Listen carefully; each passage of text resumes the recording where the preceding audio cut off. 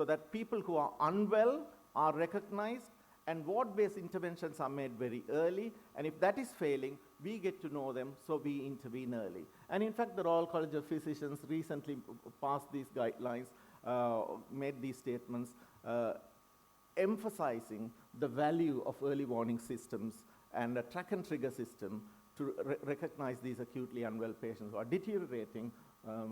As part of the importance of this has been highlighted very recently by this task force. And I would say, as I said, the single most important development during my stay in Manchester the last 20 years, in my view, would be that introduction of the early warning scores and an automated track and trigger system. But where we went wrong was that most early warning triggers need to be recognized and managed by ward. It's not an ICU issue, though the training issue, in bringing that culture in is our duty. It needs to be seen as a ward-based problem rather than an intensive care problem. Right, so once you recognize these people who need to come in, they need to be brought in quite swiftly. And once you bring in, it is not a cosmetic exercise. Bringing patients to the ICU is not merely for cosmetic. They need, once they are in, they need to be subject to an aggressive, protocol-driven therapy. But the evidence base is weak, which shows that this is one of the most recent meta-analysis showing that the early warning,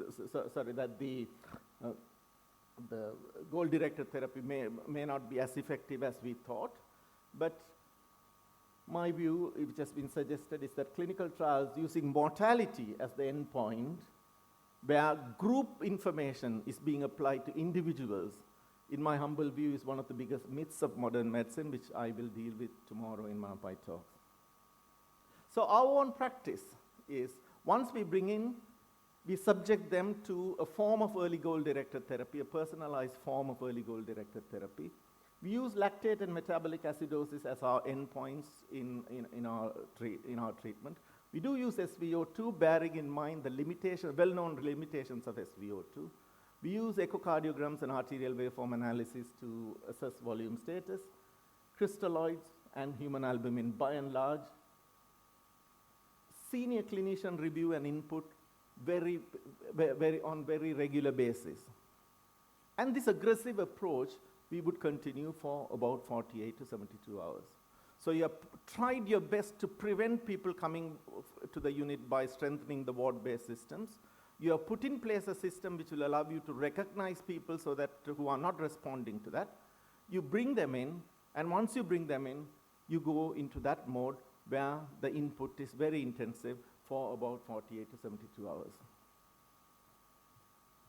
And when you do this aggressive goal-directed therapy, the physiological norms or the normal values that we are trying to work for are aids rather than gospel.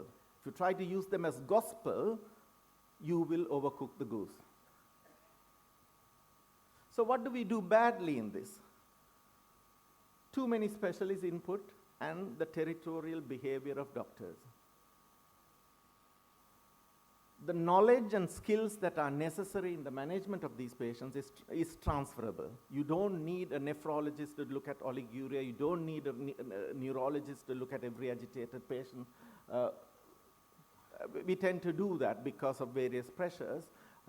It's not particularly necessary.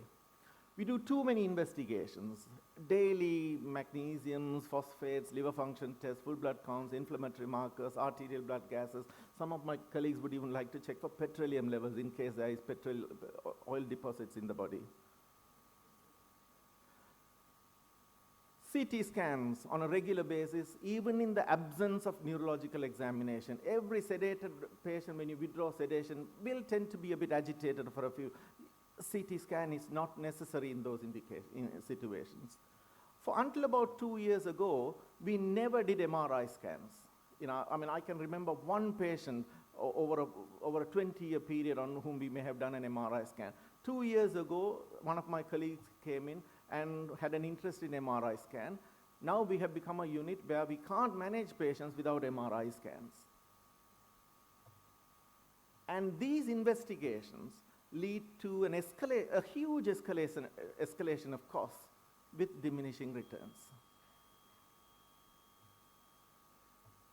Think of a patient who is more than 80 years old, and therefore he needs to be seen by a geriatrician, who has got diabetes, who needs to be seen by a diabetologist, pulmonologist, microbiologist, nephrologist, neurologist, cardiologist. All these inputs are necessary now.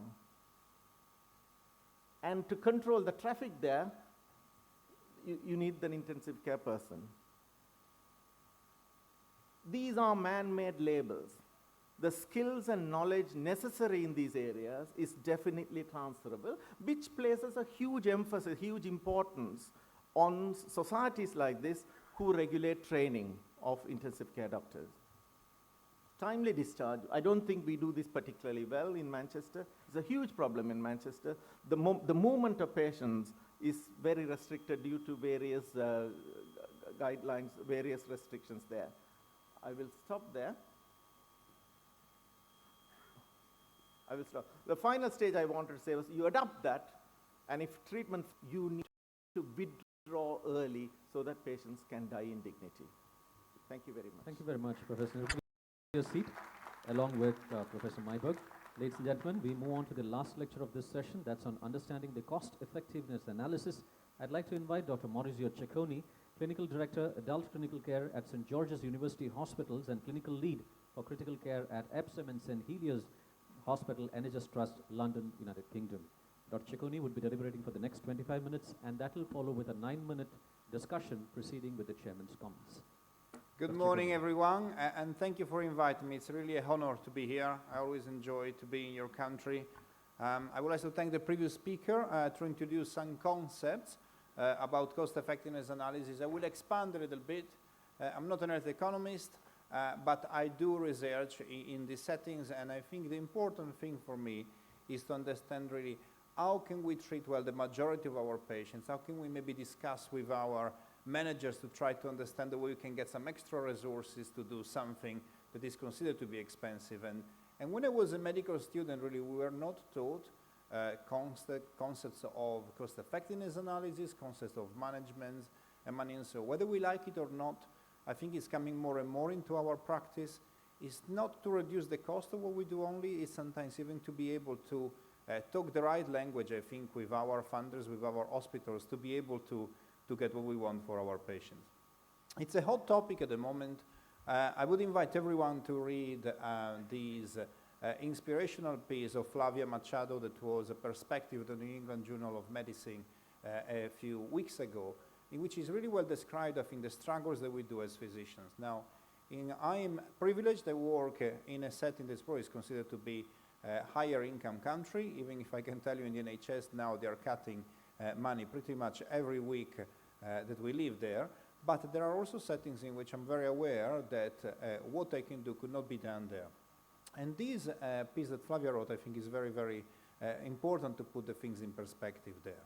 And we all feel the struggle, really, when we have to rationalize healthcare, maybe to decide which patients will benefit this or not. And this struggle is something that we really need to try to understand well as a community, especially in a specialty like ours, which uses high-intensity treatment, maybe for a short period of time, but could have significant impacts in long terms, and so on. And I really like the theme of your conference. I was really impressed with the theme that says, striving for affordable critical care. I think it's a very mature statement. I think it's a statement that says we want to provide best high-quality care for our patients, but we also need to do it in a way that as a society, we make it affordable. So, when you read the papers about cost-effectiveness analysis, you will find a lot of different terms there.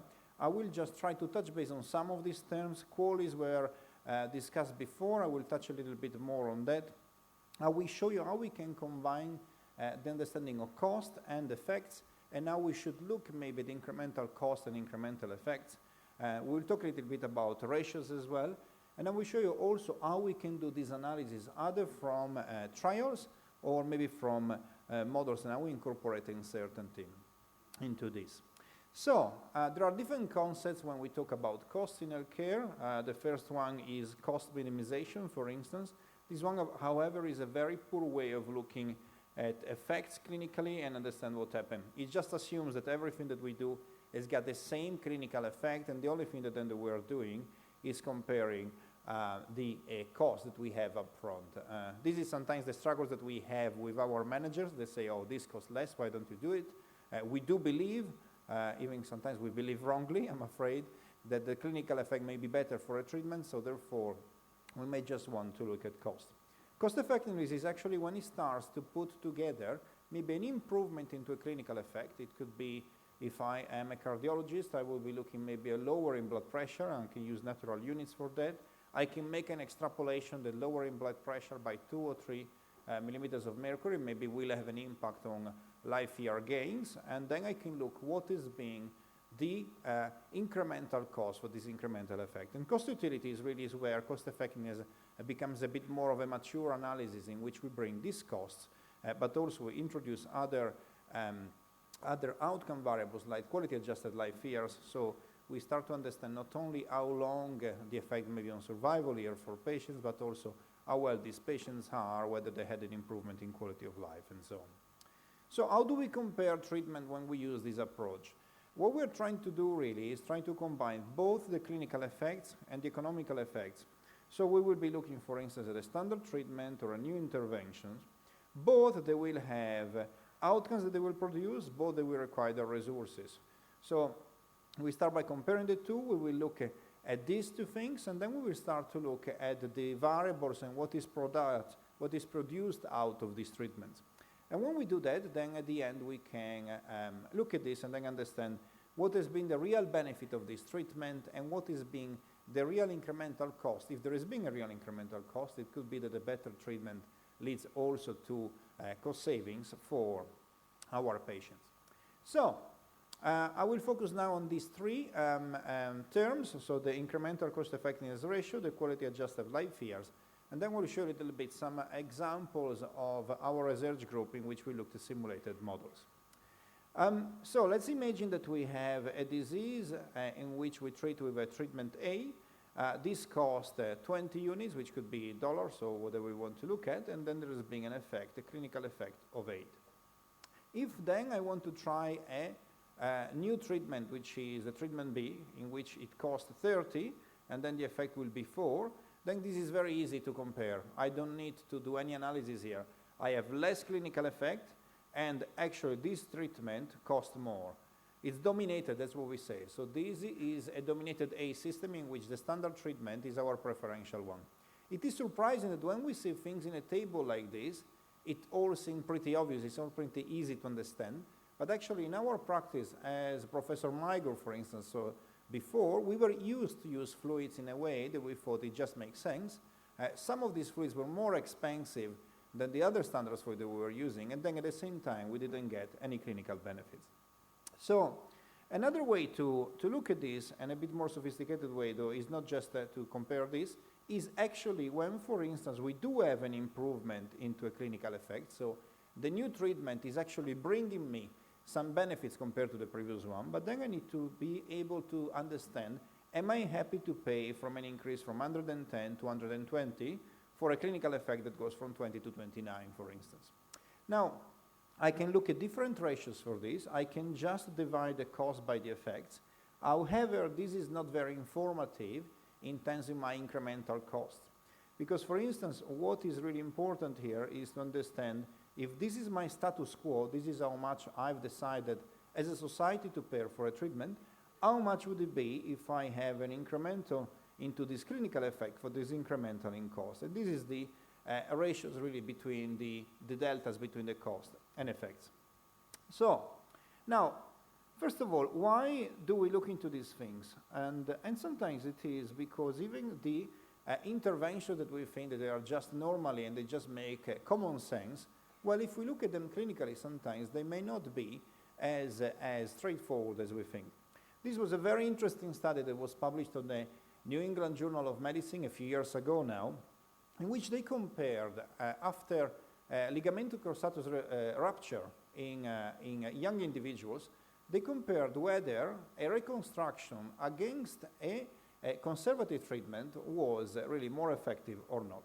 Now, the interesting bit about this, I always thought that if I had surgery, it just makes sense. It means that I have no alternative.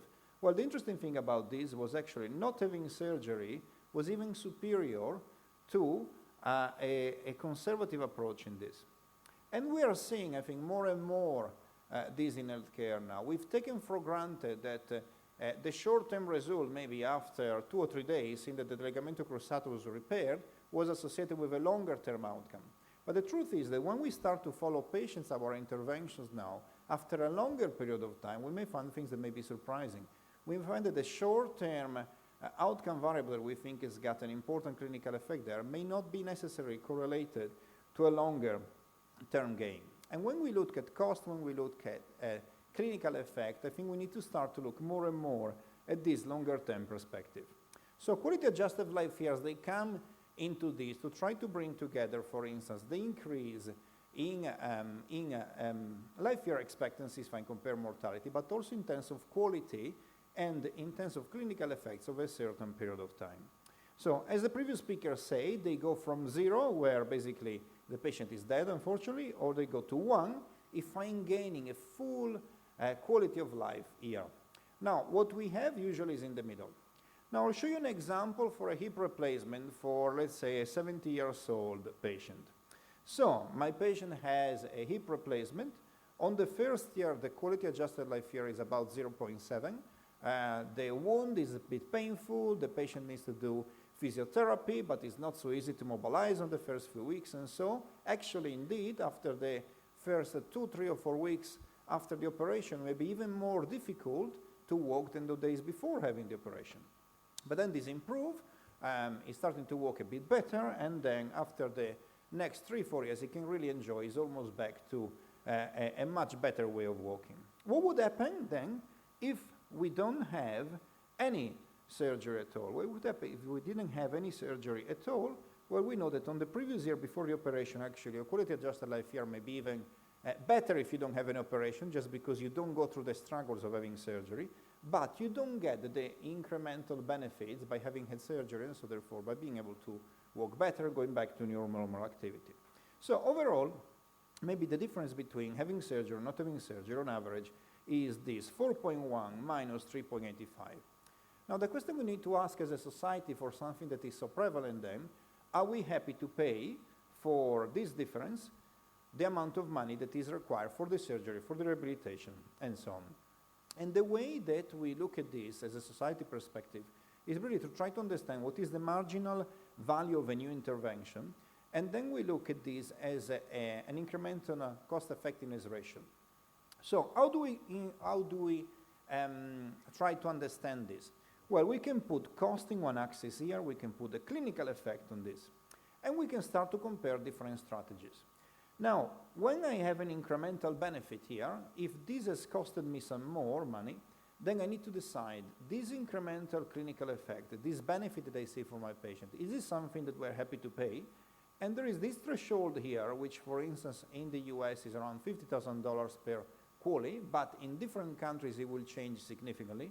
Then if an intervention is above this line, we start to say, well, there is a clinical benefit, but it's not really cost effective. If an intervention is below this line, then I start to say this intervention is probably cost effective. So, in practice, if I'm comparing a new treatment that has got more cost and less benefit, we say that the old treatment is dominant. We don't even have to do any cost effectiveness analysis here. The surprising bit, though, is that really we take for granted that a lot of our clinical interventions are proven. But I can tell you there are a lot of clinical interventions that we just do for tradition, and we don't really know if a different treatment which is cheaper may actually provide the same clinical benefit, and actually sometimes may even cause some harm, as it was, for instance, the case that Professor Michael showed with some of the hydroxyacid starch in our critical ill patients. Now, if something costs less and causes less benefit, that's one of the dilemmas that we have. As doctors, we are not really happy to accept this. But our manager may decide to say, well, something that you're trying is proven to be less effective, but it costs much less. Why don't we adopt that? Ethically, I'm not happy to go with this, but we know that sometimes we are asked to make choices like this. Now, this is not even cost effective. When something costs less and brings more benefit, then we are in the chapter of cost savings. So an intervention that I'm doing is not even something that I need to look at because it costs less and it brings more benefits. So really cost effectiveness analysis and all the complexity around it is when we get an incremental, when we get a clinical benefit for our patients, but we don't really know if we're able to afford this. So, in practice, I can look at this in different ways, and so when I've decided my threshold as a society, then I can look at different incremental costs, and if something costs less, as I said, we say that that's cost effective, so usually as a society I'm happy to decide to pay for that. When something is above that, then it becomes a bit more complex to be able to accept this. Now, the biggest problem about this approach is that it's not really just evidence-based around clinical medicine. We're looking at clinical medicine, but then the amount of money that we are happy to pay or that we can afford to pay, it's really set by budget constraints, it's set by the maximum willingness of the society to pay. It brings a lot of bureaucracy in terms of administrative rules around this. It's empirically based, and probably the biggest limitations of these approaches, and it is something that we need to keep in mind because I suspect these approaches will be used more and more by funders, is that actually they don't take into account our role as doctor and our duty as doctor to cure also for rare diseases, in which a rare disease compared to a prevalent disease may clearly be very disadvantaged from an approach like this, in which a new therapy or the development of a new therapy may cost much more, and therefore there is an argument for those rare diseases actually to be taken away from this approach as a society.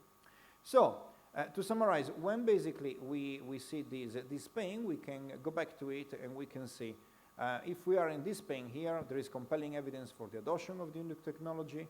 If something costs a bit more, but brings more benefit, and we are below our threshold that as a society have decided to pay, there is a strong evidence for the adoption. And as we said before in the previous talk, in the UK, for instance, this ratio is around 20,000 pounds per QALY. If we're above this, then the effective of the treatment will start to be questioned, at least also from a financial point of view.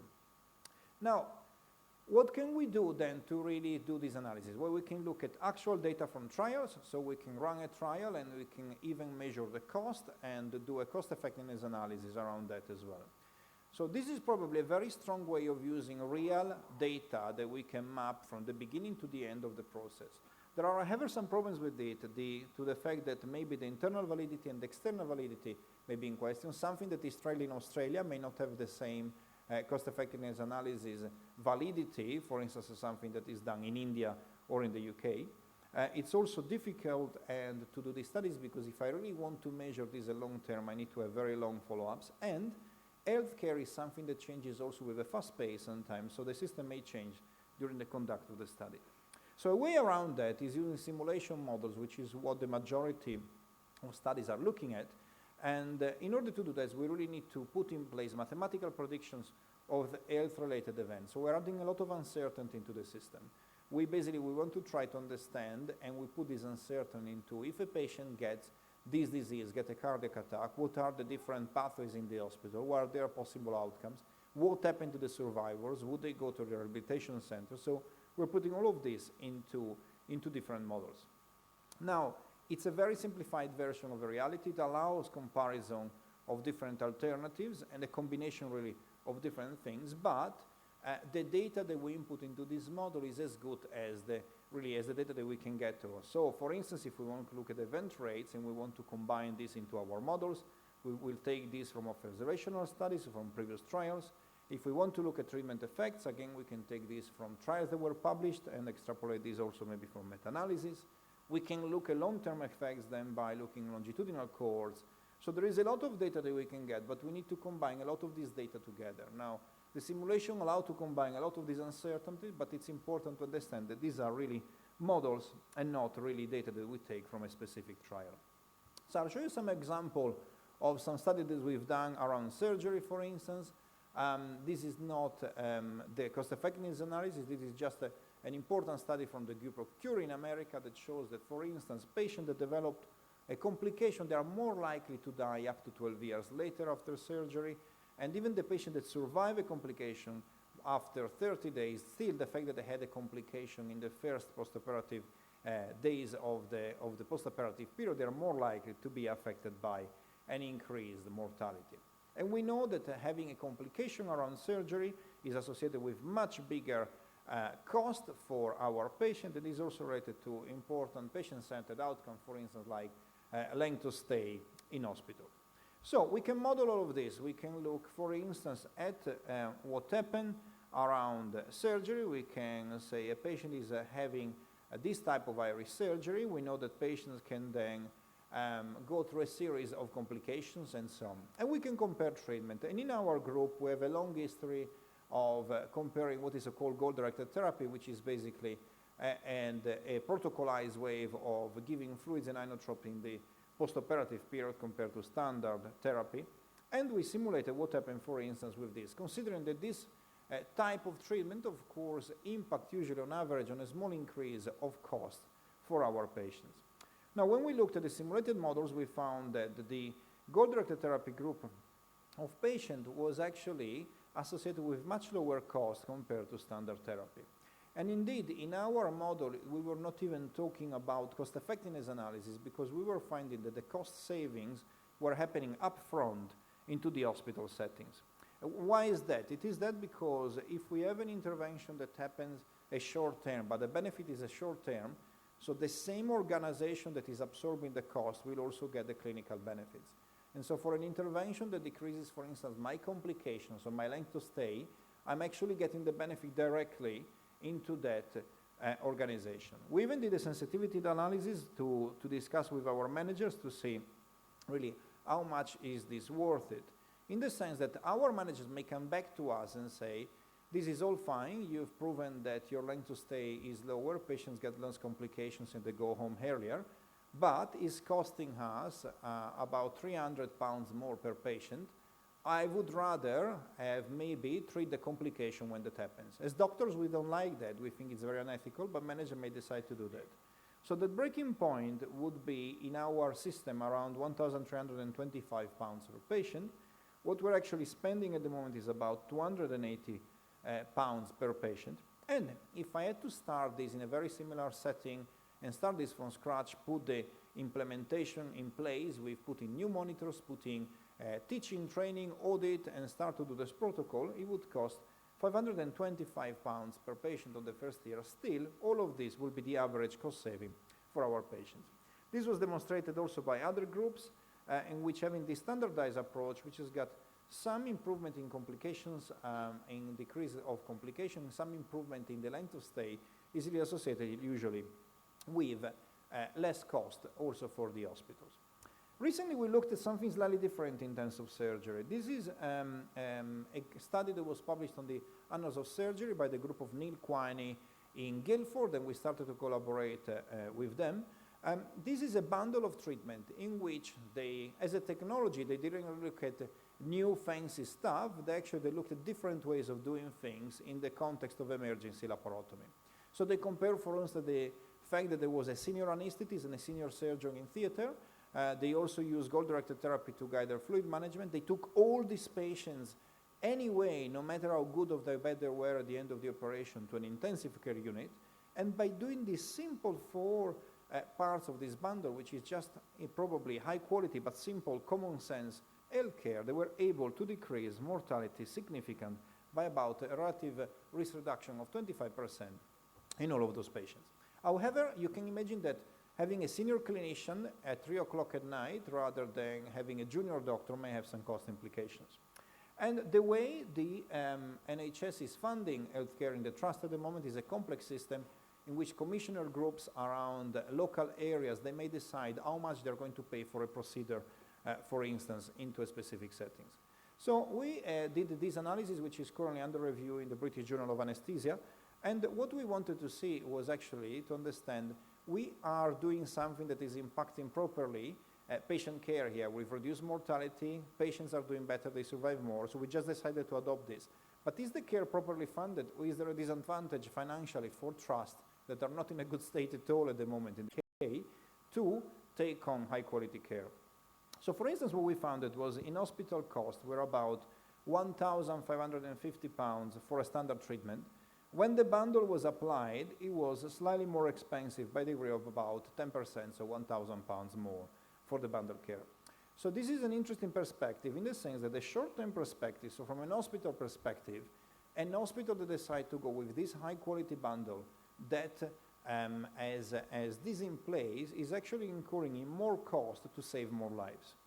The longer-term model, when we put quality-adjusted life years and we saw what happened from a society perspective, it shows that actually using this bundle, not only it's good for patients because they survive, but it's good for the society because we're getting more people back to work with a higher quality of life years, and these people really benefit the society as well. So from a long-term point of view, from a society perspective, this makes sense. However, we think that this has got an argument also to, not to say we're not going to do this, we need to do this, but to go back to our system and to say actually, probably the way the reimbursement is working at the moment for this bundle is something that should be changed. We need to negotiate better, we need to fight for this, so that actually we can fight to implement these type of things in more hospitals. So to conclude, I've tried to simplify a little bit some concepts of this. I'm afraid we will see more and more of this into our practice. I don't think it's necessarily a bad thing.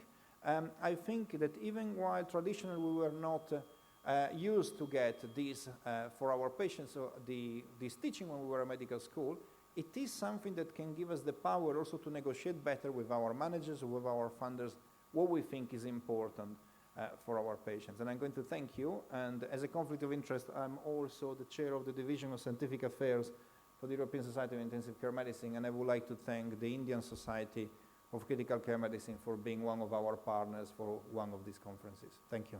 Thank you, Dr. Ciccone. Please have your seat.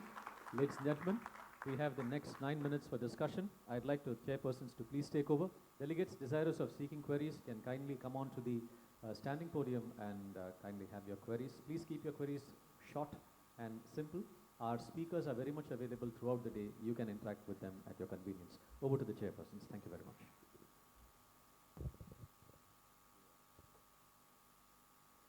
Yes, thank you so much for all of your plenary talks. I think you addressed concepts related to management as well as impact of critical care on such things such as quality of life as well as cost. I have a starting question for Dr. Myburgh. You gave us a nice review on the use of fluids. What is the impact on costs in terms of fluid therapy choices, particularly for albumin? And the second part of my question is, how can we best manage the influence of industry in terms of issues related to critical care practices?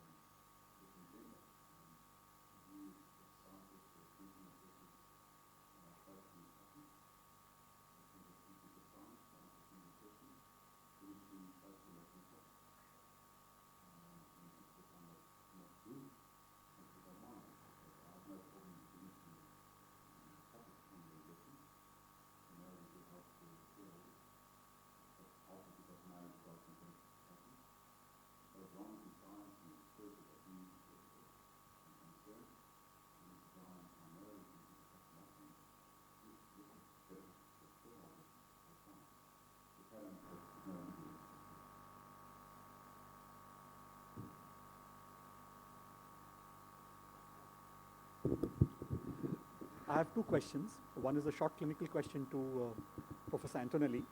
And the second question is to both Professor Cecconi and Professor Nirmalan about what would be the way forward for a country like India, where costs are borne entirely through out-of-pocket expenditure. Yeah, how do you really arrive at some kind of idea whether critical care services are going to be a white elephant or not?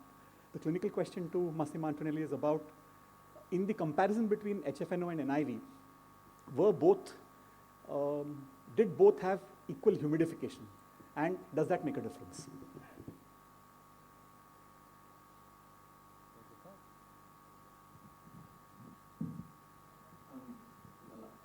How do we deal with the situation and the first has to be one? It's very difficult. I've seen situations where the whole practice becomes very, very immoral. My approach to that would be, I don't do private but 35 days. I would, in intensive care, minimize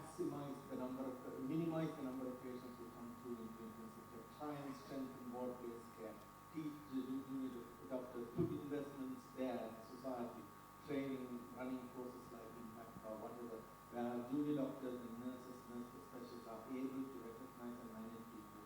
You know, capillary fill is as good as Pico or Lipco or things like that. So put a lot of effort into that and bring people in. If you bring people in, a very aggressive approach in the early stages, recognize futility, and if it is futile, withdraw early. Death is a gift that comes with birth. You have to be practical. You can't give a bill running into millions and millions and millions and demolish a family, the educational prospect. Would be immoral. I've seen it in India, I've seen it in Egypt, I've seen it in Sri Lanka, I've seen it in African countries. This is where intensive care can become a white elephant that society cannot sustain. I don't have an answer for you, really.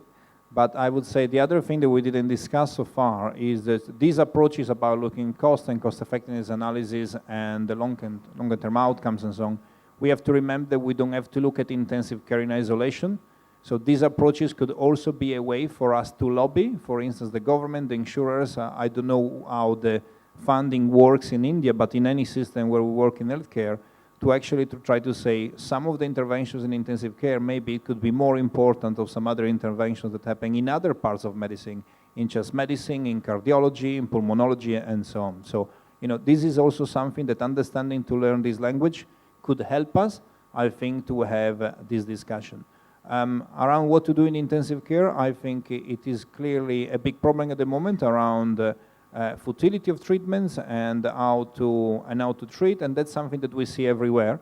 I think, having worked in different countries, that's very difficult to tackle with a guideline that you do as a multinational society, because often it's also very cultural. It depends not only on what the doctors think, and I think also what we've not discussed a lot here is becoming more and more important. I think it's right that it's becoming more important, is patient choices and what the patient wants. But to do this properly in intensive care, I suspect we will need to educate, the population to what intensive care means. In the UK, if you speak to a lot of people, they don't even know that the intensive care is a specialty.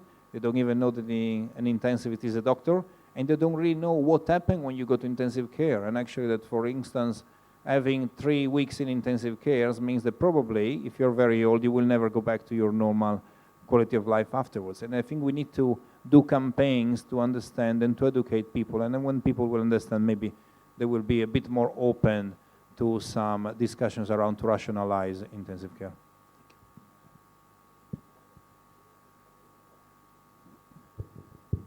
My answer is very straight. The humidification matters. Active humidification or whatever would be the system you're delivering is fundamental. I would use under non-invasive ventilation the active humidification the most. However, we have to admit that the investigation concerning the active humidification with certain interfaces such as the helmet are not clear enough. And for the moment, I would use just the spontaneous humidification under these circumstances. But if I respond to your question, is it fine? Was that compared or controlled in the studies? For example, the No, Florari study. No, it was never compared. There was no comparison between the two. So it may make NIV worse, because NIV has, especially the intermittent on-off and the uncertain humidification may make HFNO better. It could be, but it's difficult to answer because not specifically investigated, but however it matters. Okay, I'm sorry for the interruption, Mr. Chairman. We have totally run out of time for the discussion of this session. We'd like to... Thank you, Dr. Ciccone, for introducing the subject of cost-effective analysis, because in an area of high resource use, it is very important that all the doctors practicing in the area should know what is cost-effectiveness analysis, because it is a three-dimensional thing. What type of analysis you take, what is the perspective, and which type of thing you take. Especially, you have not mentioned anything about the cost-benefit analysis, because that is also equally important, especially when we are talking with our program providers, because the cost-benefit is the one where the economic discussion goes on with the providers. So the net benefit calculation is also equally important. That should also be bear in mind when you are doing the analysis. Yeah, Thank you. I'm sorry, Mr. Chairman, we'll have to move ahead. Thank you very much to our chairpersons and a set of speakers. Ladies and gentlemen, that brings us to the end of the plenary session. We move on now to the ISCCM oration. I request Professor Atul Kulkarni to please stay on the dais, and he'll be joined by Professor Pradeep Kumar Bhattacharya, General Secretary, Indian Society of Critical Care Medicine, Director, Emergency and Critical Care Management, Chirayu Medical College and Hospital from Bhopal, Madhya Pradesh. I request Dr. Kapil Zirpe, President-elect, Indian Society of Critical Care Medicine, Head of the Department Director, Neurotrauma Unit, Ruby Hall Clinic from Pune, Maharashtra.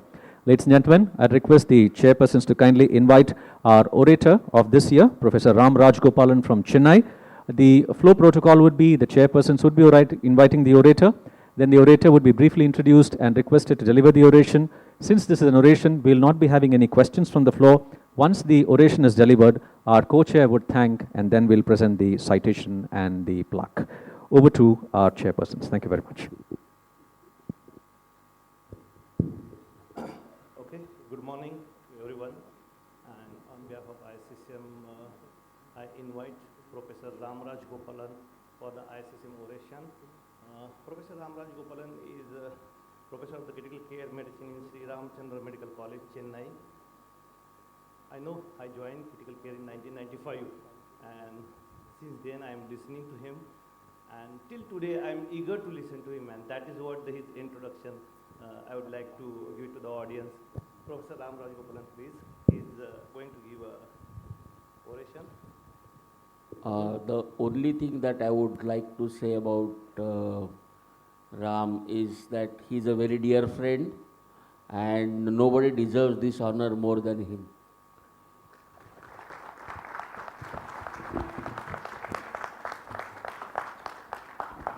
Thank you, Atul, for the nice introduction.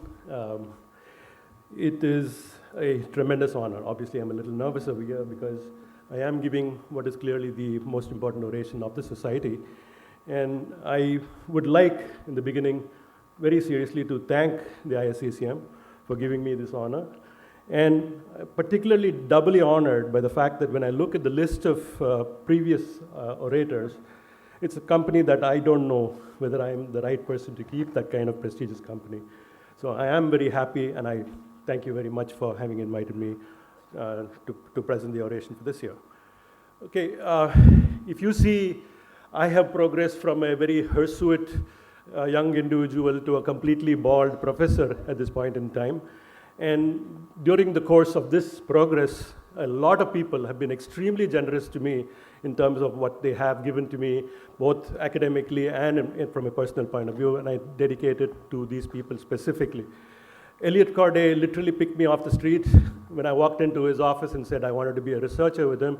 He initially took me on as a research assistant and then subsequently allowed me to become a research fellow in a department which at that point in time was clearly the peak of what was being done in cardiology, with Swan and Gans heading the department.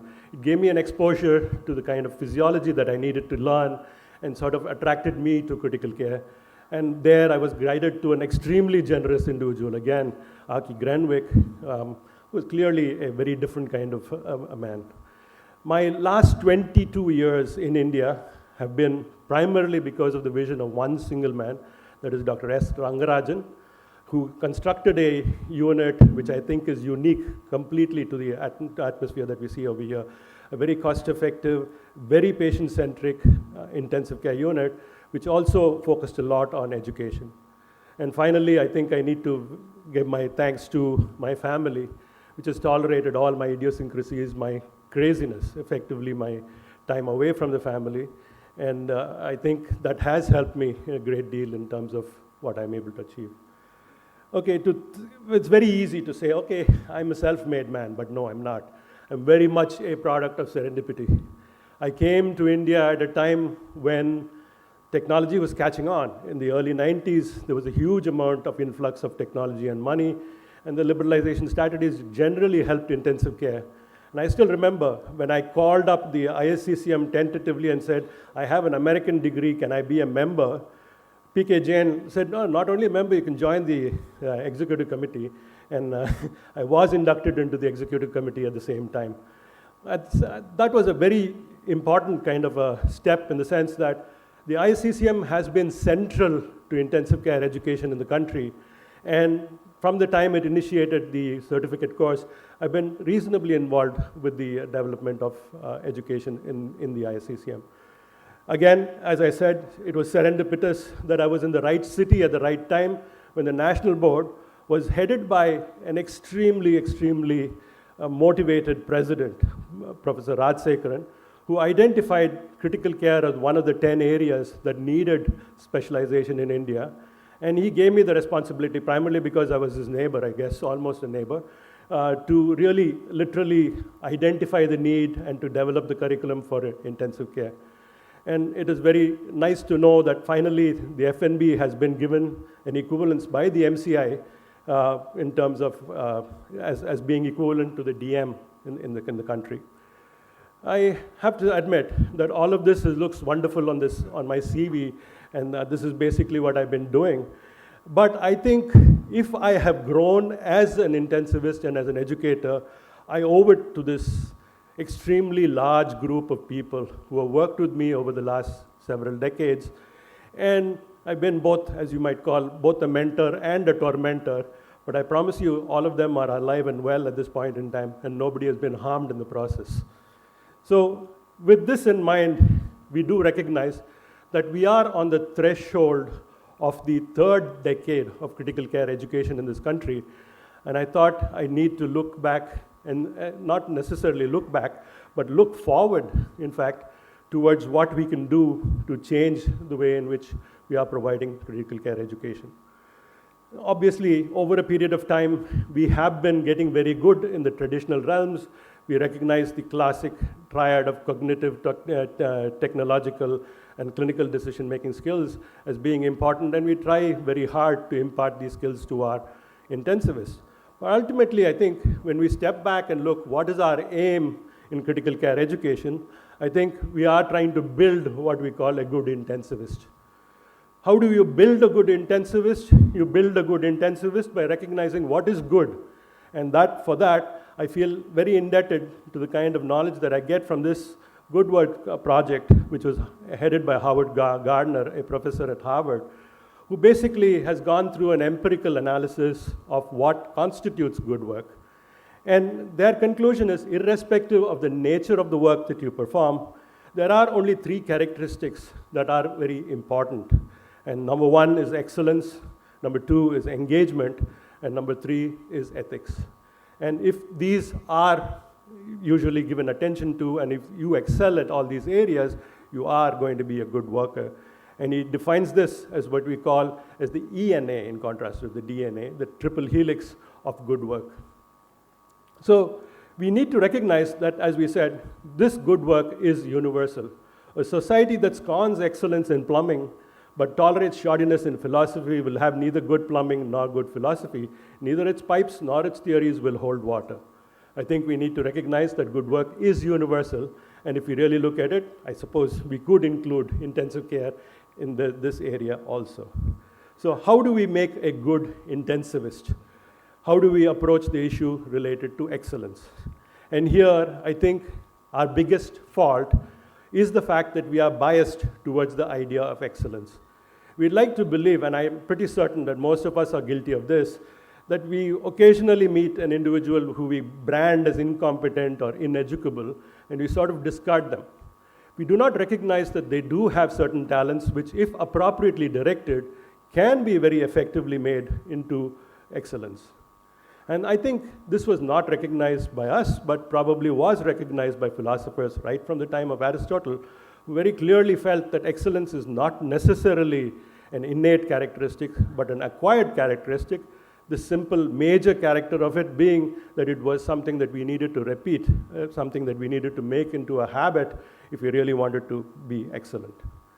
And most recently, I think most of us have read through the literature by Anders Ericsson, which very clearly implies that even people we consider as outliers, Mozart, for instance, or the the chess grandmasters that we see, are not necessarily any people with any specific talent. The reason that they do very well is because they are able to identify that the only way in which they grow is through a process of what he calls deliberate practice. Again, this has been very clearly misrepresented in popular literature. You might have heard about the 10,000-hour rule, which Malcolm Gladwell talks about, where he basically says you do anything for 10,000 hours, you become an excellent or an expert in that kind of an area. But nothing can be further away from the truth. To become an expert, obviously, it is not just the volume of the kind of work that you do, but also the quality that is extremely important in what you do. And in that sense, the idea of deliberate practice is something that we can very seriously pursue when we are trying to look at improving the quality of education in critical care. It is reasonably simple. We identify a specifically known skill, we identify a way in which we can improve the quality in that skill, and we appoint a teacher who can be the guide to the individual who progressively improves through the skill. But it is important that there has to be certain specific goals and that the individual should be pushed to the limits. I think all my former registrars will now be happy about the fact that while they worked with me, they never enjoyed it. You ought not to enjoy it if you're really going to gain anything from this process. It is a focused effort, but probably what is very important is the kind of feedback that you can get, either by yourself or from your trainer, that will allow you to continue to improve in terms of your quality.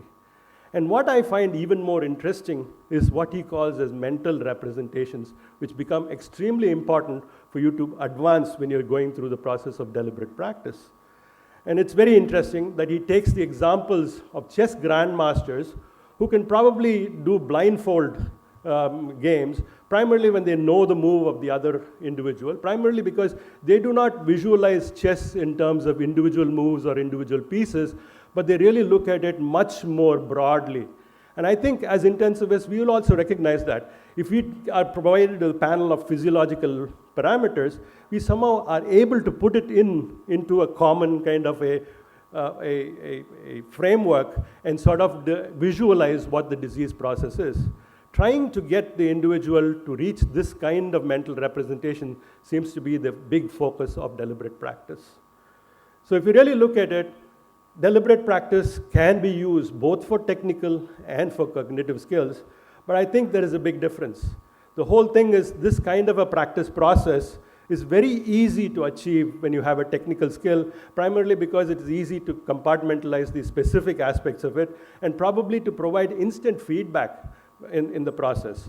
In contrast to that, teaching a cognitive skill is something that is going to be much more difficult, primarily because of the fact that we cannot give this kind of an instant feedback in terms of what the outcomes are. So as a consequence, we need to look to see, is there any evidence or has there been any kind of data related to the use of deliberate practice in medical specialties? And the answer is honestly no. But we can deduce some of this, particularly in terms of the relationships that we see in terms of volume to outcomes. And we see a consistent improvement in terms of outcomes with the larger volumes. And this may be partly related to the quality of systems that handle large volumes, but we also see the same kind of difference when we look at physician volumes. And it appears that there is some component to the repetition and the frequency of performance of procedures and the quality of the given individual. So if I was to look at it, there are ways in which we can promote excellence, and deliberate practice seems to give us some kind of an opportunity to do this. But ultimately, I think we need to recognize that when we're going to foster cognitive experience, it is going to be a little bit more difficult than teaching technical skills alone. And along those lines, a most important conclusion that we can draw is excellence is very transient. That if we stop doing what we are doing on a recurrent basis, we ultimately will probably become average. And I think that that is probably the best lesson that we can get from here. While it is much easier and looks like there is at least something to look forward to in terms of excellence, the second aspect of good work, which is engagement, is something that is much more difficult to handle. I guess all of us, when we went into intensive care, we really had a strong feeling that we were people who were meant to do intensive care. We were engaged with our specialty. We loved the physiology. We loved to see the kind of outcomes that we had. We loved to be able to take care of dying patients and give an occasional one the life back again. And that really did motivate us. But over a period of time, we realized that engagement cannot be sustained, and sooner or later, we have a tendency to burn out.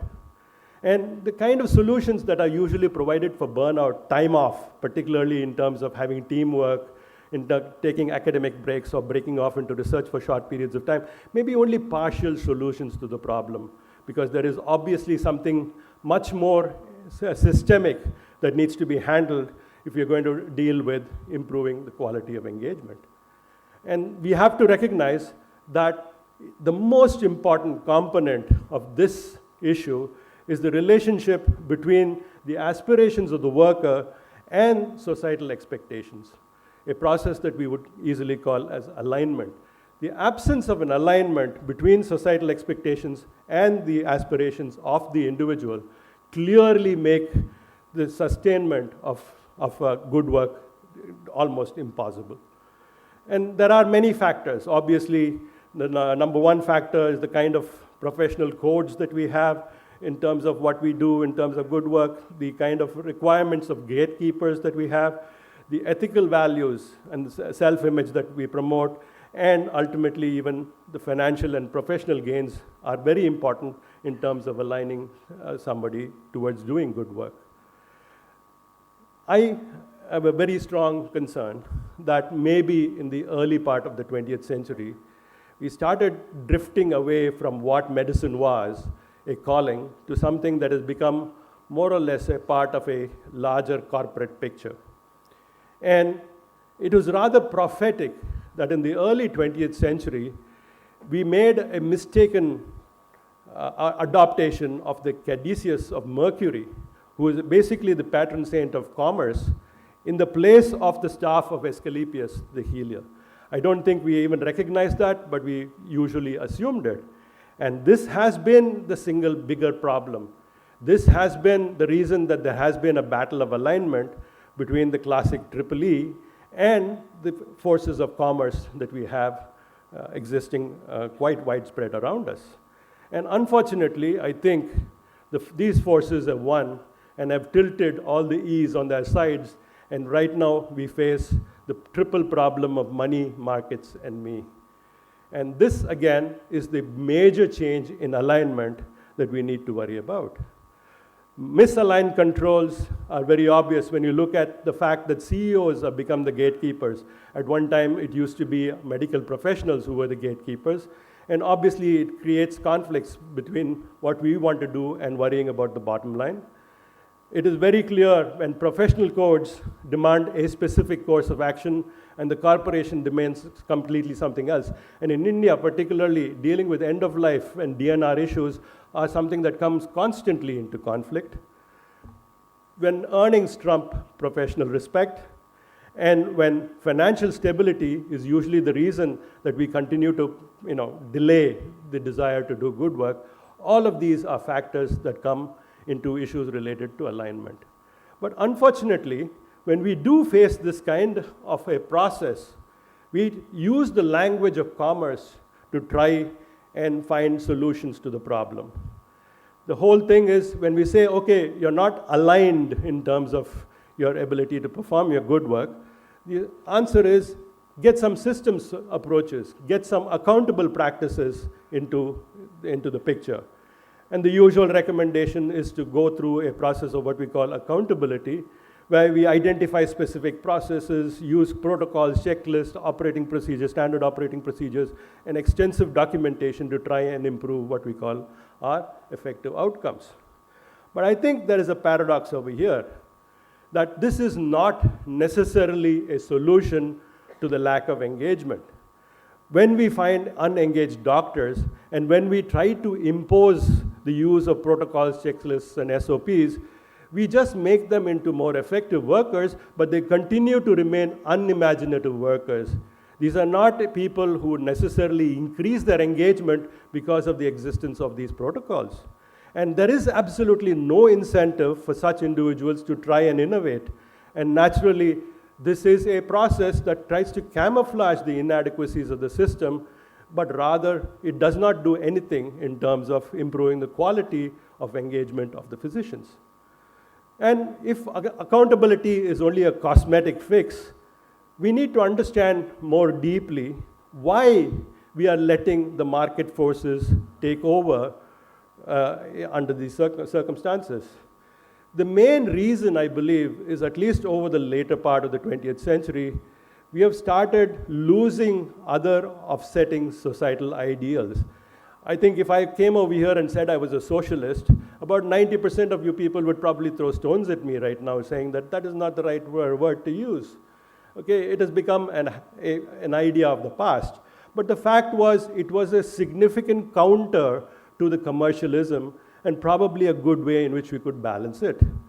But unfortunately, we are living in an era of unrestrained capitalism, and we recognize that it is completely antithetical to the quality of good work, and we need to look at some kind of a solution. And I believe that that one solution is genuinely professionalism. It is the only bulwark that we have against unrestrained market-driven forces. Now you look at me and say, okay, that's being a little vague. You're talking about professionalism. What is professionalism? You're being a little naive.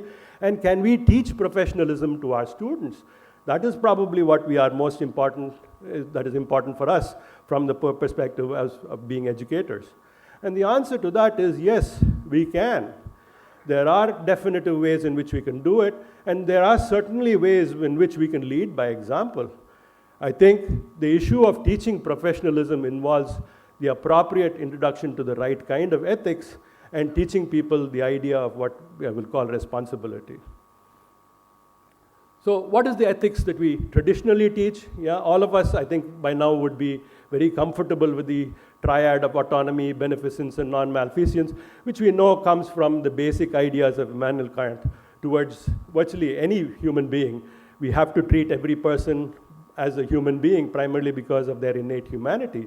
And these are kind of natural processes, and I don't think anybody needs to be taught this. With enough introspection, we understand the validity of all of this.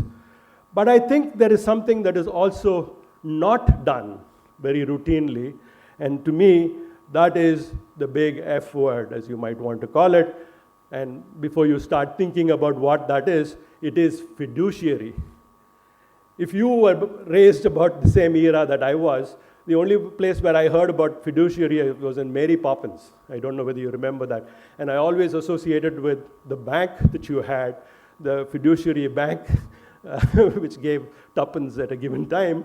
But I think there is far more to this than just banking. A fiduciary is an individual in whom another has placed utmost trust. It is not necessarily with relation to managing money or protecting their money or finances alone, but it is also of health. And in that sense, a physician is definitely somebody that is very important, because the doctor-patient relationship is clearly a fiduciary one. And this is quite important for us to recognize, because if we do recognize that, we do place the patient's interests significantly above all other conflicting interests, and it genuinely changes the way in which we treat our patients. The fiduciary, therefore, is somebody who has specialized knowledge and expertise. He holds the trust of others and naturally needs to give his best as a replacement. Okay, he's held to very high standards, avoids conflict of interest, and is clearly accountable. And under these kinds of circumstances, when you understand that the primary process in our education of our juniors should be to teach them that they are the fiduciary, the next aspect, which is the issue of responsibility, becomes easily apparent. And over here, we clearly can make a difference between what we call as accountable acts and what are called responsible acts. And for this, I think Janice Stein is the one who's promoted this kind of a concept very clearly. Accountable acts are what we do to show the world what is being done. The motivation behind accountable acts is often fear of a punitive action, whether it is monetary or otherwise. And it is not something that comes from within us. In contrast, a responsible act is the need to do something appropriate, irrespective of whether somebody is watching over your back. It is the desire to be the fiduciary of your patient that makes you perform a responsible act. And it is not just semantics over here to say there is one is accountability and the other is responsibility, because the systems function very differently. Accountable systems, basically where you render accounts, okay, is something that you do to try to compensate for mediocrity. It doesn't improve the engagement of these mediocre doctors. Protocols that you apply to try and improve the system make the worker persistently unimaginative and clearly discourages innovation. On the other hand, if you emphasize the importance of responsibility, it is a very different phenomenon. Basically, if ethical execution of work is the primary reason that we perform a responsible action, we will notice that the individual becomes somebody who is deeply engaged in his own work, and this worker will definitely go that extra mile, will be imaginative and innovative. These are distinctly different systems. Accountable systems are basically issues that attempt to change the system without tackling the core ideal, whereas responsibility is one that pushes medicine back towards what it always was. It is a calling and not necessarily a job. You might say that, propounding this is I'm some kind of an idealistic, maybe even a fuzzy thinking fool. I'm certainly not somebody who is very classically pragmatic. And in this era, pragmatism is considered the best virtue. It seems to be the only way in which you can navigate between two extreme positions of completely different points of view. But I would argue that I am not against pragmatism. I am not against SOPs. I'm not against processes like that. But I think if we uncritically accept this kind of a process, it is what we're going to do. We're going to change the system into a group of people who will not think beyond the narrowly technical, who are incapable of moral reasoning, critical thinking, creativity, and imagination.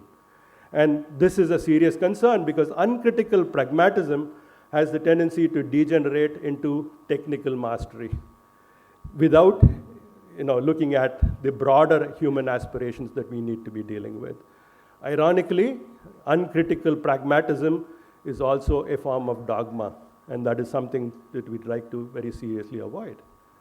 So, if I was to take any lesson to our students, it is very easy to foster the idea of excellence. We can develop systems that can improve the quality of the individual.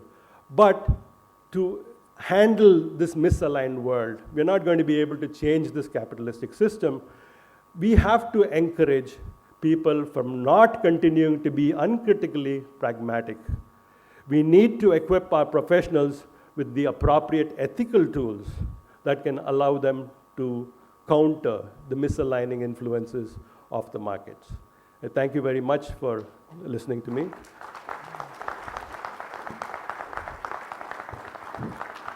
Thank you, Dr. Ram Rajgopalan.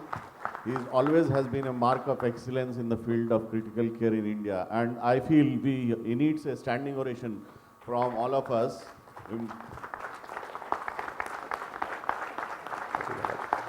Now, I request our President to give him the certificate and memento.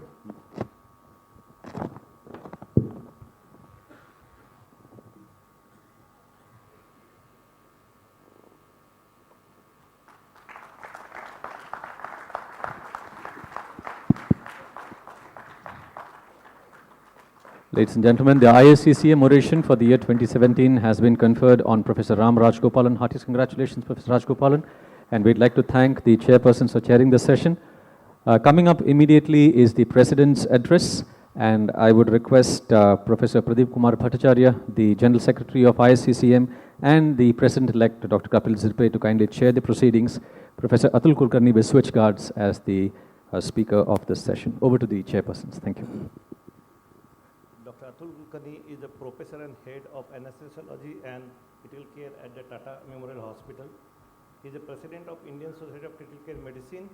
Also, he is the chancellor of Indian College of Critical Care Medicine. He is the president-elect for president for the SAARC countries, Association of the SAARC countries, and also elected recently as a general secretary for the Asia-Pacific Critical Care Medicine Association. I request Dr. Atul Kulkarni, our own president, to address the audience about his views. Thank you. Atul, please. Thanks, Kapil. It's a great honor to have been the head of the association for a year. It has been a fruitful year, and it wouldn't have been possible. First of all, I would like to thank my wife and my son for being with me. I have often been away. Pradnya and Kaivalya, can you please just stand up there? They have specifically come for this occasion. This is the first time actually they are attending any conference that I have attended. So they have been bearing with me in my absences, putting up with all my fretfulness and troubles. So, those of you who are not aware of the journey of ISCCM, we started ISCCM in 1993, and the first conference was held in 1994. So this is the 23rd year, and the silver jubilee is going to be in Mumbai. So I invite all of you right now. So book your places for Mumbai straight away. In whatever dates Rahul decides, the chairman of the Mumbai branch. I thank all the international faculty. They have been very, very accommodative. They have been extremely cooperative in sending their suggestions for the scientific program. Though some of them have not written the chapters that I asked them to. But I can't really blame them because I know that they are very, very busy. So we started in 1993, where the critical care was not recognized as a specialty. Because there was no training in critical care, we actually decided that we should have a training program of our own. And to start with, it was a post-collegiate certificate course, which we thought after a few years was inadequate, and therefore we changed it to a course which could only be done after post-graduation, either in medicine, pulmonology, anesthesiology, and so on. And then we kept on trying for getting recognition from the Medical Council of India for the subject that is super specialty. Because ANZIS or Australia was far ahead of us. The US was very much ahead of us. European society had their own edict. UK got recognition quite late, I think, in 2000 or something. And there was an excellent editorial in DJA which said that critical care comes of age. So it was quite late. So this is something that we needed to develop, and after many years, the Diplomat of National Board actually developed the fellowship in critical care, a 2-year course, and in 2011 we got recognition for BA in critical care medicine, and I was very lucky to head the department when the DM was recognized because the first student of BME Critical Care Medicine passed out from my hospital. And something of which I am justly proud of and something which I need to do now, which is very, very important to me. I need to thank all my friends, all my colleagues in the executive committee for helping me out over the last 15 years. But Kapi and Pradeep have been very, very helpful. Yash, Abhinav, Dr. Bande in the as a secretary of the education, looking after the education and exam. Deepak Goyal, who is sitting right here. Dhruv Chaudhary. There are too many to name actually, and I would want to thank them from the bottom of my heart for helping me out. And if I hurt any of them by mistake, I am sorry. But thank you very much. I won't take much of your time because it's good to be on time, right? And I can see Padmanabhan is very happy that I am finishing not in 30 minutes but in 15 minutes. Yeah. Okay. Thank you very much. Thank you for being here. I hope you enjoy your next 3 days. Please give up a big hand for Dr. Mohan Matthew and the entire team. Dr. Vinod and Dr. Suresh Nair for doing a fantastic job. If there are any shortcomings in the scientific program, they are mine because I made the scientific program. If there are good things, they are all because of them. Okay? So, please give them a big hand. Thank you very much and I hope you enjoy your 3 days. Thank you, Dr. Atul.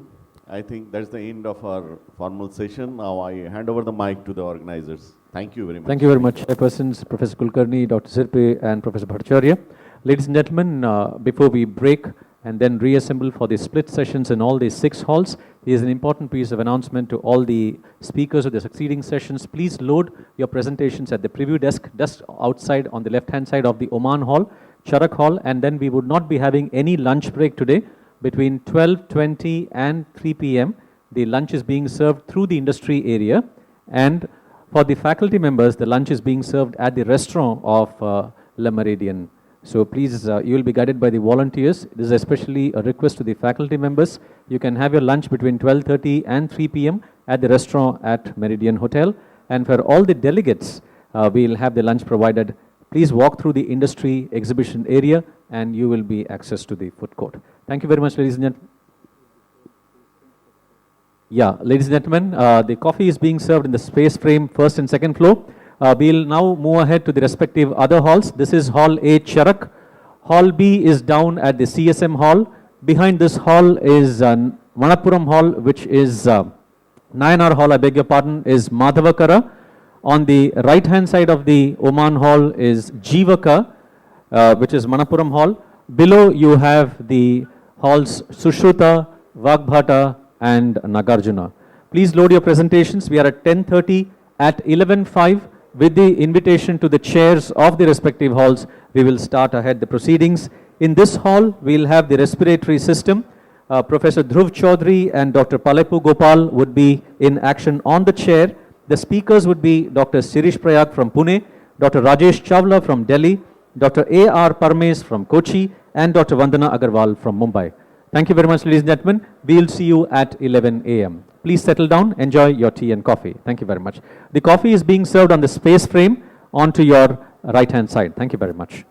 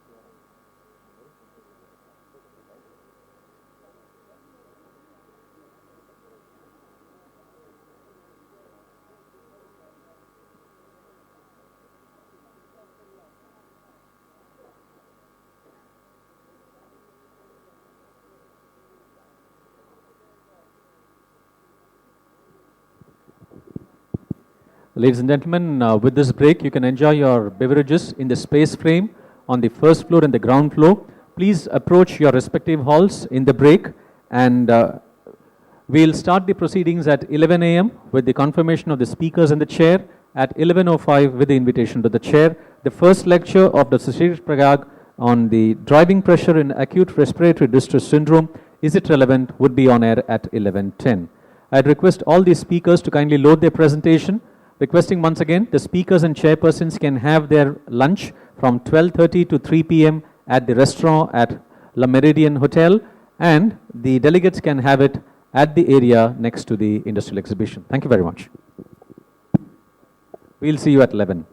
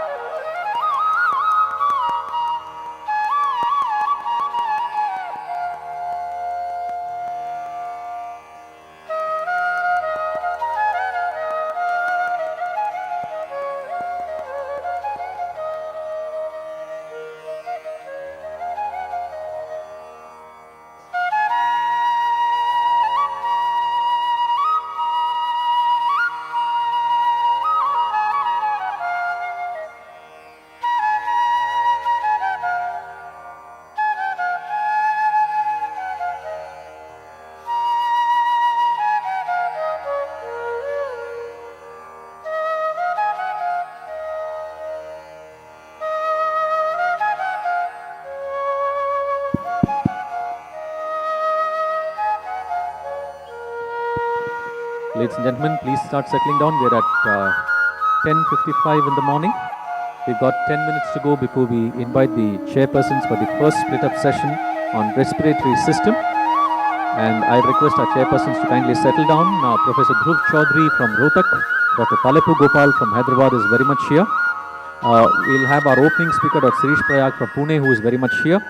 Dr. Rajesh Chawla from New Delhi is expected to join us, along with Dr. A.R. Parmes from Kochi and Dr. Vandana Agarwal from Mumbai. Yes, Dr. Agarwal, a warm welcome to you. I'd request all the speakers of the succeeding session to please load your presentations at the preview desk so that you can move to the respective halls. I'd request the delegates to kindly bear note of the fact this is Hall Charak, the Hall A. At the back of this hall is Hall C, that is Madhavakara. On to the right hand side is Hall F, that is Jivaka.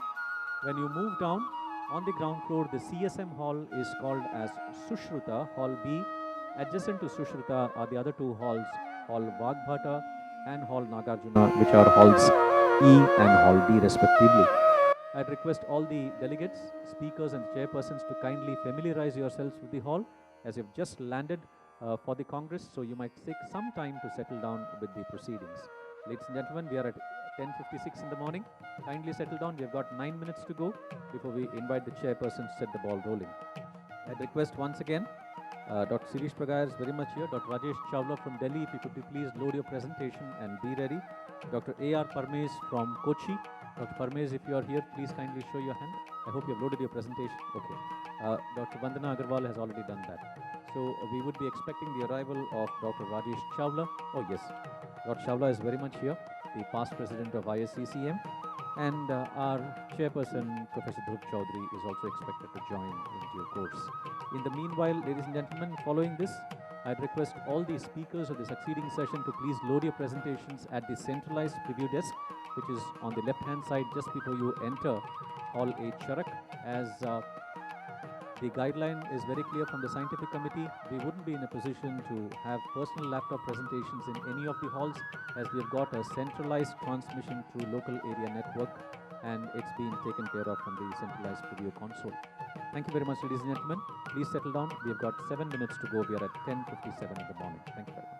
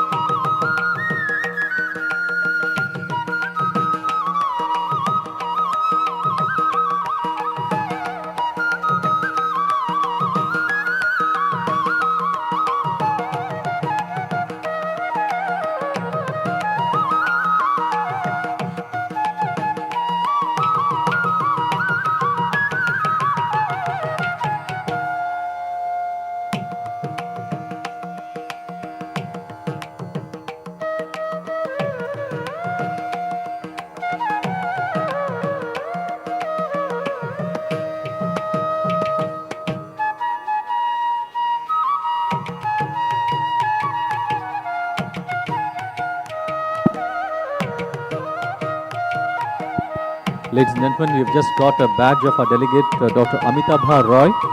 Since the badges are bar-coded, you need to show them in all the hospitality areas. Dr. Amitabha Roy with delegate number D002067A. Dr. Roy, if you can identify yourself, please collect your badge.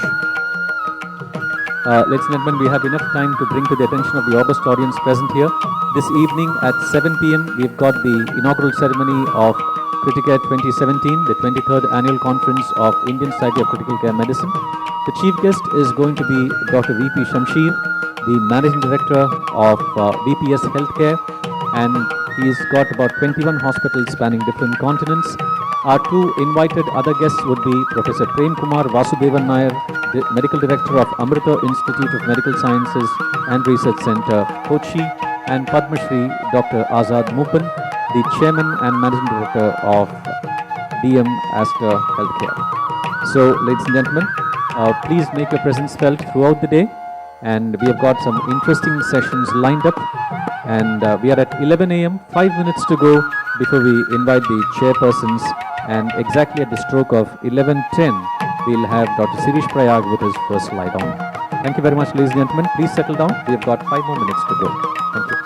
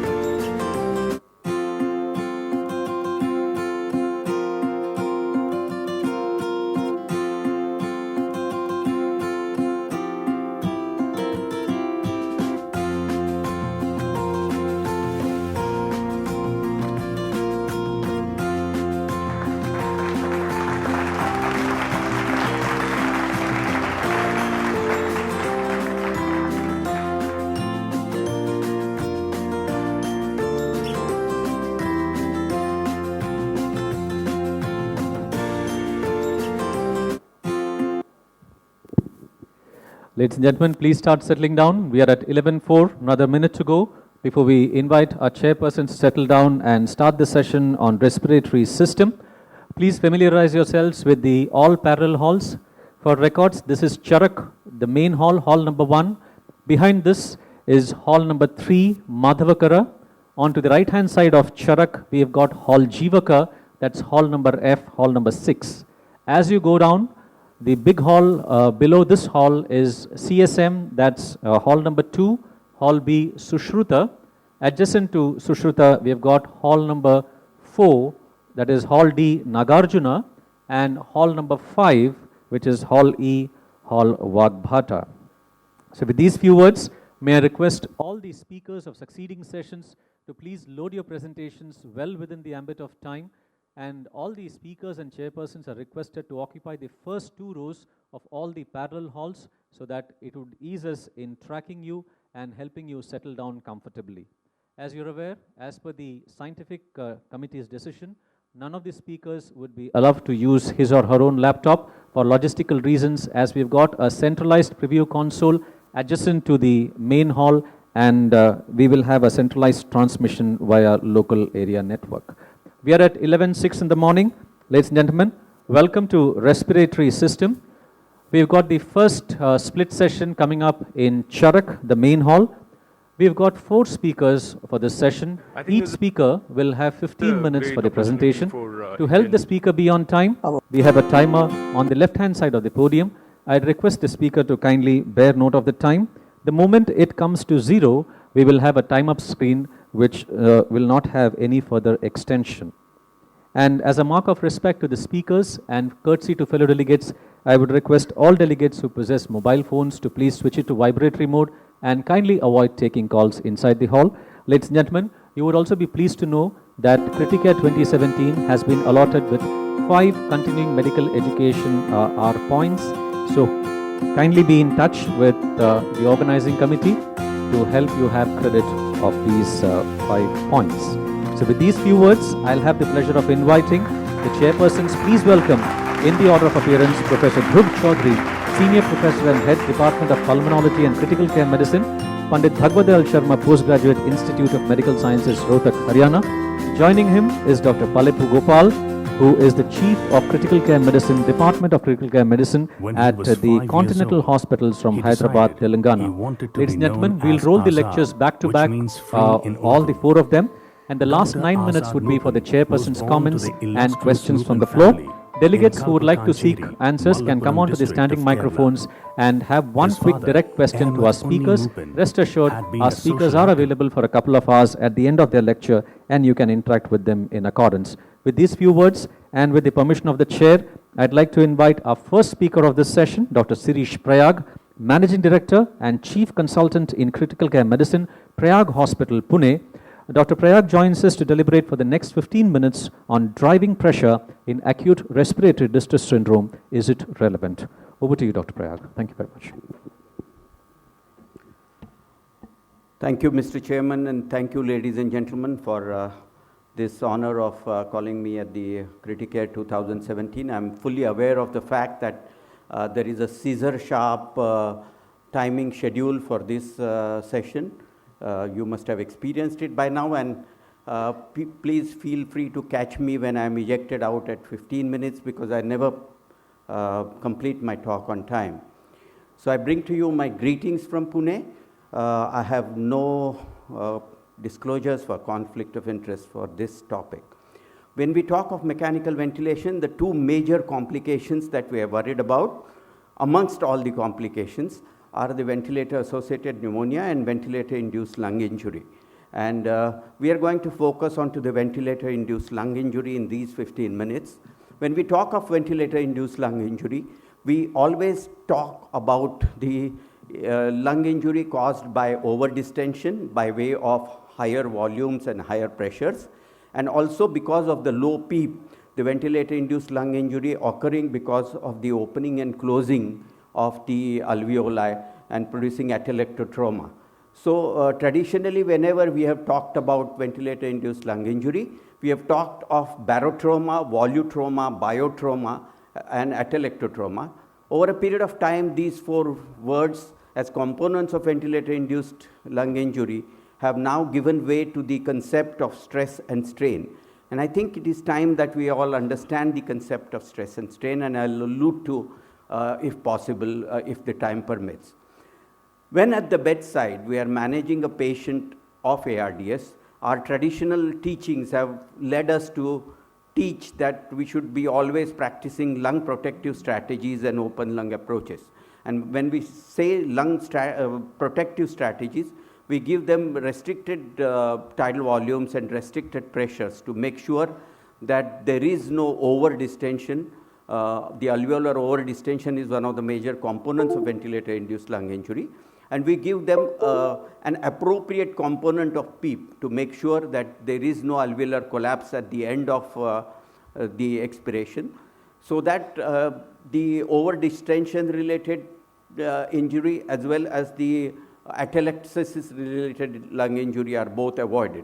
So this is the way, the traditional way has been this way, and now we, in the modern science, we tend to ventilate these people with the lung protective strategies.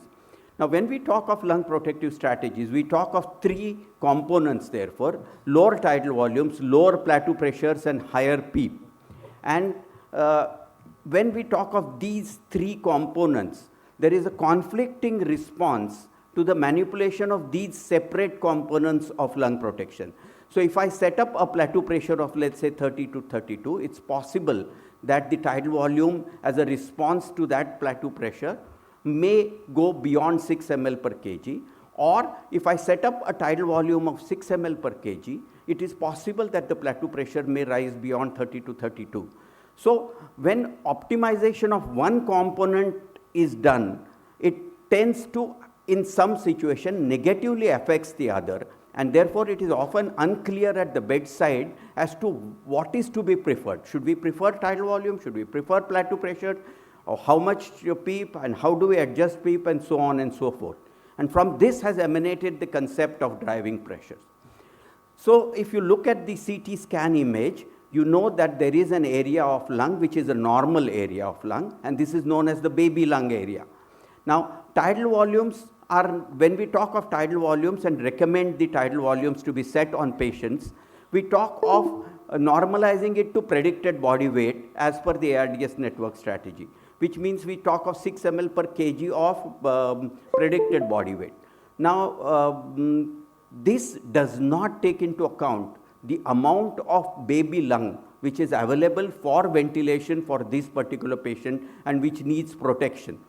So the decrease in the available lung for ventilation, which is there in a patient of ARDS, usually manifests as a decrease in respiratory system compliance. So if you have two patients having the same weight or having the same predicted body weight, which means that they are supposed to be having two lungs of the same size, but in a situation of ARDS, they have different lung compliances at the same time, or they have differing, if there is one patient who has differing lung compliance at different points of time, whatever may be the case, the calculated tidal volume as per the predicted body weight will cause more mechanical stress in the lung which is more compliant than the other. So if you homogenize it and say that it is 6 ml per kg, in a patient who has a smaller baby lung, it might cause more harm. And therefore we need to make sure that this concept of homogenizing it on the basis of weight alone may not be an appropriate one. And thus came the concept that we should be normalizing the tidal volume to compliance rather than to the body weight, and use this ratio as an index to indicate the functional size of the lung. And this might be a better predictor of outcomes in patients with ARDS with tidal volume alone. So this ratio of the tidal volume as normalization as per the compliance of the patient is termed as the driving pressure, and this can be routinely calculated who are not making active inspiratory efforts as the plateau pressure minus the positive end expiratory pressure. So if you want to at the bedside calculate driving pressure, it is the plateau pressure minus the PEEP. And this is actually the ratio between the tidal volume and the compliance. So if you see this graphical representation, this is the plateau pressure, this is the PEEP, and the difference between them is the driving pressure. And this is in an equatorial form. So if you have a patient who has a tidal volume of 400 ml with a compliance of 25, then the driving pressure is 16, and therefore you need to make sure that the plateau and the PEEP are set in that particular manner. Now, this is the same representation. The basis for all this is the concept of stress and strain, which I had alluded to in the past. Now, when we talk of stress and strain, these are basically the forces which are acting in any mechanical event. So the stress, change in the stress is related to change in the strain during inspiration. From physics related perspective, ventilator induced lung injury must be related to transfer of energy from the ventilator to the fragile lung, rather than saying that, okay, it's the pressure that is delivered which is causing the injury, or the volume which is being delivered causing the injury, or the atelectasis which is happening. We say that the energy which is being transferred from the ventilator into the lungs is the one, is the key mediator for ventilator induced lung injury, and therefore the best ways to protect the lung, to practice lung protective ventilation is not just reducing tidal volume or not limiting the plateau pressures or to give high pressures, but to reduce the amount of overall dissipated energy by controlling the driving pressure. So an elegant physiological thought. Any evidence for that? The evidence came in 2015 in the form of this paper which came out in New England Journal, Amato and his colleagues. They looked at all the previously published trials of lung protective ventilation from 1998 to 2008. There were 5 of the low tidal volume studies, and there were 4 of low PEEP versus high PEEP studies. So they collated all the data from all these 9 studies, 3,562 patients, and they calculated the driving pressure from all the patients in all these studies, and they came out with this staggering data. If you plot the graph of multivariable relative risk of death versus the driving pressure, you can clearly see that the risk of death exceeds 1 when the plateau pressure, when the driving pressure exceeds 15. As you start exceeding the driving pressure of 15, the risk of beyond 1, and this is irrespective of the tidal volumes that the patients are being ventilated with. So also, if you look at the comparison between the risk of death in tidal volume versus the risk of death versus the driving pressure versus the risk of death, clearly as the driving pressure starts going 15, the risk of death starts increasing. In a second analysis, what they did was that they divided the patients into 4 quantiles, differing in combination with PEEP, plateau pressure and driving pressure, and tested to see which was more consistently associated with trends in mortality. And this is a very fascinating slide.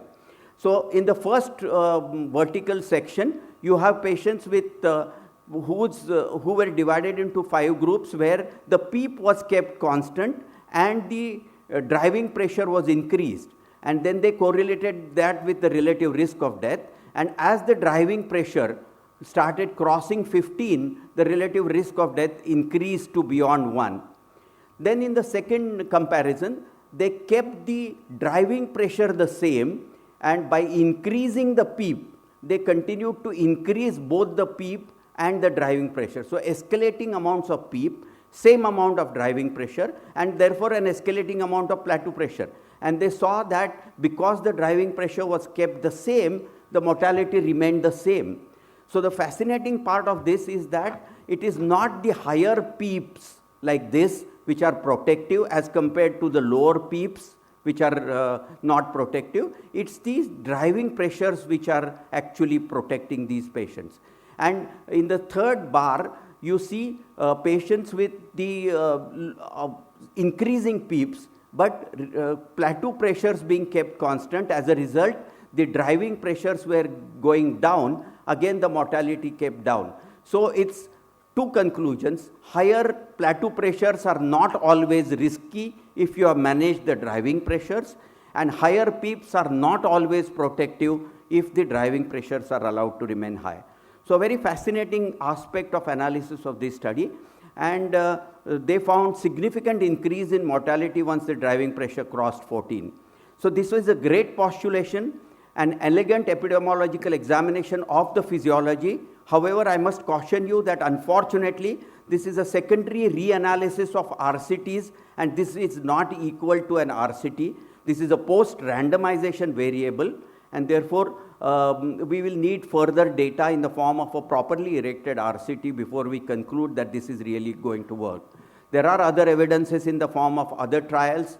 The JAMA 2016, which looked at the epidemiology of ARDS, also showed that there is a difference in the survival in between patients whose driving pressure was high versus driving pressure was low. And Chumelo in 2016 looked at the amount of lung stress with increasing driving pressure and showed that with increasing pressure, the calculated amount of lung stress does increase.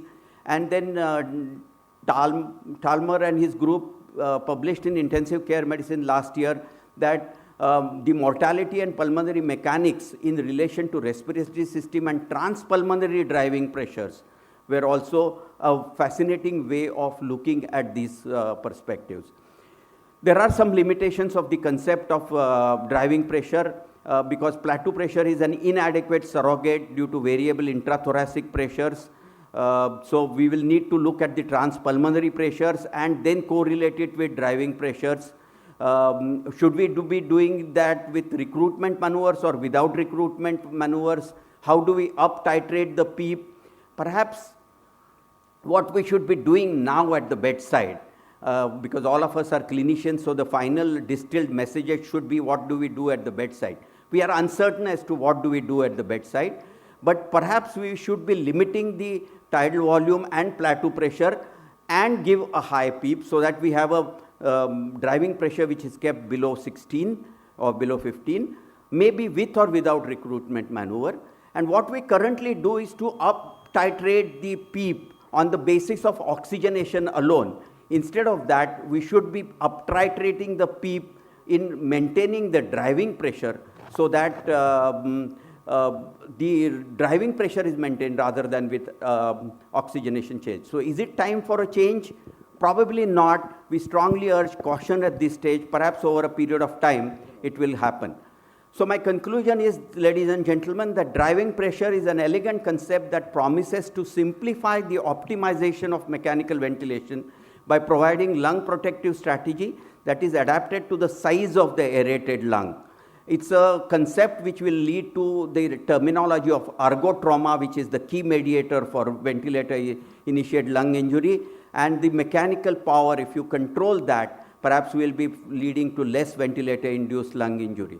Thank you very much. Thank you, Dr. Prayag. Please have your seat on the dais. We'll take up the discussion at the end of all the lectures. With the permission of the chair, we move on to the second presentation. That's proning in acute respiratory distress syndrome. Why, when, and how long? Dr. Rajesh Chawla, past president, Indian Society of Critical Care Medicine, and senior consultant at the Institutes of Critical Care, Respiratory and Sleep Medicine at Indraprastha Apollo Hospitals, New Delhi, would be deliberating for the next 15 minutes. Dr. Chawla, please. I think we'll have the discussion at the end of the lectures. All Yes, yes, Mr. faculty Chairman. will be called back again. Yeah, exactly, yes, Thank you, yes. Dr. Prayag. So after Dr. Prayag has discussed a new concept of driving pressure, I'm going to discuss an extremely important and very easy to do, and that is prone position. 3 intervention. If you look at the positive interventions in last 10 years or 15 years, 3 intervention, the ARDS network low tidal volume strategy, the neuromuscular blocking agents for first 48 hours, and prone positioning. These 3 modalities have shown to improve survival. But if you see whether people are practicing or not, this was a study done in the multi-center prospective cohort study by the respiratory section of the European Society of Intensive Care Medicine, and they looked at the practices of these people in this cohort. And they found the ARDS was widely unrecognized and inadequately treated. People, only 51.3% people were able to recognize mild ARDS and 78.5% severe ARDS. And less than 2/3 patients were being given less than 8 ml per kg body weight, and only 16.3% of severe ARDS patients were prone positioned. And a modality which has a benefit of almost 50%, only in 16.3% people were using this. And when they asked them what are the reasons, they thought it is cumbersome. Many of you may be thinking in the audience as well. Burdensome, higher rate of adverse events. But there are countless studies, meta-analysis, reports. They have shown that neither it is cumbersome, neither it is burdensome to maintain this application. The benefits are much more than doing a little effort in these patients. And it has enormous potential to save lives in patients of severe ARDS. And I think we need to improve upon 16.3% in the coming years.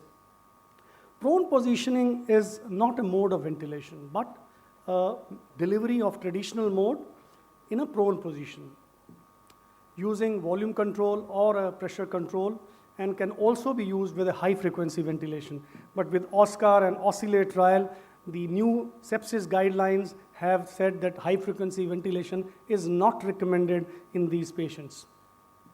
The prone positioning was recommended in 1974, and there are various mechanisms have been proposed that how the prone positioning works: homogenization of the distribution of the lung aeration, the weight of the heart, and mediastinum exaggerate the gravitational collapse of the left lung. And when you put patient in prone position, that area, the heart lies directly against the sternum. So there is a greater homogenization, increase in the ventilation perfusion, there is improvement in the lung recruitment, there is drainage of secretions, and decreased gradient between the ventral and dorsal transpulmonary pressure. So there are various mechanisms by which it improves the oxygenation. When do you call refractory hypoxemia? If you see the literature, there are different definitions. But one of them which is most accepted is that if PF ratio is less than 100, or a PO and a POO2 is less than 60 mm, despite appropriate ventilative strategy on an FiO2 of 1. People who respond to prone are little different than people who do not respond. People who have diffuse pulmonary edema rather than consolidation, extra pulmonary cause, and elevated intra-abdominal pressure. These are the patients more respond to the prone positioning. And you call a responders when there is a rise of at least 20% of the PF ratio or by 20 millimeter of mercury. Some investigators feel even 10 millimeter of mercury, you can name it a responders. The response should be visible in the first hour or may be visible in 12 to 18 hours. May not show any response. If they do not show, then you put the patient into a supine position. So the significant oxygen response is said when there is a 20 millimeter and more than 20%, and it improves during prone ventilation. And when you put the patient in supine ventilation, it continues for a long time. That is called the significant oxygen response, and it is seen each time you put patient in prone positioning. Now, what is the evidence for that prone positioning is effective? One of the first paper published by Gattinoni, which showed although it improves oxygenation, but they did not find that prone positioning improves survival. They had a very large number of patients, almost more than 300 patients, and more than 152 in each arm. Another study, the Gurin, that's a person who has done a lot of work on prone positioning. He published in 2004 a multi-center study. They did proning for 8 hours per day, and they also did not find any reduction in mortality. Then there were 2 subsequent trials, one by Mancebo and the other by Tacconi, which is called the prone supine 2. Both these studies, they prolonged the duration of the prone. They went on to 20 hours per day. But both these studies also could not show the mortality benefit. But then in 2013, the ProSEVA trial was a single large multi-center randomized controlled trial where they had recruited patients whose PF ratio was less than 150 on an FiO2 of 0.6 and a PEEP of more than 5 centimeter. This is little away from the Berlin definition. By that time when they were studying, I think the Berlin definition was not published. They had very large number of patients, 466 patients, low tidal volume mechanical ventilation for severe ARDS, All patients were kept in supine position for 12 to 24 hours before randomizing. But within 1 hour of randomization, was started. There were some key features of ProSEVA trial. The ARDS criteria were confirmed in 12 to 24 hours. If the patient had PF ratio less than 150 on FiO2 0.6, on a lung protective strategy, there was severe non-inclusion criteria, strict lung protective ventilation, first prone position session started within 1 hour of randomization, prone position session was at least of 16 hours, predetermined stopping criteria, crossover was not allowed, they used neuromuscular blocking agents, and center had an expertise in prone positioning. So all these, whatever the good points were, they were included in the ProSEVA trial. And the study showed the benefit of prone positioning in the subpopulation, when they had done the prone positioning for 17 consecutive hours. And they showed 28 days mortality in 16% in prone and 33% in supine, and 90-day also there was a significant difference. Prone patient had improved chances of survival, and they also reported less requirement of rescue therapy. And as you can see in this graph, there was a significant survival benefit when you put patient in prone position. There were some limitation of this trial. This was applied to a selective group of patients after exclusion. 858 out of 1,433 patients were excluded. The patient in the supine had a high SOFA score. 7 patients were excluded because they either showed improvement or had some organizational issues. But study had a great experience of prone ventilation. This is because many centers may not be having a great experience, but this study had a very great experience. And there were a lot of exclusion criteria in this study.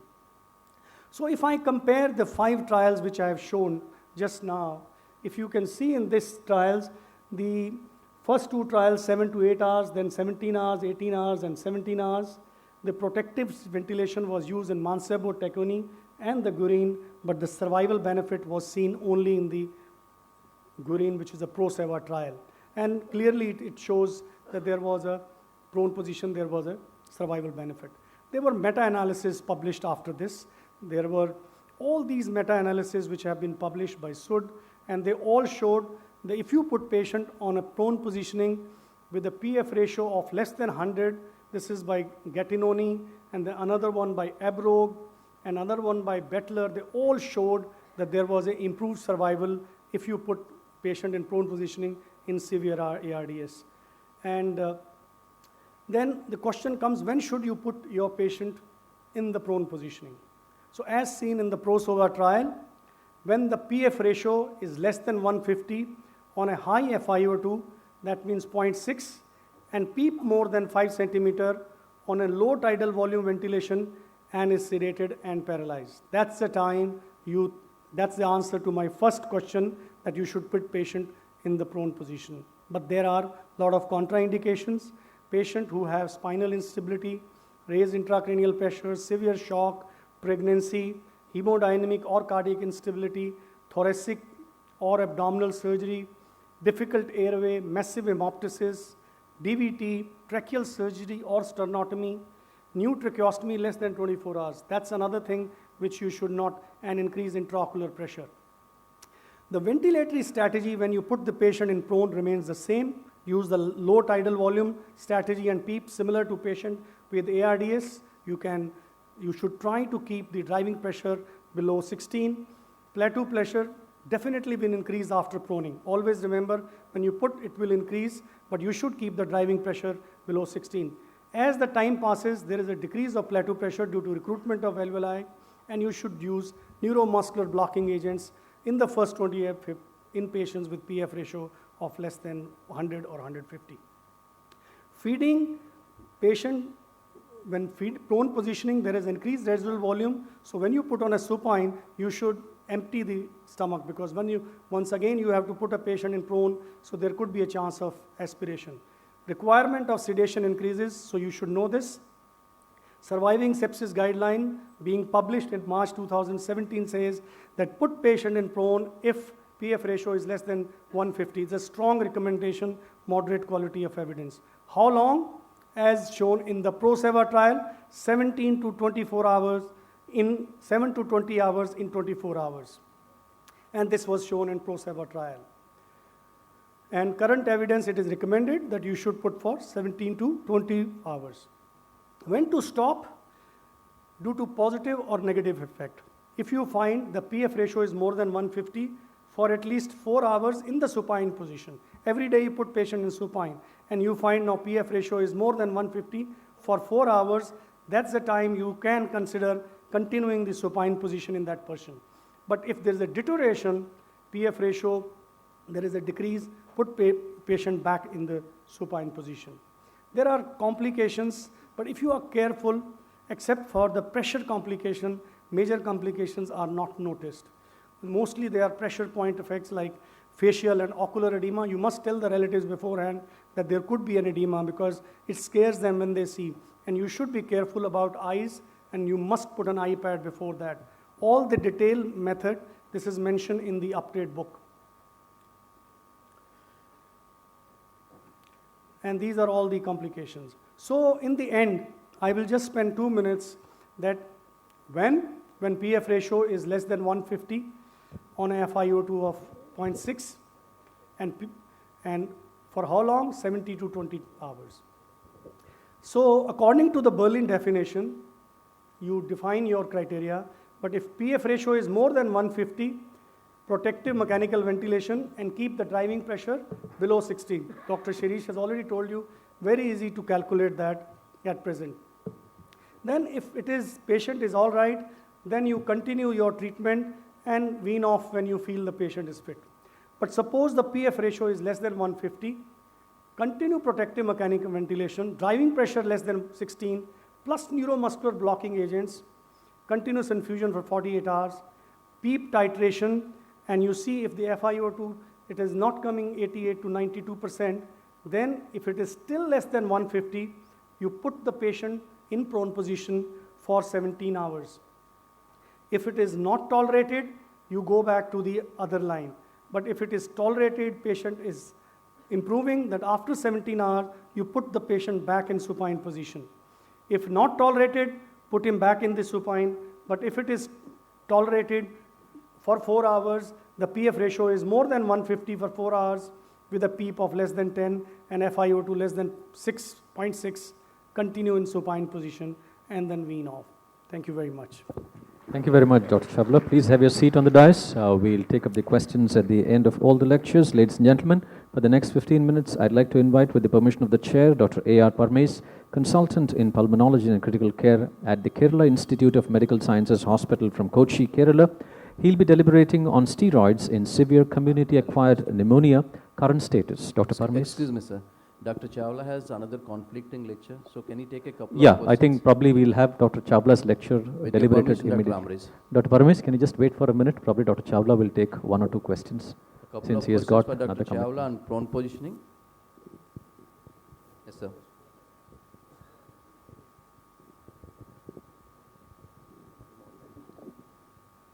Hello. Yeah, the mic is on. Please go ahead. Yeah, Dr. Chawla, I just want to ask you, now if your patient is showing improvement after 24 hours, yeah, and would you not like to continue, I mean, you showed those criteria if the PF ratio becomes more than 150 on prone position of 17 hours.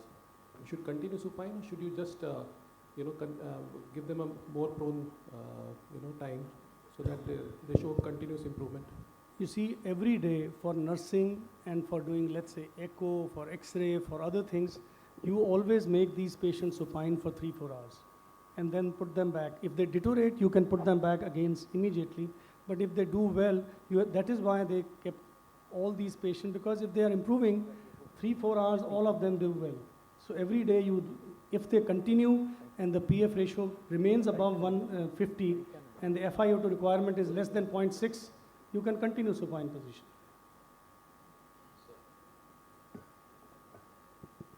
Sir, what is the difference in the outcome when you put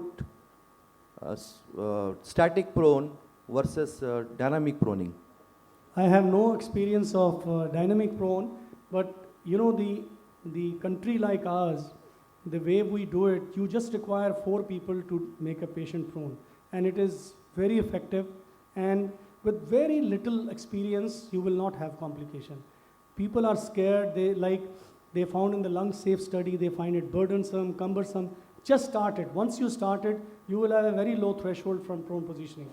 We do it, we have very, very low threshold for prone positioning. And somehow I find, if you practice, I had a lot of patients seen with H1N1 where we required ECMO. But after keeping the patient dry and prone positioning, most of the patients you can avoid the further rescue therapies. Yes, sir.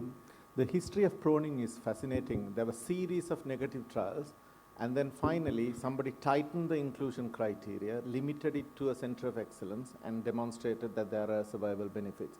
Do you think there are lessons for many other treatments that have now been discarded because the clinical trials proved non-beneficial, because the inclusion criteria were too liberal? Yeah, I think, but if you see 858 patients were excluded. But in practical terms, when you manage patient, you have many patients who you have to relatively decide about that patient. But this was to show that if a person fits into the criteria and you follow all the positive evidence-based practice, the outcome is better. That is why, they had places where they were doing prone, they had places who had experience in this, they followed the low tidal volume strategy, and the results were better. Dr. Chawla, the question there, I think, in continuation of that will be what should be the timing, appropriate timing of it, whatever theoretical we do discuss about it on the bedside. That's what, if you find PF ratio going below 150, the FiO2 of more than 0.6, that's the time you should start thinking that you should put patient on prone. Anybody beyond 0.6, and if you find the PF ratio is less than 150, then you should put the patient on prone. Sir, last question will be done, Dr. Samadhan. Rest of the people can talk later. So one question regarding the timing and the frequencies of blood gases you do for patients on proning, especially the cost of a blood gases is too high in corporates. So what is your practice of doing blood gases for patient you are proning, and what is the frequency and timing of them? See, one is we always do at least 3 to 4 times a day initially. But normally 3 blood gases are enough. One before, 1, 2, 3 hours, because immediately if your saturation is all right, then don't be in a hurry to get it, because it will definitely improve. Do it after 3, 4 hours, and maybe 1 in the evening if everything is going well. At least every 6 hourly you must do initially, because you're going to save this patient, and I think 3, 4 blood gases, if you have made any changes, after that 1 or 2 hours you must do the gas. Okay. While some other, please. Dr. Chawla, while the patient is in prone position, what dynamic method will you like to use for preload optimization? See, now the new guideline says that dynamic meter are the best.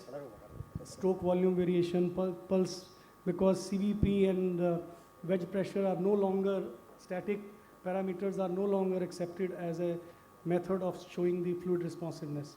But I think if you I use pulse pressure variation, because all my monitors have it, the pulse pressure variation, and that's what we use most of. Chawla, finally, like the gentleman asked, now can you use saturations and ETCA2 as a surrogate, because we are doing too many of investigation in terms of the gases? You can do that, of course, if you have the facility. But I think minimum of 3, 4 gases you still will require in these patients. Thank you, Dr. Chawla. I would like to close this discussion with a small comment that I don't do prone much, but I have observed others doing it. One of the instruments that are using, ultrasound, becomes very difficult in prone to assess many factors that many of our units are using now. Thank you, Dr. Chawla. Okay, Dr. Parmesh, go ahead. Yeah, good morning. Welcome to Cochin. I would like to start my presentation by welcoming you all. My topic is steroids in severe community-acquired pneumonia, the current status. So, pneumonia is a complex disease caused by the action of pathogens and the local and systemic inflammatory responses of the patient. A stronger inflammatory response has been shown to be associated with treatment failure and mortality. So, while you consider the inflammation, these patients may have pre-existing low-grade pro-inflammatory comorbidities like diabetes, dyslipidemia, obesity, etc. And also some of the antibiotics that you give can have a pro-inflammatory activity.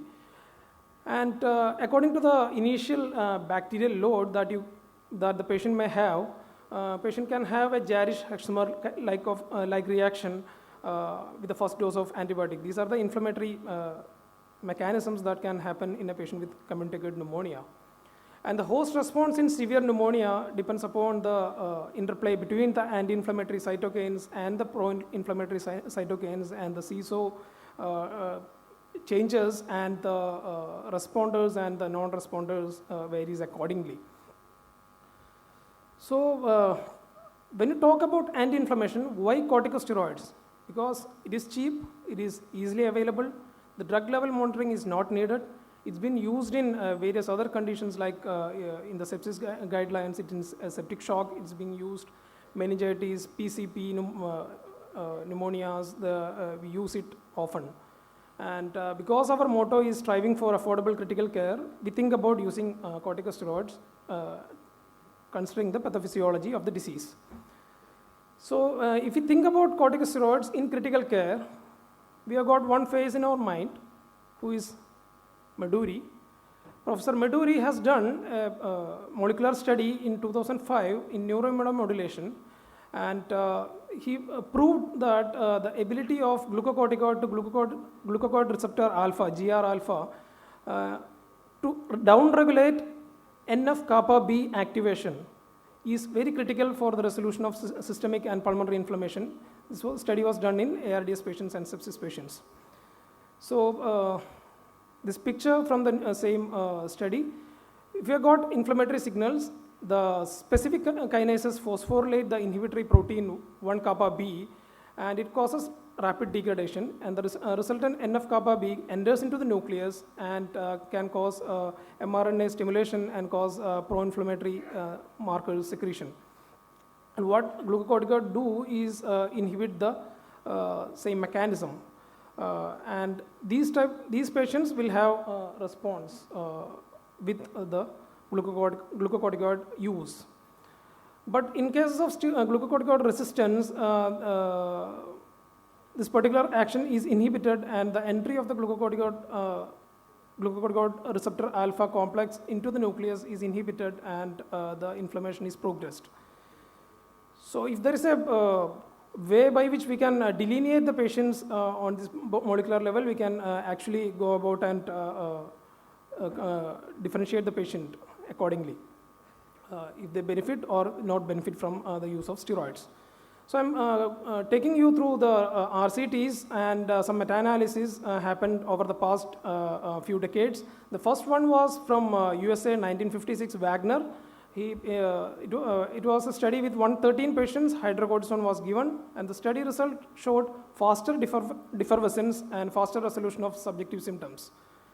And the second study was in 1972, 126 patients, prednisolone was used orally. There was no significant, it was a negative study, no significant difference in the time to resolution of fever, antibiotic duration, or mortality. In 1993, South Africa, Professor Marik, 30 patients, first time severe community-acquired pneumonia, admitted to ICU, was studied. Hydrocortisone 10 milligram per kilogram IV 30 minutes prior to antibiotics were used, and he couldn't find any difference in the clinical outcomes. 2005, Italy, 46 patients, severe community-acquired pneumonia in ICU.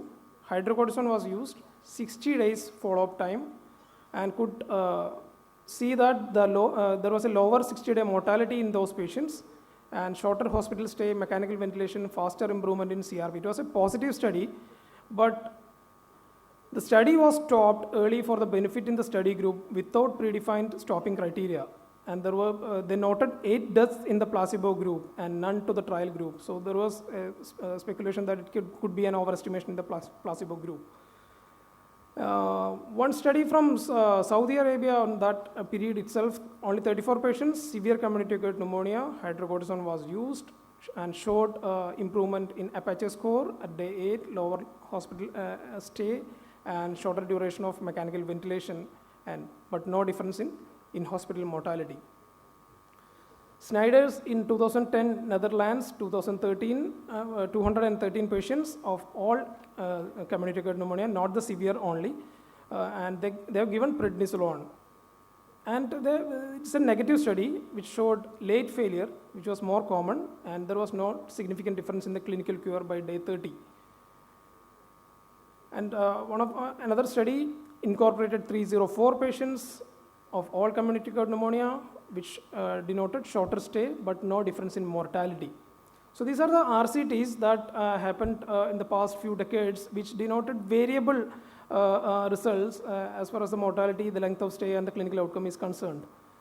And I would elaborate on the recent 2-3 studies and the meta-analysis. One is the Bloom study from 2015, Switzerland. They have incorporated 784 patients of community-acquired pneumonia, and they have given prednisolone 50 milligram oral OD for 7 days. And they could demonstrate, basically this primary endpoint is not mortality, but the clinical improvement. The Kaplan-Meier curve of the time to clinical stability was pretty reduced in patients who have in the study group. And you can see from the chart itself, the intention to treat time to clinical stability in days, it reduced by about 1.4 days on an average in study group, and time to effective hospital discharge reduced by 1 day, and time for IV antibiotics also reduced for 1 day in that particular study. But this was associated with an increased amount of complications like hyperglycemia necessitating IV insulin therapy. The second study from Spain, it was from 3 centers, and it is an 80-year-old study, Antonio Torres study, 120 patients of severe community-acquired pneumonia, and they have evaluated the patient as the selection criteria with a inflammatory marker also. They incorporated CRP of more than 150 milligram per deciliter. They studied the patient and with methylprednisolone 0.5 milligram per kilogram IV, BD for 5 days. It's a short study, and this is the study protocol. 519 patients were initially taken, 120, and some after the exclusion criteria, 120 were studied, and the study group and the placebo group. And they could demonstrate late treatment failure, but it is basically a radiographic progression in the X-ray. X-ray deterioration only, but not in other parameters. The statistically significant difference is the late treatment failure, that too in the radiographic progression. If you can see this graph, the effect of methylprednisolone on the time to treatment failure, in the first 4 days, it was almost similar, but the late treatment failure is quite remarkable in this study from Torres. So in that journal, JAMA itself, the editorial review was that the less treatment failure, particularly the late treatment failure, and the less radiographic progression in the steroid group can be due to stopping or delaying the progression of ARDS or a potential blocking of the Jarisch-Hexamer-like of reaction. And they have concluded, Professor Woodring concluded that to assume that all of these patients would respond equally well to the same immunomodulatory agent is unreasonable. And Professor Torres then echoed his views in intensive care medicine 2016, and he also echoed that the less treatment failure, particularly the late, will be because of the stopping of progression of the to ARDS and potential blocking of the Jarisch-Hexamer reaction. But he suggested that high inflammatory in patients with high CRP levels and those who are excluded of influenza pneumonia, the chances of getting an improved response is high.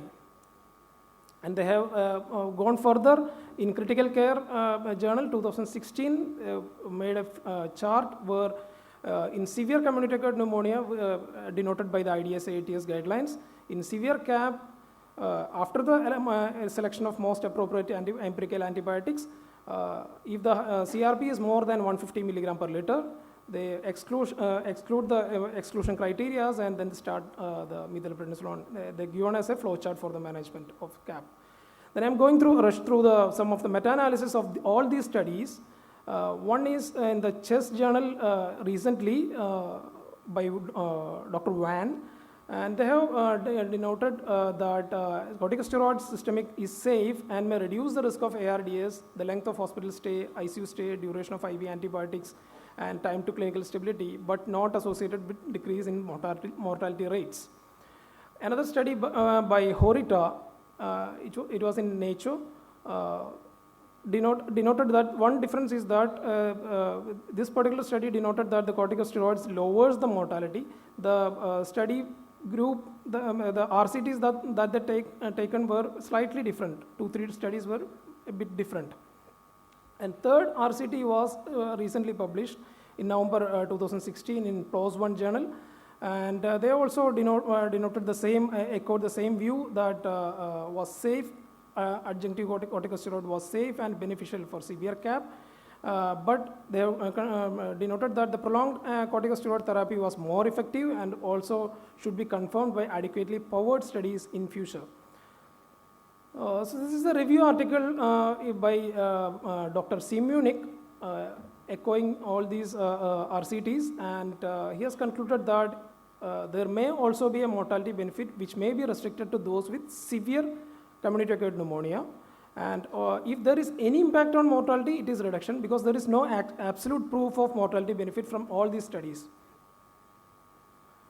And this is a review article recently published in Journal of Thoracic Diseases 2016 by Dr. Feldman. All these review articles and meta-analysis were taken, and this table denotes that the first three shows us the decrease in the mortality in severe community-acquired pneumonias, but the two RCTs by Chen and Wan does not show any impact on mortality. So what happens with all these studies is that there are many pitfalls in assessing the RCTs also. Because most of the patients included in the previous RCTs were of low severity patients, because severe community-acquired pneumonia is not taken into consideration. There is inclusion of patients regardless of the initial level of inflammation, because only 2 or 3 studies have added the CRP levels and the procalcitonin levels as a marker for inclusion criteria. The dosages, the type and length of treatment are different among RCTs, because some uses prednisolone, dexamethasone, methylprednisolone. The duration was also different in all these studies. And the primary endpoints were also different between the studies, and some of them, such as the length of stay and even time to clinical stability, are soft indicators, endpoints. So 1 or 2 studies that yet to come in this year is the extended ESCAPE study by Professor Meduri himself. It's a US-based study. So we expect the study report sometime soon. This is the 20 days of methylprednisolone study. There is an initial bolus followed by 7 days of full dose of 40 milligram per day methylprednisolone, and tapering over the next 13 days as 20 milligram and then 12 milligram followed by 4 milligram. And they have followed it up with 180-day follow-up and 60 days all-cause mortality, as well as the secondary endpoints were measuring. And another study is the Santon CAP study, where the dexamethasone is used. The study result is expected sometime in this year. So regarding, this is my last slide, summary. Corticosteroids cannot be generally recommended for the routine use in community-acquired pneumonia, but it may be used in severe community-acquired pneumonia with possible hyperinflammatory patients with maybe a CRP of more than 150. And corticosteroids may shorten the course of the disease and may prevent the progression of ARDS. Thank you. Thank you, Dr. Parmesh. Please have your seat on the dais. We'll go ahead with the last lecture of this session on non-invasive ventilation in the perioperative period. I'd like to invite Dr. Vandana Agarwal, Professor of Anesthesiology, Critical Care and Pain, Tata Memorial Hospital, Mumbai. Ladies and gentlemen, following this lecture, we'll have 6 minutes of discussion with the chairman's comments. I'd also request Dr. Sirish Prayag to please join the proceedings once this lecture is done. Professor Agarwal, please. Good morning, everybody. I would first like to thank the organizing committee for giving me an opportunity to speak to this august audience. Without much delay, I would like to go on with my talk. I'm going to speak to you about non-invasive ventilation in the perioperative period. Perioperative period itself tells you that something happens when a patient is subjected to anesthesia while they undergo surgery. So let's look at what anesthesia does.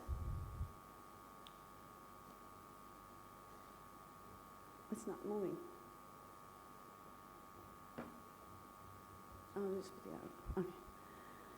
Okay, so just by merely inducing anesthesia, there is Kevlar displacement of the diaphragm. So just bear with me on this graph. So the patient is given anesthesia. One group is where the patient is paralyzed, and the second group is where the patient is anesthetized but breathing spontaneously. And the 0 represents the position of the diaphragm when the patient is awake. By simply inducing anesthesia, there is a Kevlar displacement of the diaphragm, which is much more, which is exaggerated when the patient is paralyzed. Not only the Kevlar displacement, also the posterior displacement of the diaphragm is more exaggerated in the patients when they are paralyzed. To add to this, there are effects of surgery. So there is retraction of organs with the retractors while the surgeons are doing the surgery. That itself pushes the diaphragm further up. And by doing all this, effect of anesthesia and surgical retraction, we create areas of atelectasis more at the base than at the non-dependent areas.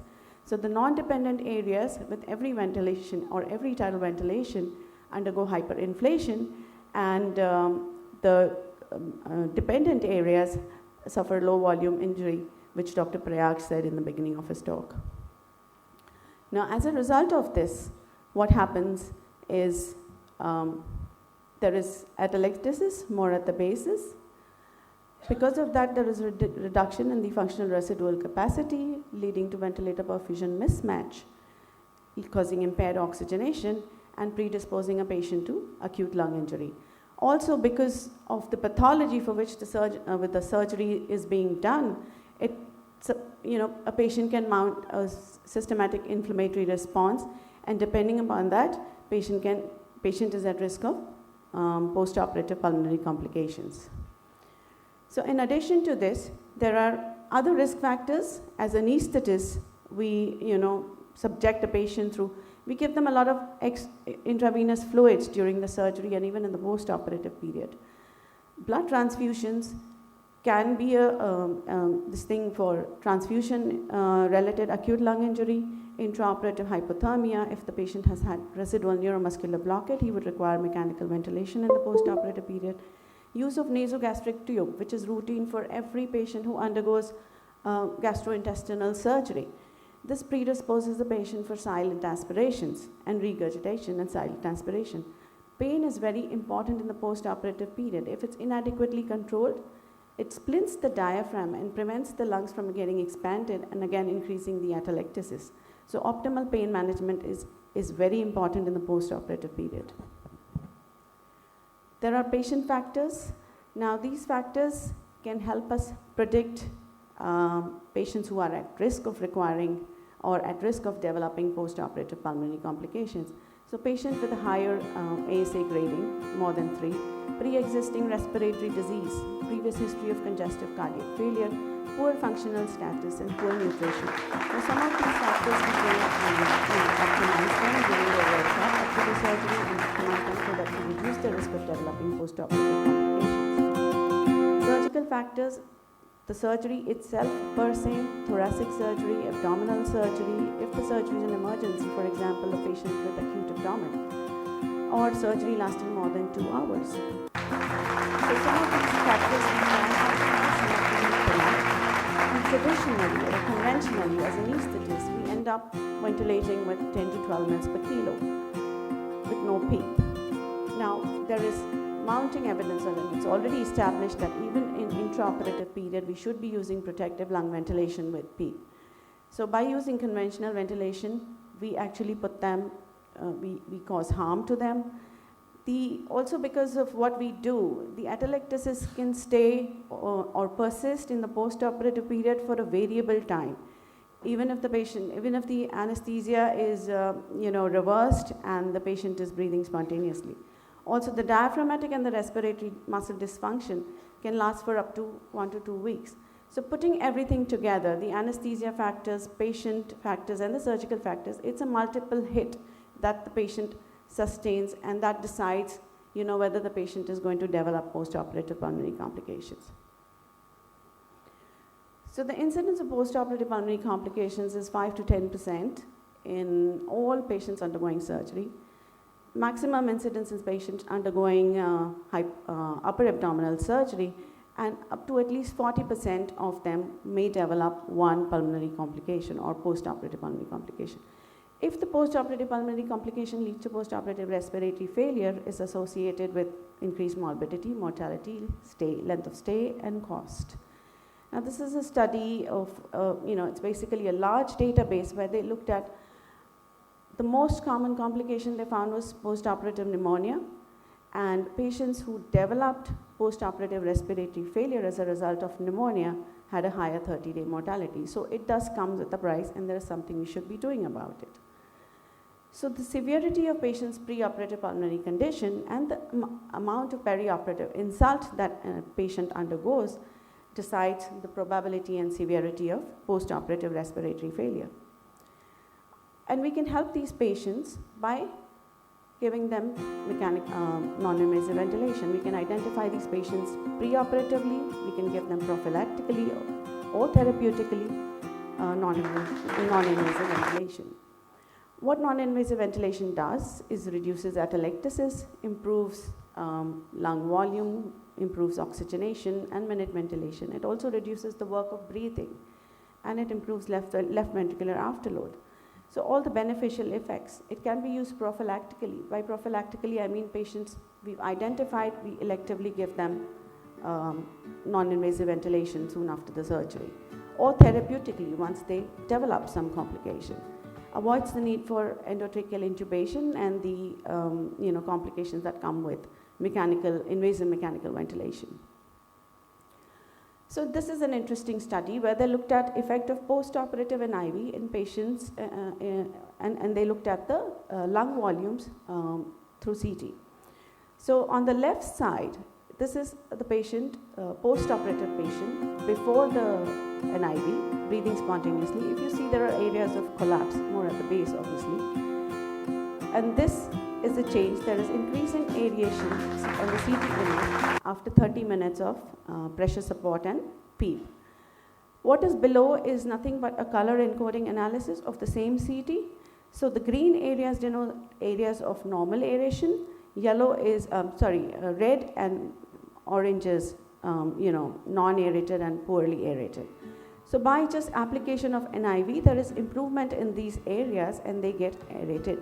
So we oxygenate them better.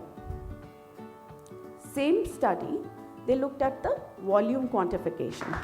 So the pink graph denotes the before the NIV was instituted, and this is based on the expansion of the lung, the color grading that I said, green to yellow.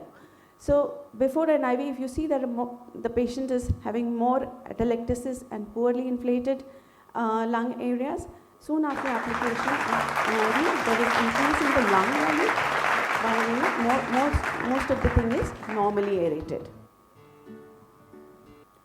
So there is definitely some improvement, or we know that there is improvement in lung volume and oxygenation. What about preoperatively? So what is the role preoperatively? So patients who have obstructive sleep apnea, obesity hypoventilation syndrome, and who are already on home CPAP, they should be continuing it up until the day of surgery, and soon after the surgery, they should be given CPAP. They will benefit from it. Otherwise, it will increase the risk of complications. The role of NIV pre-oxygenation is already well established in critically ill patients in the ICU whom we have to intubate.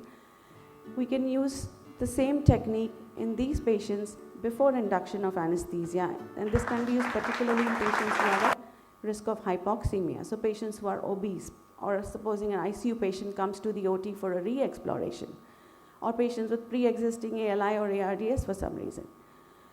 And there's an interesting study which compared non-invasive conventional pre-oxygenation. So patients who received CPAP or NIV during pre-oxygenation had higher saturation compared to that with the conventional. Their saturation, fewer patients dropped the saturation to less than 80% in the NIV group, and their saturation stayed higher even after intubation compared to the conventional oxygenation. So obviously there is some benefit there. Looking at so post-operatively, what about surgeries? So looking at upper abdominal surgeries, when we look at prophylactic application of NIV, there is improvement in lung volume, improvement in oxygenation. This was associated with a reduction in stay. They did not find any difference in reintubation or post-operative pulmonary complication rates. When it was applied therapeutically, they found that there was a reduction in the reintubation rate. When it was used in thoracic cases, there was improvement in oxygenation and reduction in the hospital stay. Similarly, for patients undergoing thoracoabdominal aortic aneurysmal surgery, there was improvement in oxygenation, reduction in reintubation, and reduction in ICU. So across the board, there is improvement in oxygenation. We noticed reduction in reintubation and pulmonary complications, patient undergoing cardiac surgery. Also, they noticed a reduction in ICU readmissions to the ICU. For bariatric patients, there was only improvement in oxygenation. Patients undergoing solid organ transplant. So NIV led to improvement in oxygenation. What they also noticed was patients who received NIV had fewer septic complications compared to patients who had invasive mechanical ventilation, with an associated shortened ICU stay. There's this meta-analysis by Glosser, and again they found similar things: reduced risk of reintubation, reduced risk of pneumonia, and hospital and ICU length of stay. What was positive finding was that there was improvement in hospital survival when it was applied post-operatively, also when it was used as a weaning strategy. There is always this concern with NIV and upper GI tract surgery of anastomotic leak. Now, it is already established now that anastomotic leak should not be a concern provided it is used appropriately. So this is a case control study where patients were subjected to NIV post-operatively, and these are patients who've undergone esophagectomy and who've developed post-operative respiratory failure, and they compared with a historical case-matched cohort. So 36 patients who received NIV had lower reintubation rates, fewer patients developed ARDS, they had a shortened ICU stay, and patients who developed anastomotic, only 2 patients in the NIV group developed anastomotic leak. Another study of in morbidly obese patients with a BMI of more than 50. This study aimed at assessing the safety and efficacy of post-operative CPAP in patients undergoing Roux-en-Y gastric bypass. So out of 1,000 patients, 15%, 160 patients were dependent on pre-operative CPAP, and they were given CPAP post-operatively. Out of the 1,000 patients, there were 15 anastomotic leaks and only 2 occurred in the CPAP group. It did not find any causal relation between the development of post-operative anastomotic leak and NIV. So it is safer. However, one must remember that these patients should be, just a minute. These patients should be monitored in the ICU or HTU. We should, monitor the insufflation pressure. If the insufflation pressure goes higher than 25, obviously something is wrong. You need to think about invasive mechanical ventilation. And start with CPAP. You can add on pressure support, and always have a gastric tube drain attached to a plastic bag so that if there is any insufflation, it can be identified early and something can be done. I'm not going to talk about details about the precautions of NIV, but one thing in mind: if your patient does not improve, the symptoms does not resolve, or patient develops hemodynamic instability, consider it as failure of NIV and please progress on to invasive mechanical ventilation. So to summarize, we can identify patients and optimize them preoperatively, use protective mechanical ventilation, give them good analgesia and early mobilization. And judicious use of NIV in the postoperative period or in the perioperative period not only improves oxygenation but can improve pulmonary outcome and reduce morbidity and length of stay. Thank you very much. Please stay on, Professor Vandana. I'd request Dr. Prayag and Dr. Parmesh to please join. Ladies and gentlemen, we have 5 minutes for the chairman's comments and questions.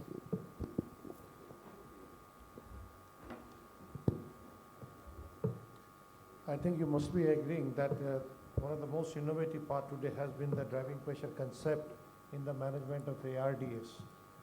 I have a few queries regarding it to to Dr. Priyag. So we have been talking in terms, obviously, better pressure than what if you see the same study which you have quoted. Basically, independent with the fixed variables, there were actually PEEP and tidal volume and pressure was the variable one, which was there. And when they looked at it, they found out that wherever there is more of a tidal volume or PEEP, pressure levels have gone up. They have come up with the concept of a driving pressure. Now, will it be applicable if we are using pressure control modes or not? And how it will be different from pressure mean, which happens in these two? Yeah. These are the two things which I would like to have your viewpoints. So the data analysis which was done amongst these 9 studies was across the board, irrespective of the modes of ventilation in those studies. So it's not that we have a different data for volume control and a different data for pressure control. So prospectively we have not applied it to anyone. This is just a retrospective analysis of the data of the RCTs which have already been published. So all these are now open for a prospective analysis by actually defining a subgroup of patients of ARDS, then applying the driving pressure concept and seeing what happens to them over a period of time. That's first. The second side is that can we do it on the patients who are having an active respiration? Because most of these patients, the data which has been derived is basically on patients. This is basically a paralyzed patient. And what about another concept which they are now putting into is CRS, that the respiratory system compliance. So probably in this, what we have been talking in terms of compliance stat which used to be there, how will it be different from it in terms of day-to-day management of the patient at the bedside? So currently we are measuring the compliance and trying to find out if it is going up or down, right? So instead of that, this compliance is now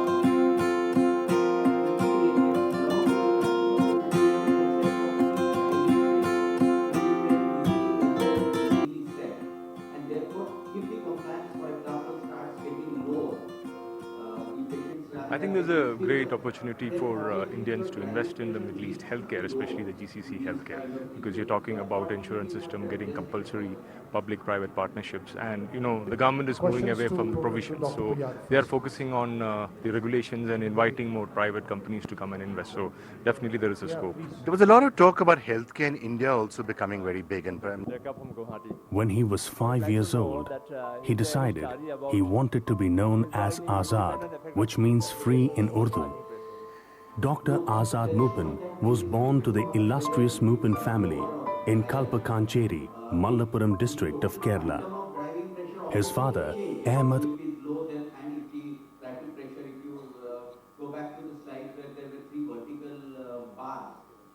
if the PEEP is increasing and the driving pressure is kept same, or whether the PEEP is decreasing and the driving pressure is also decreased, accordingly it will get modified. Prima facie, on its own, PEEP will not have an effect unless the driving pressure quantum changes. Thank you. May I ask another question, Dr. Paramis? Dr. Paramis. Dr. Priyag. To Dr. Paramis. Okay, Yes, please sir. go ahead. Please go ahead. Can I, with the permission of the chair, can I go to the other session? Sure. Thank you very much, Dr. Pratt. Sure, sir. Thank you so much. Give a big hand to him, please. I'm sorry for the interruption, Mr. Chairman. We've just got 2 minutes left for this session, so if you could take up the question. Yeah, sure. Speakers, you told about this thing, use of corticosteroids. Lots of studies coming up now. Then I have seen in my ICU 200 milligram TDS pulmonalis coming through for the community acquired pneumonia. The thing is that some patients coming with only streptococcus pneumoniae admitted to hospital. What about in this age of MDR? Using such a high dose of corticosteroid, I am skeptical about again landing up into Aceclidine. And any study on that you do a lot of corticosteroids and then patient came with streptococcus pneumonia and you land up into something MDR? Yeah, there is increasing risk of as well as the long use of steroids can also be a risk of common infections. Yeah, of course. I think we should not confuse two things altogether, if you permit me. One is that we are talking in terms of community-acquired pneumonia, And second, we are talking in terms of gram-negative MDROs. Now, majority of the gram-negative MDROs are going to be hospital-acquired infections. When we are talking in terms of community-acquired pneumonia, for me, the key question is how you define severity of infection. I was about to ask because that. that's what it is going to be. Because if I remember and recollect the study of the meta-analysis which you quoted, decreased the mortality rate by 3% and mechanical ventilation rate by 4%. Therefore, looking at it, how are you going to tell, let's say, how are you going to define that this is a severe cap on the bedside? Because that's how next thing will move up. Is exactly with all these studies, because they were not able to not uniform in defining the severity of the pneumonia. You see, you have a very good idea of a British Thoracic Society CUB 65, where you look at confusion, where you look at urea, where you look at respiratory rate and blood pressure to begin with diastolic, then systolic. And if an age of 65 is even 1 mark, more than 1, less than 1 can be measured on the wards, 2 to 4 HDU, and anything which is more than 3 has to go to the ICU. So that gives you actually on the bedside, or you take away that it can be CRP 65. So you take urea, you take The CUB 65 criteria and the PSI criteria, but the thing is that the use of steroids, they were more into that implementation. I'm sorry for the next Agarwal, Yeah. last Any speaker. question Thank you, for Dr. Dr. Dekar. Vandana, please? This is for Dr. Agarwal. Yes, that's right. Go on, please. Okay. Krish Sundar Rajan from Adelaide, Australia. Thanks for the wonderful presentation. So my question is for Dr. Agarwal regarding defining how we call a patient has failed a trial of non-invasive ventilation.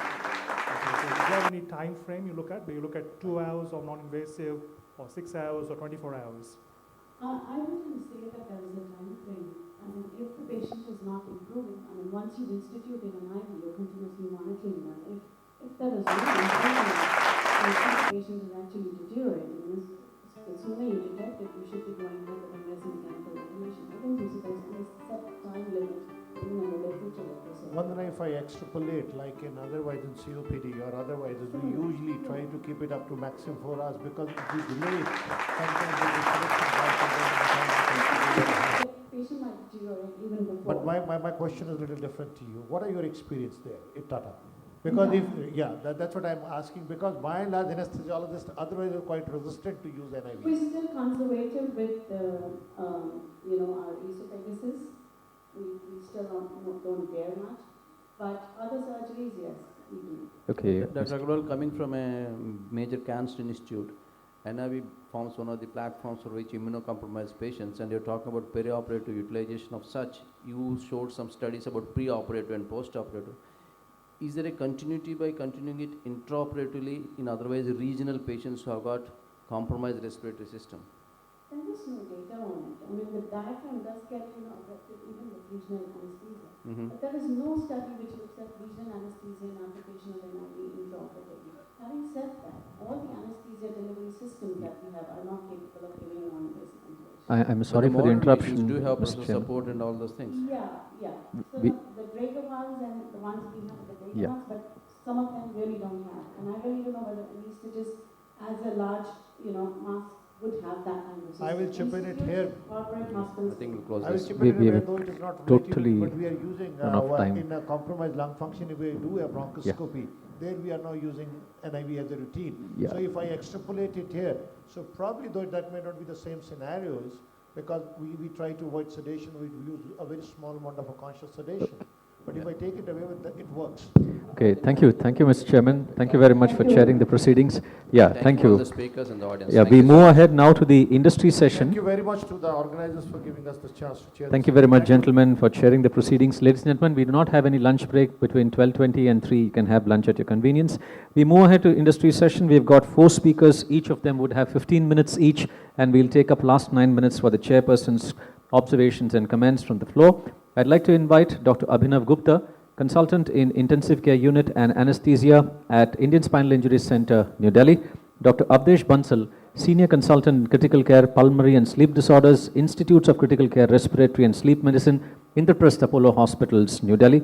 And Dr. Anand Nikalje, Chief of Critical Care and Medicine Department at MIT Super Specialty Hospital and Critical Care Center, Aurangabad, Maharashtra. Our first speaker for the next 15 minutes is Dr. Deepak Goval, Associate Director, Institute of Critical Care Medicine at the Institute of Critical Care and Anesthesiology, Medanta de Medicity, Gurgaon, National Capital Region. Dr. Govil joins us this afternoon to speak on extracorporeal carbon dioxide removal, respiratory dialysis, future of hypercapnic respiratory failure. Dr. Govil. Good afternoon. First of all, I would like to thank Dr. Matthew and Dr. Vinodan for giving me this opportunity where I can share some of my work with you. So hypercapnic respiratory failure, NIV is the gold standard. We have got Dr. Neil McIntyre among us today, and he was the first person who identified that NIV can work very well. And in this paper, as you can see, there is an incidence of 48% reduction in the intubation rate by using the NIV. But just imagine what happens to those 52% of the patient, those ultimately landed up getting intubated. And as you all know, the mortality in that subgroup is very high. So when NIV fails, what we have got? Is there any role of CO2 removal by extracorporeal means in such patients?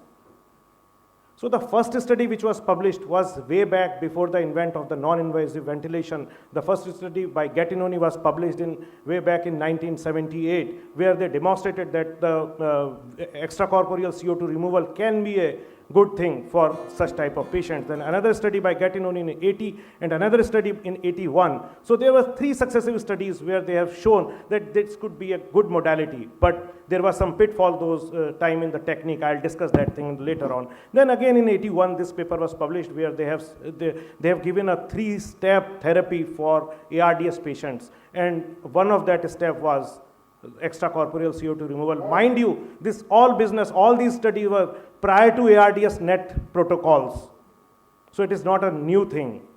Coming back to physiology, what happens? CO2 removal and oxygenation, it depends on the gaseous exchange, and the gas exchange depends the blood flow in the circuit, the sweep gas flow in the circuit, then partial pressure of the oxygen and carbon dioxide in the blood, and then the property of the membrane. As you all know, if the membrane has got a good surface area, it can give a good oxygenation, but if got a small surface area, CO2 can be removed, but oxygenation cannot be held. Same is with the blood flow. At lower blood flow, the oxygenation is better, but at higher blood flow, lower blood flow, the CO2 removal is better, but at higher blood flow, the oxygenation is better. In our body, the CO2 production is around 250 ml per minute. Dissolved CO2 is around 500 ml per liter of the blood, whereas the oxygen requirement is 250 ml of the per minute. And at the normal partial pressure, we can only add the 35 ml of oxygen to a liter of blood. This is the graph. So just imagine the situation, what is happening. The technique is evolving. The earlier technique of the ECOR were based on the, as you can see here, they were based on the VV ECMO type thing. So they started with the high flow VV ECMO, and gradually they are coming to the low flow dialysis type of the thing. And there is certain separate branch which is coming, is the arteriovenous fistula type thing, where there is a pumpless device connecting from artery to vein, incorporating a filter, and through that membrane or gaseous exchange is taking place. These are the properties of this. As you can see here, what I am talking about is the modern VV ECOR, where you can see the blood flow is very less, close to less than half a liter. So 500 ml, less than 500 ml of blood volume, blood flow is circulating through the circuit. And as you can see, the cannula size is also low. So coming back to again ECMO versus ECOR. Complexity, ECMO is a very complex thing, can be held with the sophisticated machines with a sophisticated center only, whereas ECOR is more or less like a dialysis, can be held at any place. So there is a difference of pump. In ECOR we use the roller pump, in the ECMO we use a centrifugal pump. The characteristic of oxygenator, in ECMO the oxygenator has got large membrane surface, whereas in the simplest ECOR it has got low surface area. And then type of size of catheter, they are very important. Like you all know, in ECMO you have to use a longer catheter, 32 French catheter. You insert percutaneously either through the subclavian internal jugular or through the femoral, and they are going right up to the inferior vena cava or superior vena cava. So long catheter require much more expertise, having much complication. Whereas in low flow ECMO, you can use only a 12 gauge or 14 gauge dialysis double lumen catheter, very simple thing to use. I am sure everybody is putting those catheters day in, day out in their units. So the complexity goes high as we move from renal replacement therapy to ECMO. And these are the different machines which are available in market. Some are at the CO2 dialysis approach and some are at the ECMO approach. I prefer these machines. And incidentally, none of them is available in India. So in successive slides, I'll tell you how we modified this technique to be used at the mass level at our place. These are some characteristics. As you can see in the VV ECMO, the blood flow is 300 ml to 500 ml only. There is a VV shunt, 14 French cannula is used, double lumen cannula, priming volume is very less, 300 ml. Need of heparin is also very less, membrane size is okay, but try to concentrate here. You can change the CO2, you can decrease the CO2 25% of the baseline, but mind you, the oxygenation is very poor in such conditions. As you can see here, at the low flows, the CO2 removal is very good, but oxygenation is very poor. As I have already told you, at that level, we can add hardly 10 or 15 ml of oxygen in a liter of blood. So imagine, if we are working on a 300 ml of flow per minute, we can infuse hardly 3 or 4 ml of the oxygen into the blood. So oxygenation is hardly taking place. But CO2 removal is excellent.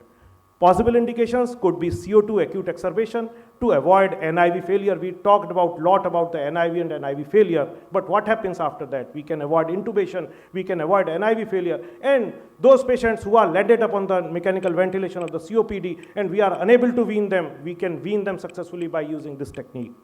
Another options in ARDS to control hypercapnia and to control its potential harmful effect. We all know that in ARDS, with the ARDS-NET protocol, we go for a permissive hypercapnia thing, but there are certain conditions where we cannot apply that permissive hypercapnia. And we can bring down the plateau pressure and tidal volume by using this technique. I'll show you how it can be done.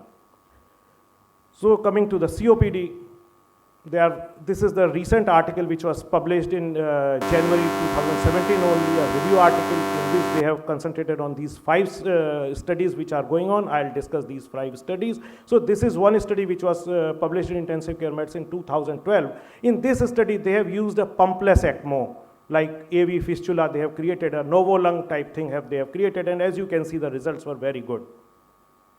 Another study published in Critical Care Medicine 2015 only, in which they have used the Hemolung. Hemolung is again VV ECMO, but having a centrifugal pump. It can go up to 2 liter per minute. The blood flow can go up to the 2 liter per minute. As you can see, the NIV failure is very less in these, and hospital mortality, ICU length of the stay, and everything is good.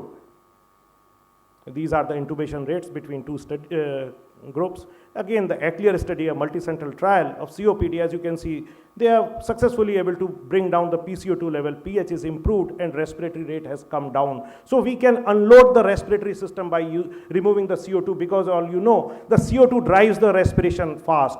And if we bring down the CO2 artificially, lungs can get rest and the rate can come down. This is one paper which was published in CHEST, in which our center, as a part of Dr. Mani's team, we also participated in a study on the Hemolungs. We successfully used Hemolung in 3 patients in our ICU.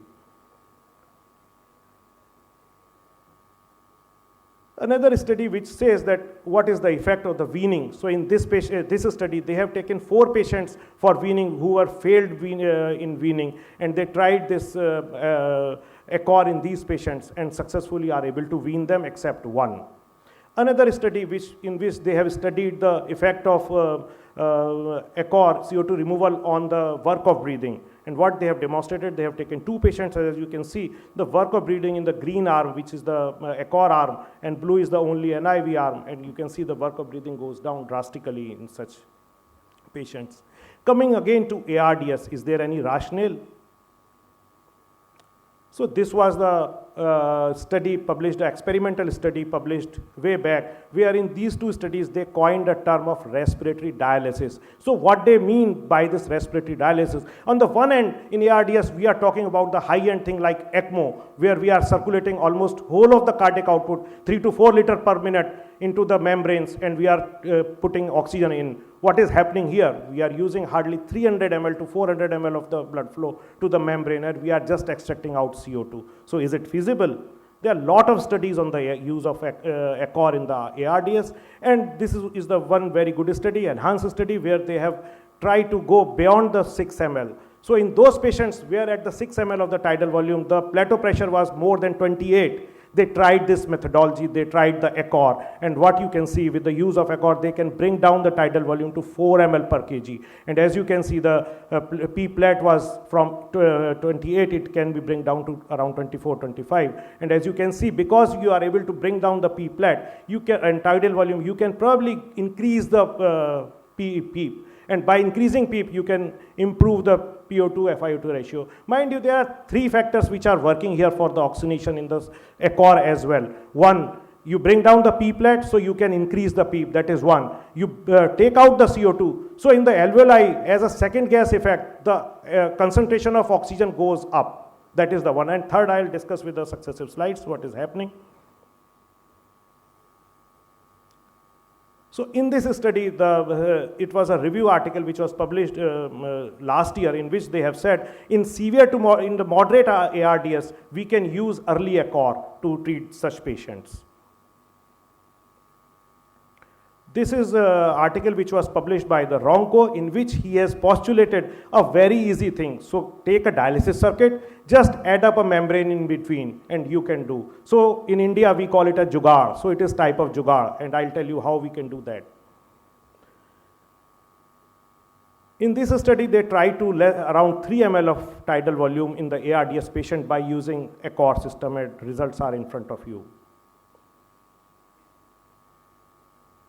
So what is happening in ARDS? You increase the plateau, you increase the PLEP, plateau pressure goes high, there is a right heart failure type picture, and by that the pulmonary artery pressure goes high, and with that shunting again worsens. So what they have demonstrated in this study, this is the ARDS, as you see, here they have started the CO2 removal by the extracorporeal means, and you can see the pulmonary artery pressure goes down. So hemodynamics is little better in such patients, and probably oxygenation is also better. Another review article published in Lancet, what they have said that in moderate group of ARDS patients we can use where the pH is less than 7.25 and plateau pressure is more than 28, we should use the ECOR system. So we can bring down the CO2 levels in this subgroup. I tried to get the ongoing studies. I could find 14 ongoing studies all over the world. Out of 14, 12 studies are still enrolling the patient, and out of these 12, 11 in the Europe and 1 is in Singapore. This is one of the most awaited study called Supernova. Another study, REST study. There are so many studies. So coming back to our experience, as I told you, nothing of this sort of device is available till date in India. So what we have done, we combined the CRRT with a neonatal oxygenator. This is how we have combined. You can see this is a CRRT circuit, and after the CRRT filter, we have opened this circuit here, and we combine it with a neonatal oxygenator. Now you will ask, why neonatal oxygenator? Because the flow property of neonatal oxygenator suits me best. Like in a neonatal oxygenator, the flow requirement, blood flow requirement is hardly 300 to 500 ml. My CRRT machine gives me maximum 400 ml of blood flow. So both are compatible. Anticoagulation I am giving with the CRRT machine only. So we need not to go any high anticoagulation. So it works very well. Indigenously designed thing, you bring out the CO2 very effectively in such modality. This is a poster which we presented last year in a conference in San Diego, January 16.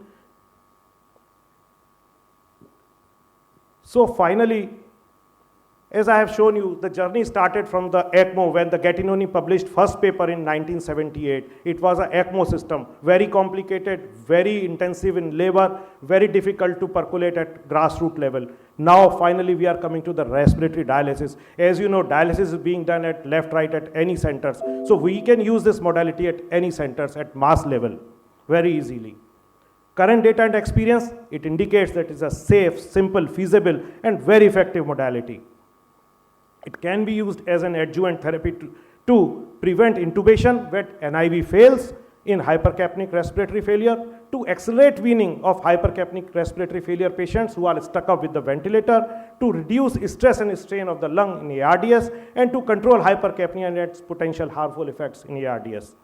Thank you very much. Thank you, Dr. Govil. Please have your seat on the dais. We'll come back to the discussion at the end of all the lectures. Ladies and gentlemen, may I have the pleasure of inviting Professor Ram Rajgopalan, past President, Indian Society of Critical Care Medicine and Professor of Critical Care Medicine at SRMC in Chennai. He heads the Critical Care Medicine Department at Sundar Medical Foundation. Professor Rajgopalan would be here for the next 15 minutes to deliberate on individualized therapy for acute respiratory distress syndrome. Professor Rajgopalan, please. Thank you. I have to apologize for the underpreparedness I have for this lecture. And what I will do is, again, repeat a lot of the issues that were probably discussed in the morning session. In other words, I'm going to delta P you to death right now. So effectively, that's going to be a bit of a repetition over there. All right. So with that in mind, let me just start. The ventilation in ARDS up to this point in time has not necessarily been based on individualization of the therapy. We broadly use rules that have been derived in very large randomized controlled trials. But we do notice that when we do this kind of ventilation, there are individuals who probably respond by slightly tweaking up your basic support. A lot of what we've been doing in ARDS has probably been dictated by, I'm having a little problem moving. Yeah, I'm sorry. So maybe I need to use the keyboard. Has been dictated by what has happened, several decades ago, the CT scan that clearly showed that there is a very significant heterogeneity in the way in which lungs are in ARDS. And we do know the consequences of that on mechanical ventilation has been the fact that we have focused on very specific areas. We do recognize that the normal lungs are very limited, and as a consequence, we need to ventilate these lungs with low tidal volumes to minimize volume trauma. We also recognize that there are areas in the lung that cyclically open and shut, and the use of PEEP to prevent collapse is something that is going to minimize the level of atlectroma that you can have. And probably the most important component also is the fact that we have very significantly unaerated lung, and the application of high pressures to open this would be something that could be valuable in terms of improving the oxygenation in these patients. So effectively, when we do this, the data, at least from large numbers of small clinical trials and animal experiments, seem to imply that when we ventilate these lungs, we have to focus on three very specific issues: the low tidal volumes that you need, the placement of a reasonably high PEEP levels, and we also worry about the fact that if we cause overdistension of these alveoli and create very high plateau pressures, that there may be a problem. And we do recognize that we need to be watching all of this when you're ventilating these patients. The data, as far as low tidal volume is concerned, has been derived from this very large trial, that is the ARDS NET study, which seemed to imply that a lower tidal volume, 6 cc's per kg, was very logical. And this seems to be something that we all came to accept. But if you really look at it and look at smaller studies that look at the use of low tidal volumes, there is a certain limitation that even when we use the 6 cc per kg tidal volume, a good 1/3 of all patients with ARDS do have significant association with hyperinflation of the lung. And this hyperinflation of the lung is also associated with significant inflammatory changes. And these small studies even show you that they are an independent predictor of the number of ventilator-free days that you have. So obviously, when we ventilate with 6 cc's per kg, it doesn't seem to work on everybody. There is a good third of patients who you probably need to even individualize your tidal volumes to even lower kind of values. So that becomes one very important kind of an issue. The second issue that we also have is related to the use of PEEP. We use PEEP rather arbitrarily based on our oxygenation parameters, and we try to titrate the PEEP to what we are comfortable in terms of maintaining a low FiO2 and a sufficient enough PO2. And when we use these kinds of strategies, we can use either a very high level of PEEP or a low level of PEEP. Okay? And when people have tried to use this to logically say that the higher the level of PEEP, the more protective it would be on the lung. And when they try randomized controlled trials, you can show good improvements in oxygenation, but you do not show any kind of a change in terms of the survival. This study has been repeated in multiple other trials, and the overall consensus seems to be in the same direction, that when you use high levels of PEEP, even though theoretically it should be more protective, it does not translate into differences in outcome. But when you carefully do meta-analysis, you do notice that there is a certain signal. There is a signal that seems to imply that when you use high levels of PEEP, particularly in the more severe forms of ARDS, that there is a difference. So obviously there is something that is happening in a small group of individuals that is beneficial when you use a high level of PEEP. And this is the reason. Lungs are extremely variable in terms of their recruitability. And when you do a large randomized controlled trial, you're basically dealing with a population that may have extreme variability in your recruitability. So if you give a high PEEP trial in a specific group, there will be individuals who will respond appropriately and other persons who will not respond or even be hurt by the process. That if you look at a strategy that compares a low versus a high PEEP, you're going to get a good mix of all of this, and the net effect in terms of benefits or in terms of survival is going to be very poor. This is a classic example of what we call in randomized controlled trials a flaw of averages. Randomized controlled trials do not give you information about specific subsets of patients, but they give you information of the average of this group. It is very clear that on an average PEEP doesn't work, but there may be individuals in who PEEP will work. So this raises a very strong concern. In addition to this, we need to recognize certain other factors. That when we are talking about these lung protective strategies, each component of these lung protective strategies interact with one another. The application of PEEP influences my plateau pressure. The high administration of PEEP can influence my tidal volumes indirectly by changing the compliance of the lung. And in general, there is a very complex linking of all these processes. Additionally, I think we take a very simplistic view to what happens in ARDS lungs. We like to act like most of these lungs are basically of a standard compliance, and that what we measure as our plateau pressures, and for that matter as what we would call a delta P, or a difference between your plateau and your PEEP pressures, are going to be exactly identical. But what we do not recognize is these lungs are very different in terms of their compliance. And then what we measure as plateau pressures are not necessarily good indicators of what the amount of strain that is going on during the course of a tidal ventilation. So the delta P seems to be a much better way of looking at the tidal stress and strain rather than looking at the plateau pressures alone. So this is changing a lot of our view about how we need to look at these airway pressures when we are trying to titrate it. Up to this point in time, the only set of data that we could derive was from large randomized controlled trials. But as I said, randomized controlled trials give you the outcomes on average. It tells you whether PEEP works or whether PEEP does not work on average. But it does not give you an option of knowing how PEEP works, for instance, and what makes it work. This is a completely different kind of a paradigm. And we need to look at this, what we call as the CMO paradigm, where the mechanism and the context are relevant to the kind of outcome that you have. And up to this point in time, we didn't have an option of analyzing data in this fashion. And it is very important that I need to say something about what everybody will say right now, that now we have the option of what we call big data. I want you to look at what big data is. Big data is basically something that I need to speak about if I want to enhance my stature in public. But basically, let's just look at it. Big data is very interesting in the sense that it is accumulation of high quality data from, say, multiple randomized controlled trials, which can be looked at retrospectively. We've had this big fascination only for randomized controlled trials in a prospective way, but I think if you collect the quality data from some of these trials of high fidelity data, even retrospective analysis does give us a good amount of information, and that is basically what happened in this particular study that looked at delta P. The argument that they had in this is when we are ventilating patients with a standard tidal volume that is based on their ideal body weight, we are not taking into consideration the compliance of the lung.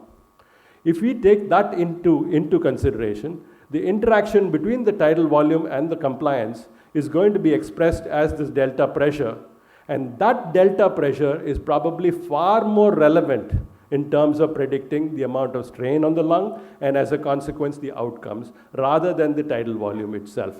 So they suggested that tidal volume should not be adjusted to ideal body weight, but rather to the compliance of the lung, and that relationship between the tidal volume and the compliance is what is expressed as what you call your delta P.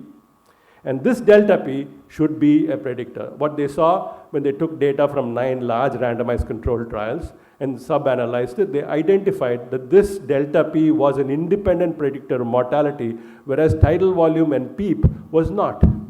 And this becomes very important for us to recognize. If you really look at it, when they looked at the tidal volume, okay, when adjusted to the patient's ideal body weight, they couldn't show any kind of a difference in terms of the mortality. In contrast, when they looked at the tidal volume adjusted to the compliance, which is effectively looking at the delta P, there is a very clear association that the lower the delta P, the better the survival, or the lower the mortality that you have. So very clearly implying that we need to individualize the tidal volume not to the predicted body weight of the individual, but very specifically to the lung compliance, and that is best indicated by how the delta P responds to that. In addition to that, the effect of delta P on the PEEP, or of the effect of PEEP on the delta P was also very relevant. As you see over here, when you have a delta P that is progressively rising, okay, implying that the compliance goes down, with a standard amount of PEEP, your mortality also seems to rise progressively. The same rise in your delta P, if it is not associated, in your plateau pressure, which is not associated with an increase in your delta P, is a strong indicator of a non-change. That is, as long as your delta P is fixed, there is no change in mortality. When your delta P does rise, it does create a problem. Or in fact, when you use a higher titration of PEEP and it translates into a lowering of your delta P, you seem to have an improvement in terms of your survival. And this is very important. The application of PEEP by itself is not bad. When PEEP is not necessarily something that always hurts, but it's also not something that is always protective. It remains protective only if you are able to reduce the compliance on a progressive basis, which brings us to a very clear basis for the decision on how we're going to use the PEEP. The use of PEEP under these circumstances is going to be titrated to the maximal compliance or the lowest amount of delta P that you can derive. This is not something new, because this kind of data was derived by Suter many years ago, where he basically showed that if you titrate your PEEP to the point of maximal lung compliance, which is effectively to the point of the lowest delta P, they showed the maximum benefit in terms of oxygen transport in and out of in the cardiovascular system. And this is again being extrapolated. Now we have the mortality data that seems to imply that this is the way in which we need to do it. So effectively, the implications of this study is not only on the selection of your PEEP, but also on the selection of your tidal volume. How would I use the tidal volume today? In the past, we used to say, oh, put everybody on a fixed amount of tidal volume. But right now, we recognize if this given tidal volume is associated with a low delta P, that is fair enough. Or in other words, the way I would do it is today, how would I individualize it? I would start anybody. I wouldn't worry about starting at 6 cc's per kg. I'd probably start with a little higher value. Okay, I would observe the plateau pressure, but I wouldn't get preoccupied with the plateau pressure. But I would consider a titration of my tidal volume watching the delta P. If my delta P reduces significantly with each step downwards, then I'm doing something that is beneficial. If, on the other hand, if the delta P is not changed, or for the reason that it probably is associated with a loss of compliance, it even increases, okay, then I'm probably doing the worst thing for the patient. And ultimately, it is ignoring the plateau pressures. I see this lovely video on YouTube some time ago of an individual who is awake and intubated, being ventilated with a PEEP of approximately 30, okay, and with a driving pressure of roughly about 6 or 7 centimeters of water, looking extremely comfortable.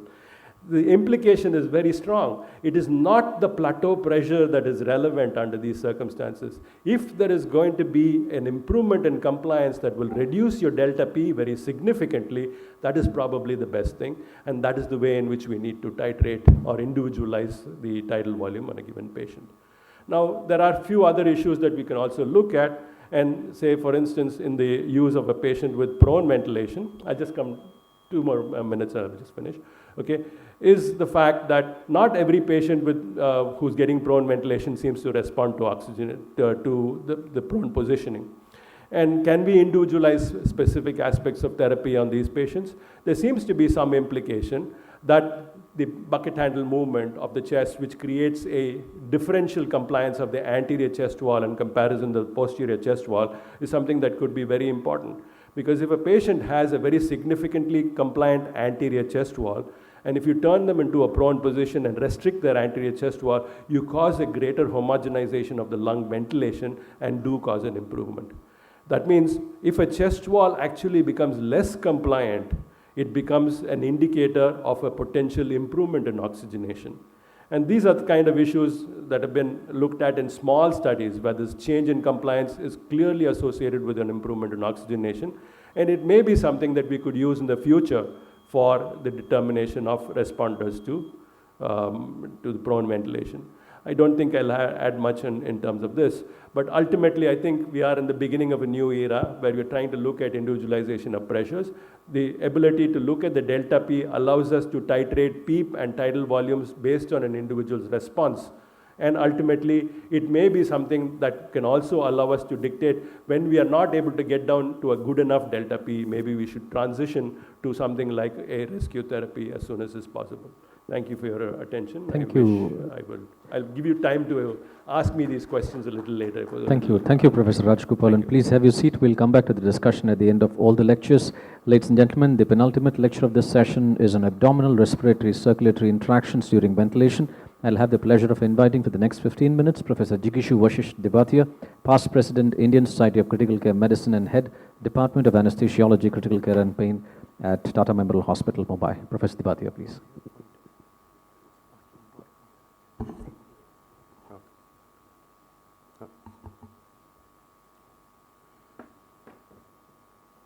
Okay, so good afternoon. So the challenge is that in the lunch, just before lunch, I am going to speak to you on cardiopulmonary physiology. Okay, so when the lung expands during breathing, two things happen. One is the volume of the lung increases, and there's a change in pressure in the thoracic cavity. In addition, because the lung is enclosed within the pleural cavity and the heart is enclosed in the pericardial cavity, and both the heart and the lungs are all enclosed in the thoracic cage and the pleural cavity, you have interactions between the heart and the lungs. So what happens is that you have a number of pressures that act on the surface of the heart. That's the pleural pressure. You have because the lung expands, it has the volume expanding of the lungs has increases the pressure in the pulmonary vessels. The ventricles distend, and because the ventricles are in series and they are separated by the septum, there is interaction between the two ventricles. And finally, when the lung expands, the diaphragm moves down, and that increases the pressures within the abdomen. So all these things sort of happen in the course of a normal breath. Now, before we go ahead, I think I want to make one very, very, very fundamental point over here, is that all the pressures that we are talking about in the heart, or even for the lungs for that matter, are transmural pressures. The pressure required to fill a chamber of the heart is a transmural pressure, which is the difference between the pressure inside the chamber minus the pressure outside the chamber. Now, normally, if you put in, say, a CVP line, then you'll measure the pressure inside the chamber. We normally assume that the pericardial pressure and the pleural pressures are negligible, and therefore the CVP reflects the filling pressure of the heart. But actually, the filling pressure is the difference between the intravascular pressure and the external pressures, which is very often the intrapericardial pressure or the pleural pressure. Okay. Now, if, for example, this is you're measuring the central venous pressure. If something happens and the pleural pressure increases, say there's a pneumothorax, or the pericardial pressure increases because of a pneumopericardial or because of pericardial effusion, then the pressure outside the chest decreases. It pushes up the intravascular pressure inside the chamber, but as you can see, the filling of the chamber is actually considerably reduced because the transmural pressure, which is the pressure inside the chamber, has minus the external pressure has become very low, and that is because the external pressure has become very high. So whenever we look at the filling of any chamber or interpretation of any vascular pressures or even filling of the lung, of the alveoli, please remember these are transmural pressures that we are looking at, which is the difference between the internal and the outside pressures. Now, how does this translate into an interaction for us in the lungs? Now, when we breathe spontaneously, and when you are breathing as I am today, when the lung, there's a negative pleural pressure which is created in the chest, the negative pleural, that is reflected onto the aorta. And that actually, so the transmural pressure of the aorta, when the heart is ejecting, so there's a positive pressure, the pressure inside the aorta, but the transmural pressure, that is the pressure inside the aorta minus the pressure outside, is actually much higher. So that is so the transmural pressure, say if the pleural pressure is -5, during inspiration, spontaneous breathing, the transmural pressure increase is actually 95, and that represents the afterload of the left heart.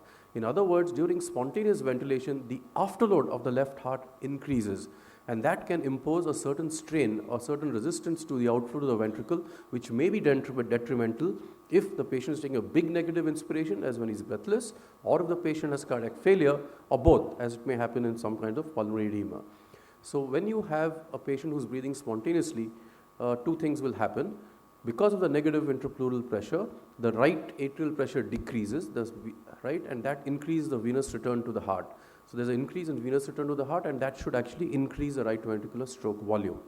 On the other hand, the negative intrapleural pressure leads to an increase in the transmural pressure of the left ventricle, and that can reduce the stroke volume because of an increase in afterload of the left heart.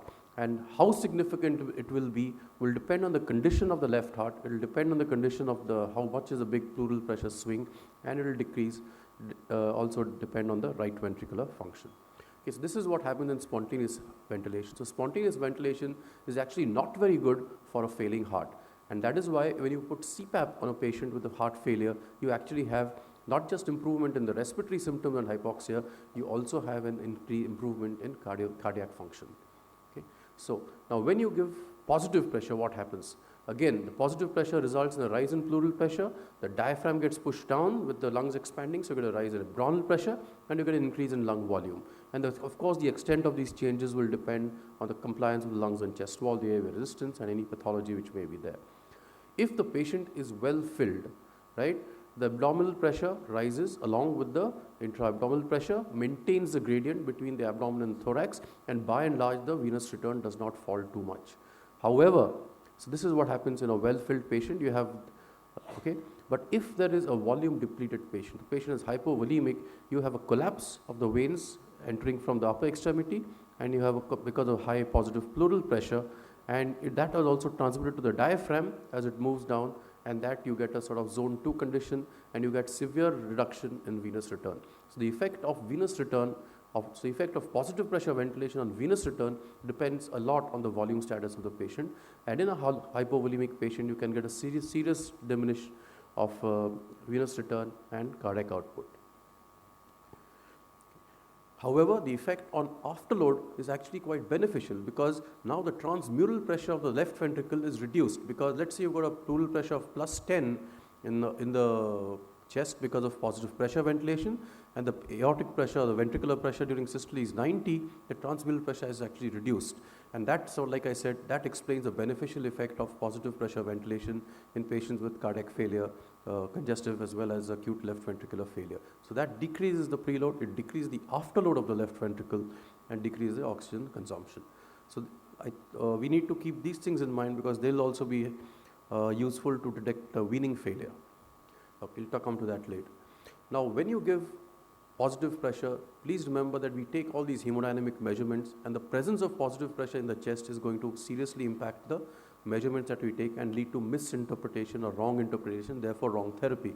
So consider a patient who's intubated and ventilated with a tidal volume in the PEEP of 15, he's still hypoxic, he's getting noradrenaline, the CVP is 20, and someone asks what is the actual CVP, because he's getting a PEEP of 15, he's got a tidal volume of 400, so what is the actual CVP?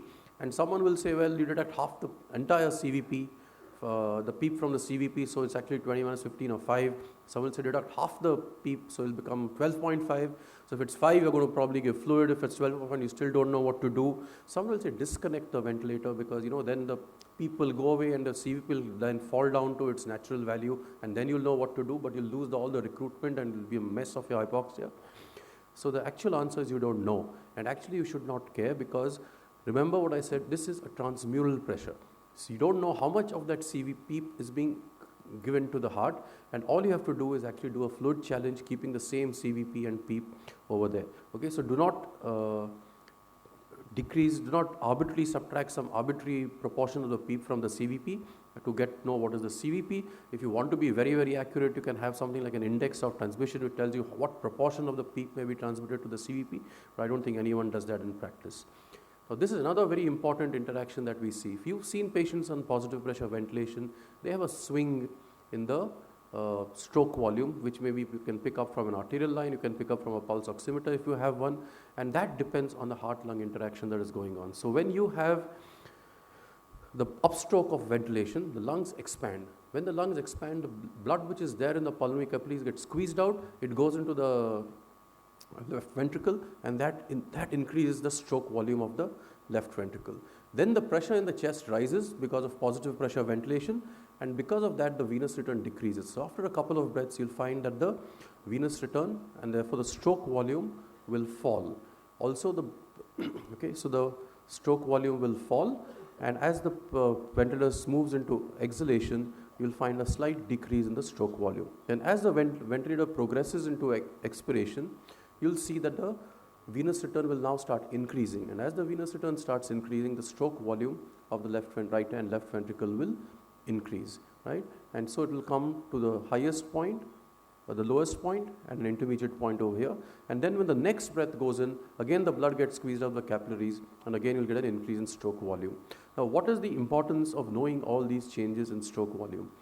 Okay, so these tell you whether the heart is preload responsive. In other words, will increase in fluid loading increase the stroke volume or the cardiac output of the patient? And that a patient is fluid responsive or preload responsive if the increase in preload produces an increase in stroke volume.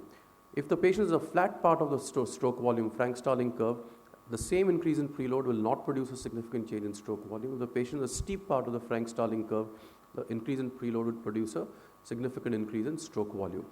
So if the small changes in blood volume which are going in and out of the heart and lungs are going to produce swings, significant swings of the stroke volume, then that patient is on the steep part of the curve. If the swings are not seen, then the patient is likely to be on the flat part of the curve. So a swinging arterial trace suggests that the patient is on the steep part of the curve and is fluid responsive. And for that we've got parameters such as the pulse pressure variation or the stroke volume variation or the systolic pressure variation, and the increase in swing suggests that the patient is fluid responsive and should get fluid. Okay. What are the limitations of what else? So what is the limitation of this? Since we give patients low tidal volume ventilation, the swings are not marked. Pleural pressure changes are not as marked, and the changes in lung volume are not as marked, and therefore in the patients getting low tidal volume ventilation with 4 to 6 mils per kilo, these changes are not reliable, okay, to detect fluid responsiveness. You can further use heart-lung interactions to get more information. You can use what is called an end expiratory occlusion test. So if you press the expiratory hold button on the ventilator, then the patient is now in exhalation. When the patient is in exhalation, that is the lowest pressure that is seen in the respiratory cycle. As a result of that, when you give a 30-second hold, end expiratory hold, you will find that the venous return now starts increasing, and that will increase the stroke volume. So if you've got a sensitive cardiac output, continuous cardiac output monitor, when you give an end expiratory hold, you will see at least a 5% increase in the cardiac output of the patient, and that can tell you that this patient is going to be fluid responsive. Similarly, what we did is we did a test where you can increase transiently the stroke or the tidal volume of the patient. We call it a tidal volume challenge from 6 ml to 8 ml per kilo, and then produce the same changes, and the change in pulse pressure variation will predict whether the patient is fluid responsive or not. A lot of us use echocardiography, and we use the IVC diameter to decide whether or not to give fluid, and that also depends on the heart-lung interaction. Okay, so the changes in IVC diameter, they happen because as the abdomen goes down during inspiration, as the diaphragm goes down during inspiration, there is a positive pressure in the chest, but the same positive pressure is not transmitted to the vena cava in the abdomen, and therefore the vena cava actually distends during positive pressure ventilation. And if the distension and then the diameter comes down during exhalation, and if the swings in the changes in the vena cava diameter with inspiration and expiration are more than 12% or 15% or 18%, it suggests that this patient may also be able to take in some fluid.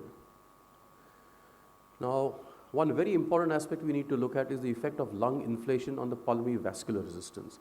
Now, the pulmonary vascular resistance is the main determinant of right ventricular afterload, and anything which increases the PVR can compromise right ventricular function. Now, the PVR depends on the lung volume. So if the lung is hyperinflated, so if you have a very high lung volume, then the intraalveolar capillaries get squished and that increases the PVR.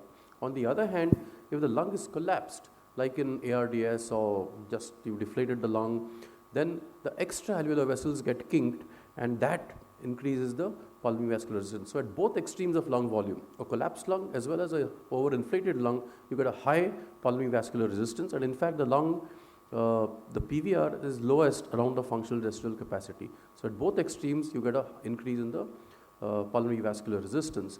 What is the implication of the high PVR due to mechanical ventilation in our patients? Many of our patients have pneumonia, they're hypoxic, they're hypercarbia, they've got ARDS, they've got damaged lungs, they've got extensive alveolar collapse. The hypoxia causes in high vascular resistance, the high CO2 causes a pulmonary vascular resistance, and if you give high tidal volumes of PEEP, you can further exacerbate the increase in PVR and produce what is called as an acute cor pulmonale, and we need to avoid that. And acute cor pulmonale, again because of heart-lung interactions, not only does right ventricle expand in size, but as the right ventricle expands, because of ventricular interdependence, it squishes the cavity of the left ventricle and you will get biventricular failure and severe hypoxia, severe hypotension. Okay. Finally, during weaning failure, consider a patient who had heart failure, who was weaned, who was ventilated. So the high PVR, so the positive pressure ventilation reduced the afterload and made things easy. Now you take him off the ventilator. Now two things happen. One is he become maybe a little breathless because it's a little early.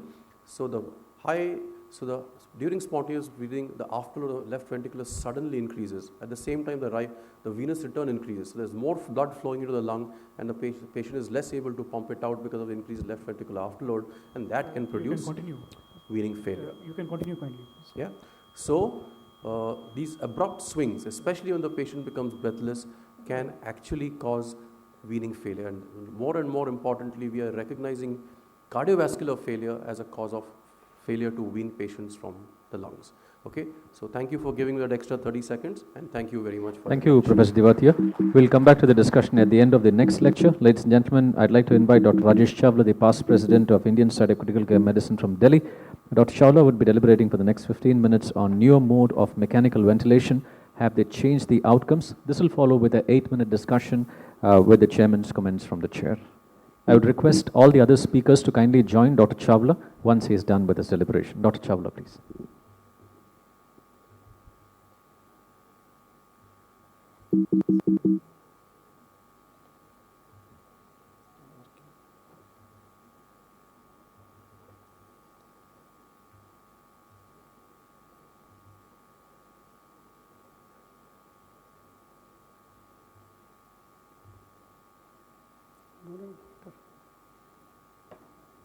Thank you very much. So I'm going to talk on the newer modes of ventilation.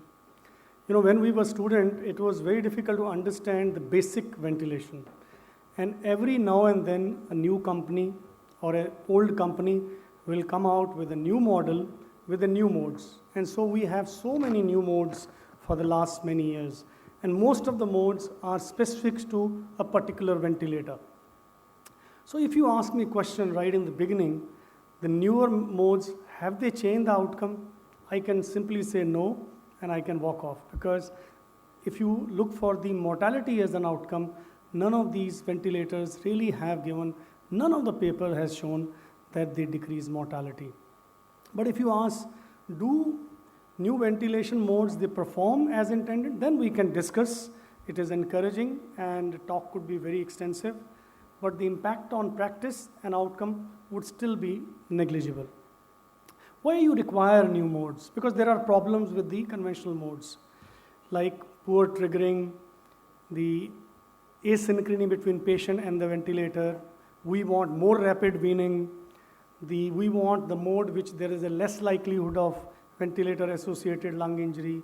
We want modes where there's a less hemodynamic compromise.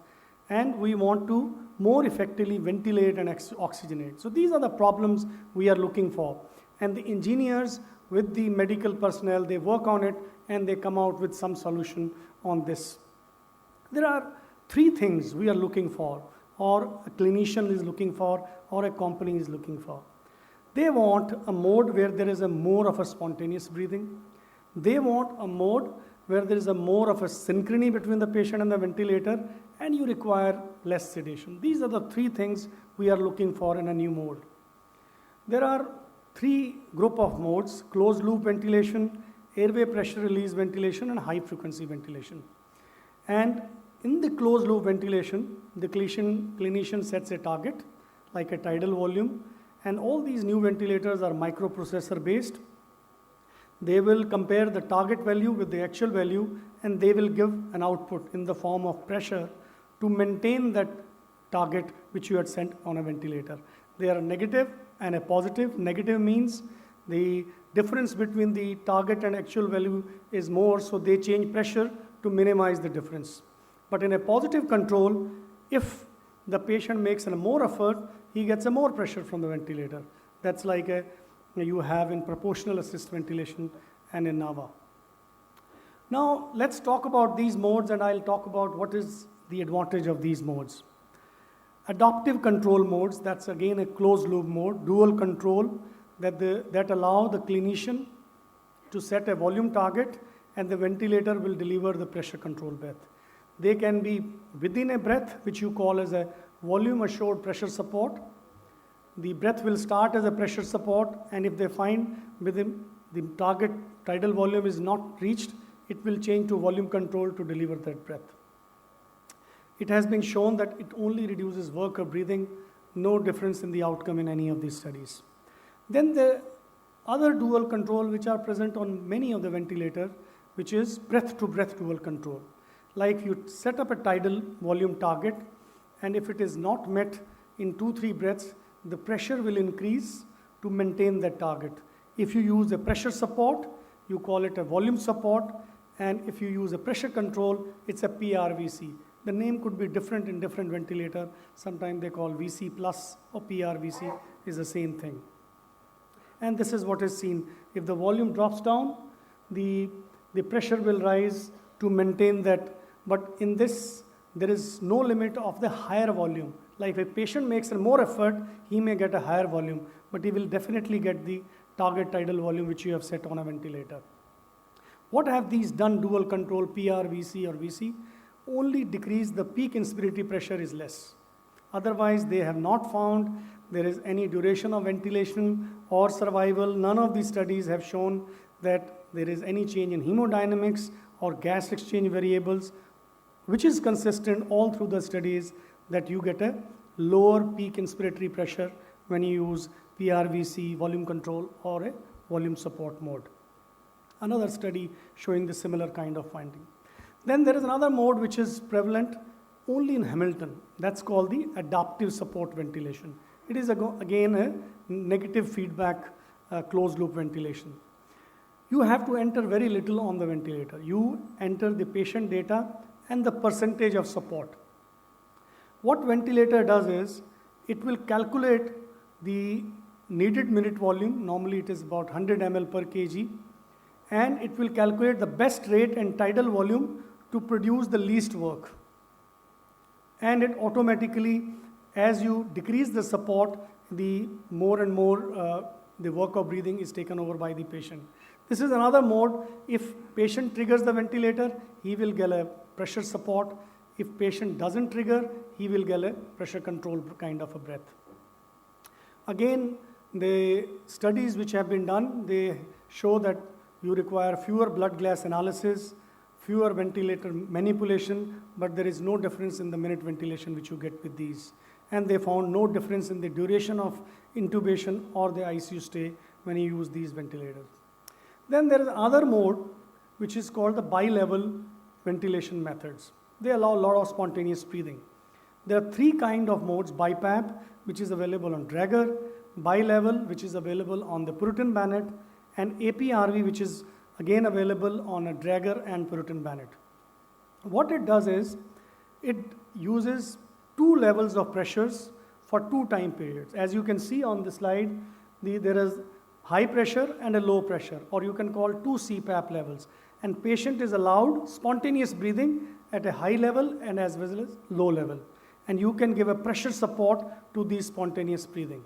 If the pressure support you set is higher than the higher PEEP, the support will be at the higher CPAP level, and if the pressure support you set is at the below the higher PEEP, it will augment the spontaneous breathing at a lower CPAP level. And as you can see, this is supporting at a lower CPAP level. Then APRV, the only difference is the expiratory phase is very small. Like BiPAP and bilevel, you had an expiratory phase which was larger. Spontaneous breathing was allowed at both, but in the APRV, there's a very brief, as you can see in this, there's a very brief release to a lower level. And the spontaneous breathing is allowed mainly at the higher level. And whatever studies have been done, they have shown that similar oxygenation as compared to the pressure control, and they again, you are able to ventilate at a lower peak pressure. Then another two studies which are showing that lower peak inspiratory pressures, no difference in the hemodynamics. Another studies which showed that with fewer ICU days, fewer ventilator days, better gas exchange, better hemodynamic performance. But whatever studies have been done, some of the studies have shown you reduce the sedation requirement, duration of ventilation, and length of ICU stay. And there is a reduced incidence of ventilator-associated pneumonia. Then there is another mode, what is called the proportional assist ventilation, which is prevalent if you don't have a Puritan Bennett 840 or 920, or it is also available on the Respironics BiPAP. If you don't have any of these two, you can't give BiPAP. This is the problem with the newer modes. You have to have that kind of a ventilator. What it does is, it gives the support in proportion to the patient effort. If patient does not have a drive, you can't give this. Like in a neuromuscular patient, you can't give this. So the operator will set the percentage of support based on the elastance and resistance. When the few breaths are given, this machine will calculate, and the basis of this is the pressure equation motion. The pressure is equal to volume divided by compliance plus flow divided by resistance, and it calculates that, and then when patient breathes, it takes the flow and the volume, and it adds gain into this, and based on the support which you have added on the ventilator, it will give the driving pressure to the patient. Like normally in a PCV, you will get the same volume, whatever efforts you make. But if you make different efforts in PAV, you get a different pressure, as you see in the lower graphs. So it uses the compliance and resistance information collected every 4 to 10 breaths, and then uses the flow and volume information collected every 5 milliseconds to know what the patient wants, and then it calculates the pressure and gives it. And this is the same thing explained. You don't set the frequency, you don't set the tidal volume, you don't set the flow, you don't set the pressure, but you only set the pressure support, and which you can keep on decreasing in this. You start with about 70% and then wean back to stabilize when this disease process has sufficiently reversed.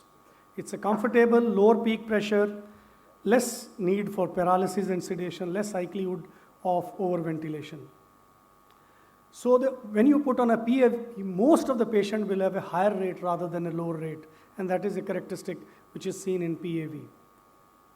Is not recommended when there is a low respiratory drive like neuromuscular patient, extreme air trapping, and large mechanical leaks. And you keep the work of breathing between 0.5 to 1 joules. That is, this screen is also available in the machine, which allows you to how much support you should give to keep the work of breathing between 0.5 to 1 joule. What is the impact? They have shown in this study the triggering was better as compared to the pressure support ventilation, but otherwise they had seen the lower work of breathing when you use PAV, and as compared to the pressure support ventilation. And another study which showed that you have a lower pressure time product and a lower work of breathing. So it improves synchrony, better sleep, but no outcome data on this. Then there is a NAVA, which is practical and available. Basically, now the Siemens servo, it is available. Normally, when the diaphragm contracts, there is a gap between the start of flow and the diaphragmatic contraction. So this has been taken over by this NAVA by putting a lead into the stomach. So the moment the diaphragmatic contraction starts, the flow will start. And as you can see in this study, they showed the missed breath were much less when the NAVA was used as compared to the pressure support ventilation. The NAVA improves asynchrony evidence against PRVC and pressure support. So this is a mode probably we would be using more often. And many of the clinicians have experience with a particular mode. Many of my colleagues are using proportional assist, PRVC. Nothing wrong about it, but they have not shown the superiority of these. So new modes, the dual modes, which combine volume mode and pressure mode, volume support, VBAPS, PRVC, mode which adopt to lung characteristic, proportional assist and ASV, spontaneous breathing plus higher FRC, APRV and BiPAP, knowledge-based winning mode, SmartCare, ATC, PAV, ASV, NAVA, and now we have intelligent ventilation by Hamilton. Of course, you can get a better oxygenation, faster weaning, lesser sedation, lesser in synchrony with some of the modes, but mortality benefits still not proved. Dual modes are very popular among some physicians, but no great evidence. BiPAP, no great evidence. NAVA, emerging evidence, even in children and NIV. ASV, physiological mode, again in COPD and ARDS, the evidence is collecting. PAV, better than PAV, PAV plus is better than PAV. Physiological mode, accumulating evidence. Non-invasive ventilation, there are a lot of papers where people have used proportional assist ventilation in non-invasive ventilation and are found to be effective. SmartCare is another unique mode, can say ventilator has intensivist brain and good evidence for weaning, but we need more studies. Argument against the new modes, no high-level evidence for survival benefit or better patient outcome. Potential for harm, not studied. Improved gas exchange does not necessarily means improve outcomes like high tidal volume, prone. New is not necessarily better. Solution to a problem or in a search of problem. We need to know more about these. And to conclude, ventilator technology advances at an alarming rate. Evidence is lacking that any ventilatory mode provides better outcomes, though there are potential advantages suggested by surrogate physiological variables. Principle of ventilation. I think you should not leave that, whether you use a conventional or these modes. Principle of ventilation are probably more important than the mode used to honor these principles. Thank you very much. Thank you, Dr. Chawla. Please have your seat. I'd request Dr. Govil, Professor Rajgopalan, Professor Divatia also to kindly join him. Ladies and gentlemen, we'll take 7 minutes of discussion with the chairman's comments. Over to the chairpersons. Thank you. Thanks a lot. In fact, it's an honor to hear all of the speakers speak, in fact, because of their stature in the society and their experience. In fact, I wish there were some more students because whatever they've talked about, you do not generally find them in the books. Very innovative and very up to date. I would request any questions from the audience, in fact, for any of the speakers.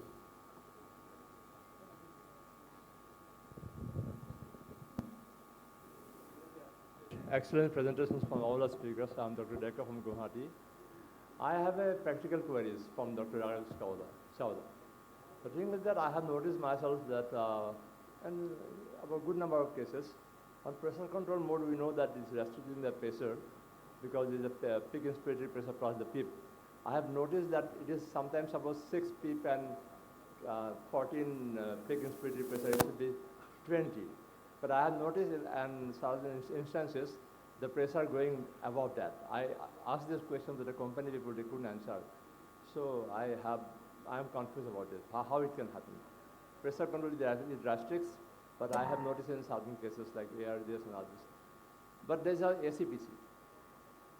If patient triggers and patient ventilates, whether the pressure can go beyond 6 plus 14, suppose 20, sometimes I have seen. You know, this thing we have also noticed. One thing is which, what I feel is that sometimes there are, when you notice, you must see there are sometimes nebulized versus states or something else in the circuit that can also be responsible for raising the pressure. But it is ventilator itself the method itself is a restrictive method, isn't it? The pressure control should not allow the pressure to go beyond that. I don't know exactly how it happens. Could I give a 1, 2, 3? Could I give some kind of a theory to that? Okay, effectively you will see that the pressure is a little higher than what you have said. Yeah. Usually will be associated with, say, something in a delayed phase, as in exhalation. Yeah, yeah. So where the patient is usually making an additional effort of trying to breathe over the ventilator, and that adds on to what you see. You will see it very classically that the plateau of your pressure support won't be flat. It will have a tendency to do that. Okay, a little bit of a rise. It is usually the patient's own effort that is being added on, and then looking, that's what you're getting. So instead of your 20, you'll get 22 centimeters, 23 centimeters. That's very typical, and probably an indicator of a little bit of asynchrony between the ventilator and Absolutely. Some sedation may be required for that. Okay, So thank it's a patient exhaling, exhaling when the expiratory valve is already closed. So there's a mismatch between the patient's exhalation time and the ventilator exhalation time. So that will come as a bump on the... In fact, I would have a strong suggestion that when you do see that and there is patient distress at the same time, your eye time is a little too excessive. So one of the few things that you can do is shorten your eye time. The level of synchrony will definitely improve. Eye time. Yeah, it's primarily because the patient's trying to breathe out against a ventilator that is continuing to given in its place. Thank you. I have two questions, one for Dr. Chawla and one for Deepak. Dr. Chawla, now this about these adaptability of these patients who are on NIV, the newer modes like AVAPs and all, can they be used to wean the patients who are on tracheostomies? I mean, because sometimes we fail to wean the patients. We put them in spontaneous modes, so sometimes they tolerate them well. You see, the AVAPs in non-invasive ventilation is different from the volume assured pressure support. This is a dual within a breath.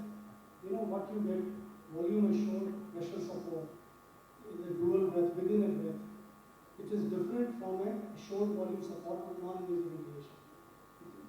That principle is same. That is more like a volume support, where the target tidal volume is set and the pressure support, if you look at the tidal volume, if it is less, the subsequent breath will have a higher pressure to maintain the tidal volume. So can we use them?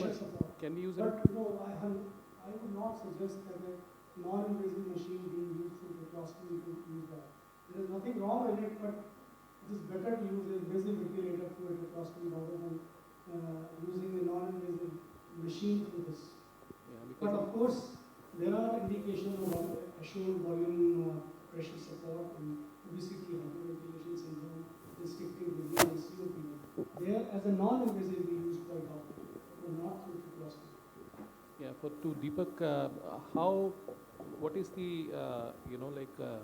I mean, is it too difficult to maintain the patients on neonatal oxygenator for the patients where you... It's almost same as you are maintaining patients on CRRT, you are just adding a filter in between, that's it. So nothing new has to be done. So your results are very good? I mean, results are good. We have used till date maybe 24 patients or 24 patients. There are mixed sort of patients, some COPDs, majority of them are ARDS. So, do you use them as a bridge to transplant or no? No, it's nothing to bridge to transplant. Basically, like in a ARDS patient, when you feel that CO2 is rising, maintaining oxygenation well, already on iron probe where you can't go for ECMO, and just to take care of the CO2, you can use this modality. Mr. Chairman, that's all that we have time for the discussion of this session. We have just run out of time. If you have any last comments before we close the session. Yeah. Thank you all the speakers for a wonderful discussion and the presentation. Thank the audience as well for being. Thank you, Chairpersons. Thank you. Ladies and gentlemen, we move ahead to the next leg of the industry session, and this session is sponsored by Microlabs. This afternoon, we have 5 chairpersons who would be chairing the proceedings of this session. I'd like to invite Dr. Pradeep Rangappa, Senior Consultant Intensive Care Physician, Dr. K. Madhu, Senior Consultant in Pulmonary Critical Care, Dr. N.S. Shivkumar, Senior Consultant Physician and Intensivist, Dr. Matthew Pulikan, Senior Consultant in Critical Care, and Dr. Kishore Jhunjhunwala, Senior Consultant in Critical Care, to kindly join the proceedings on the right-hand side. And with the permission of the chair, we have got Dr. Ravindra M. Mehta, Senior Consultant in Pulmonology, Interventional Pulmonology, Critical Care and Sleep Medicine, Apollo Hospitals from Bengaluru. And he'll be speaking for the next 23 minutes on less can be better, de-escalation as a rational antibiotic usage strategy. de-escalation as a rational antibiotic usage strategy. Following Dr. Mehta's presentation, we'll have 5 minutes of discussion from the floor. So with the permission of the chair, I'd like to request Dr. Ravindra M. Mehta to please take over the proceedings. Dr. Mehta? Yeah, if Dr. Mehta can please come on to the right, onto the podium. The chairpersons would be on the left. Yeah. I'd request Dr. Mehta to kindly have your presentation for the next 23 minutes. Thank you very much. Well, thank you very much. It's wonderful to be here, and I can see the depleting number. The crowd's de-escalating towards lunch. But having said that, we'll try and do some justice to this topic. Can I get my slides? Okay, okay, fine. Okay, so we'll talk about this, as was nicely pointed out, in the next 23 minutes and try and figure out what is there in this that we're going to take up your valuable time in the afternoon. Well, what is de-escalation? First of all, we'll base our talk on the following paradigms. What's the literature? Ultimately, we're here to talk science. What are the challenges? If it's not been talked about enough, is it difficult that we need to learn more about it? Nothing is complete without the Indian perspective, and then we'll conclude. One quote, one line I'll say over here. This topic I've been talking about for the last 4 to 5 years in different forums.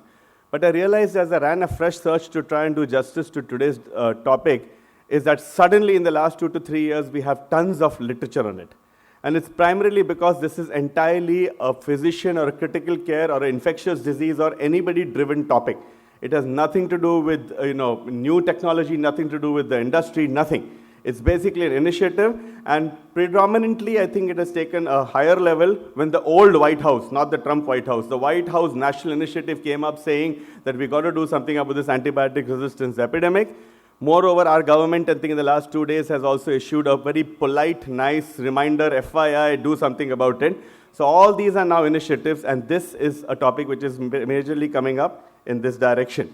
So back to the basics, something you guys all know, but we remind ourselves, what do? Fundamental principles of tackling this antibiotic resistance epidemic. First one, very intuitive, very simple, very basic, what you learned in your original years, but something we don't do often enough. Strategies to make an accurate diagnosis and use the antibiotics for an infection diagnosis spectrum and not for anything else. Not for inflammation, not for pulmonary embolism, nothing else, but for an infection diagnosis, use an antibiotic. So more and more, this is the impetus on trying to use right clinical judgment, technology, tests, and whatever else is out there. And there's a huge amount of tests coming out there to try and make infection diagnosis to accurately cone down and say, this is something which responds to either an antibiotic, an antiviral, and antifungal. And in that one sentence, the science is expanding to a level where you can use these agents very judiciously. Then it comes down to what do we do after that? Then comes the science of de-escalation. Can we reduce? Can we cut down? We'll talk about that. And then, of course, many other things which is beyond the scope of today's discussion. How are we using innovative ways? We're talking of drug levels. We're talking of therapeutic drug monitoring. And then, of course, all our impetus in India can get into prevention, where we're really lacking a lot. So these are the general topics under one which one utilizes for antibiotic resistance. But in that comes this particular thing of right infection diagnosis and de-escalation. So now, what is the main thing? Each one of you works as an ICU. What is the ICU decision conundrum? When you see somebody who's sick, what is the two fundamental things which go in your mind? First, judgment number one. Patient looks okay, it looks like a reasonable diagnosis. Maybe this has normal antibiotic susceptibility. This is a community-acquired pneumonia in a host who's not going to be at risk for resistance. I'm going to start regular stuff and escalate if required. One of the thinking processes. And we all grew up thinking that way. But then what came up later? Judgment number two. No, this is 2017. We have crossed that spectrum. Patients are critical. A lot of data is coming which shows you got to do the right thing up front. This organism could be multi-drug resistant or even worse. I have to give the right antibiotics and the right combination sometimes if required. Then I can de-escalate if I am doing it the right way. And a lot of these decisions are based on the clinical picture, local microbiology, your guidelines, and where you exist in which part of the world. But these are the two judgments each one of us exercises when we work in intensive care. Facts about all this. Turns out that we are actually still very strong clinicians and empirical prescribers. The data shows us that in Western data, which is probably more for us, only 30% of antibiotics used for definitive known susceptibility patterns. You shift the scene to India, urban India, maybe similar to Western data. Rural India, way different, where we hardly have any sort of objective verification of an infection diagnosis, and most of it is clinical, clinical, and clinical. We then become the clinical dogmatic person, where it's very difficult to back off and try and see if we can make a shift in our antibacterial, antiviral prescription. Then the scary part is that 50% isolates are usually resistant to one broad spectrum class. So these are the two things which in 2017 shift the whole thinking process to judgment number 2 when we work in the ICU. So how is this related to de-escalation? Well, it is related, because for years we've been taught that get it right up front. Hit right, hit hard, hit correctly, hit appropriately, and the whole science of AIT or appropriate initial therapy is based on that. So we got to reconcile that, because we're responsible for outcomes. At the same time, in a creeping way, in the last 8 to 10 years, we're being told, don't overuse it, don't overdo it, just think carefully, try and stop it, try and reduce it, try not to use it if possible. All these messages are coming loud and clear. In this particular, antithetical approach lies the difficulty, and back we are to the clinical art and science when it comes to treating infections and reducing antibiotic consumption. So what is de-escalation? Everybody knows this. It's just being put into formal forms. It's an effort to change the initial broad spectrum therapy, either focus to a narrow spectrum agent, and now definitions are coming out. What is broad, what is narrow, and so on. Better still, reducing the number of antibiotics if you started broad spectrum up front. Better still, stopping completely if you have done the initial discussion we did on due diligence to try and make an infection diagnosis and then completely get rid of the antibiotic. And then, if you've taken these steps at day 3, day 4, day 5, or whenever you can, you make an effort to reduce the duration of therapy. This is the accepted discussion on de-escalation, which will come in most of the literature. Why do it? Well, it's painfully slow. The science has gone painfully slow in trying to show this, that outcomes are good. Intuitively, we know that we should be using less antibacterials, antivirals, and so on. But it ultimately tells us that it reduces secondary infection. It has a good impact on antimicrobial resistance. There's tons of data on all that stuff. Mortality, claimed as the holy grail of critical care. There is a lean towards improved mortality, though you have literature going both ways, but most of the literature is hinging towards improved mortality, including recent publications in 2017.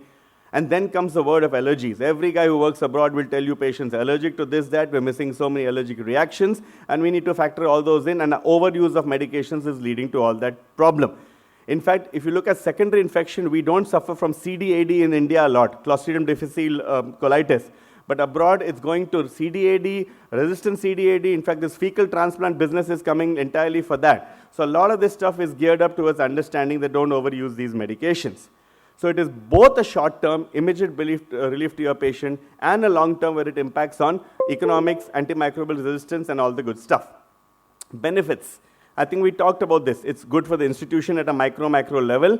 And secondly, if you look at the fact that every antibiotic cycle is now a roundabout cycle between the institution, the community, and lesser facilities, and with this new concept of OPAT, outpatient parenteral antibiotic therapy, we're literally making homes and lesser establishments in India a hub for IV antibiotics too. So if you look at that cycle, it gets nicely interrupted if you try and put these principles into place. So it's a far-reaching concept above and beyond your ICU. Patient cost, well, we know that it comes at good patient cost, institutional cost, country cost. We are breaking it. Our healthcare budget is pathetic compared to what's going on, and the 69,000 crores deficit of India doesn't explain why we can't put our money into it. But these are the small things, because we know that pharmacy budgets break the bank. So when it comes to antibiotics, less can be good is what has been the signal over the last decade or so.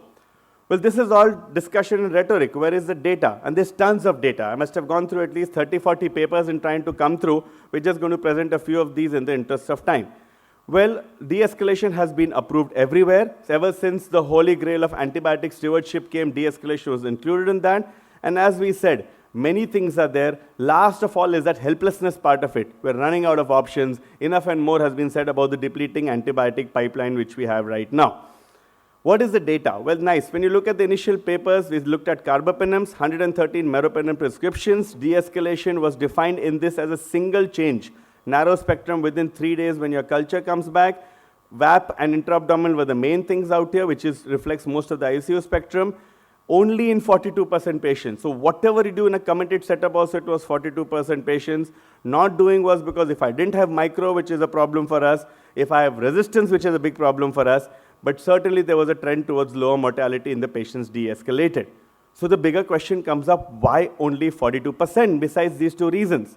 Well, besides the resistance reason and the fact that I don't have microbiology, which is also a problem for us, it is a very, very behavioral thing. So the last 2 years, as much as data has been coming to the non-scientific part of medicine, that doctors inherently or healthcare providers inherently find it difficult to de-escalate. And that is where the concept comes in, that a step-down concept of changing to a more targeted therapy is intrinsically logical based on the discussion and the talk, versus the natural instinct of the clinician to continue with the treatment that is effective in managing a life-threatening infection. And in that lies at least a significant percentage of why we don't reduce our antibiotics. We have this fear, this paranoia, and we combine thought, memory, and fear of the patients who didn't do well to basically say, what if I don't treat completely? What if there's a relapse? And that itself turns out to be a major factor why docs are not de-escalating in critical care. So that is the whole thing we have to look at. And so what happened is a nice paper came out in 2009 trying to address this fear that actually if you de-escalate, will people do badly? This is a surgical ICU. VAP was diagnosed by quantitative BA, so there was no doubt that this was not an infection diagnosis. They collected all the relevant data. Mainly they looked at the fact that if you're de-escalating, will people die more or no? That was the fundamental thing. Also, to make sure the therapy was accurate, they looked at the appropriateness of initial therapy. What did they find? Around 8% people developed VAP, 8 to 9%. Recurrent pneumonia was 30%, reflects the sick surgical population. Mortality 37%, so critical population for sure. But here is the major take-home message. No difference between de-escalated and non-de-escalated in a high-risk, high-recurrent pneumonia, high-intensity surgical ICU population. And so this settled this issue, at least added a significant arrow towards the fact that de-escalation therapy is okay and does not do harm. So this was evidence which came, and there's many papers which have come after that. And then came this nice paper in 2004. Years there's been a fight over how many days of antibiotics to give for VAP. And certainly these guys in a wonderful paper in JAMA, which has been quoted many times in critical care literature, showed that you can basically give 7 to 8 days therapy that is more than enough, and that has been recurrently validated. Of course, exceptions being Pseudomonas, which also in 2016 and 2017 you can look at carefully and de-escalate, and very resistant bugs. Otherwise, it looks like this works for VAP very well. What do providers do in other areas besides VAP? This is a topic which can be taken in any forum, nephrology, urology, anywhere where we have infection. Well, they looked at the fact that simple outpatient stuff, ammox-sensitive E. coli in blood and urine, only 19% received the right agent. Changes were made inappropriately, and when they were made, some of them were made for a drug-reported resistance. So again, it came down to the fact, docs are busy, docs are not taking stock of it, and we need to do a better job when we do all this stuff. What about dialysis patients? Another population which gets tons of antibiotics. With 30 to 40% of chronic SG patients, these are very alarming statistics, receive at least 1 dose of antimicrobials for a febrile episode, which is suspected to all their catheters, lines, and so on. 30%, 1/3 are inappropriately given, and out of which vancomycin, cephalosporin, and gentamicin are the most common ones. Predominant reasons why they're given inappropriately and continued indefinitely is failure to de-escalate to a more narrow spectrum antimicrobial after clinical response and cultures, and all the other stuff basically, that they did not make an infection diagnosis appropriately and did not follow guidelines. Even if you take the guidelines part onto one side, the other two things are really remarkable when it comes to the fact that we're treating these patients too long with and too often with antibiotics. Sepsis, the most difficult one. If you can achieve de-escalation in sepsis where people are at the highest end of their mortality spectrum, will it make a difference? So 2013, Cochrane review comes and says not enough data to justify it. And then comes the whole juggernaut of data to try and see, well, it can be done. This is again the conundrum. I like to use that word because critical care seems to be full of it basically. Same thing, early antibiotic therapy reduces mortality in sepsis. At the same time, you go too long, too far, too often, too quick, and you're going to be in trouble. Resistance comes in, and we talk of, have whole discussions, resistance, and countrywide phenomenon, how to deal with it. De-escalation is the midline, the middle path, the fence, which basically will help us to resolve these two principles. Literature, again, why don't people de-escalate more often? A paper from Jean-Louis Vincent, who says that even in our hospital in Brussels, with all the commitment we get to it, we found that de-escalation was possible only in less than 50% cases. So the message coming out is that even docs are working hard. More 40 to 60% is the average de-escalation rate which most people are achieving at this point. Nice paper which came out after that, which says basically that in our population, at least in Spain, which they talked about, de-escalation of empirical therapy is associated with lower mortality in patients with severe sepsis and septic shock. They did de-escalation in 35% patients. Only those many people, again reiterating that principle. Factors associated with in-hospital mortality was septic shock, SOFA scores, we know all that stuff. Wrong antibiotics given up front, but de-escalation was a protective factor with a pretty good odds ratio. Again came the message loud and clear, de-escalate, here is the data, here is it in different subsets of patients we deal with in our day-to-day lives. So the nuances of de-escalation. So after that, there have been a whole bunch of papers which I can't cover in the interest of time, showing that in these various entities you can do it, showing that behaviorally if you put the right efforts you can do it, showing that conceptually people don't get sicker if you do it, and showing that it justifies doing that in view of the antibiotic resistance epidemic which is there in the world right now. So now how do we do it?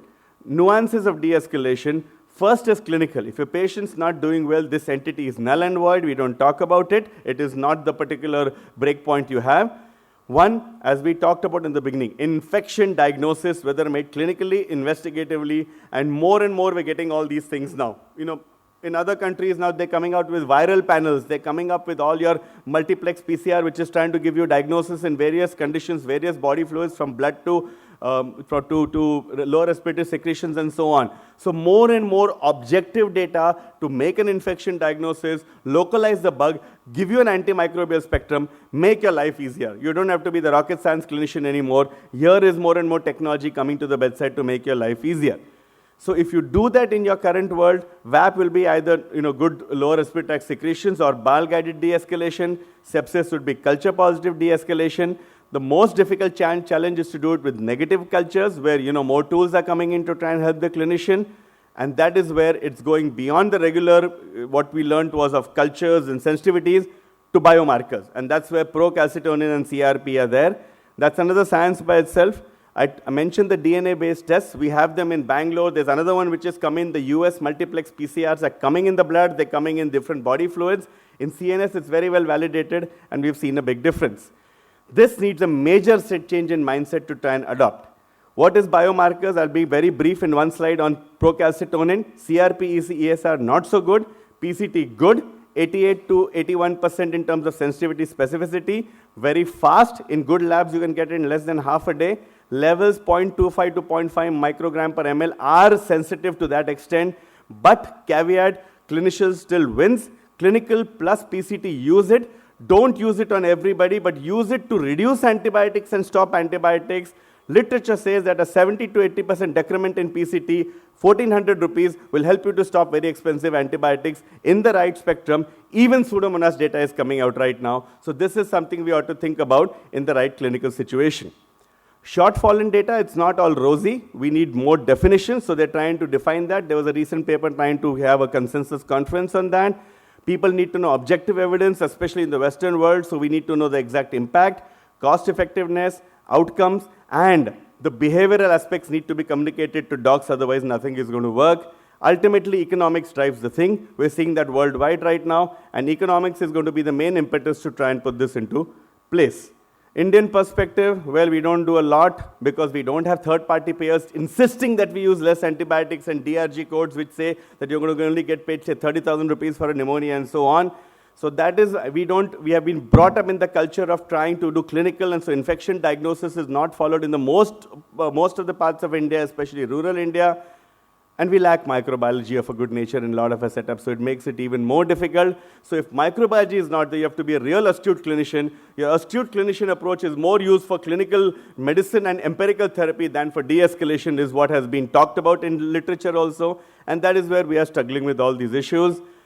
Bottom line, our patients who say, I don't have the money, have forced us to de-escalate ever since we trained. And so that's something each one of us has done and not talked about. So I think each one of us is a master de-escalator. Only thing we don't know are outcomes, or we have intuitive outcomes which we talk about. So to conclude the whole talk, let's go one step ahead and think surgically about antibiotics. The way you decide that this is an infected gallbladder, needs a lab chole, pre-op is done, procedure is done, post-op is done, everything is systematized. You have to ask yourself this question with every patient you deal with. Have I made an accurate infection diagnosis? Maybe I can use technology. It is myopic to think that any technology money is going to be expensive when you look at the massive cost of antibiotics, both direct and indirect. So I think that is something we have to change our mindset on. And you have to look at that information, get the micro to give it back to you, proactively look at, use biomarkers with the right protocols, use the tests which are now coming with the right protocols to try and make an infection diagnosis. That makes you ask the question, do I need that antibiotic? And that will make you really pause at that point. If you cross that particular hurdle, then you will use all the information you send off for infection diagnosis at 48 to 72 hours and ask yourself, can I reduce? Can I stop? Can I truncate? Can I do away with this once and for all? Ultimately, I reiterate that for the fourth time in my talk, it's a mindset change, it's data, it's understanding, it's something we all do, but it has to be put in a systematic, outcome-based, patient-friendly fashion. And then lastly, I need my colleagues in the system. I can't have a surgeon who wants to go on forever or whatever, and that sort of thing. We need everybody to understand that it is for common good. One day, everybody needs the intensive care unit, as has been shown in data abroad. So to conclude that on a funny note, a very serious topic, a lot of stuff which is data-based, a lot of which is behavioral-based, we are in a tight spot. This is our city. We see this quite often where people are trying to go in weird directions, and this is the way we have come in. An accomplished bunch of healthcare professionals all over the world has ultimately come to this level, and we are sitting and now wondering what to do.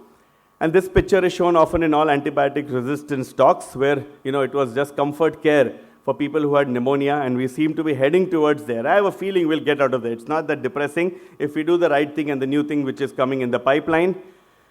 And ultimately, the science of de-escalation is still in its infancy. Talked about, but like I said, I've been very happy to see that in the last 2 years there have been more papers than I ever saw in de-escalation ever, talking about it as an extremely economical, just provider implemented, system supported, and patient necessitated strategy which needs to come of its prime time. Thank you very much. Thank you, Dr. Mehta. Please stay on, ladies and gentlemen. I'd request the chairpersons in the next 5 minutes for discussion, if they have any comments, and if they would like to have the questions from the floor. Over to you, gentlemen. Thank you.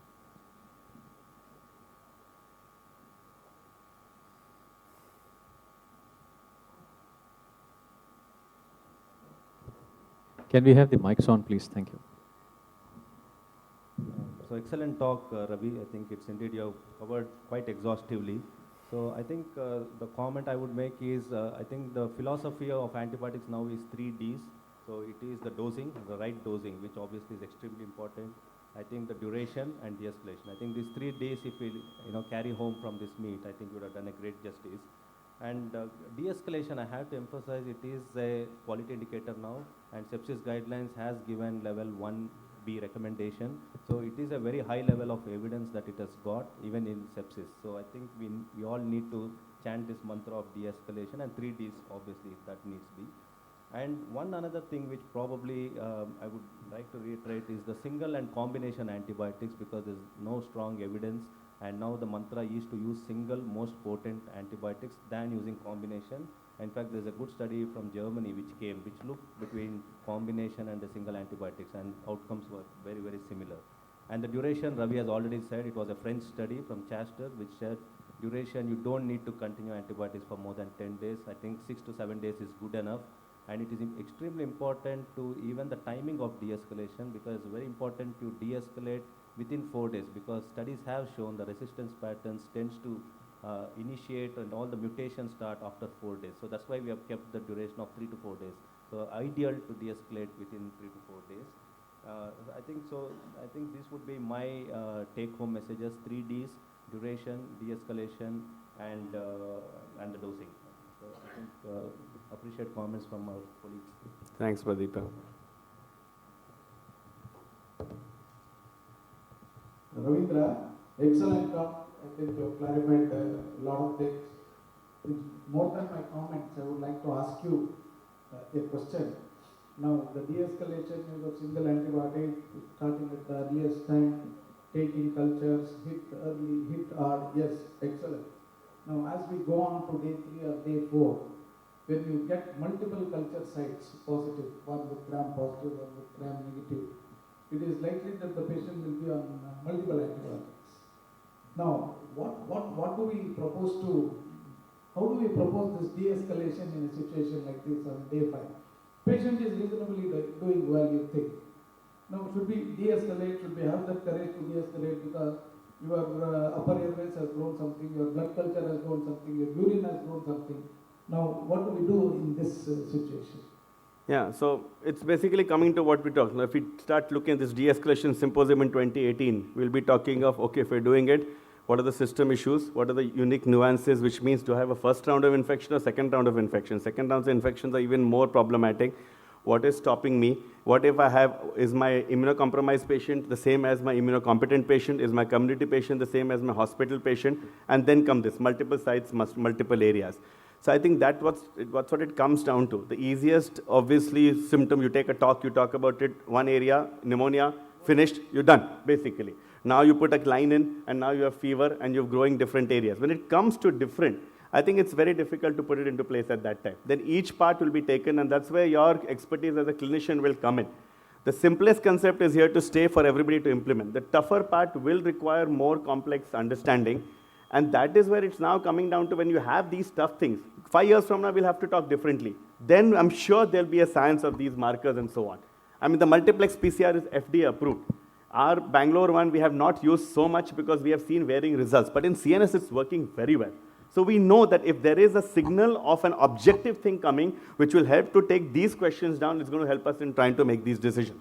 I think that's part of the thing which will come over time. I think the cultures will take a back seat. Absolutely. Maybe inflammatory markers would take the front seat to decide But you know how India is, you have a demonetization policy which showed how India is. Basically, we are sitting here talking of all this fancy stuff, and there's a part of India which never saw cultures, where cultures are not available, where nobody believes in cultures. So I think when we look at antibiotic resistance, the challenge is going to be each one doing his own thing, but somebody at the top looking at the whole picture and saying, you know what, this needs to be collectively handled. So I think that is going to be the biggest challenge if you look at it from a overall perspective. Then our water will not have ESB and E. coli. Okay, sorry for the interruption, Mr. Chairman. Sure, thank you so much. Just Another finish thing the you have to proceedings. look at when you have multiple cultures is whether the culture is actually an infectious process, like contaminant, or colonizer. So if it's a colonizer or a contaminant, please do not start your second. Oh no. Don't start antibiotics at all for that. So just looking at a culture on itself, please don't plan your antibiotics. Once you get your culture, please look whether is that culture growing, that bug growing, is it an infection or not? Only if it is an infection shall we start antibiotics. I think that'll help. Mr. Chairman, that's all the time that we have. Dr. Mehta, please stay on. There is a presentation ceremony coming for you. I'd request Mr. N.K. Raja, the Associate Vice President from Microlabs Bengaluru, to please step forward, present a memento to our speaker, Dr. Mehta. Thank you very much, Dr. Mehta, for joining us and enlightening us on this talk on de-escalation. I'd request our chairpersons to please step forward and accept a memento as a mark of love and affection and respect.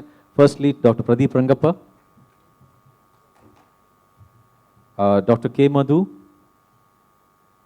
Dr. N.S. Shivkumar, Dr. Matthew Pulikan, and Dr. Kishore Junjunwala. I request Mr. Raja to present mementos to our chairpersons as well.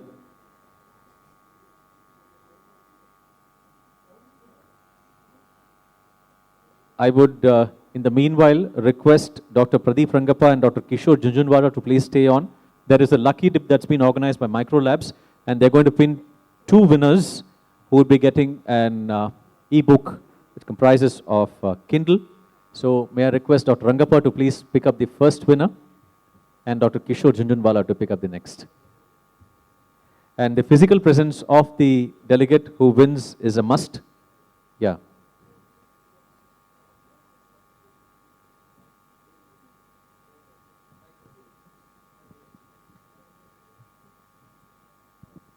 I think I'm envious of this lucky winner. It's Dr. Rohan Aurangabadwala.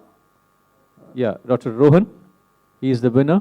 Okay, we'll have to move on to the next one because Dr. Rohan isn't physically available. Can we pick up the next one? Yeah, Dr. Kishore. Dr. Kedar Poddar from Kolkata. Yeah.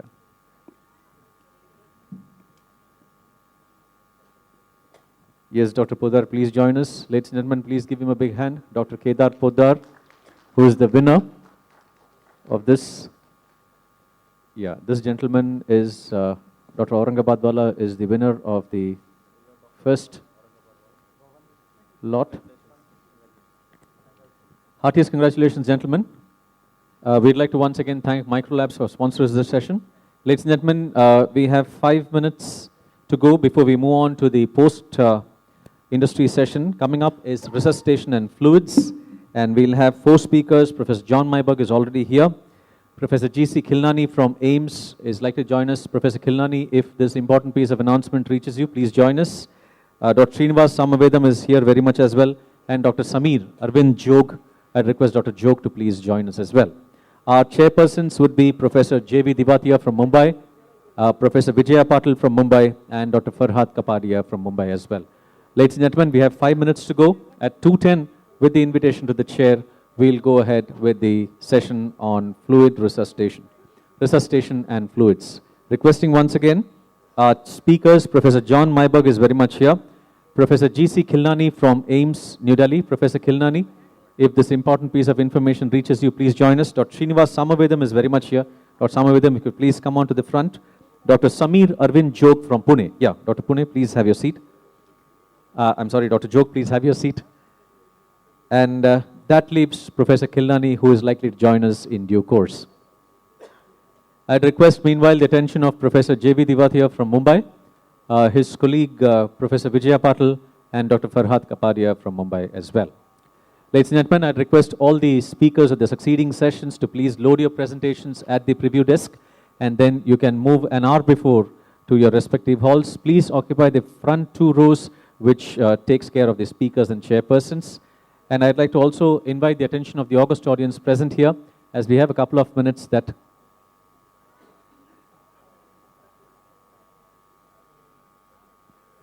we have this evening's inaugural ceremony at 7.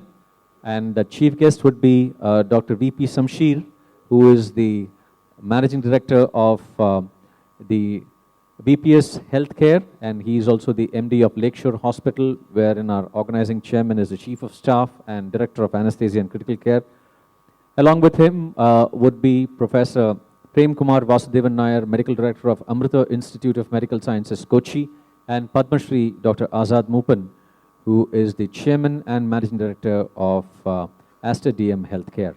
Ladies and gentlemen, please settle down. We are at 2:07, 3 more minutes to go before we invite our chairpersons for the post-industry session on resuscitation and fluids, expecting the presence of Professor G.C. Khilnani to join us in a couple of minutes, and the chairpersons, Professor Devi Divatia from Mumbai and Dr. Farhad Kapadia from Mumbai as well. Thank you very much, ladies and gentlemen. Please sit back, relax, and enjoy the academic deliberations of I think there's a great Cricket opportunity 2017. for Indians to invest in the Middle East health. When he was 5 years old, he decided he wanted to be known as Azad, which means free in Urdu. Dr. Azad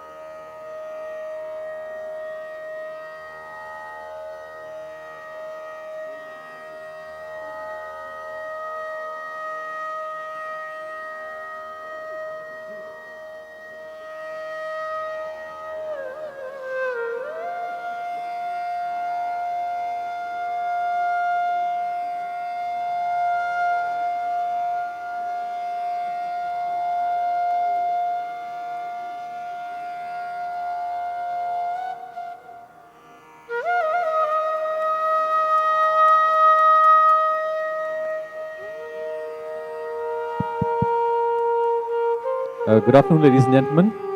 Welcome to the session on resuscitation and fluids.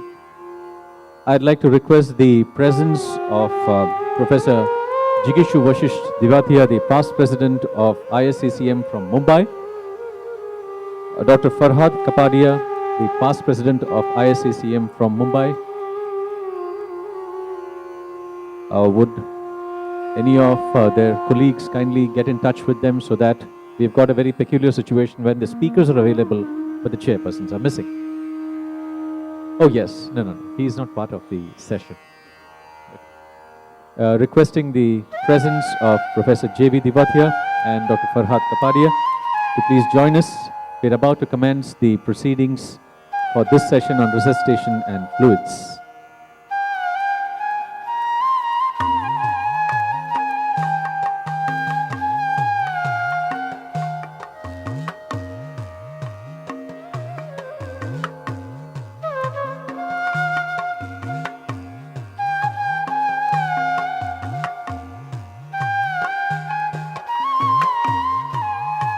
Ladies and gentlemen, welcome to the proceedings of resuscitation and fluids. I'd like to request all the 4 speakers that each of them have 15 minutes, and we'll take up a combined discussion at the end for the last 9 minutes. To help the speakers be on time, we have a timer adjacent to the podium. I'd request them to kindly pay attention. As per the policy of the scientific committee, we'll not be having any extension from the chair. So with these few words, as we expect Professor Divatia and Dr. Kapadia to join us, I'd request the Scientific Committee Chairman, Dr. K. Binodan, who heads the Department of Anesthesiology and Critical Care, to please join the proceedings as the chair for the time being. And with his permission, I'd like to invite Professor John Myburgh from Sydney, Australia, Professor of Intensive Care Medicine, University of New South Wales, and Director of Division of Critical Care Trauma, St. George's Institute of International Health, and Senior Consultant Intensive Care Physician at St. George's Hospital in Sydney, Australia, to speak on hemodynamic resuscitation, integrating physiology and evidence. Ladies and gentlemen, as a mark of respect to the speaker and courtesy to fellow delegates, please switch your cell phones to vibratory mode. Professor Myburgh, please, for the next 15 minutes. Okay, good afternoon. Some slides, please. Well, thank you for attending this afternoon session. I hope I'm going to challenge you with some concepts which you may be familiar with, and others which you may not be so familiar with. What I'm going to do is take you through a journey of physiology over many years, and I may say things which may upset a few people because I take a rather different view to some of the current practices around the world right now. Most of you will be familiar with the whole Frank Starling concept, which was a concept described by 2 pioneers in physiology, whereby the distension of the right atrium resulted in an increased cardiac output to a point where this became exhausted. This was the which we are going to hit. So simply said, the answer is it's not time to say goodbye to goal-directed resuscitation. But that's not the end of my talk. Why did this question arise?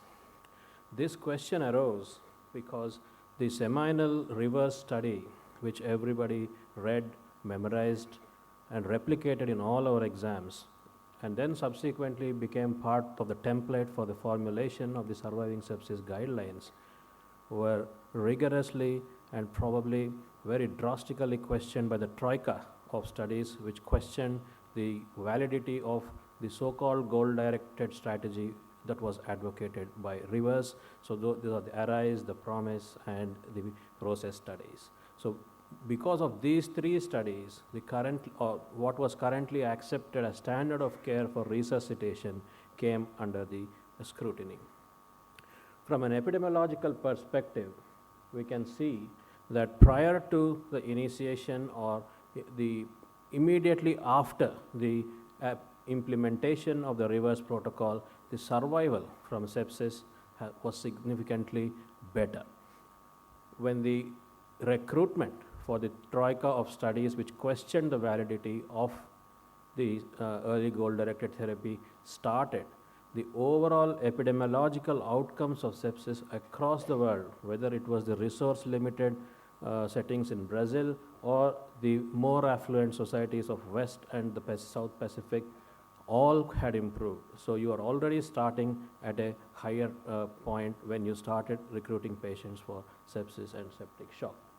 So if you compare what Rivers had to do versus what the others did subsequently, we can have a look at the recruitment strategy. Exclusion from the Rivers paper or the Rivers cohort of patients was only 10.4%.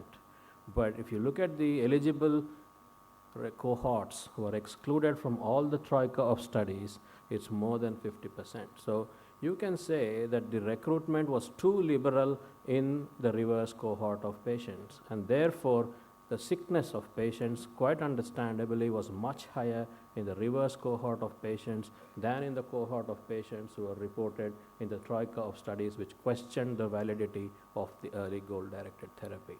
And subsequently, the number of enrollments which happened in the Rivers paper were much higher per month when compared to the enrollments that happened in the troika of studies that questioned EGDT.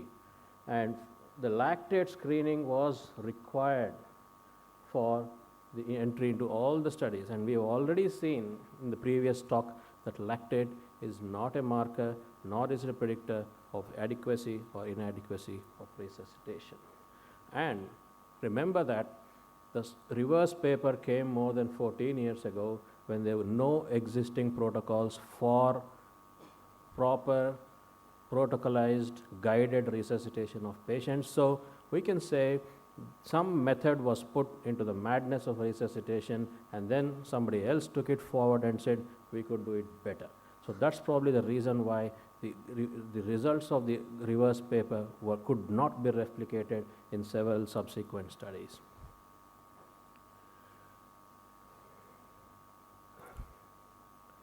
The other important thing you need to look at when you compare the original early goal-directed therapy paper versus the ones that have subsequently, were these patients were resuscitated in the emergency room and stayed there much longer than the subsequent studies, and the cohort of patients in the ARISE, the PROMISE and the PROCESS studies were looked after by trained and certified intensivists, which was not the case when Rivers looked after his patients. So the quality of training of the professionals looking after the patients was also much different.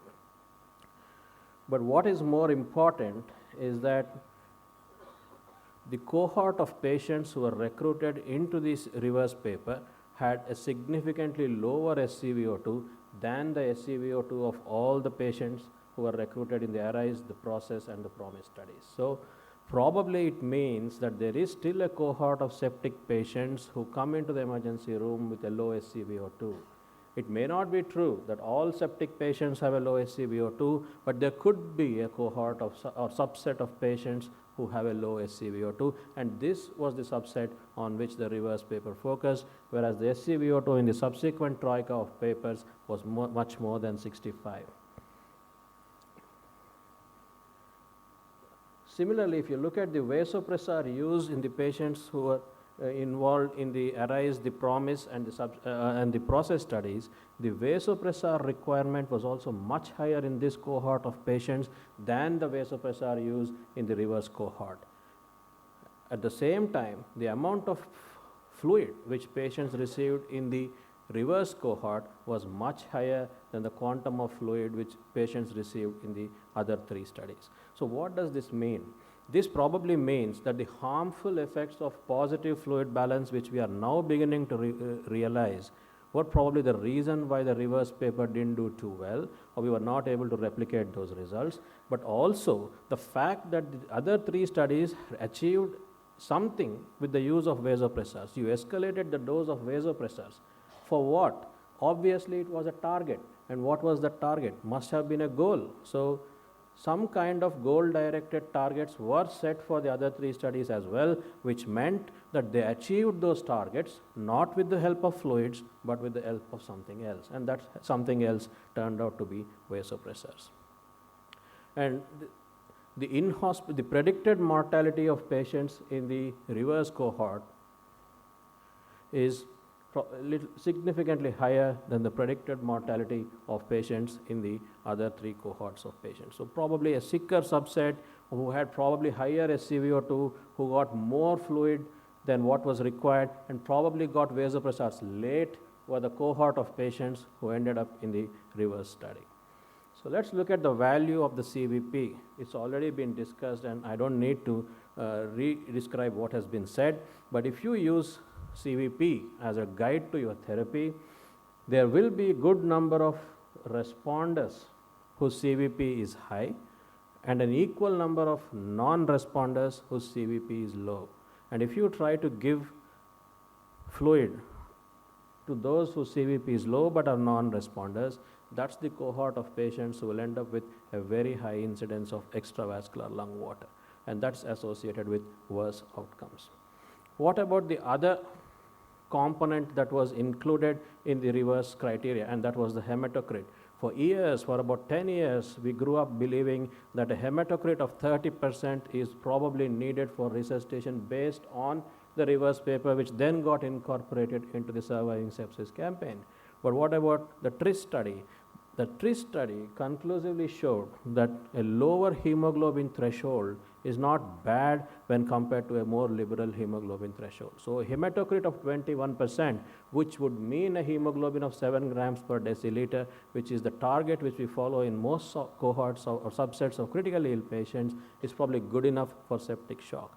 So two important arms of the reverse study, that is optimizing somebody's CVP and optimizing somebody's hematocrit, have been questioned by data that has been published subsequently, which was not available to reverse when the early goal-directed therapy was formulated. So this is just the results of the TRIS study, where you see that the lower hemoglobin threshold is actually better in certain subsets of patients, but there's no benefit in having a higher hemoglobin threshold. So what targets do we have? The Surviving Sepsis campaign, the Surviving Sepsis guidelines, including the more recent ones, still recommend measuring lactate levels, and they still say having remeasure the lactate if the initial lactate was elevated. And this has been recommended in a time-bound fashion. You have a 3-hour bundle, you have a 6-hour bundle. So it would all mean to a time-bound targets, which would mean early goals. In addition to what we saw and what has been controversially questioned and then revisited, we have other goals as well. As has been described in the previous talk by Professor Khilnani, conservative fluid strategy is probably the way to go during resuscitation, so we are targeting drier lungs. So we are using ultrasound, we are using PICO or other methods of measuring extravascular lung water index and the pulmonary vascular permeability index to limit our fluid therapy. So while we may not target 30 ml per kilogram or more than that, we still target dry lungs and we still target a lower extravascular lung water index. And we are targeting moderate glycemic control. We are also looking at less hyperchloremia, despite what the split study said. And of late, we have realized that we need not go overboard with nutritional support in septic shock.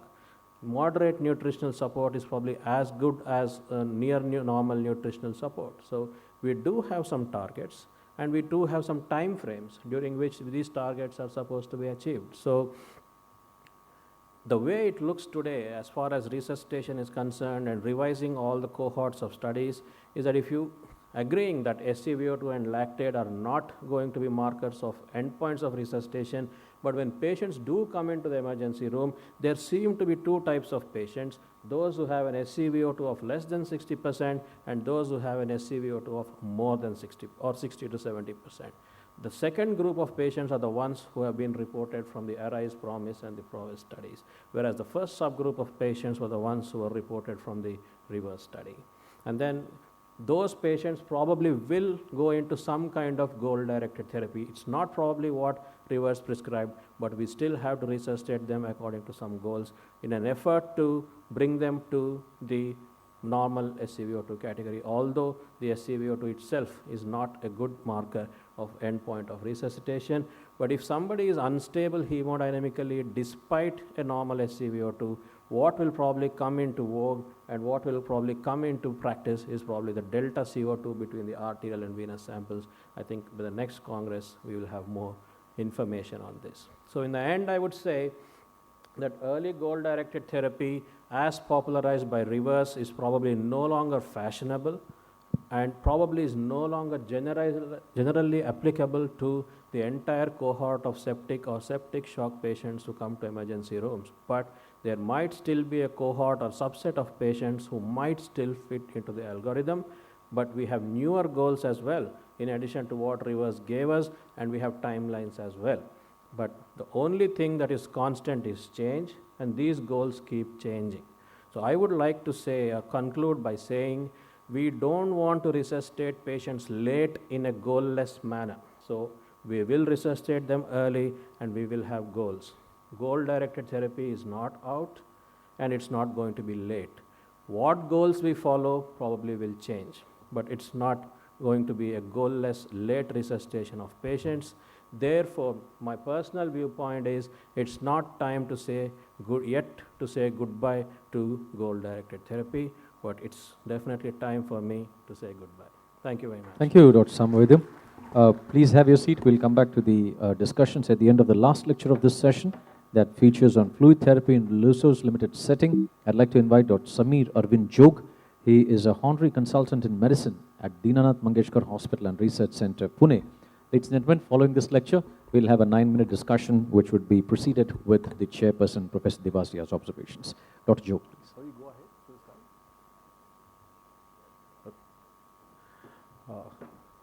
Thank you.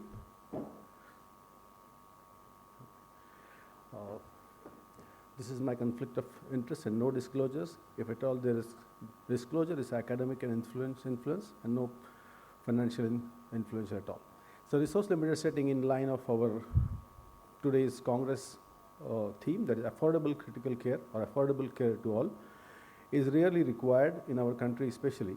The resource limited setting not only in earthquake situation or pandemics of dengue, malaria or Brussels bombs explosion or Delhi bomb explosion or Pune bomb explosion, but even in day-to-day practice at a remote state or a remote place in a primary health center or in an ambulance also, there are limited resources available and you have to manage the patients for few hours till the patient is shifted to a better care facility. And the resource limited setting doesn't mean you don't have anything, but you have to have some amount of resources in terms of Foley's catheter, accurate non-invasive blood pressure, a pulse ox and a 3-lead EKG monitoring. That's the minimum availability should be there to call it as a resource limited setting. But more importantly beyond this, a most important resource is intact or advanced neuronal network or training of a brain, of a caregiver, of a doctor is more important in the resource limited setting because many decisions are based on extremely well intuitive clinical examination of the patient. So we'll just start with clinical case scenario 1, a 39-year-old male hit by a 4-wheeler on a Kochi Madurai State National Highway 49, attended by EMS team. His heart rate is 140, BP 92/50, saturation 90% of the air, neurologically intact, has pelvic instability and abdominal penetrating injury. This is the standard ATLS case. If we go by clinical window approach as promoted by John Leveso, any patient without any tools, clinically, we can assess for look for hypoperfusion. Altered mental status, tachycardia, hypotension, oliguria, skin mottling, capillary refill time, and cold and clammy extremities. This doesn't require any tool at all.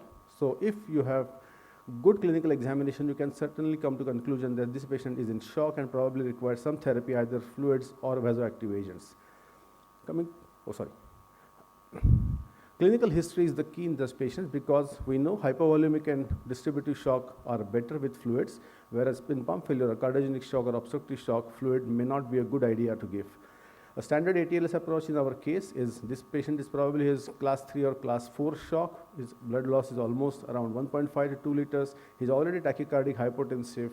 So he requires significant amount of fluid resuscitation, which is a very simple decision because at the age of 39, no premorbidities. He's telling no history of he has got previously renal disease or hepatic disease. So you can give enormous amount of fluids, but be a caution. In 1994, this was a good paper published from US, from Bantab Hospital in Houston, where the penetrating injuries were a randomized control trial. Penetrating injuries were in the control arm was standard resuscitation, whereas in test arm, victims were not given any fluids until in operating room, the wounds were completely clean, closed, and well resuscitated.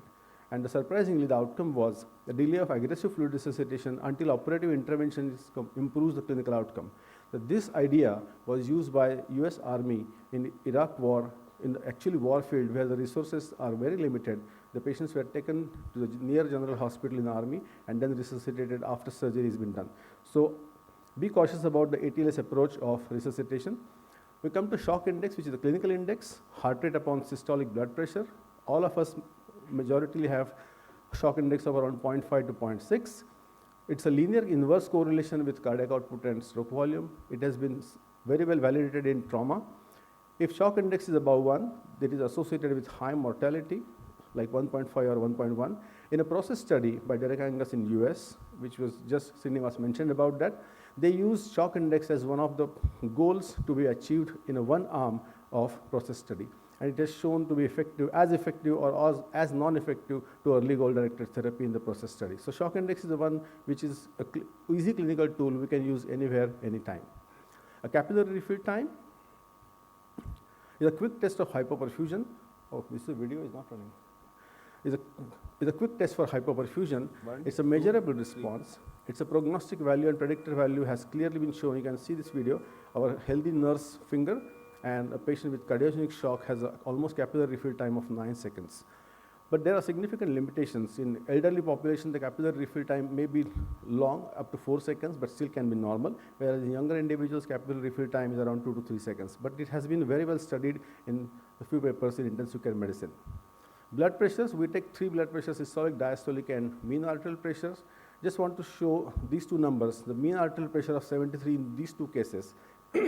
But these two shocks or these two hypertensions are not identical. One is with a narrow pulse pressure and one is a broad pulse pressure. Narrow pulse pressure is probably suggestive of cardiogenic shock, whereas a broad pulse pressure probably suggestive of a distributive kind of shock.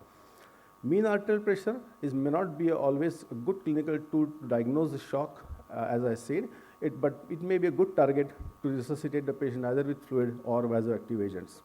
Pulse pressure is simply difference between diastolic and systolic pressure. In a cardiogenic shock, typically the graphs you can see, it's a narrow pulse pressure, but the diastolic pressure is reasonably well maintained, whereas in septic shock or typical distributive shock, the diastolic pressure is very low, and especially somebody is on vasoactive agent, the systolic pressure just jumps high. So the very wide pulse pressure is probably suggestive of distributive shock. All this can be done only with non-invasive blood pressure and repeated measurements of blood pressure in the resource-limited setting, even if you don't have an arterial line. Watch the pleth. The first pleth is very typical. The pulse pressure is 65, systolic pressure is 76, and you can see the peaks of the pleth alternatingly tall and less tall, or dwarf pulse. This is a typical pleth of pulsus alternans. This patient probably has congestive cardiac failure. Though the blood pressure is low, this patient should not receive fluids because there is a clue in the pleth as well as in pulse pressure that this is probably cardiogenic shock and fluid is not a good option for this patient. Whereas the next pleth, which is showing linear pleth, no contours in the pleth, but blood pressure is 112/65, probably distributive shock, no flow reaching to nail beds to catch the pleth. So the even pleth can give a good clue that this is probably distributive or volume loss shock, and it can be resuscitated with volumes. Urine output is an excellent tool, or probably the best catheter you have in your ICU. 0.5 ml per kilogram per hour is our target, and as well as the definition for AKIN network criteria for acute kidney injury. It is easily possible to see the response to fluid over next 2 to 3 hours. In a Phoenix study published by European Society of Intensive Care Medicine, dropping urine output was the most important criteria by which majority of the clinicians give fluid therapy in their ICU. This was the conclusion from Phoenix trials. But of course, urine output has got limitations, especially in acute trauma cases, in mass casualty cases, or pandemic cases. Skin mottling, it's a very good clinical sign, easy and reliable sign. It has been scored from 1 to 5 by various authors, especially in septic shock. Those who are on high vasopressors, you can see such kind of skin mottling around the knee. And there was an excellent paper published in Intensive Care Medicine in 2011 where skin mottling was compared. The only one sign of skin mottling was compared with advanced hemodynamic monitoring tools, including high gadgets for some subendothelial capillary network and all that. So it was associated with it was very well correlated with 14-day mortality. The only one clinical marker, that is skin mottling. But there is some limitation in a dark skin population, because it is not very well appreciable on the knees with the dark skin population. Coming to case scenario 2, a 59 male, percutaneous intervention, that is angioplasty done few years back, stable CKD having creatinine of 2.8, was operated in the best spine center, maybe in Kochi or Madurai. On day 4 has got low-grade fever, drop in urine output, little low blood pressure and breathless, and now one of us has been called to a spine center to see the patient. This is a really resource-limited setting, because the spine center, best orthopedic center, usually don't have echo, usually don't have ultrasound, usually even don't have facility to put CVP or arterial line as well. So this patient, and on top of that, there is no place in the ICU nearby, so this patient will be managed clinically on our clinical examination assessment for next 2 to 3 hours, and before he reaches a good ICU. Again, the clinical history is important. In this case scenario, typically, all 3 shocks are possible. This can be post-operative infection and sepsis, because septic shock is possible. He has history of angioplasty in the past, so even new perioperative ischemia is possible, and he can be cardiogenic shock. And he's bedridden for many days after port spine surgery, so pulmonary embolism and obstructive shock is also possible in this patient. So history is probably not very important in this case, because all 3 possibilities are there. So we'll discuss just septic shock in this case. A recent guidelines by Surviving Sepsis Campaign guideline has been recommended 30 ml per kilogram of fluid bolus within first 3 hours. It is a strong recommendation, but the quality of evidence is a little low. Following initial fluid resuscitation, additional fluids to be guided by frequent reassessment of hemodynamic state, which is the best practice statement, which is probably no evidence. Hemodynamic assessment to determine the type of shock if the clinical examination does not lead to clear diagnosis, again the best practice statement. Dynamic parameters are better over static, again it's a very weak recommendation, and there is hardly any evidence for this. So many of us who believe in hi-fi gadgets, this is an eye-opener recommendation by Surviving Sepsis Campaign guideline. Fluid challenge technique should be applied, again the best practice statement. And albumin we have already discussed by Dr. Khilnani. So recommendation for sepsis management in the resource-limited setting, which is very relevant to us, has been published by European Society of Intensive Care Medicine in 2012. And the guidelines say adequate tissue perfusion is an endpoint of resuscitation, and adequate tissue perfusion in resource-limited setting will always be a clinical guideline and not a PICO guideline or extravascular lung water guideline. Target blood pressure of systolic 90 is adequate. Fluid aggressively for first 24 to 48 hours. Use crystalloids because they are cheap. Only one exclusion has been made even by WHO in 2009 guidelines, that use colloid in case of severe dengue shock syndrome, because all of us are more experienced in managing dengue patients, especially in the Indian subcontinent, where we know the capillary leak is so much that only alone with crystalloids is very difficult to manage the shock patients. This is an important trial when we talk about resource-limited setting in fluid resuscitation. It is a FEAST trial by Kath Midland, which is conducted in Africa, which dealt about mainly pediatric shock patients. 57% patients were with malaria.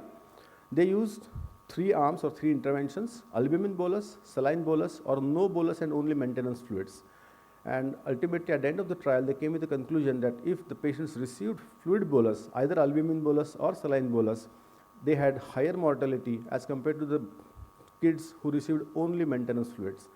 But there was strong criticism on this FEAST trial, because more than half the patients were only pediatric malaria. Can we extrapolate this to all our septic shock patients? Probably not. The median systolic blood pressure, those who enrolled into the trial, was 92 for a pediatric population, which is almost normal blood pressure, so it is a little difficult to understand. And almost all of these patients had no access to renal replacement therapy, advanced hemodynamic management, and even mechanical ventilation. So if somebody develops ARDS, very severe hypoxemia, they were probably allowed to die and not to be shifted to advanced center. So this cannot be extrapolated, at least in India in 2017, where we are emerging as definitely higher income group, not a rich income group, but definitely higher income group country. So this is probably not extrapolatable to our setting. Fluids in cardiogenic shock, as in our case, can it be a cardiogenic shock? The definition of clinical cardiogenic shock is decreased cardiac output and evidence of tissue hypoxia in the presence of adequate intravascular volume. But that's $1 million question. What is adequate intravascular volume? And clinically, how we can judge this? So again, Daniel DeBacker and Vincent's review article about the shock in New England Journal in 2013 has mentioned one statement: even patients with cardiogenic shock may benefit with fluids. So maybe 200-300 ml of fluid bolus in 10 to 15 minutes, and if there are some improvement in tachycardia, hypotension, capillary refill time, you are probably on the right path, but this is little skepticism. Fluids in obstructive shock, European Society guidelines about pulmonary embolism. Fluids, there is two contradictory statements in the guidelines by European Society on pulmonary embolism. Aggressive fluid therapy, volume therapy may worsen the RV function, and modest fluid challenge may help to increase cardiac index in these patients. So it's very difficult to interpret. Probably obstructive shock is not the one who will receive fluid therapy. For such patients, you require these advanced tools, but they are not there with you in the resource limited setting. Lastly, I would like to address the question of which fluid resuscitation. Dr. Khilnani has mentioned some aspect of it. We have plethora of fluids with us, from blood products to gelatin to dextran to starches to fluids, to crystalloids. Okay? The saga of fluids, IV fluids, started in 1832, where Thomas Latta first infused saline salt mixed water in a cholera epidemic and saved few lives, which is published in Lancet in June 1832. Oh, still 1 minute is there. Okay. Then 1899, when NEGM was not NEGM, it was Boston Medical Surgical Journal. This was a short case series of 8 cases who received fluid after some surgical procedure was done, like nephrectomy or cholecystectomy, who dropped suddenly pulseless, and the fluid boluses were given just on a clinical ground 100 years back, out of which 4 survived very well. So this was probably talking about septic shock or hemorrhagic shock in those patients.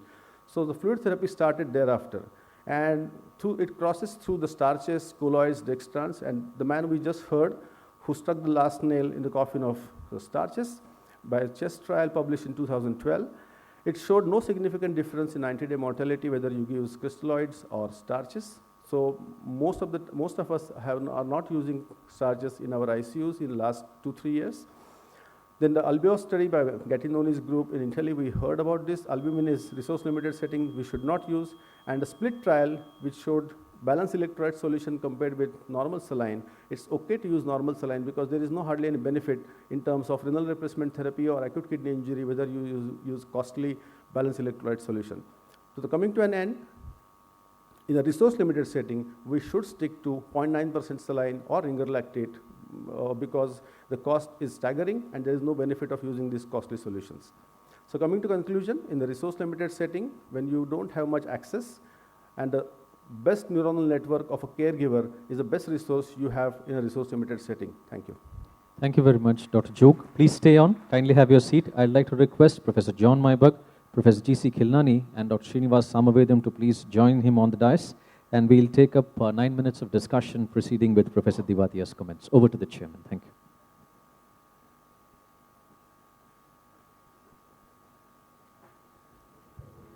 Yeah, it's on, Professor. So, thank you all the speakers. We've had a very fruitful session. Prof. Myburgh gave his usual provocative talk, revising our concepts of what physiology we should monitor when we give fluids. And he told us of the Guitonian concept. Dr. Khilnani talked about the inflammatory phenotype, which should probably help us guide treatment in sepsis.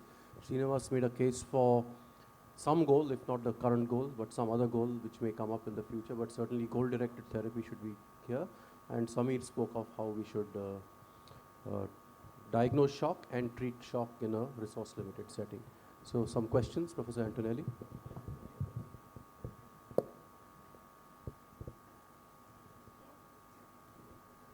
Mic on, please. Yeah. I have a question for Dr. Khilnani. You alluded to the ultrasound as a method to detect the extravascular lung volumes. Don't you think there is still a quite operator-dependent technique, and the lack of quantitation can jeopardize the reliability of the technique? Yes, absolutely. If I am allowed to revise my slide, I actually highlighted that point. The limitation of ultrasound is that it is operator dependent. There is inter-observer variability, and sensitivity and specificity is not 100%. But as of now, as far as the fluid therapy is concerned, as compared to this, passive leg raising or CVP or other, it seems to be a promising tool for managing fluid therapy, and certainly larger some studies are required to validate it. As far as India is concerned, India picks up strategies very fast. The ICUs are using, and people are saying that ultrasound is replacing stethoscope, and our intensivist physicians, especially the younger ones, are using ultrasound very well. So I think this is a practical part of it. For sure, very simple. Yeah, it requires a lot of practice. There is inter-observer variation. I highlighted that eminently in my presentation. I myself am not very proficient in ultrasound, so I can't vouch for it, but that's what the knowledge goes. Thank you. Dr. Nirbalan. Question to Dr. Samavedan. Human beings evolved over millions of years to keep its hemoglobin of certain values at rest. Just because somebody couldn't demonstrate a p-value, are you suggesting that evolution got it wrong? When we evolved, but we didn't evolve in intensive care units, right? We evolved in the community. We evolved because we survived. We had the physiological reserve to sustain our life. So that was physiology, but this is pathophysiology. And here, I think what is good and what is potentially harmful has to be weighed against what physiology would dictate. One study, one p-value, or one effort at p-value could be wrong, but it couldn't be wrong study after study, year after year for the last 12 years. I mean, that's how, yeah. If I am permitted to come in, if you look at the history, evolution, in ARDS, the mortality or survival from 30% have come up to around 70%. There are hardly any studies which show positive results, yet we have a better outcome. And I always say philosophically that lack of evidence is not evidence to contrary. P-value of 0.06 makes it insignificant, but to me it's sort of significant. It's the 0.05 cutoff we take. It has to be taken into that stride, and then use it in your clinical practice. Dr. Myberg, you have to say something? PWE is designed purely to detect neurotoxins. The probability of getting neurotoxins. PWE doesn't reduce clinical practice. Never ever can practice in PWE. It's a nonsense. Look at the treatment effect and see the duration of it. Secondly, in terms of fluids in RCU, fluids are only to be used in patients who have systematic hypovolemia, fluid losses. Can't measure the fluid in bucket, don't use the fluids. It is an only patient for patients who see fluids in the ICU after 24 hours. Unfortunately, there's not a single patient in the ICU in India who's been there for 24 hours with fluid treatment. They're all fluid available. Therefore, getting fluid boluses changes fluid outputs. Dr. Myberg, can I ask you a question? When you talk of the mean systemic pressure, the mean systemic pressure, and do you think the CVP and the difference between the MAP and the CVP may actually help you guide some target towards resuscitation, either to use a higher mean arterial pressure in the presence of a higher mean systemic pressure or a CVP, or? The impression of CVP, we heard about it, it's classically stable because there are many factors that found it, particularly patients on ventilators, patients on hospitalization, patients who are paralyzed. That relationship is historical. The quantification of mean systemic pressure is very difficult, and there are few devices that can separate that. But essentially, I think what we really need to recognize that MSP is driving pressure to the CVP, or it's higher than CVP. Trying to work out that driving pressure is very hard. For that reason, I spent some time today talking about the relevance of mean arterial pressure, as the pressure quantifies the overall integrity of the circuit in terms of stress volume and compliance thereof to the guide. That's why mean arterial pressure is used as a target in this practice. All of the measurements, CVP, work index, and certainly all these derived variables from own floor and echo are nothing more than noise. And you've got to really get one of my colleagues said, the history, the context, the cause, and the life outcome because of really noise. Samir, I had a question for you. You spoke of skin mottling and all those things to diagnose shock. Now that's not difficult. When shock is present, or when these signs are present, you can diagnose shock. The question is, once you've partly resuscitated a patient from shock, then when you want to know whether to give more fluid or not, how do you sort of use these signs at that point? When the capillary refill is not there or it's very sluggish, you got to go do something, you do give fluids or whatever. But once you partly resuscitate a patient, so once you finish the resuscitation and then you're moving into what you may call as the optimization or the stabilization phase, what sort of monitoring do you think can be done in a resource-limited setting? And the other question was, it's fine we can use crystalloids, but there are times, like you said, even in dengue, you need to use colloid. And we would really like to have a safe fluid, a safe colloid, but it is not as expensive as albumin. So what do you use and what do you think is a potential colloid that can be used in a resource-limited setting? I will answer the second question first because we had published, Pune branch of ISSC has conducted a study on dengue, the mental center study, in which almost 40% patients received some amount of colloids in the study. And almost all of us used starches under various names, but we use starches. But I suppose that's not an option today. No, not yeah. So. But still today with severe dengue shock, who is not getting resuscitated with crystalloids and even vasopressors, we use starch today, I think, because albumin is very costly. But my choice might be albumin first if it is not according to the patient, and starch, because it is a little better than crystalloid. But that's a very peculiar situation of dengue shock syndrome, which is not extrapolatable to all of the shocks. Yes. Second question is, how much fluid is adequate, or still can we do for optimization of fluid resuscitation after some amount of resuscitation? How you go it? In a resource-limited setting, so that's why I said the limitation of resource-limited means you have Foley's catheter, you have got at least non-invasive blood pressure, plethysmograph, and EKG monitoring. Samir, one sentence you have to wind up. It is in resource-limited setting. It's difficult to judge how much fluid. We have to have some advanced monitoring, at least of blood gas, maybe delta, PCO2 gap, lactate, echocardiography, something. Okay, so maybe I think we'll have to wait. You can speak to him later. Thank you very much. Yeah. Thank you very much, Professor Divathia. We'd like to thank our panel of eminent experts. Ladies and gentlemen, we move on to the penultimate session in Hall A, Charak, and that features gastroenterology. We'll have 3 speakers. Each of them would have 15 minutes, and the last 15 minutes would be for discussion. With these words, may I have the pleasure of inviting Professor Mahesh Nirmalan, Professor of Medical Education and Consultant in Critical Care Medicine, Manchester Royal Infirmary Vice Dean for Social Responsibility at the University of Manchester, Manchester, UK, to please occupy the chair on the right-hand side of the dais. Professor Pradeep Kumar Bhattacharya, General Secretary, Indian Society of Critical Care Medicine, and Director of Emergency and Critical Care Management at Shiroi Medical College and Hospital, Bhopal, Madhya Pradesh. Dr. Subal Dikshit, Director, Critical Care, Sanjeevan and MJM Hospitals from Pune. With the permission of the chair, may I straightaway invite our first speaker, Dr. Deepak Govil, Director, Institute of Critical Care Medicine, the Institute of Critical Care and Anesthesiology, Medanta University, Gurgaon, NCR, to speak for the next 15 minutes on care of post-liver transplant in intensive care unit. To help Dr. Govil be on time, we have a timer on to his left.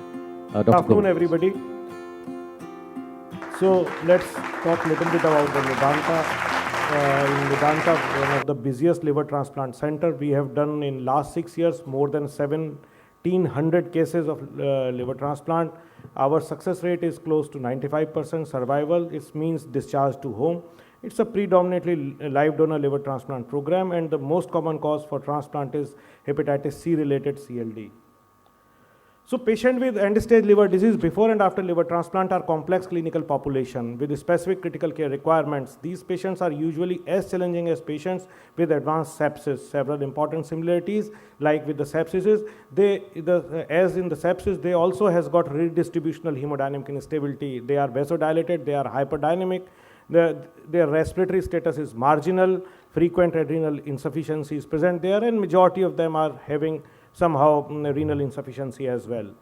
So immediate post-op care of the liver transplant recipient involves stabilizing the major organ system first, then evaluating the graft function and achieving the adequate immunosuppression, and monitoring and treating complications directly and indirectly related to transplant. The goal is maintained to adequate oxygen saturation, acid-base equilibrium, and to achieve a stable hemodynamics in these patients.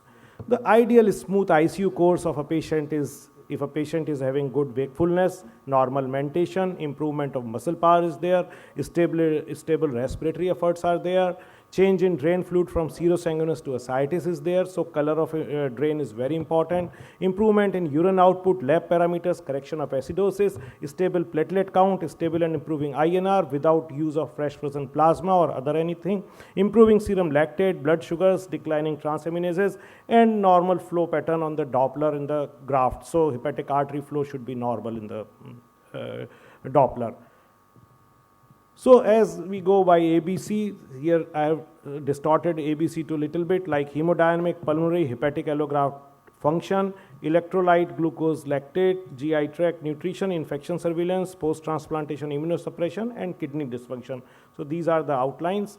Continuous hemodynamic monitoring is important to ensure adequate perfusion in such patients, not only to the body but to graft as well, because you know if hemodynamic disturbances are there, the graft is first thing to get impaired. Hemodynamic instability occurs during post-op patient, usually is due to fluid imbalance, and one has to exclude ongoing bleeding as well. Adequate perfusion can be assessed by the right and left heart filling pressures, cardiac output, urine output, resolution of metabolic acidosis, lactate levels and metabolic acidosis is very important, and then sequential hemoglobin levels as well.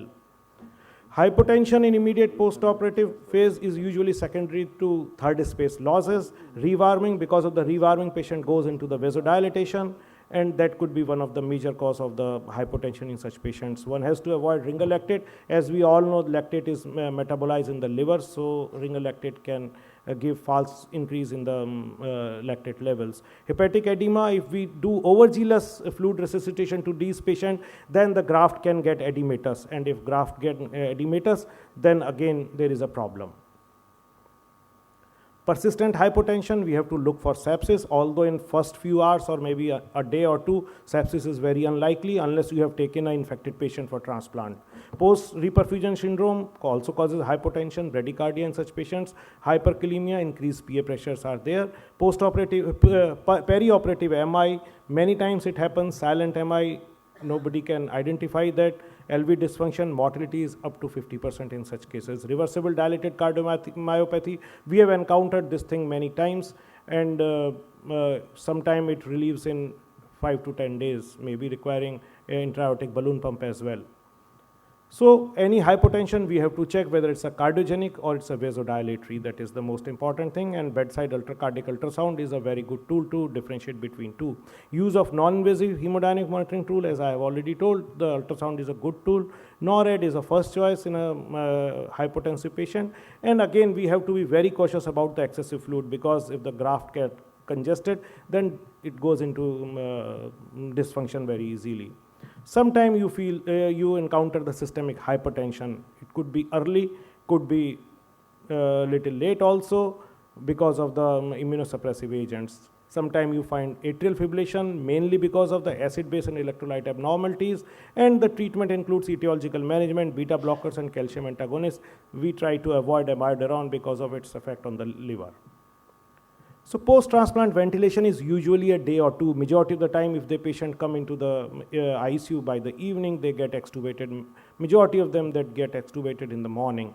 If patient is very well and well preserved, many times, sometime close to 10% patients, they try to fast track patient and they try to extubate well in the theater only. But the number is very low.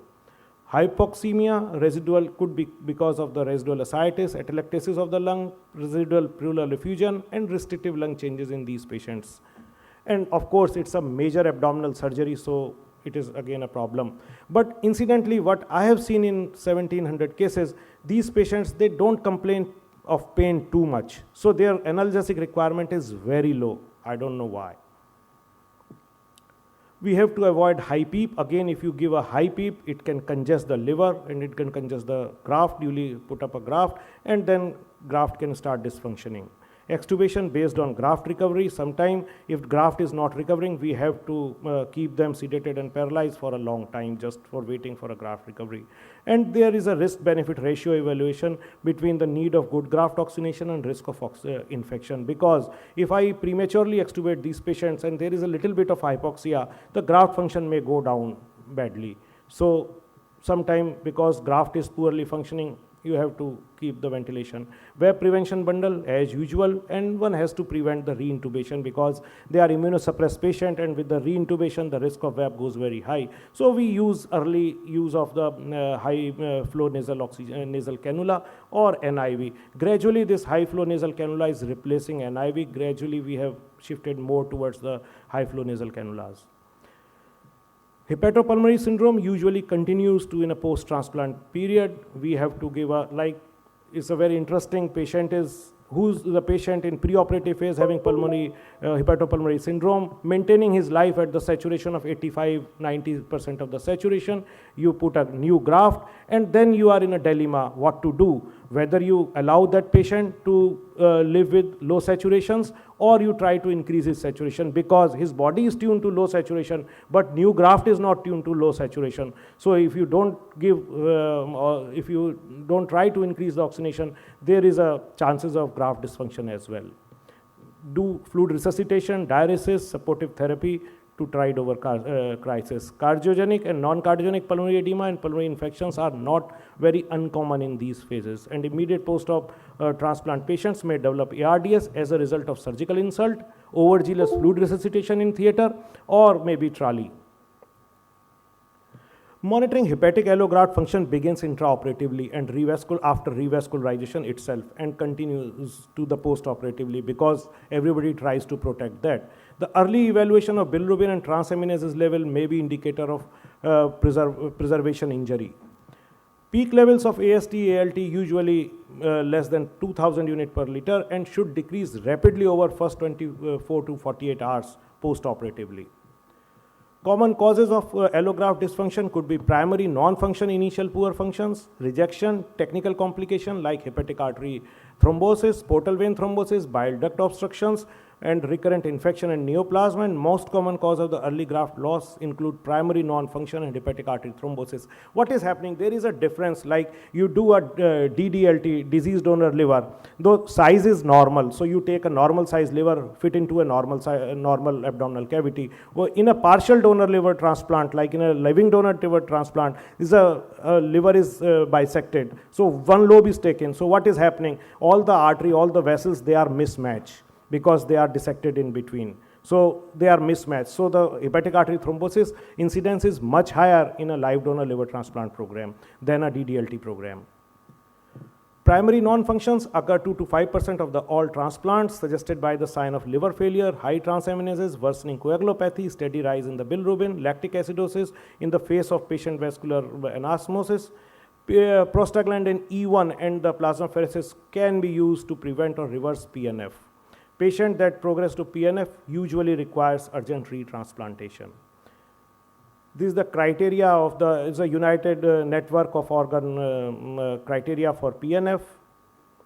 Small for size syndrome, this many times happen in a living donor transplant, because the donor is a normal size, but recipient is a little bit bigger size. So you take a graft, partial segment, you take a left segment or right segment, mainly they take a right lobe, and sometimes you find that right lobe is not adequate for that build of the recipient.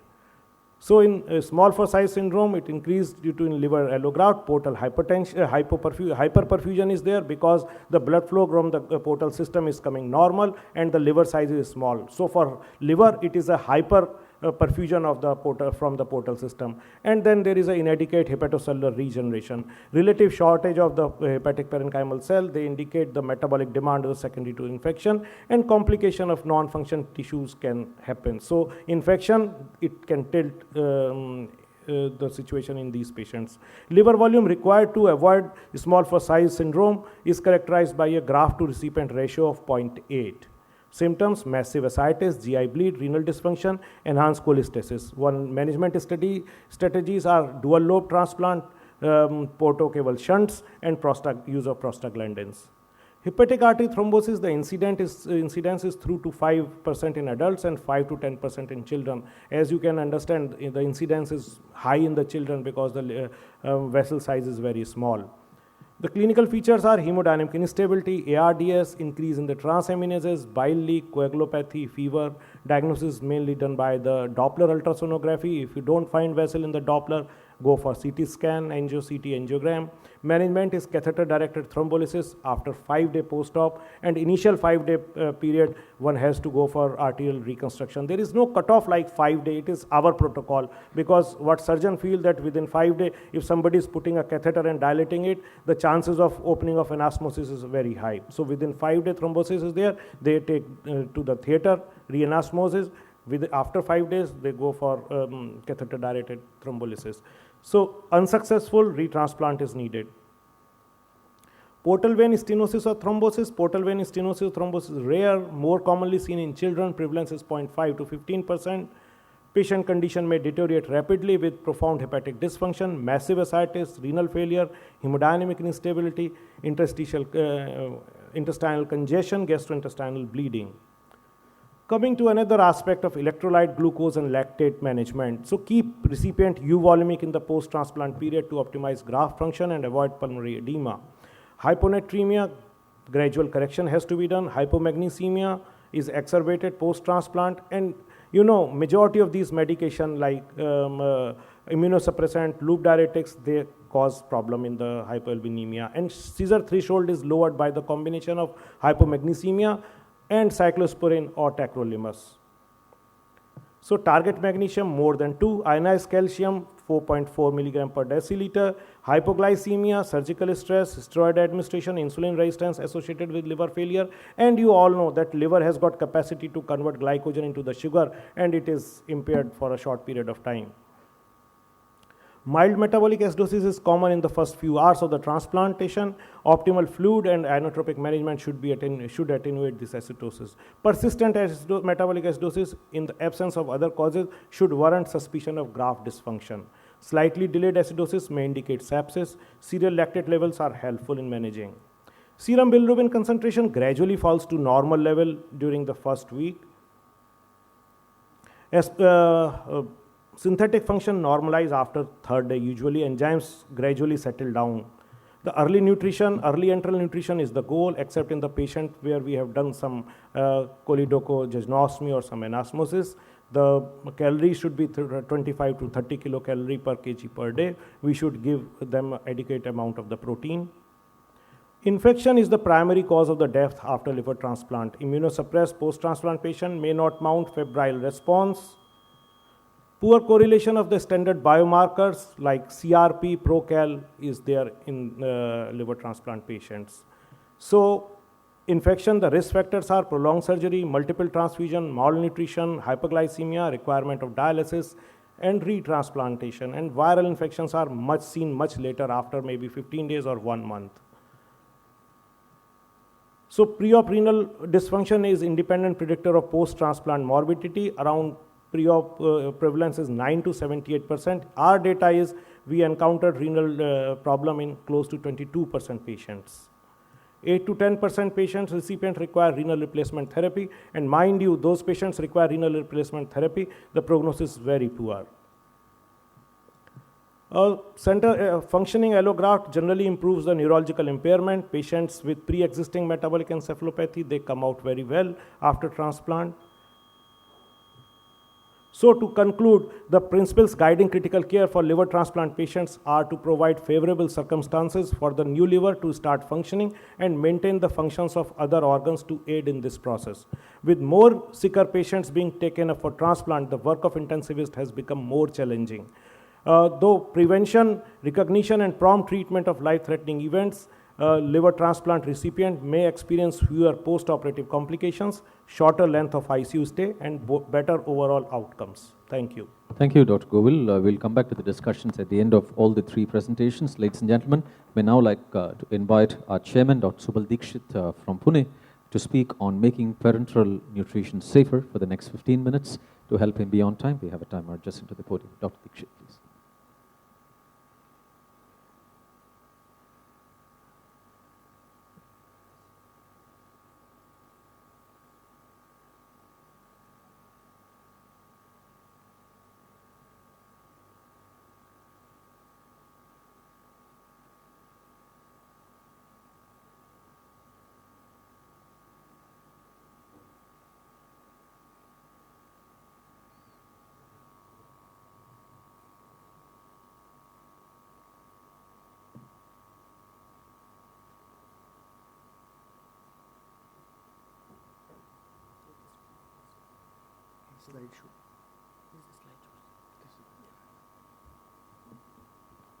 Thank you. I've been asked to speak about making parenteral nutrition. How to go to the next slide? This.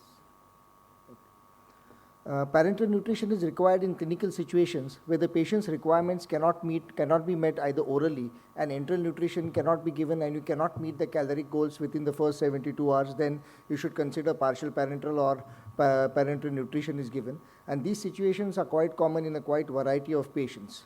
Now, parenteral nutrition is successful, it can be safe, and if it is used extremely safely, and parenteral nutrition has been instrumental to save countless lives, especially in major post-op or surgical patients where large number of intestinal resections has also been done. But if not practiced properly, then even you have problems of death, and certain complications and infections can be seen. Now, if you go back to the history, modern intravenous therapy is almost less than 1,000 years old. Right in 1400, or the first attempted IV fluid infusion. The first bag was again designed in 1658. The first intravenous infusions were given in 1664, and when they were not given in the proper way, the person died. And similarly, over a period of time, the greatest advances of the drugs as well as these delivery systems have changed, and they have also helped us to reduce the morbidity as well as mortality in patients where you use parenteral nutrition was considered. In 1869, Markov in Vienna mainly considered to give IV fat, and this was given in large amounts and without any detrimental effects. Only thing that he used it, and electrolytes were even considered to be used, and they were given in the partial parenteral form or in the form of IV fluids. And over a period of time, dextrose was used in 1924, and this was used as a continuous infusion for nutrition purposes. And clinicians also used amino acids way back in 1939.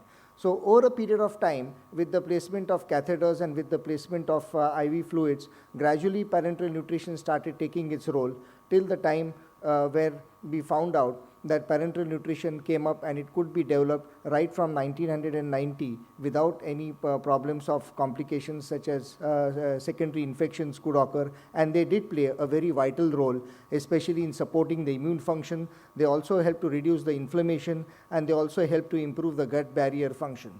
Now, the various substrates which are used in parenteral nutrition had got beneficial effects, and they have been developed over a period of time in the form of lipids or the trace elements or even the immunonutrients which were even available, which were used in the intravenous form such as glutamine, arginine or omega-3 fatty acids. And thus, therefore, to make parenteral nutrition safer from the initial therapy where we saw the evolution, where it could not be given in the proper way, now we have got proper central lines, we have got peripheral lines, we have got proper dedicated ports, we have got different type of lines which can be used, different ports can be used for safer practice and for safer delivery.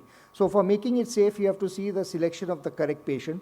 You must use the parenteral nutrition by the correct route, whether it's a central line, then you must use the central parenteral nutrition, or if you want to give it in the peripheral line, you have to specifically ask for split nutrition or for a peripheral nutrition bag whose osmolarity is on the lower side to less than 900, which can be given. It has to be given in the correct dose. The correct substrate should also be used. The correct labeling of the drug should be done, and the correct method or the correct indications, right, it should be done, and it should be used for a right duration, and it should not just be continued continuously just because the patient is getting nutrition. You must keep on assessing the patients when it can be switched over to enteral nutrition and gradually move over fast to enteral nutrition. And these patients who require monitoring of certain electrolytes, sugars and lipids, as well as the central line monitors for any secondary signs of infections. And this is how you can easily have a safe practice of nutrition. As I said, selection of the patient is most important. Those patients whose signs who has got abnormal gut functions, those who have got complete intestinal obstructions, mesenteric ischemia, bowel fistula, severe mucositis, or those patients who cannot consume the adequate amount of nutrition by enteral nutrition for a protracted period of time can be considered to be given either partial parenteral or total parenteral nutrition. Should exclusively parenteral nutrition be used? This is as per the guidelines which have been published, and they have suggested that they should not use exclusively parenteral nutrition, should not be used. First, enteral nutrition should be considered, and if you cannot bridge or if you cannot go to deliver the required number of calories or more than 80% of the required number of calories within the first 3 days or 72 hours, then you should substitute it or give partial parenteral nutrition in order to bridge the gap or support the number of calories. And this has again been published, and if they have shown that only using parenteral nutrition, exclusive parenteral nutrition is not recommended, you can use it either in the form of partial parenteral nutrition just to bridge the gap till enteral nutrition if you cannot supplement the adequate number of calories.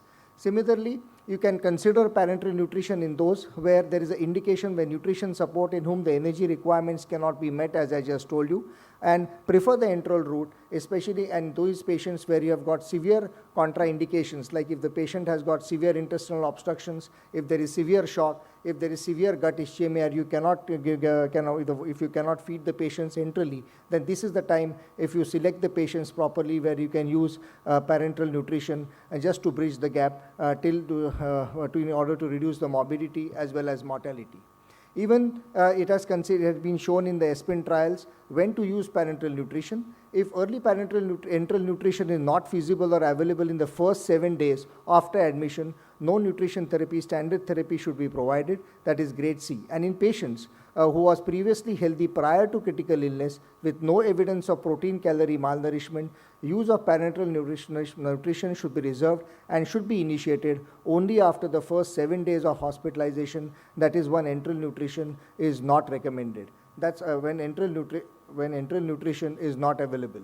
And if the patient is expected to undergo a major gastrointestinal surgery and enteral nutrition is not feasible, parenteral nutrition should be provided under these specific conditions. If the patient is severely malnourished, then parenteral nutrition be initiated 5 to 7 days preoperatively and then continued into the postoperative period.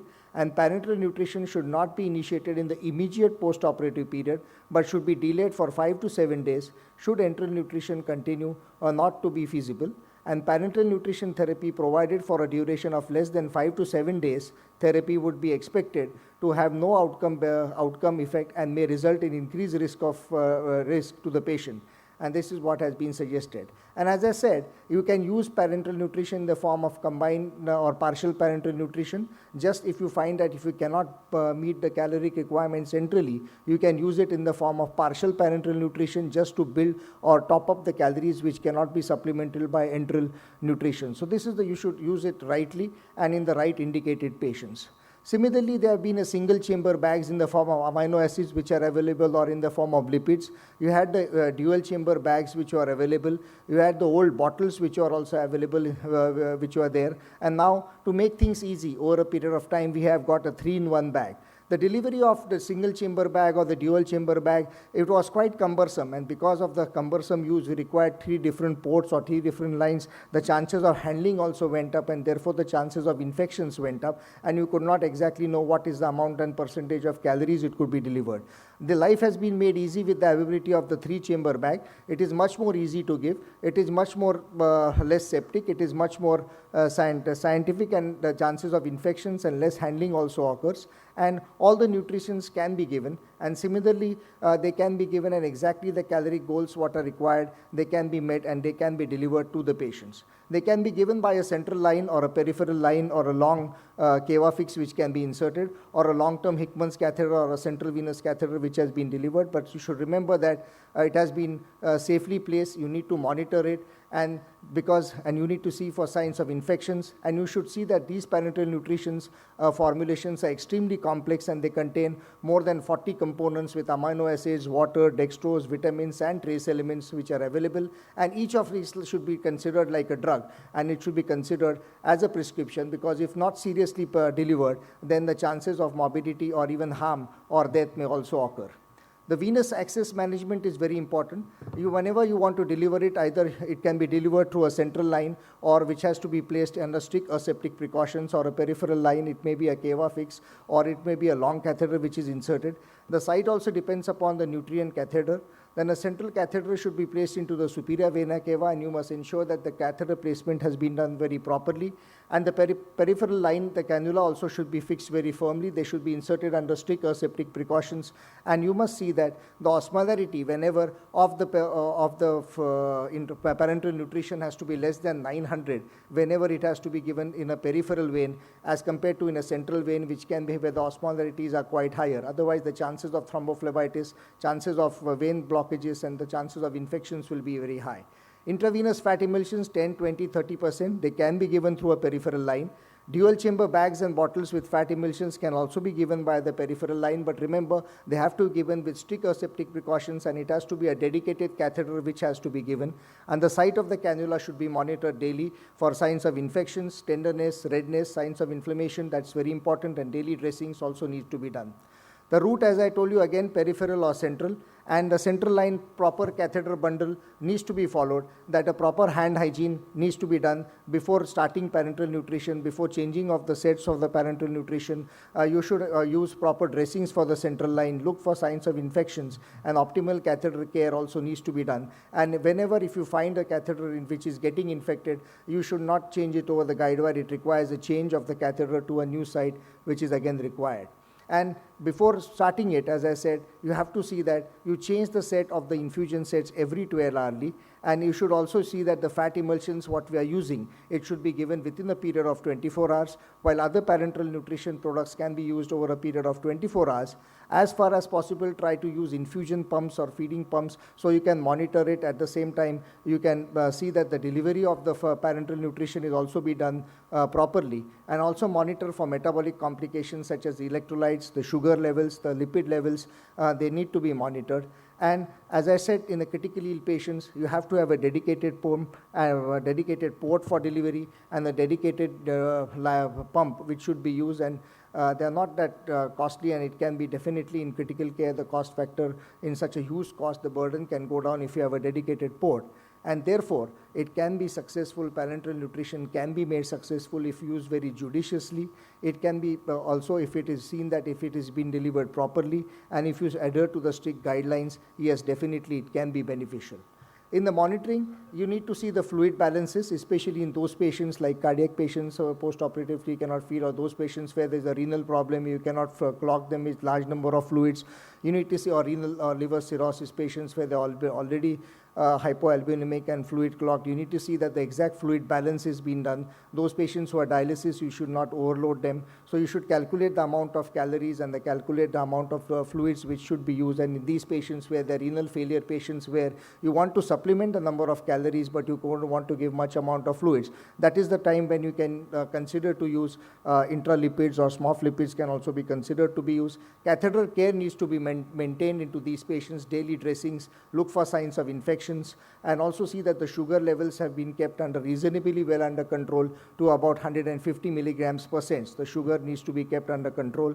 You need to monitor the urea and the creatinine and the liver functions and the lipid profiles, because all the energy which is being supplemented to the patients is in the form of blood urea nitrogen, and therefore you may have the urea levels to be going up into these patients who have been onto amino steroids or into amino acids, and therefore you need to monitor them. And accordingly, the liver functions there also may be cholestasis which can occur. There may be increase in the lipids or the cholesterol and the triglyceride levels which can also be going up, and therefore you need to monitor these levels at a weekly level, and electrolytes and the sugar level should be monitored continuously. You can also neutralize, if those patients who are diabetic, you can neutralize a pint of a all-in-one bag or a 3-in-1 bag by the addition of short-acting insulins into the bag just for the control of sugars.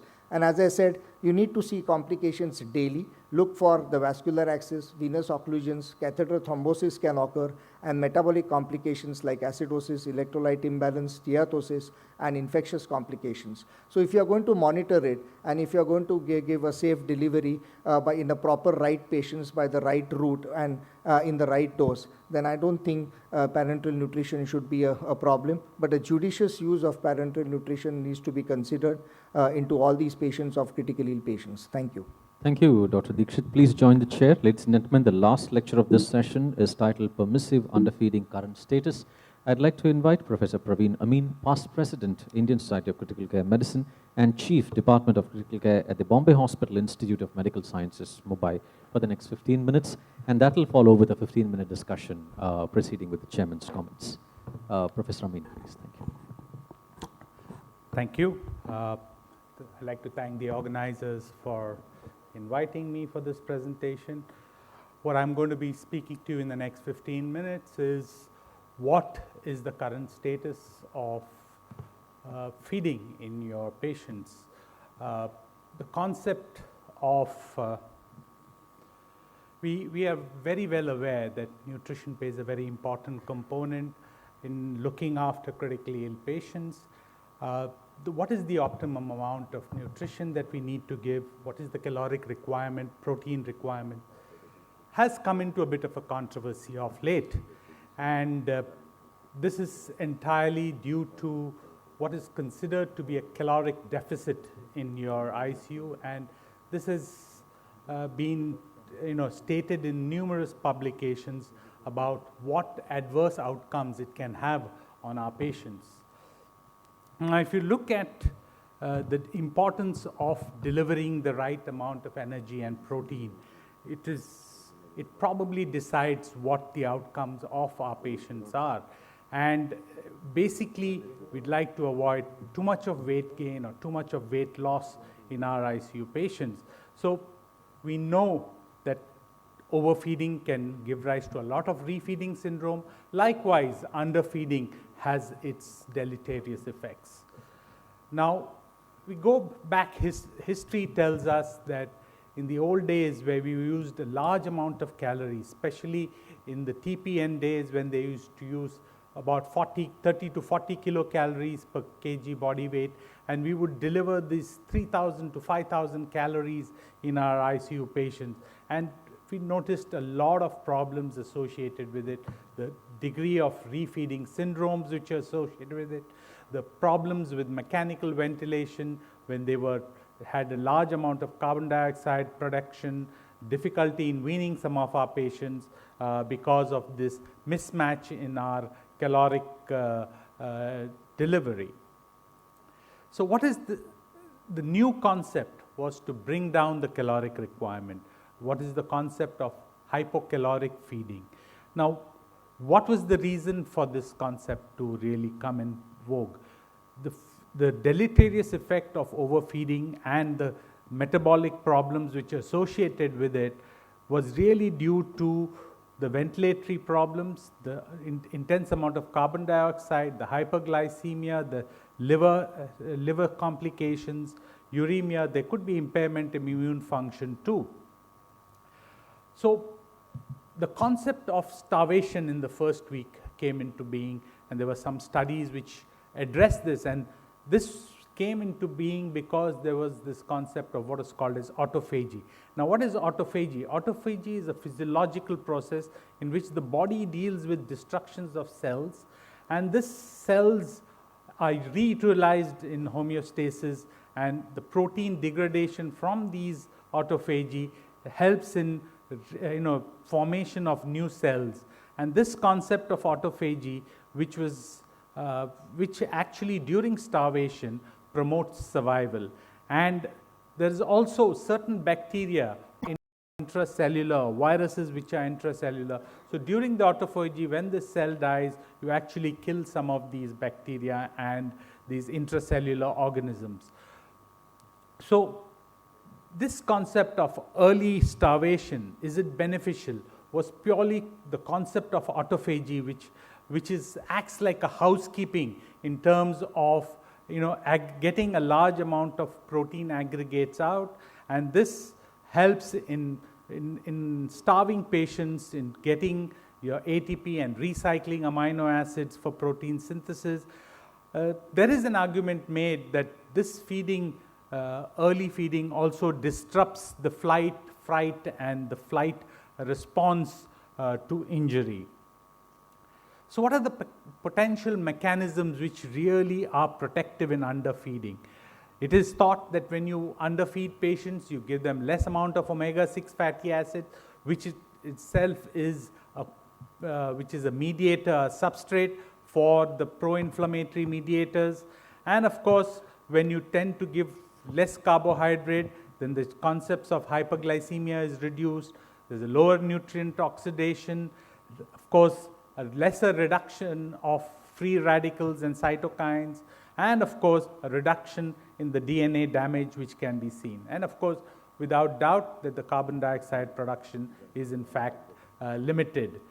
So is there some new evidence which tells us that is it worth using low feeds versus high feeds? There are quite a bit of opposing views. There are proponents who say that you should use this concept of starvation and the concept of autophagy, and there is an opposing view that there are a lot of non-nutrient benefits of nutrient delivery in the intensive care unit. So one needs to look at this, and probably we'll look at the studies which really address this. So what are the non-nutrition benefits? Now, looking at the opposing view that when you start feeding your patients early, what are these non-nutritional benefits?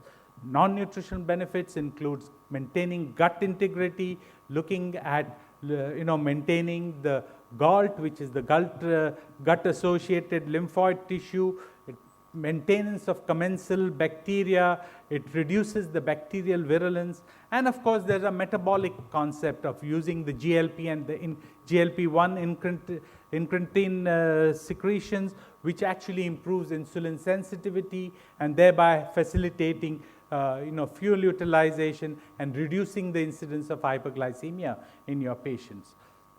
So these benefits are especially seen in high-risk group of patients, where these non-nutritional benefits may really take a picture where you may get clear benefits by not only reducing the high-dose goal feeding that can be seen, maintaining lean body mass, correcting micronutrient deficiencies, and of course maximizing protein synthesis in these patients. Then the concept of persistent inflammation. Now, there are three potential pathways that inflammation in a catabolic syndrome like sepsis can take place. You can have the best possible pathway where there's a rapid recovery after the SIRS.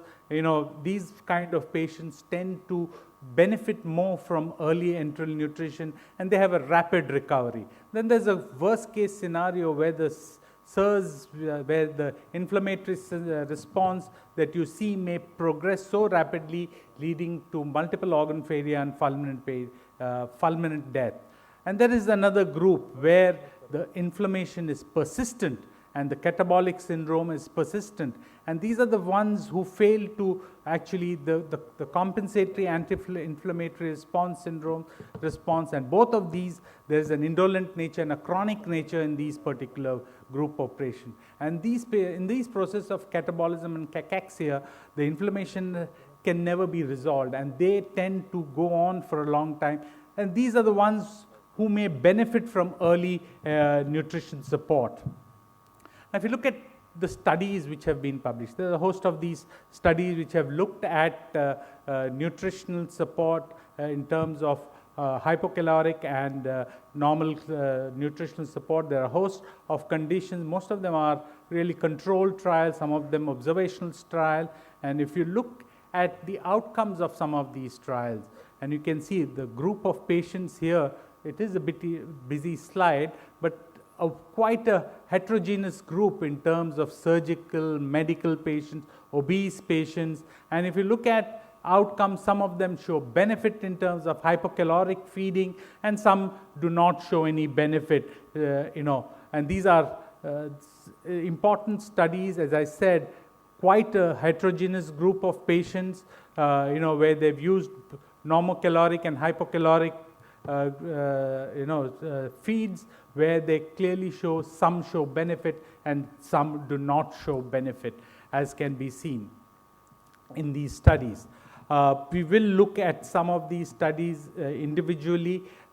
These are the important ones which have actually shown that permissive underfeeding has better outcomes, and this is Abraham's, Krishnan studies and Arabi studies and the Caesar study, which shows that underfeeding is beneficial versus full feeding. And then there are studies which show equivalent outcomes in terms of using this feed.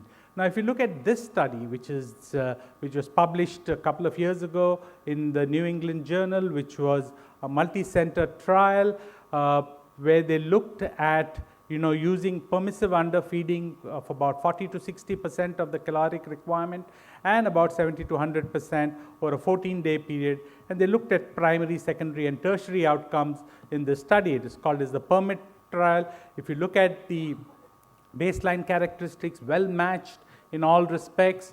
And of course, clearly, the patients in the underfeeding group were clearly given less calories. The protein requirement was supplemented in the underfeeding group, and as can be seen, the outcomes were really not any different in these. In terms of the primary outcome, 90-day mortality, in terms of duration of mechanical ventilation, in terms of ICU length of stay, in terms of ICU free days, and also the tertiary outcomes in terms of metabolic, the hospital length of stay and the metabolic parameters, really no difference in these tertiary outcomes in this study, and showed by this Kaplan-Meier curve that there was really no difference in 180 days after enrollment.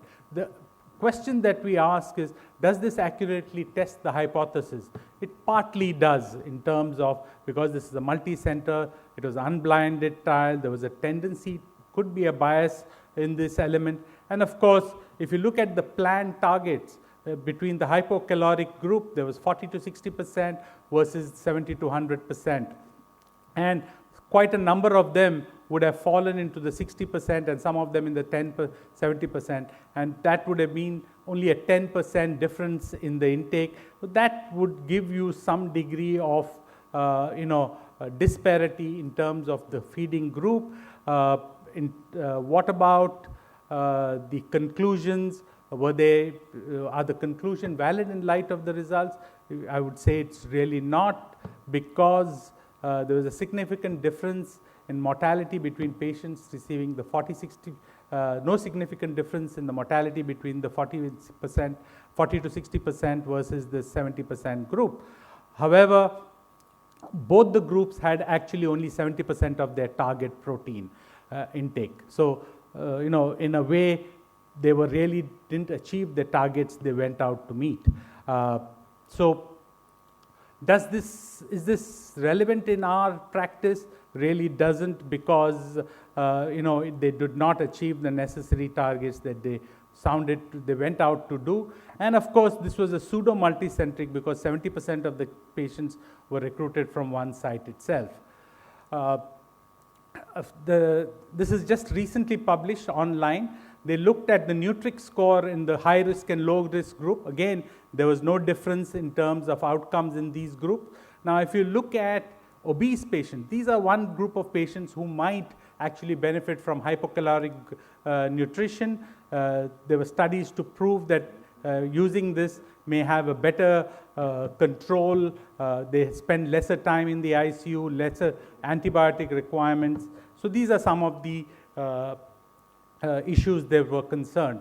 Now, if you look at the trials which showed that not supporting, this is the APNIC trial, a lot of flaws in this cardiovascular, these patients underwent cardiac surgery, a lot of them received 20% glucose in the initial phase, the EDIN-1 trial and the EDIN-full trial, and of course the original Arabi trial, again showing that they did not support high caloric. Whereas these are the trials which actually showed benefit with high caloric. These are TPN studies which clearly showed while giving them glucose, you are able to actually improve outcomes in these group of patients. And these were really sick group of patients. Now, if you look at these underfeeding and trials in these two groups here, the EPINIC trial, you'll find that most of these patients were younger group of patients. They had lesser duration of ICU stay, lesser duration of mechanical ventilation, as opposed to the TPN trials where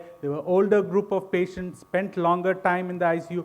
So the message I'd like to really say is that, as shown by this trial here, that what really happens is if you do not, if you can't consider each patient to be the same, they're different. And also in this, retrospective analysis by Darren Halen's group, what they did find is it was, those patients who were are mechanically ventilated for more than 8 days, they clearly tend to benefit from early enteral nutrition, and they followed these patients up for 6 months. Though this was a retrospective analysis of a prospective study of nearly 40 ICUs in USA, Canada, and Europe, clearly showing that early enteral nutrition in these group of patients, in these very sick group of patients, actually spent lesser, had better outcome, lesser time, and 6 months survival, ICU discharge were better in these group of patients. What we would really look at, and this is my last two slides, where we look at quality of life as an indicator rather than look at mortality when you start feeding your patients. This would be an index, and the IMPOSE trial will probably give us answers from the ANZIX group. So I'd like to conclude that all critically ill patients are not similar. Patients at permissive underfeeding group were on average younger and spent markedly less time on mechanical ventilation. Short staying ICU with low acuity of organ failure and not have as significant caloric need as longer staying ones. So in summary, I would like to say that it is important to understand that the caloric requirements can be different for a different group of patients. The sicker ones who tend to spend more time on the ventilator probably need more caloric requirements as opposed to the permissive underfeeding. Thank you very much for a very patient Thank you, Professor Amin. Please have your seat. In the meanwhile, I'd like to invite the other two speakers, Dr. Deepak Gobel, to kindly join Professor Amin, and our chairman, Dr. Dikshit, is very much here. Ladies and gentlemen, we have the next 10 minutes for the questions and comments from the chair and the floor. Yeah. Thank you very much. Can I start by thanking all three speakers for a wonderful session. They've all interconnected under the theme of gastroenterology. I'd like to open the floor for questions, please. Yes. I've got a question to Dr. Deepak Goel. In fact, two questions, but one at a time I'll do it. One question I have is, in your experience with liver transplant patients,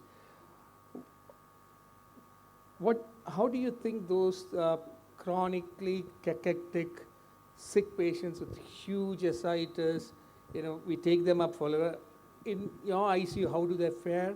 Do they have the same sort of mortality, morbidity compared to a well-preserved patient? I always felt that those patients, maybe you should not push them up. Like one. Second one is, I want your opinion on transplanting patients who are going into acute alcoholic hepatitis, who might have abstained for 1 month, maximum 2 months. They go in for acute alcoholic hepatitis. They come with acute liver failure, and surgeons are just ready to put liver in them. So, Dr.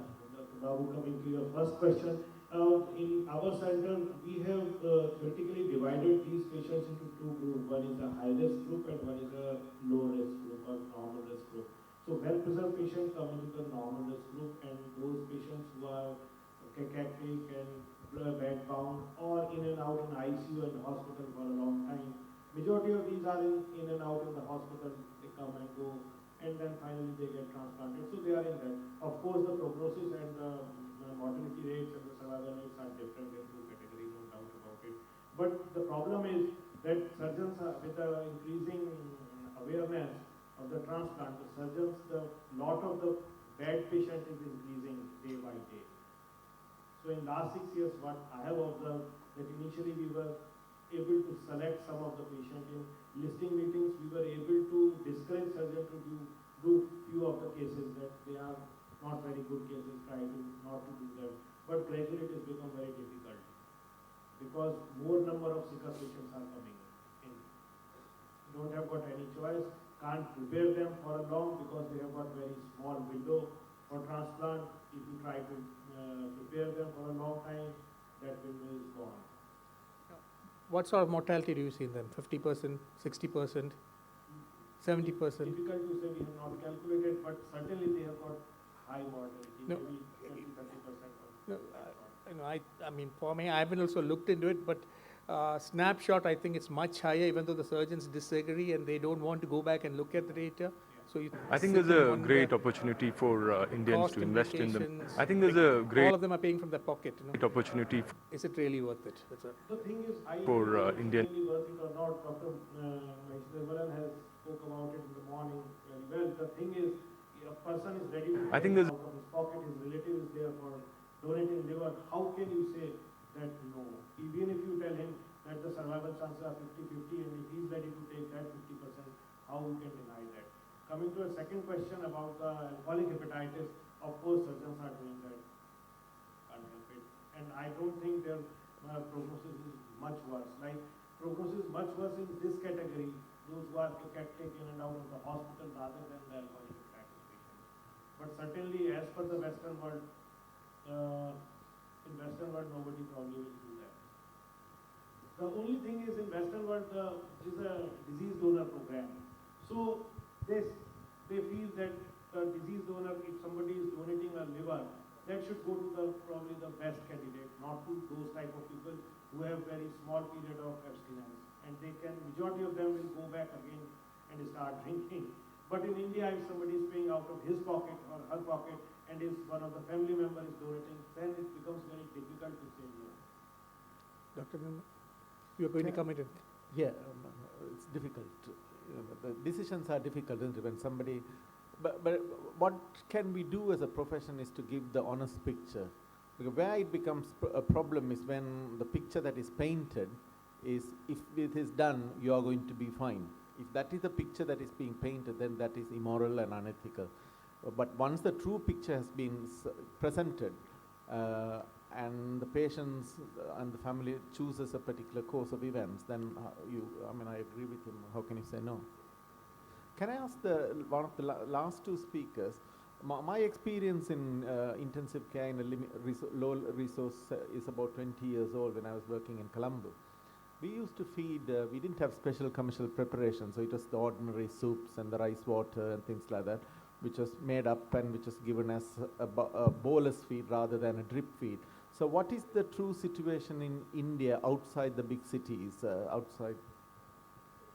Unfortunately, we still, I believe a large number of institutes still use blenderized diet. The problem with blenderized diet is that you're unable to really get a caloric density of what really feeding. You're not sure what is the protein content because it's all kitchen feeds. They tend to use larger bore cannulas, which gives rise to nosocomial sinusitis. So the commercial, unfortunately, the misconception is that commercial feeds are expensive. It is not. In fact, it's 1/10 the cost of what your antibiotics are in this day and time. So it's a misconception that commercial feeds are expensive.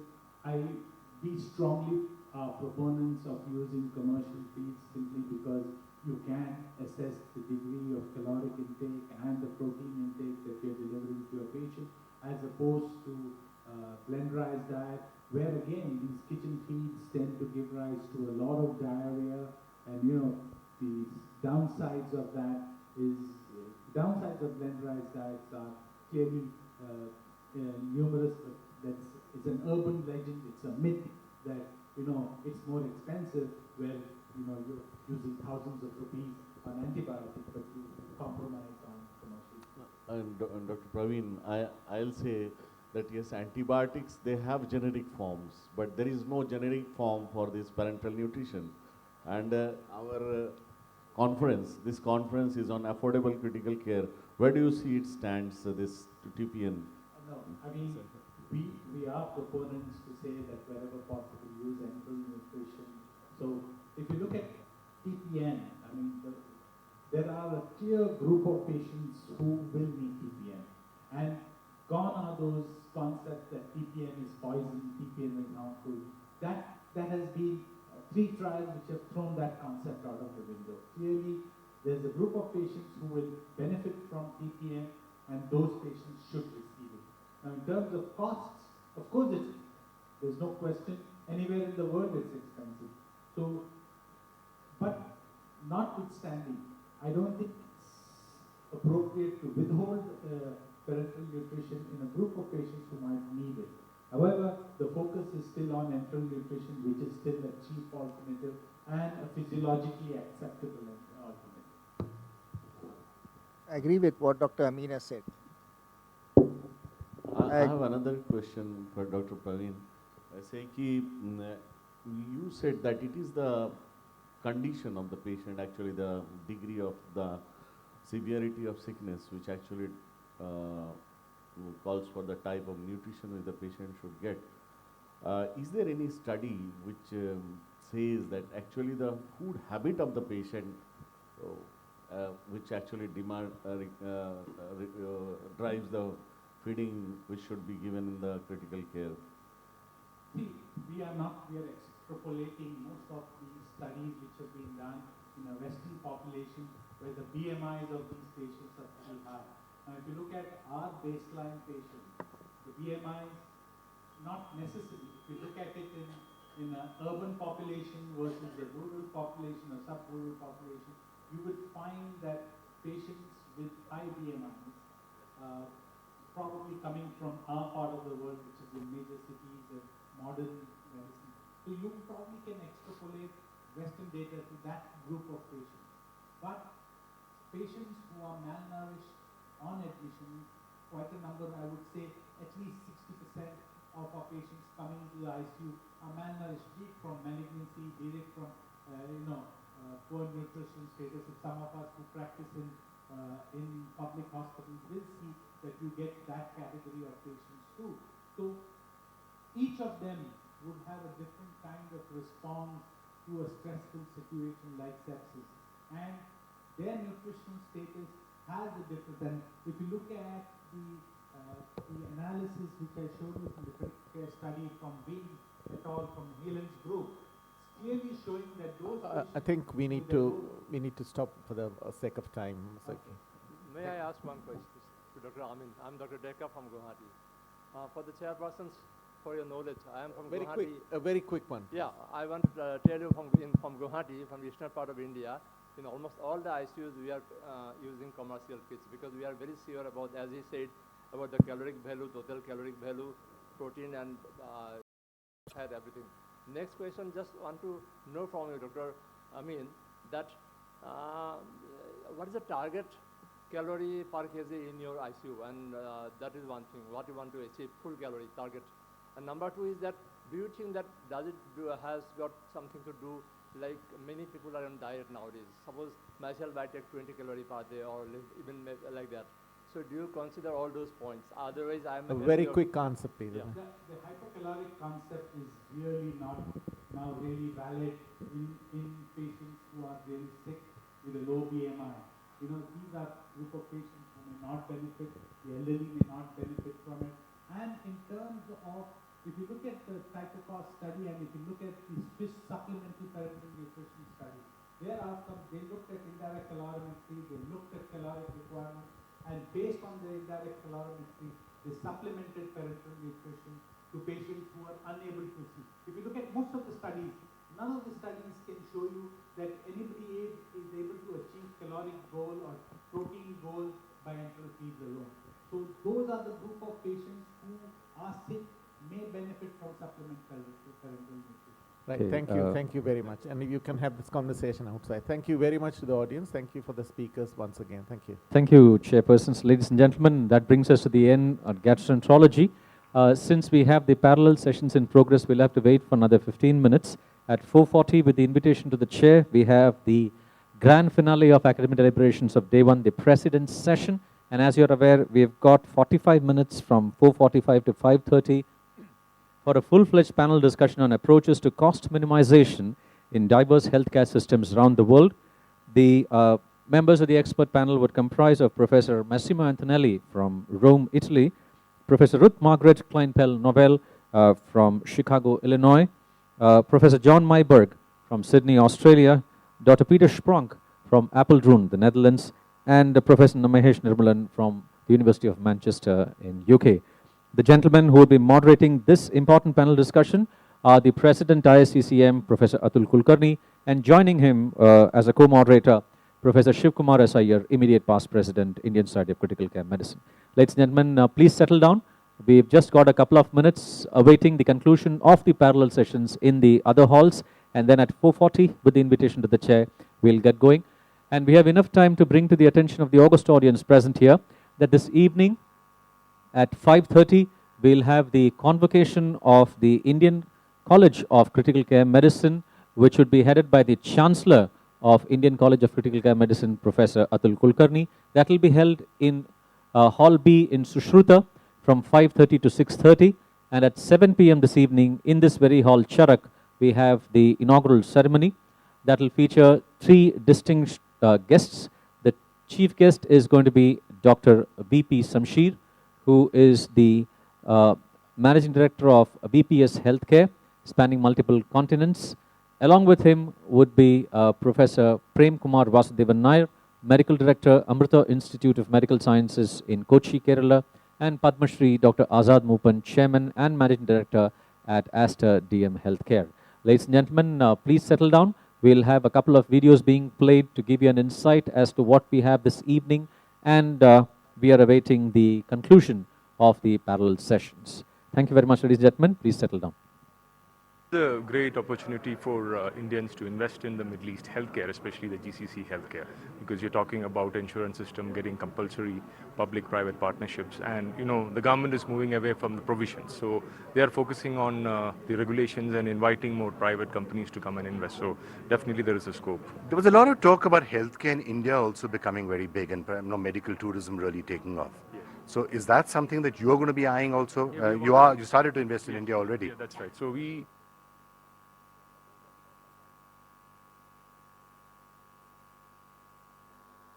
I think there's a great opportunity for Indians to invest in the Middle East healthcare, especially the GCC healthcare, because you're talking about insurance system getting compulsory public-private partnerships, and the government is moving away from the provisions. So they are focusing on the regulations and inviting more private companies to come and invest. So definitely there is a scope. There was a lot of talk about healthcare in India also becoming very big, and medical tourism really taking off. Yes. So is that something that you're going to be eyeing also? You started to invest in India already. Yeah, that's right. So we had some acquisitions recently, and we're looking at a couple of more acquisitions. I think that's a great hedge between the GCC and the Indian landscape, especially the medical side, because you have the manpower resource pool in India and the market in the GCC that can be connected well.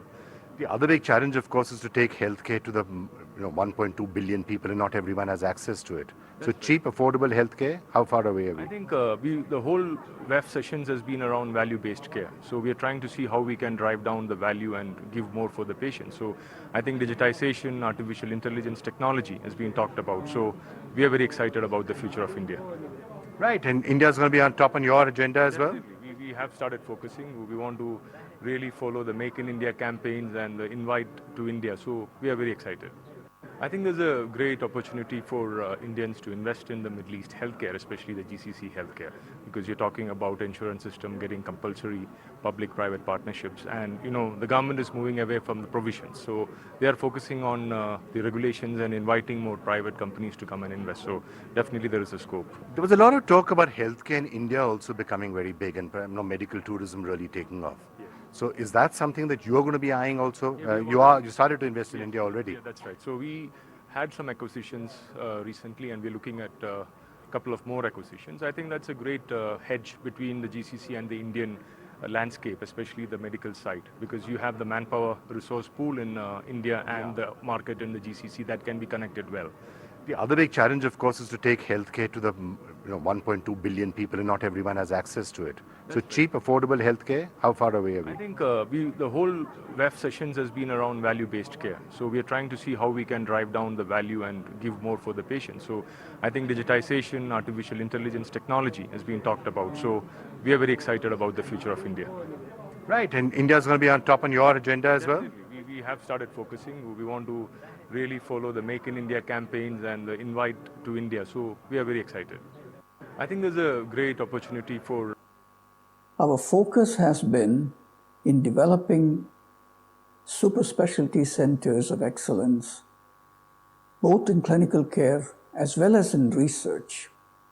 This, combined with judicious use of technology, as well as close attention to quality and patient safety, has made it possible to provide very affordable health care to a large section of our population. This has been our success, and this is attested by the fact that we are certified by ISO, NABH, NABL, as well as the National Assessment and Accreditation Council of the Government of India.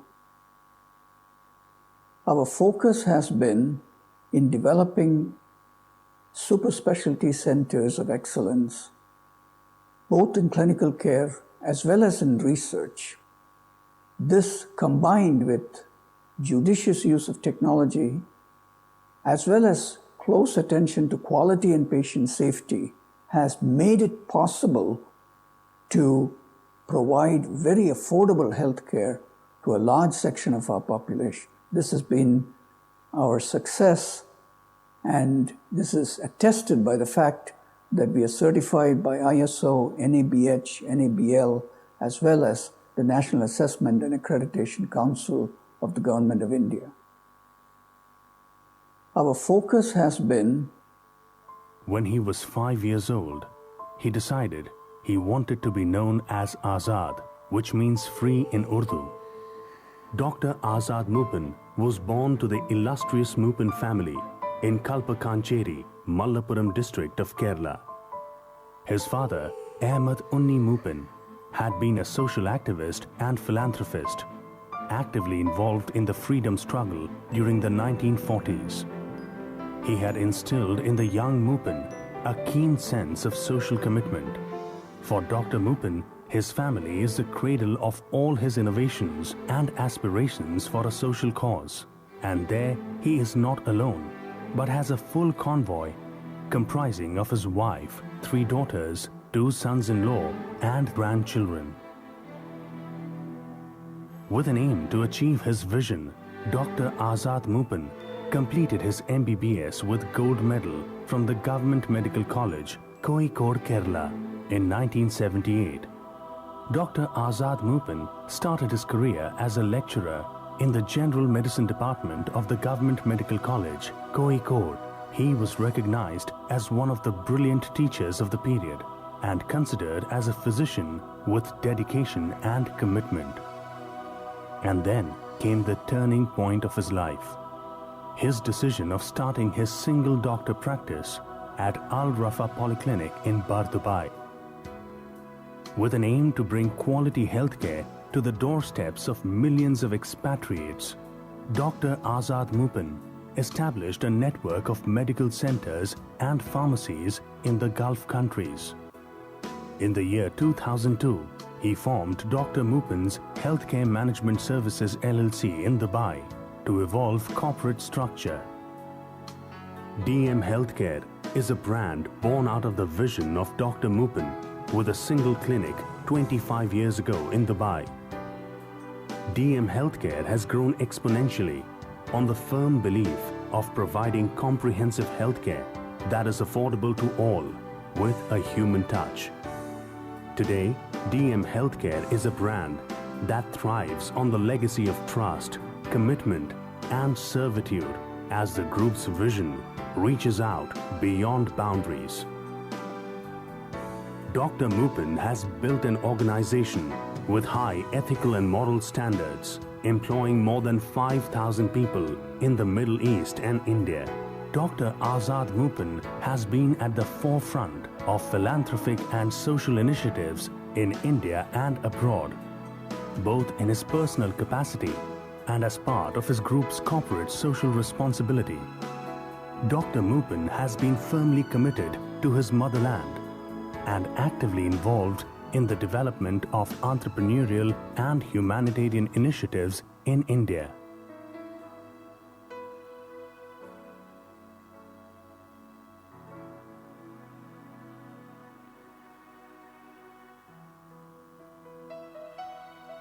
One man's vision when he was 5 years old has today become an inspiration for many, a journey that is an education for the youth, a motivation for the demotivated, and a perfect example of a balanced life.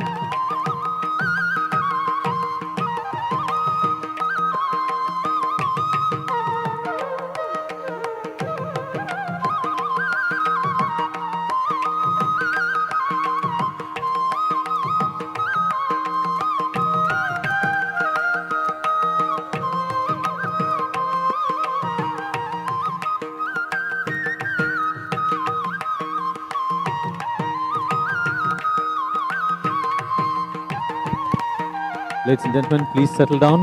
In a couple of minutes, we plan to begin the full-fledged panel discussion, which would feature a very strong member of the expert panel from across the globe, Professor Massimo Antonelli from Rome, Italy, Professor Ruth Margaret Kleinpol Noel from Chicago, Illinois, United States of America, Dr. Peter Spronk from Netherlands, Professor John Myburgh from Sydney, Australia, and Professor Mahesh Nirmalan from Manchester, United Kingdom.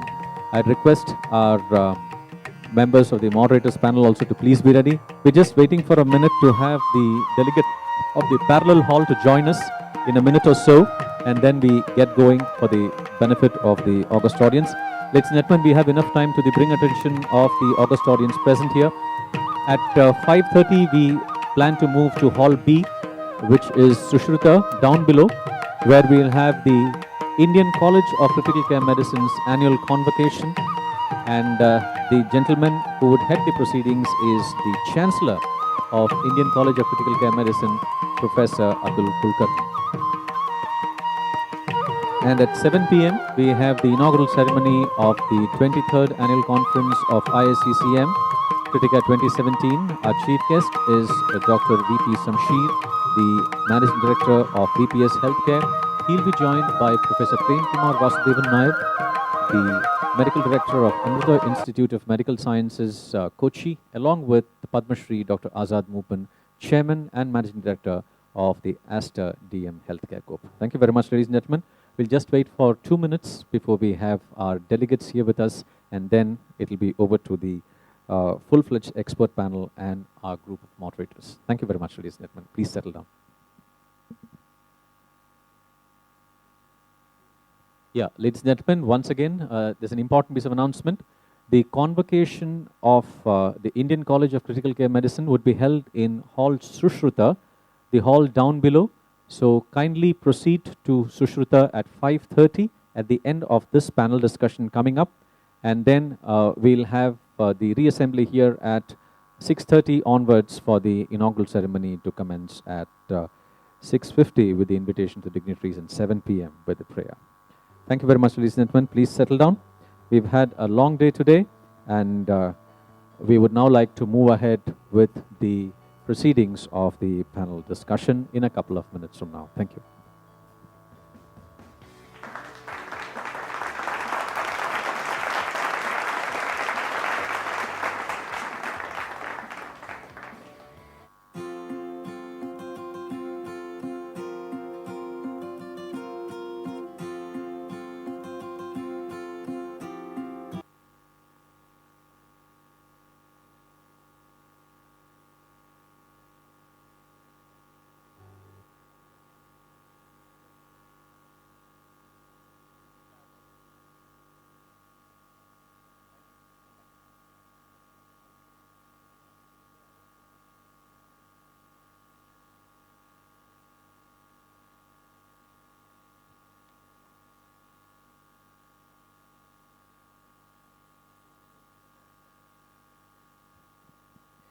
Good evening, ladies and gentlemen. Welcome to the last academic deliberation of Day 1 of Criticare 2017.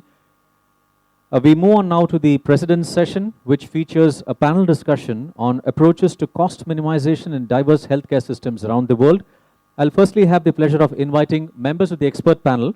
Please welcome in the order of appearance. I would request probably the panelists to occupy on the left-hand side of the podium, and on the right we'll have the moderators. With these few words, I'd like to first invite our first panelist, Professor Massimo Antonelli, President, European Society of Intensive Care Medicine, and Chair, Department of Anesthesiology and Intensive Care Medicine at Gemelli University Hospital, Catholic University of Rome. Dr. Ruth Margaret Kleinpol Noel, President, Society of Critical Care Medicine, United States of America, Director, Center for Clinical Research and Scholarship, Rush University Medical Center, Chicago, and Professor, Department of Adult Health and Gerontological Nursing, Rush University College of Nursing, Chicago, Illinois. Dr. Peter Spronk, Director, Intensive Care Unit and Research, Gelre Hospitals, Apeldoorn, the Netherlands. Dr. John Myburgh, Professor of Intensive Care Medicine at the University of New South Wales from Sydney, Australia. Director, Division of Critical Care and Trauma, George Institute of International Health and Senior Intensive Care Physician. Professor Mahesh Nirmalan, Professor of Medical Education and Consultant in Critical Care Medicine at the Manchester Royal Infirmary, Vice Dean of Social Responsibility at the University of Manchester, Manchester, UK. Ladies and gentlemen, I have the pleasure of inviting the moderators. Please welcome Professor Atul Kulkarni, President, Indian Society of Critical Care Medicine and the National Scientific Chairperson. Joining him is Professor Shiv Kumar S. Iyer, the immediate past President of Indian Society of Critical Care Medicine and currently Head Department of Critical Care at Bharati Vidyapith University Medical College and Hospital, Pune, Maharashtra. Ladies and gentlemen, this panel discussion would be for the next 40 minutes. Over to you, gentlemen. Thank you very much.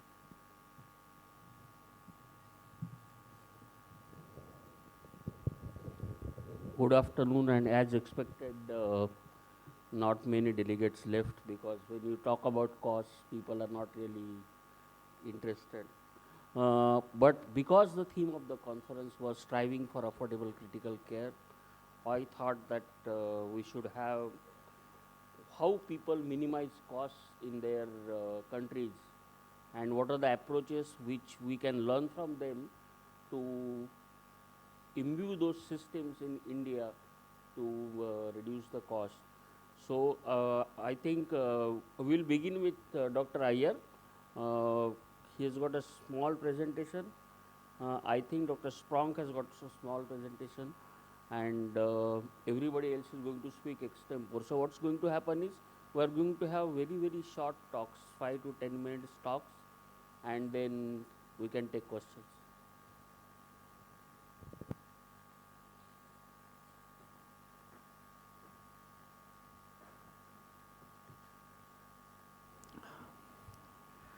A very good evening to all of you. So, we've had cost as a dominant theme. We had 2 talks in the morning in the plenary sessions. And then I was part of a thematic session on, again, on costs and economics in intensive care. So actually, I have had an overdose also. But what I thought is, from whatever insights I've gleaned from the day and whatever subjective impressions I have of the Indian system, I'm going to convey. So there's not really much data from our side, but I'd like to put my thoughts across. I've used extensively this vision document, which is available on the website. It is prepared by the Public Health Foundation of India, and it's quite a remarkable vision document. And I would urge all of you all, those who are interested in healthcare, and universal healthcare at that, to have a look at this document. Yeah, so it's the Public Health Foundation and the Foundation for Democratic Reforms, and Lok Satta is a newspaper from Maharashtra. Illness is neither an indulgence for which people have to pay, nor an offense for which they should be penalized, but a misfortune, the cost of which should be shared by the community. So this is from the architect of the National Health Service, United Kingdom. In India, there are many critical issues and challenges. So there's a problem of access in rural healthcare. Family care is unaffordable to the people. Whatever currently existing public-private partnerships there are inefficient and tend at times to exploit the patient. Accountability in public healthcare is low. There's a very high out-of-pocket health expenditure. There is extremely low public health expenditure share, as I shall show you in the subsequent slides. There's a decline in family care, and there's an urgent need for integration with the alternative systems. Okay, so there are many issues and challenges. Some of them pertain to critical care as well.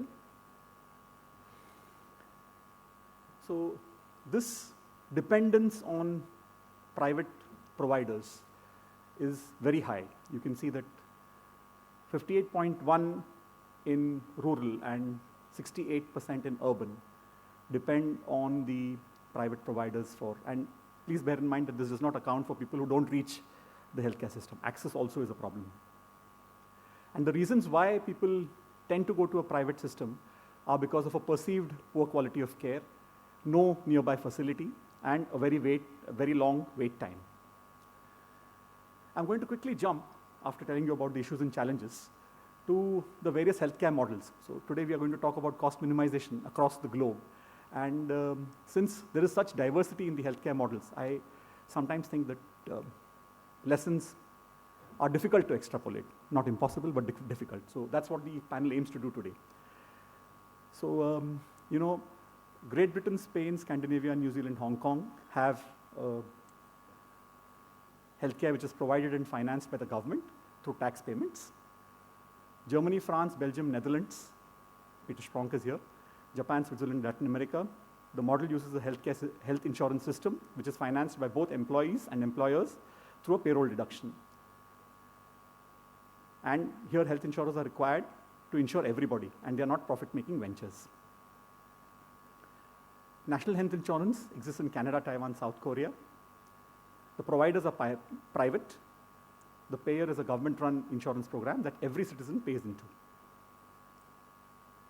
Out-of-pocket, which is the model in India, in Africa, China, and South America. Most medical care is paid for by the patient. There is no universal healthcare coverage, and only the rich tend to get medical care. The poor are likely to stay sick or die. And then we have the free market, of which the United States is an example. Obamacare was an effort, I think, to try to universalize healthcare, but it's probably being disbanded. Dr. Ruth is here, so we'll probably hear a little bit about it from her. It maintains a safety net through public payment of premiums, and it offers services and insurance through private sector. But the United States is a fragmented system. Now, in India, if we look at the impact of this out-of-pocket expenditure, let me show you, out-of-pocket expenditure in India is 86% of the total private health expenditure, which is the predominant form of healthcare that people seek.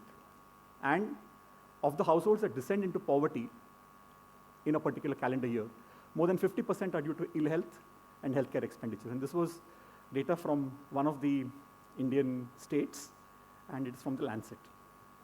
Yeah, so if we were to have a reform agenda, the best form would be to change the economic system which produces ill health and to liquidate ignorance, poverty, and unemployment. The practice of each individual purchasing his own medical care does not work. It is unjust, inefficient, wasteful, and completely outmoded. There is no such thing as private health. All health is public in our modern industrial society. Illness and maladjustments of one unit of the mass affect all other members. Protection of people's health should be recognized by the government as its primary obligation and duty to its citizens. You know, for the last 1 year, I've been involved with the Forum for Medical Ethics Society, which runs the National Bioethics Conferences in India. And through the year, the theme of the conference was end-of-life care. And through the year, they kept telling me that, what are you talking about appropriate end-of-life care as an intensivist, when access is such a big problem? So there are limitations of the existing approaches. It's important to remember that spending, if you spend more money, it's not going to improve health automatically. So what we need to do is to, of course, need to increase our spending in health. Think of cost-effective interventions, and that's what today's this is about. Choose which interventions to do and which not to do. And those that we do, how to minimize the cost in them. Have high-quality institutions and appropriate delivery models. And for tertiary care, it is important that you choose a cost-effective option, which should be the public and the NGO. So I'm nearing the end of what I wanted to say. At the unit level, at the intensive care unit level, appropriate triage.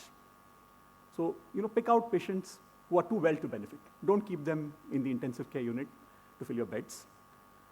Then the category of too sick to benefit.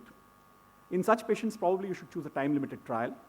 And if they don't benefit, then we should be prepared to do appropriate end-of-life care. Terminally ill patients come to our ICUs. It's not very uncommon in Indian ICUs to have terminally ill patients. The predominant ones which come would be the chronic organ system failures, for whom transplant is not an option. So such patients, we should encourage appropriate end-of-life care if it is appropriate. And then, you know, this is a term that I have borrowed from one of the previous conferences. Dr. Farhad Kapadia is very fond of this term. Less is more. So in intensive care, through all that we've seen in the last 20, 25 years, we've learned that less is more. So, you know, less tidal volume is one example. And we must remember that many interventions in ICU may not be cost effective. At the hospital level, drug and consumable costs is something which you can work on. Then audits for appropriate triage, appropriate ELC, appropriate investigations, appropriate referrals are important at the hospital level. and at the state level, Make in India initiatives to try and make the more expensive consumables in our country. For what we cannot manufacture, there's no reason why the government should make money on it, so the import duties on those should be removed. And importantly, there should be appropriate regulation, not just for the private sector, but also for the public sector. And I've just put up a list of institutions from that vision document, but I'm not going to go into the details. So a drug supply agency and other regulatory bodies as well for looking at the quality of care. That was my last slide, and thank you very much.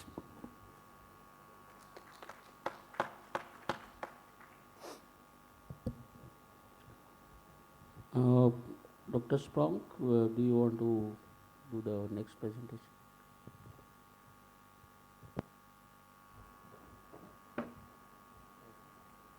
Yes, okay. Good afternoon, ladies and gentlemen. Welcome to those who stayed, and it was good to come to this session, because actually I think it's a very important subject that's frequently neglected. If you don't have money, everything stops, even in the ICU. So how to minimize that? I have some slides here. Are we talking about costs in the ICU only, or after the ICU? Should it be bundled together? Should we just cut your loss, like not admitting the patient in the first place, as was also outlined by the previous speaker? Not readmitting the patient after ICU and hospital discharge, or think about setting up long-term acute care facilities to concentrate the care of those that really require critical care in the long end, if you decide to do that and to offer that, and it's in balance with the quality of life of the patient and the family wishes, then it might be a better idea to concentrate that instead of doing it in a hospital environment. And what about the perspectives of those involved in the process? So if you talk about costs, very briefly, you could view it in this way, as proposed by David Attenborough in the 80s of the last century. So several blocks like equipment, but also personnel. You need a hospital, you need materials. So it's like guys and stuff. And in the end, if you summarize that, you have a sort of breakdown of costs. On the other hand, if you look at this from a broader perspective, then you see that most costs actually are made up of the time spent in the ICU alone. So ICU care is expensive. So it makes sense to look at the ICU cost from a day-to-day perspective. The longer you stay in the ICU, the more costs you spend on it, and the more awareness should be there whether that should be done in the first place. So at 1 year, almost $300,000, this is a US study, were paid per patient that survived the ICU after a long stay.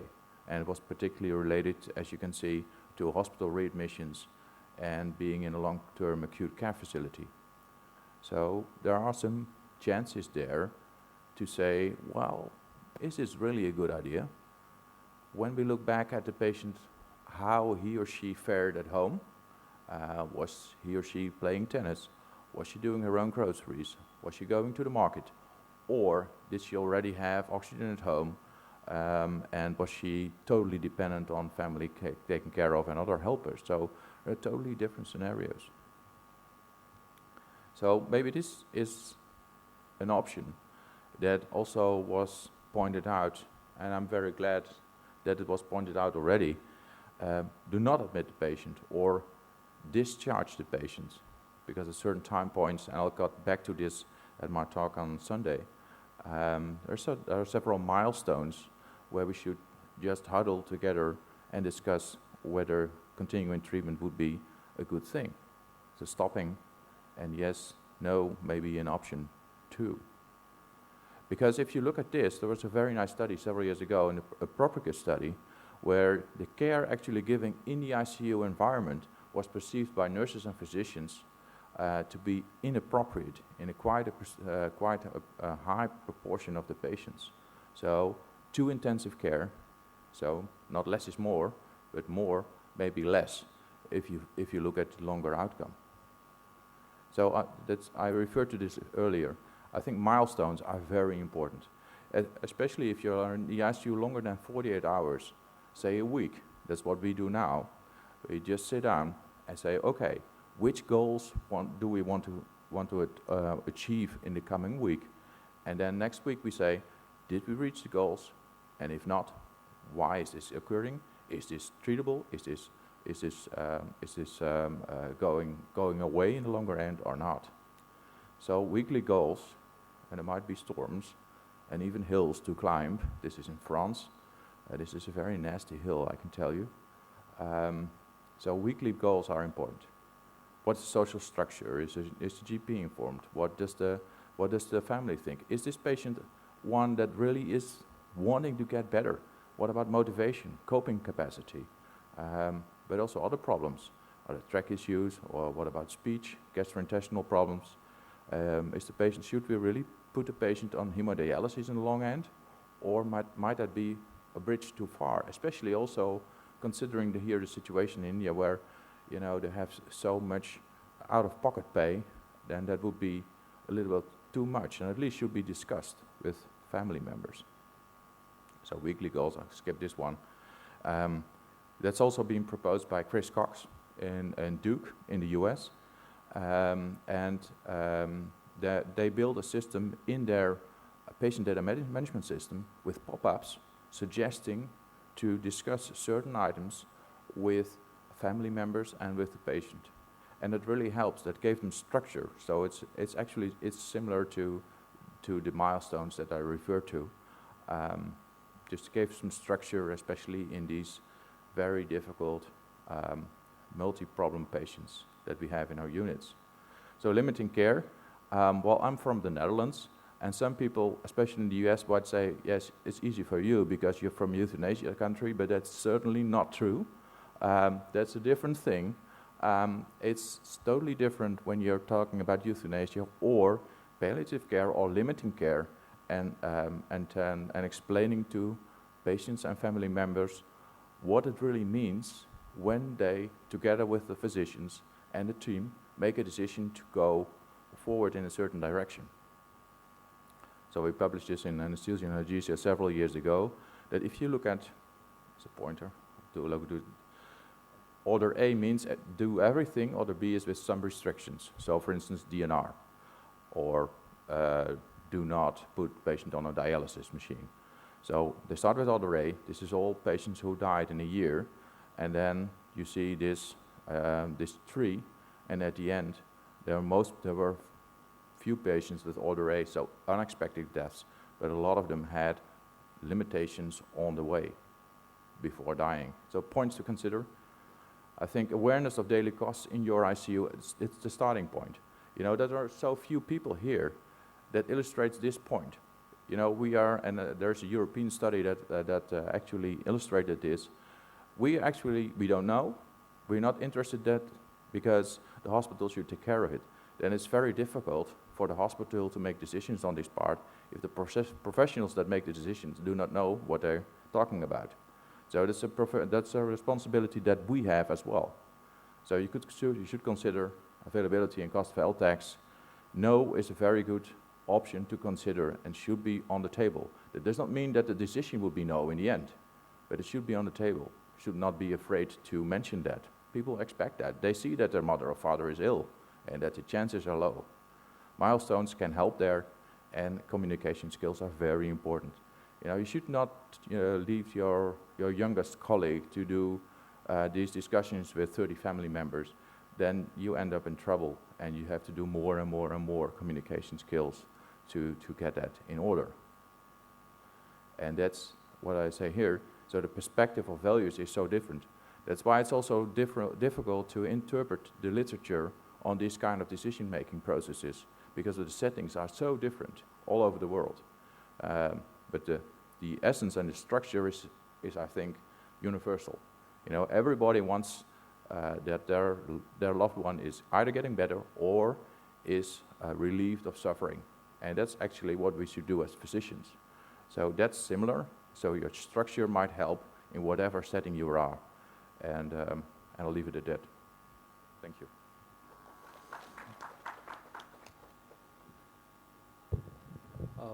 Thank you, Professor Spronk. May I now invite Professor Ruth to share her thoughts about cost minimization. Great, thank you. Well, I'm coming from the United States, and we definitely have concerns about the costs of healthcare. The amount of spending on healthcare in the United States exceeds $3.2 trillion a year, and out of that, hospitalization costs are about 30-some%, so upwards of $1 trillion in healthcare spending. We did have some movement in the past presidential term for the Affordable Care Act to try and have more individuals in the United States have health care coverage. It was interesting that an Institute of Medicine report several years ago highlighted that of all the industrialized countries, the United States remained one of the countries that does not ensure health care access for all of its citizens. So realizing this, there was a big emphasis to have health care coverage during President Obama's term for those who were uninsured. And as you know, we have a new president, so every day tends to be a little bit of an interest in terms of what that presidency is going to unfold for healthcare. But certainly we realize that it has important influence. And so, nationally there's concern. Our Center for Medicaid Services has enacted a number of measures to try and decrease costs. We've seen a lot of variability in hospital spending across our United States, and we now have a healthcare website called Hospital Compare, where any person, any citizen can log in and see the quality metrics of a hospital as well as healthcare costs. So I think it really has created awareness of how much we are spending in healthcare. In terms of our own institution, I'm at Rush University Medical Center in Chicago, and we are a 645-bed hospital. We have 4 adult ICUs, a pediatric ICU, and a neonatal ICU. So in total, out of our 600-some bed hospital, 120 of those beds are ICU beds for all of our ICUs combined. So we were very focused on controlling costs. I think one of the things we did internally is about 4 years ago, we combined all of our ICUs together into a quality team. So we meet monthly. We have an acute adult critical care quality team that meets monthly, and we review all our key performance indicators as well as costs, metrics, mortality rates, and I think there's even an awareness down to our individual staff about the importance of controlling costs. I think one of the challenges with ICU care when we have so many ICU beds, although we perceive it not to be that many, but compared to other countries, we do have a lot of ICU beds, is appropriate care in the ICU. And I think we're still challenged by, what type of patients should we be admitting to the ICU and giving treatment for those patients. We're having more discussions on goals of care. I would say in the past several years, we've really focused on having more of our palliative care team consults on a regular basis, and really involving families more to have those crucial conversations. We found in a study that we did in our intensive care unit a couple years ago that our ICU staff was actually experiencing moral distress from having to give utility care to ICU patients. So we really have focused on better appropriate care for patients, involving families in decision making, and to try and have more realistic goals for our patients in the ICU. So we're still challenged. We don't have an easy answer. We're learning from you as well at these types of international venues to really have best care in the ICU. So, but we're still struggling as well.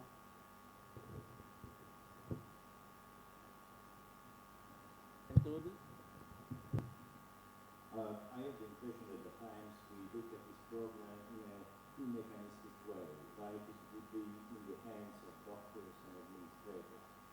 Indeed, I believe that what Peter said and Ruth said has a number of implications that should see involved also other figures, social communities, philosophers, lawyers, politicians. We should develop a specific policy to just counteract the increasing cost minimizing or just optimizing the cost in our healthcare. And we can establish guidelines. We can have specific standard practice. But it's absolutely necessary in these cases also engaging the media. The media are the vehicle through which we can just disseminate certain concepts that at times the social community are reluctant to accept for their weak position, fragile position, because they are those who have their own loved ones into the cares and the difficult decisions that at times we have to share with the family are always so complex and articulated that a number of figures will be involved. And I think that we should also partnering with government agencies and private sectors in order to find out the concept action that should be applied in all different contexts, not exclusively in certain models and not in others. And then we have to work a lot with the communities, because especially think about the rare diseases. In this case, we have strong communities, and we have also to take care about these patients. And they collect a lot of attention coming from the media and all the other social components. I think that one of the response that can help us to look at potential strategies is the concept of choosing wisely strategy that has been launched into the US relatively 2 years ago. Just allocating the resources and using the resources in a wise way can be one of the answers. Of course, not only one. And on top of that, both of you alluded to the chemotherapy therapy. This is a major issue, also because it implies different cultural roots and a different approach to the same problem. That is why all the community should be involved in a large social discussion in order to find out that a common strategy cannot be limited to the decision taken by the doctors and politicians. May I now invite Professor John Mybold to share his thoughts. Thank you. This is clearly an important question, but I think one of the problems with this discussion is that potentially, as Marcin was saying, potentially lump everything around the world to one box. And clearly, it's like an influence to asking patients. With the context and the reasons and everything's different.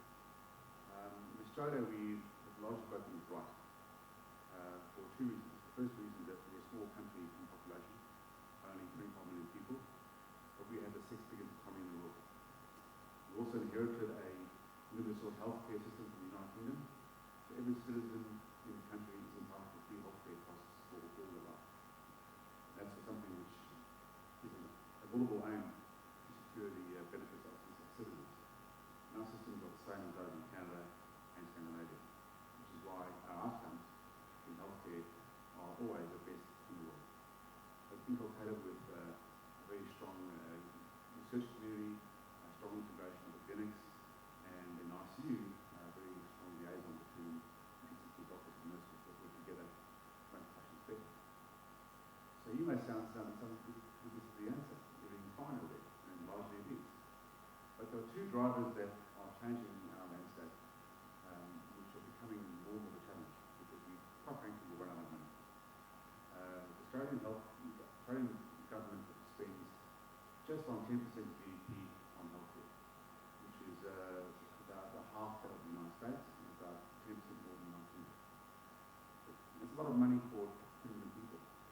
But the way healthcare is going is largely being consumed by an increasing population that are aging with chronic illnesses and where life expectancy can increase beyond where they should be.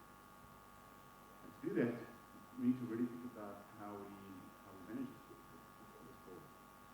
And certainly in the intensive care units, when I first started training some nearly 40 years ago, we had a criteria system. We could admit patients who we wanted to and decline those who wouldn't or couldn't or shouldn't. And patients would accept that based on the system of paternalism. That's changed. People are now engaged, now involved. They're on the internet, they're informed, they understand things, they argue, they debate, they have their rights. And I believe in that phenomenon of international globalization, international access to information, is a huge driver of a change in the approach to healthcare, both in social aspects of Australia and in the United States, where everyone's looking over their shoulder and what they see. So the answer to these questions as we move forward, because if you build a 40-bed ICU, you will have 40 patients. If you build a 100-bed ICU, you have 100 patients. All that changes, the curative illness falls, and the end stage increases. So you spend more and more time doing end-of-life care in patients who shouldn't do it. There needs to be an engagement about how it evolves. And a colleague of mine who's done a lot of work in geriatrics, and patients who are connected, patients in nursing homes, there needs to be an awareness in this community that at the end of life, that's the most morbidity and cost of treatment. A term called compression morbidity, where you want to compress the amount of time that patients suffer the most as a consequence of the illness. And that's a move whereby you now begin to define illness trajectories and restrict medications that work for long life without need for resistance, and you limit access to facilities like ICUs where an outcome which will produce a functional survivor is not available.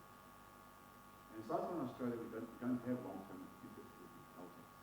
I think LTACs are a blight on the system. They shouldn't be used at all, unless you've got something like that alternative for the future. But if you get an option to fill the LTACs, you'll fill it.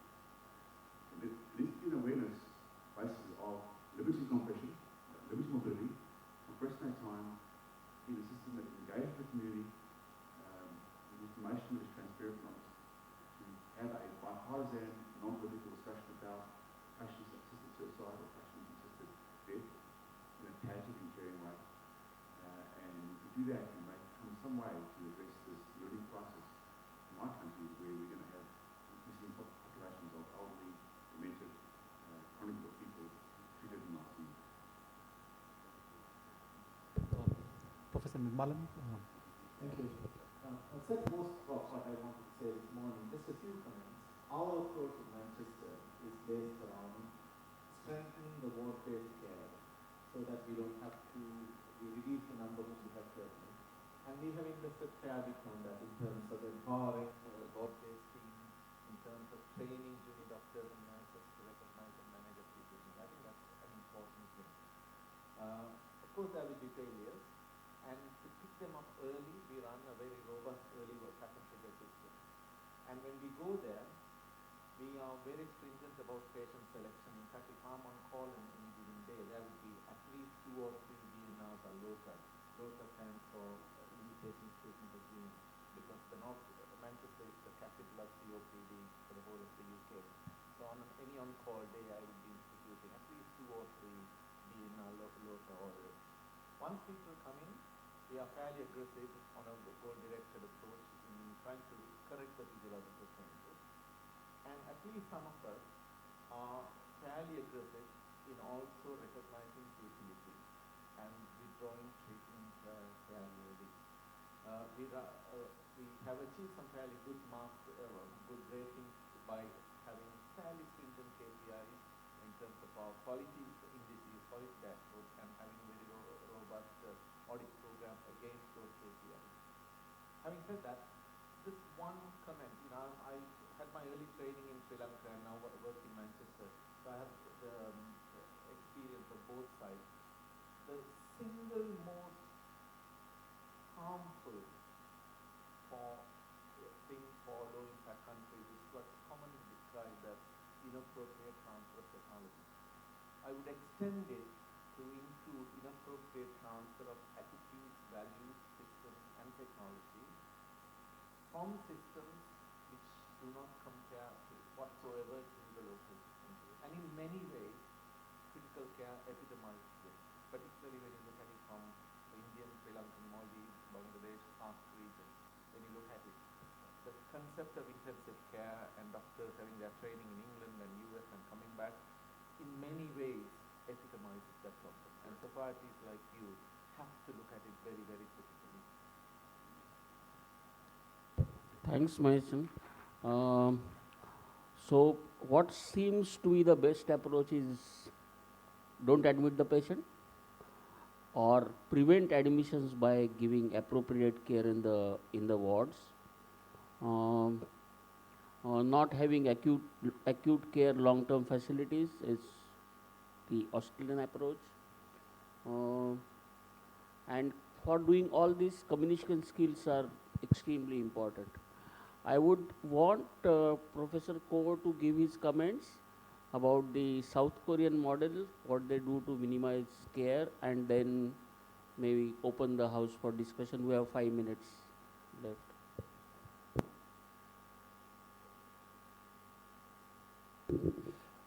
I enjoyed your talks about the how to the appropriate manage the critical ill patient under our available medical resource. In Korea, the our major problem is the shortage of full-time intensivists even in university hospital. That meaning that as you showed in JAMA data, the inappropriate admission and the inappropriate timing to discharge, that definitely the increase the ICU cost. So there is also this corridors between the emergency because the ICU entry mainly from the emergency department or general ward. So the concordance sharing the same goal between the emergency department, one of the big entry to the intensive care, and also the general primary attending the input to the patient to the intensive care unit. This concordance is also, I think, the problem to use the appropriate limited resource of the critical care resources even in Korea. So I think it is not even in Korean a problem, maybe in global problems. They happened in even in India maybe. So I think that one of the crucial points we should consider to striving for affordable critical care, we should make some concordance or some the consensus between the stakeholders to use the intensive care in every country, between caregivers and between caregivers and the society. So as you, Massimo, you said that we should use the media.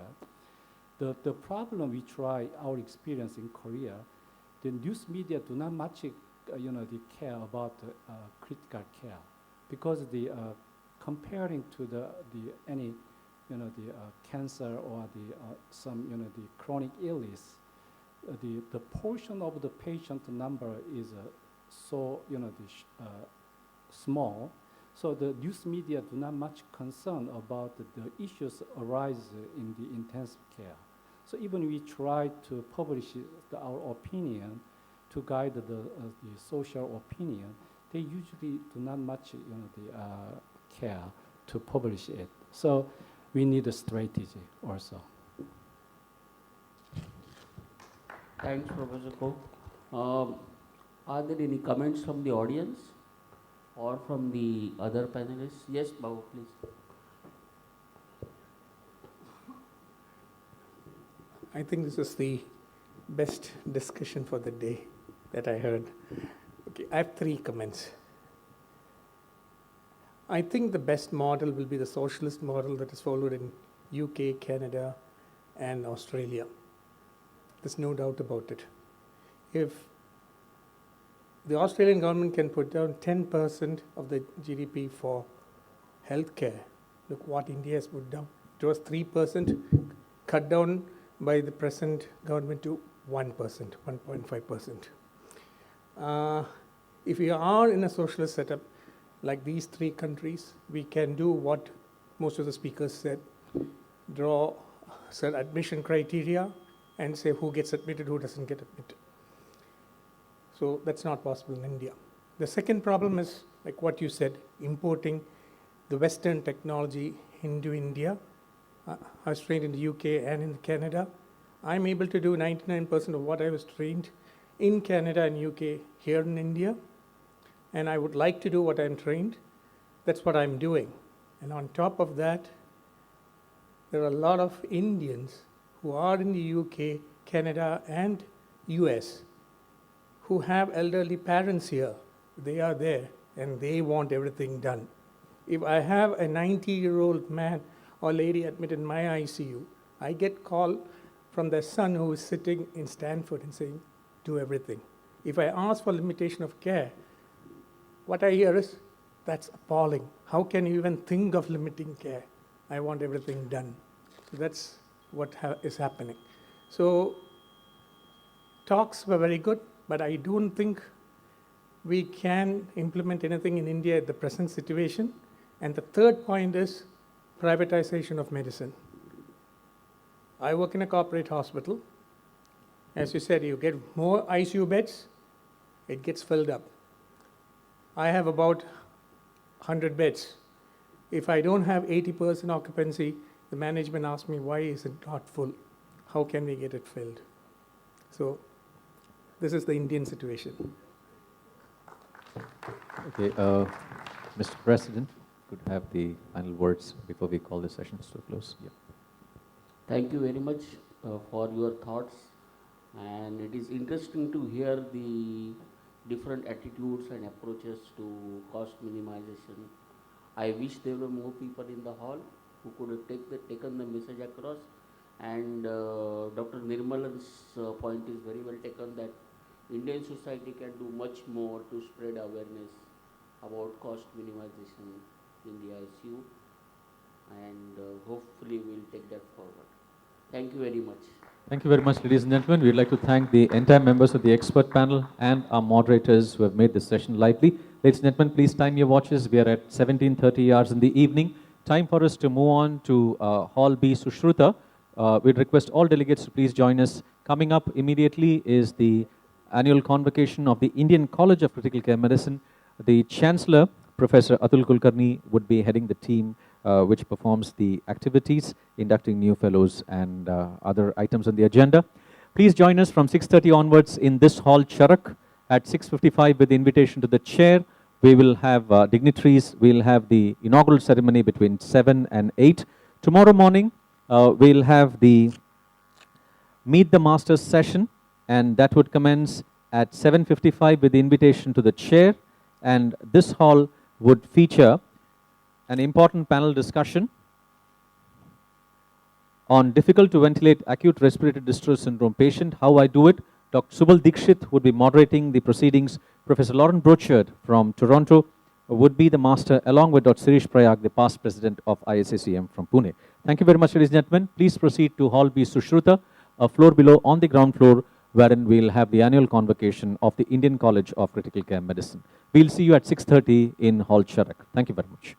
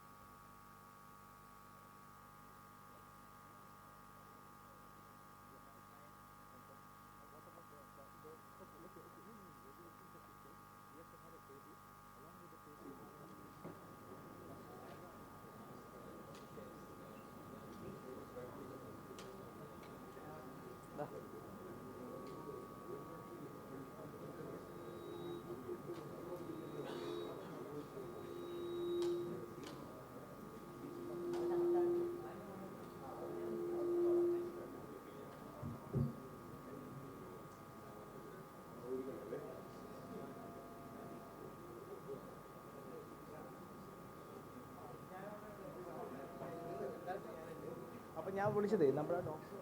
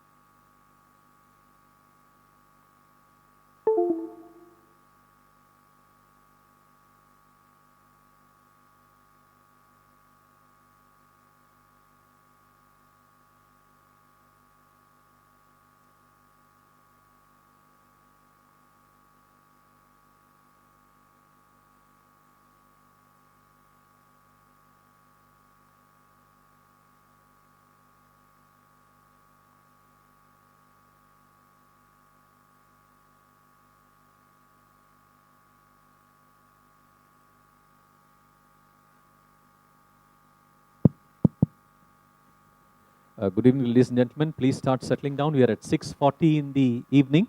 We've got about 15 minutes to go before we start the proceedings of this evening's inaugural ceremony of Criticare 2017, the 23rd Annual Conference of Indian Society of Critical Care Medicine. Ladies and gentlemen, please enjoy the video clippings that will be appearing on the screen, which feature our chief guest, Dr. B.P. Shamsher, who is the founder and managing director of BPS Healthcare. Following that, we'll have Professor Prem Kumar Vasudevan Nair, Medical Director of Amrita Institute of Medical Sciences Research Center, Kochi, and Padma Shri Dr. Azad Moopen, Chairman and Managing Director of Aster DM Healthcare. Can we have the videos, please? I'd request the delegates to please start settling down. We are expecting the arrival of our august dignitaries any moment from now. Thank you very much. As Azad, which means free in Urdu. Dr. Azad Moopen was born to the illustrious Moopen family in Kalpakancheri, Mallapuram district of Kerala. His father, Ahmed Unni Moopen, had been a social activist and philanthropist, actively involved in the freedom struggle during the 1940s. He had instilled in the young Moopen a keen sense of social commitment. For Dr. Moopen, his family is the cradle of all his innovations and aspirations for a social cause. And there he is not alone, but has a full convoy comprising of his wife, 3 daughters, 2 sons-in-law, and grandchildren. With an aim to achieve his vision, Dr. Azad Moopen completed his MBBS with gold medal from the Government Medical College, Kozhikode, Kerala in 1978. Dr. Azad Moopen started his career as a lecturer in the General Medicine Department of the Government Medical College, Kozhikode. He was recognized as one of the brilliant teachers of the period and considered as a physician with dedication and commitment. And then came the turning point of his life. His decision of starting his single doctor practice at Al Rafa Polyclinic in Bardubai. With an aim to bring quality healthcare to the doorsteps of millions of expatriates, Dr. Azad Moopen established a network of medical centers and pharmacies in the Gulf countries. In the year 2002, he formed Dr. Moopen's Healthcare Management Services LLC in Dubai to evolve corporate structure. DM Healthcare is a brand born out of the vision of Dr. Moopen with a single clinic 25 years ago in Dubai. DM Healthcare has grown exponentially on the firm belief of providing comprehensive healthcare that is affordable to all with a human touch. Today, DM Healthcare is a brand that thrives on the legacy of trust, commitment, and servitude as the group's vision reaches out beyond boundaries. Dr. Moopen has built an organization with high ethical and moral standards, employing more than 5,000 people in the Middle East and India. Dr. Azad Moopen has been at the forefront of philanthropic and social initiatives in India and abroad, both in his personal capacity and as part of his group's corporate social responsibility. Dr. Moopen has been firmly committed to his motherland and actively involved in the development of entrepreneurial and humanitarian initiatives in India.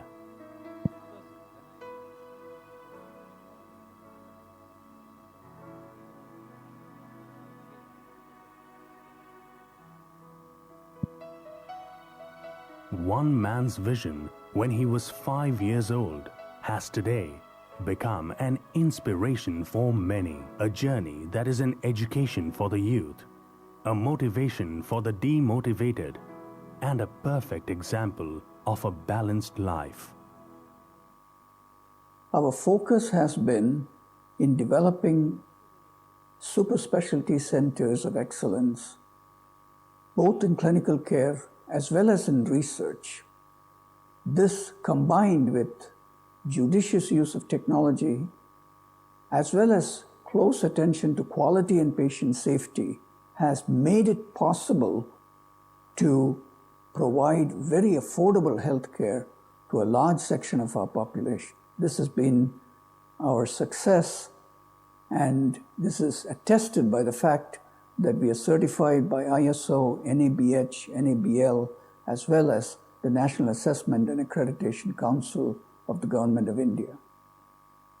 I think there's a great opportunity for Indians to invest in the Middle East healthcare, especially the GCC healthcare, because you're talking about insurance system getting compulsory public-private partnerships, and the government is moving away from the provisions. So they are focusing on the regulations and inviting more private companies to come and invest. So definitely there is a scope. There was a lot of talk about healthcare in India also becoming very big and medical tourism really taking off. Yes. So is that something that you are going to be eyeing also? You started to invest in India already. Yeah, that's right. So we had some acquisitions recently, and we're looking at a couple of more acquisitions. I think that's a great hedge between the GCC and the Indian landscape, especially the medical side, because you have the manpower resource pool in India and the market in the GCC that can be connected well.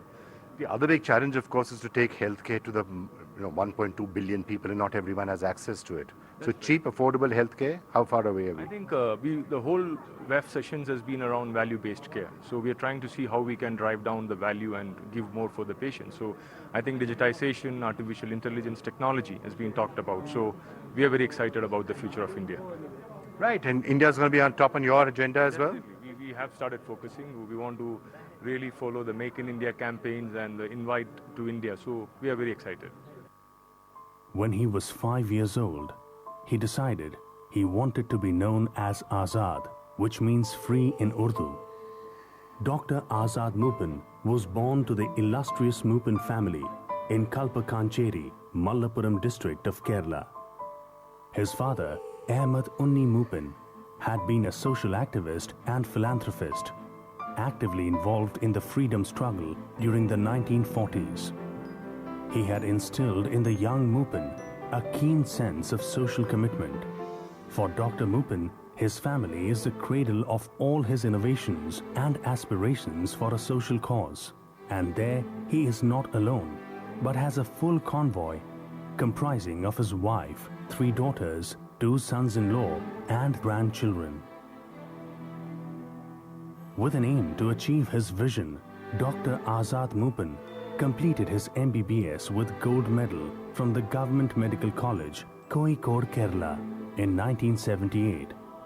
Dr. Azad Mupin started his career as a lecturer in the General Medicine Department of the Government Medical College, Kozhikode. He was recognized as one of the brilliant teachers of the period and considered as a physician with dedication and commitment. And then came the turning point of his life.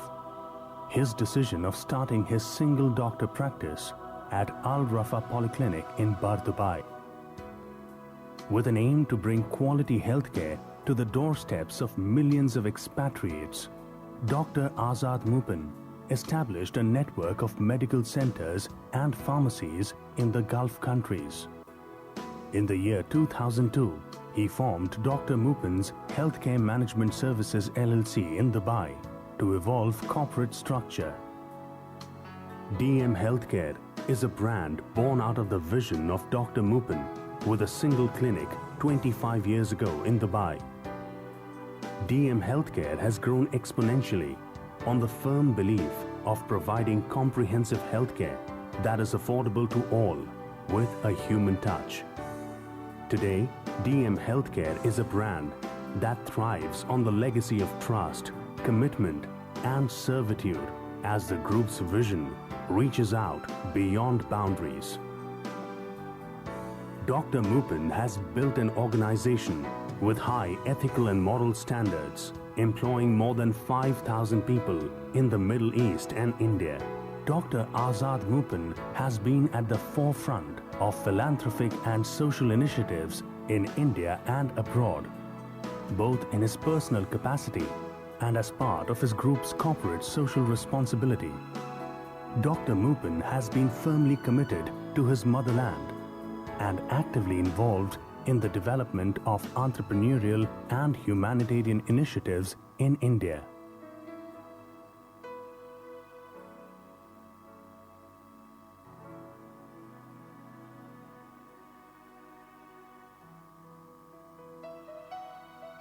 one man's vision when he was 5 years old has today become an inspiration for many, a journey that is an education for the youth, a motivation for the demotivated, and a perfect example of a balanced life.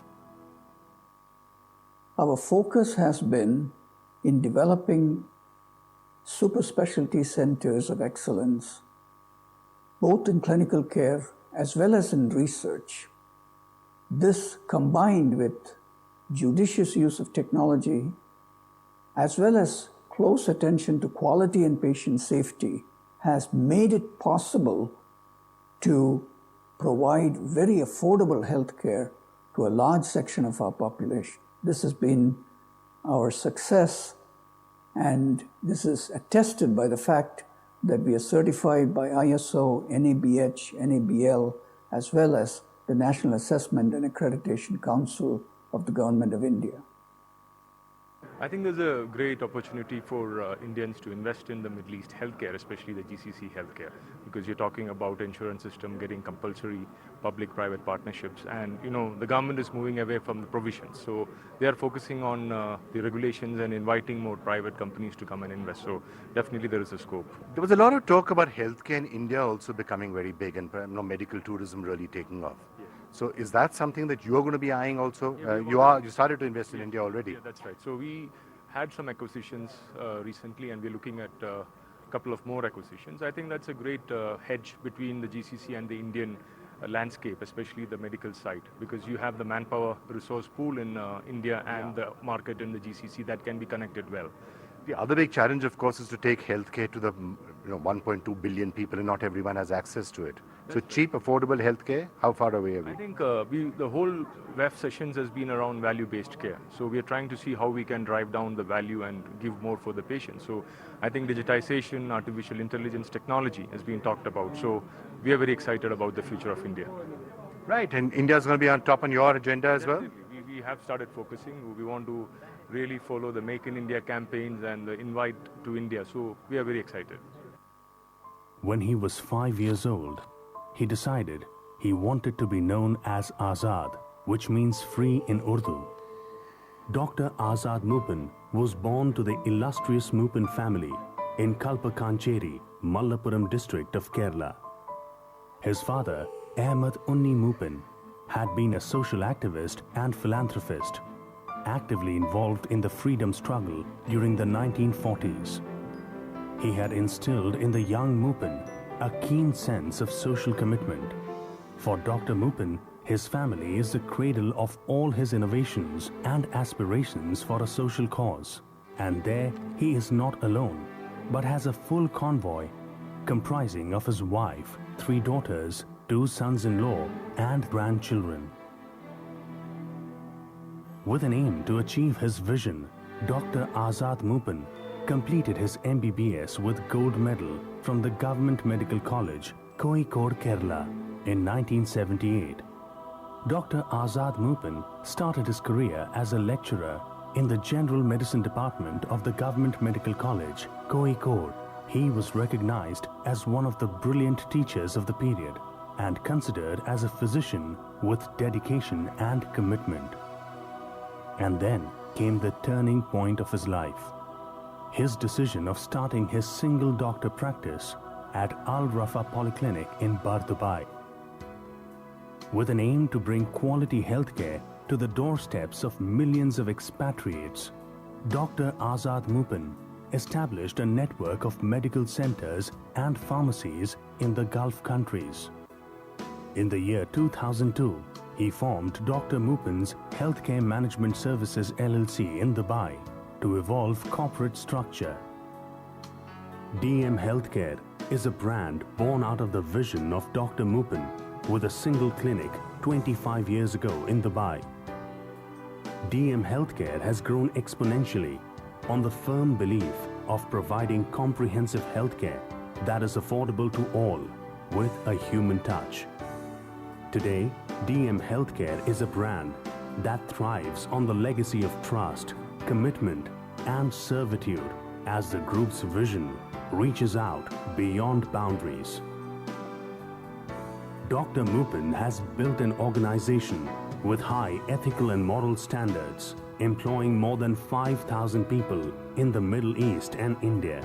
Dr. Azad Mupin has been at the forefront of philanthropic and social initiatives in India and abroad, both in his personal capacity and as part of his group's corporate social responsibility. Dr. Mupin has been firmly committed to his motherland and actively involved in the development of entrepreneurial and humanitarian initiatives in India.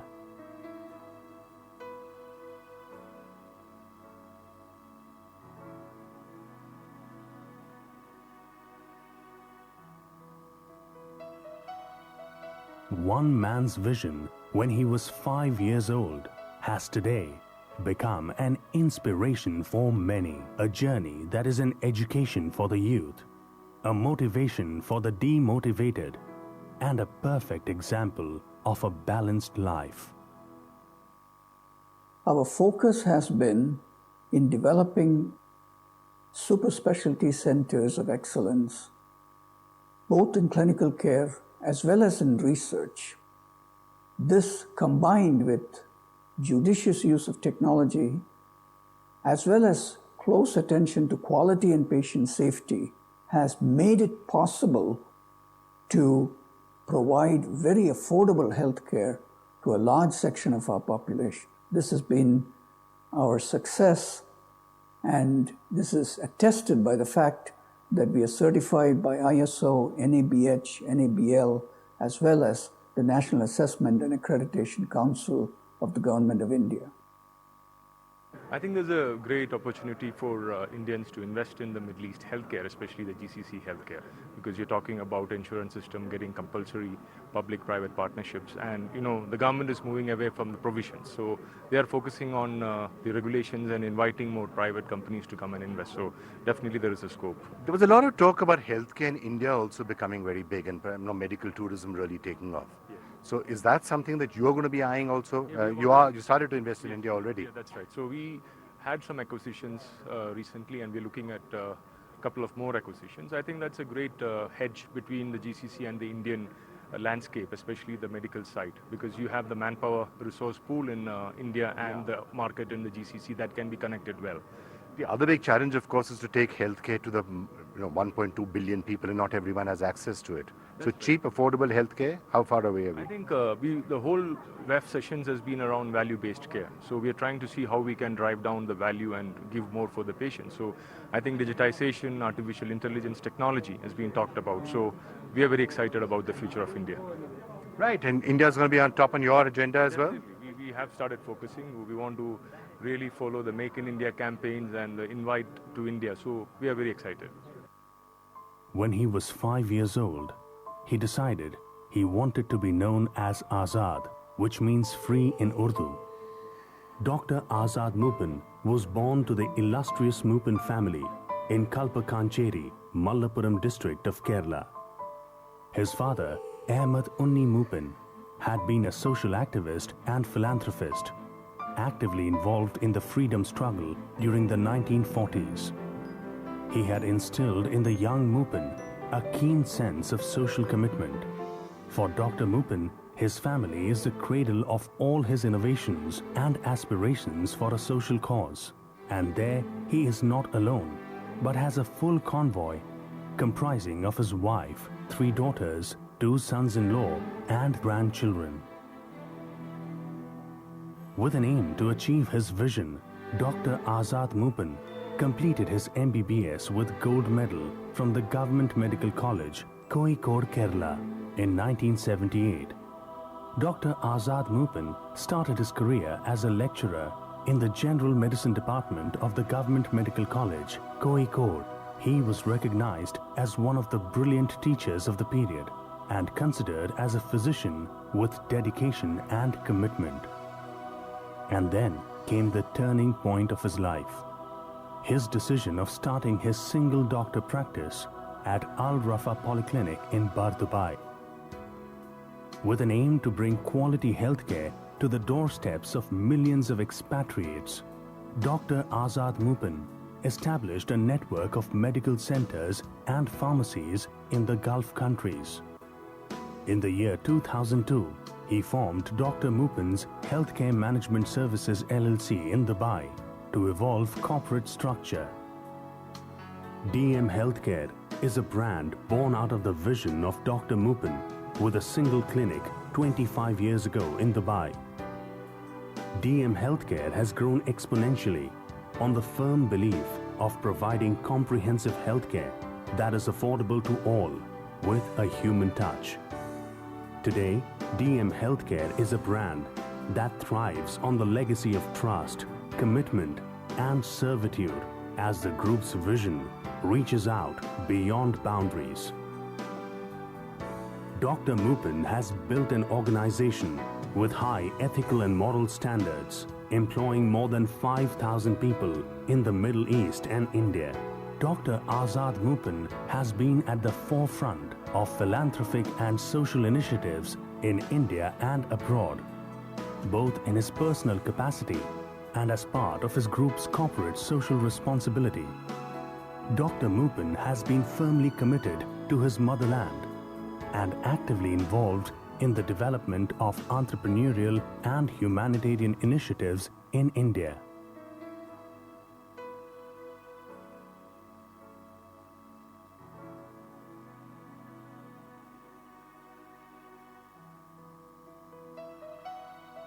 One man's vision when he was 5 years old has today become an inspiration for many, a journey that is an education for the youth, a motivation for the demotivated, and a perfect example of a balanced life. Our focus has been in developing super specialty centers of excellence, both in clinical care as well as in research. This, combined with judicious use of technology, as well as close attention to quality and patient safety, has made it possible to provide very affordable health care to a large section of our population. This has been our success, and this is attested by the fact that we are certified by ISO, NABH, NABL, as well as the National Assessment and Accreditation Council of the Government of India. I think there's a great opportunity for Indians to invest in the Middle East healthcare, especially the GCC healthcare, because you're talking about insurance system getting compulsory public-private partnerships, and the government is moving away from the provisions. So they are focusing on the regulations and inviting more private companies to come and invest. So definitely there is a scope. There was a lot of talk about healthcare in India also becoming very big and medical tourism really taking off. Yeah. So is that something that you're going to be eyeing also? Yeah, you started to invest in India already. Yeah, that's right. So we had some acquisitions recently, and we're looking at a couple of more acquisitions. I think that's a great hedge between the GCC and the Indian landscape, especially the medical side, because you have the manpower resource pool in India and the market in the GCC that can be connected well. The other big challenge, of course, is to take healthcare to the 1.2 billion people, and not everyone has access to it. So cheap, affordable healthcare, how far away are we? I think the whole WEF sessions has been around value-based care. So we are trying to see how we can drive down the value and give more for the patient. So I think digitization, artificial intelligence, technology has been talked about. So we are very excited about the future of India. Right, and India is going to be on top on your agenda as well? We have started focusing. We want to really follow the Make in India campaigns and the invite to India. So we are very excited. When he was 5 years old, he decided he wanted to be known as Azad, which means free in Urdu. Dr. Azad Mupin was born to the illustrious Mupin family in Kalpakancheri, Malappuram district of Kerala. His father, Ahmed Unni Mupin, had been a social activist and philanthropist, actively involved in the freedom struggle during the 1940s. He had instilled in the young Mupin a keen sense of social commitment. For Dr. Mupin, his family is the cradle of all his innovations and aspirations for a social cause. And there he is not alone, but has a full convoy comprising of his wife, 3 daughters, 2 sons-in-law, and grandchildren. With an aim to achieve his vision, Dr. Azad Moopen completed his MBBS with gold medal from the Government Medical College, Kozhikode, Kerala in 1978. Dr. Azad Moopen started his career as a lecturer in the General Medicine Department of the Government Medical College, Kozhikode. He was recognized as one of the brilliant teachers of the period and considered as a physician with dedication and commitment. And then came the turning point of his life. His decision of starting his single doctor practice at Al Rafa Polyclinic in Dubai. With an aim to bring quality healthcare to the doorsteps of millions of expatriates, Dr. Azad Moopen established a network of medical centers and pharmacies in the Gulf countries. In the year 2002, he formed Dr. Moopen's Healthcare Management Services LLC in Dubai to evolve corporate structure. DM Healthcare is a brand born out of the vision of Dr. Moopen with a single clinic 25 years ago in Dubai. DM Healthcare has grown exponentially on the firm belief of providing comprehensive healthcare that is affordable to all with a human touch. Today, DM Healthcare is a brand that thrives on the legacy of trust, commitment, and servitude as the group's vision reaches out beyond boundaries. Dr. Moopen has built an organization with high ethical and moral standards, employing more than 5,000 people in the Middle East and India. Dr. Azad Moopen has been at the forefront of philanthropic and social initiatives in India and abroad, both in his personal capacity and as part of his group's corporate social responsibility.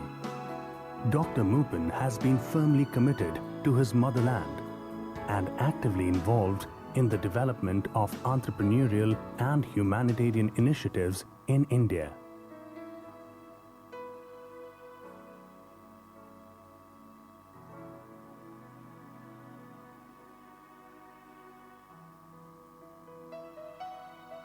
One man's vision when he was 5 years old has today become an inspiration for many, a journey that is an education for the youth, a motivation for the demotivated, and a perfect example of a balanced life.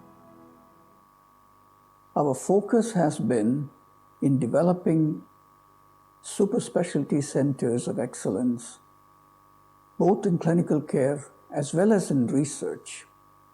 This, combined with judicious use of technology, as well as close attention to quality and patient safety, has made it possible to provide very affordable health care to a large section of our population. This has been our success, and this is attested by the fact that we are certified by ISO, NABH, NABL, as well as the National Assessment and Accreditation Council of the Government of India.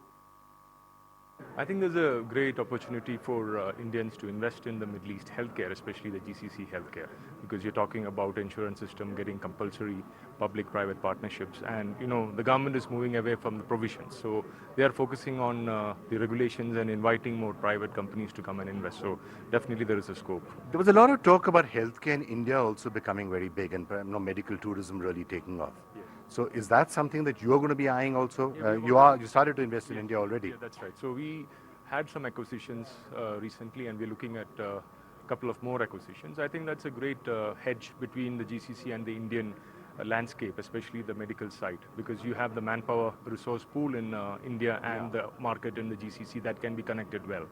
The other big challenge, of course, is to take healthcare to the 1.2 billion people, and not everyone has access to it. So cheap, affordable healthcare, how far away are we? I think the whole WEF sessions has been around value-based care. So we are trying to see how we can drive down the value and give more for the patient. So I think digitization, artificial intelligence, technology has been talked about. So we are very excited about the future of India. Right, and India is going to be on top on your agenda as well? We have started focusing. We want to really follow the Make in India campaigns and the invite to India. So we are very excited. When he was 5 years old, he decided he wanted to be known as Azad, which means free in Urdu. Dr. Azad Moopen was born to the illustrious Moopen family in Kalpakancheri, Malappuram district of Kerala. His father, Ahmed Unni Moopen, had been a social activist and philanthropist, actively involved in the freedom struggle during the 1940s. He had instilled in the young Moopen a keen sense of social commitment. For Dr. Moopen, his family is the cradle of all his innovations and aspirations for a social cause. And there he is not alone, but has a full convoy comprising of his wife, 3 daughters, 2 sons-in-law and grandchildren. With an aim to achieve his vision, Dr. Azad Moopen completed his MBBS with gold medal from the Government Medical College, Kozhikode, Kerala in 1978. Dr. Azad Moopen started his career as a lecturer in the General Medicine Department of the Government Medical College, Kozhikode.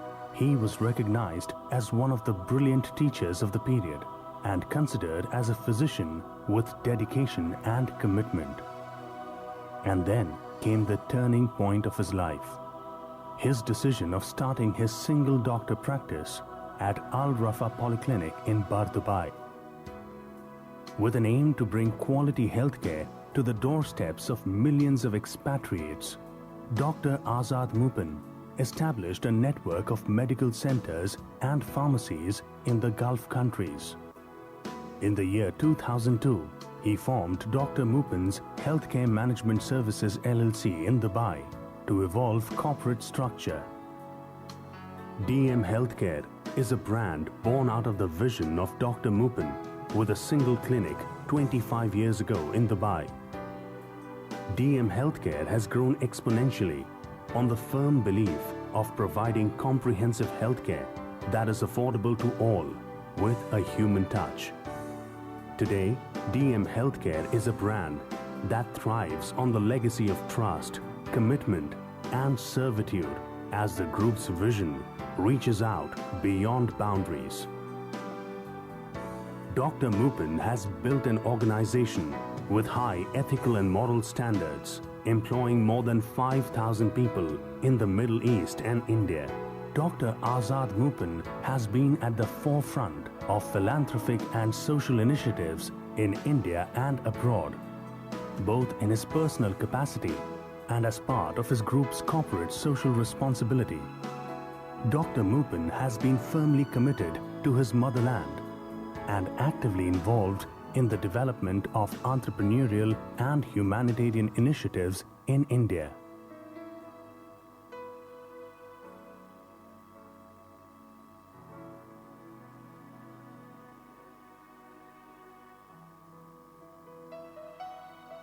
One man's vision when he was 5 years old has today become an inspiration for many, a journey that is an education for the youth, a motivation for the demotivated, and a perfect example of a balanced life.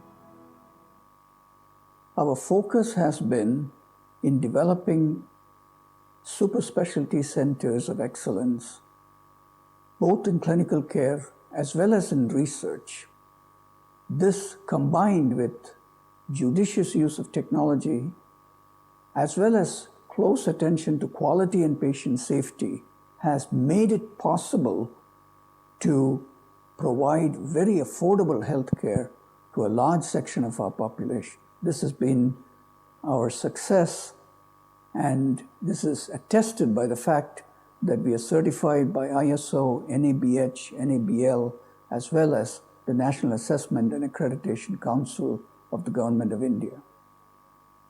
I think there's a great opportunity for Indians to invest in the Middle East healthcare, especially the GCC healthcare, because you're talking about insurance system getting compulsory public-private partnerships, and the government is moving away from the provisions. So they are focusing on the regulations and inviting more private companies to come and invest. So definitely there is a scope. There was a lot of talk about healthcare in India also becoming very big and medical tourism really taking off. Yeah. So is that something that you are going to be eyeing also? Yeah, you started to invest in India already. Yeah, that's right. So we had some acquisitions recently, and we're looking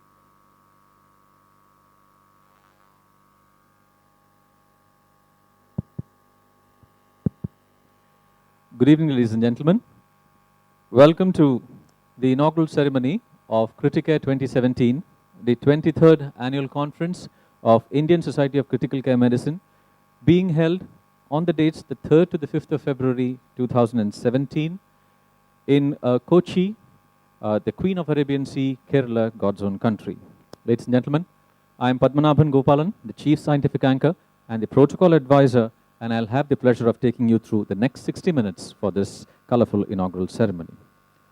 As an old saying goes, Yada yada hi dharmasya glanir bhavati bharata abhyuddha namma dharmasya tadatmanam srijamyaham paritranaya sadhunama vinashaya ch dushkrita dharma samsthapanataya sambhavami yuge yuge, which means that whenever there is injustice, Lord Krishna says that he will take different forms to establish justice. Ladies and gentlemen, we've got an excellent opportunity to listen to the teachers to be able to update ourselves in this field of critical care medicine. This evening, we've got a galaxy of dignitaries to grace the proceedings of the inaugural ceremony. May I request the audience to kindly join me in welcoming firstly the presiding officer of this evening. Please welcome Professor Atul Kulkarni, President, Indian Society of Critical Care Medicine and National Scientific Chairperson, Chancellor, Indian College of Critical Care Medicine, President, Association of SARC Critical Care Societies, Secretary General of Asia Pacific Association of Critical Care Medicine. He currently heads the Division of Critical Care Medicine, Department of Anesthesiology, Critical Care and Pain at Tata Memorial Hospital, Mumbai. I'd request Professor Kulkarni to be kindly welcomed with a floral bouquet. Heartiest welcome, Professor Kulkarni, to you. Please join us. I would now like to invite Professor Pradeep Kumar Bhattacharya, General Secretary, Indian Society of Critical Care Medicine, Director, Emergency and Critical Care Management, Chirayu Medical College and Hospital from Bhopal, Madhya Pradesh.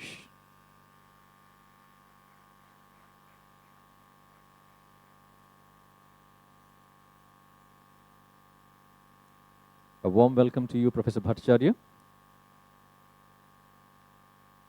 Ladies and gentlemen, please join me in welcoming Professor Prem Kumar Vasudevan Nair, Medical Director, Amrita Institute of Medical Sciences and Research Center, Kochi.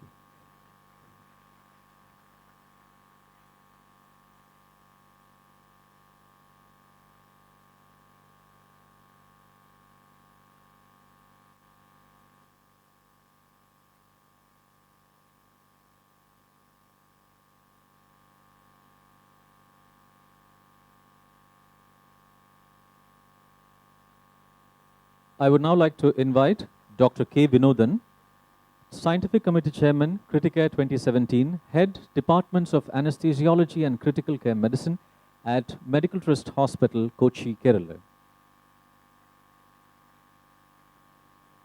Ladies and gentlemen, may I request Professor Suresh G. Nair, Organizing Secretary, Criticare 2017 and Head, Department of Anesthesiology, Pain Medicine and Critical Care Services, Aster MedCity, Kochi, to kindly escort Padma Shri Dr. Azad Moopen, Chairman and Managing Director, Aster DM Healthcare, onto the dais.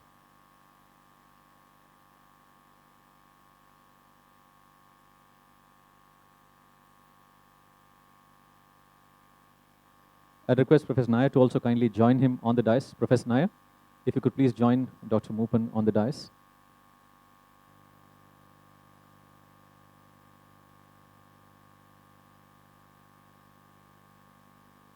Ladies and gentlemen, I have immense pleasure in requesting Dr. Mohan Matthew, Organizing Chairman, Criticare 2017 and Chief of Staff and Director of Anesthesiology and Critical Care, VPS Lakeshore Hospital, Kochi, to kindly escort our chief guest of this evening, Dr. VP Shamsher, Founder and Managing Director, VPS Healthcare.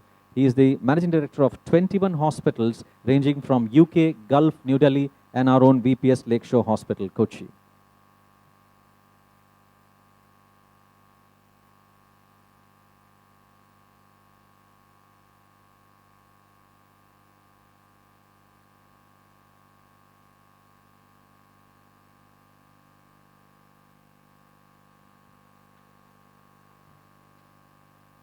Ladies and gentlemen, we set the proceedings in motion this evening with the prayer.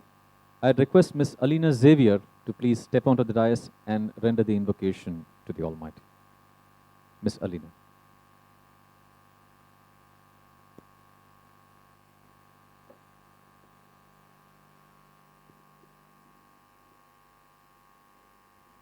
May I request all delegates and the dignitaries to kindly rise up. Thank you. കണ്ണിമയ്ക്കാത്ത കാവലാളായി കാത്തിടൂ ദൈവമേ കരുണയാകുന്ന കാന്തിയാൽ എന്നെ പുൽകുമാറാകണേ കരളിലും എൻ്റെ നിലവിലും നിന്റെ സ്നേഹമേ കേണമേ കഴലിണ നിന്റെ വഴിയിലായി ചിര നീങ്ങുമാറാകണേ നന്മയെന്നുള്ളിൽ ഒളിവുമങ്ങാതെ തെളിയുമാറാകണേ നന്മയെന്നുള്ളിൽ ഒളിവുമങ്ങാതെ തെളിയുമാറാകണേ നല്ലതായുള്ളതെന്തിനോടുമേ മനസ്സു ചേർന്നിടണേ നല്ലതായുള്ളതെന്തിനോടുമേ മനസ്സു ചേർന്നിടണേ കണ്ണിമയ്ക്കാത്ത കാവലാളായി കാത്തിടൂ ദൈവമേ.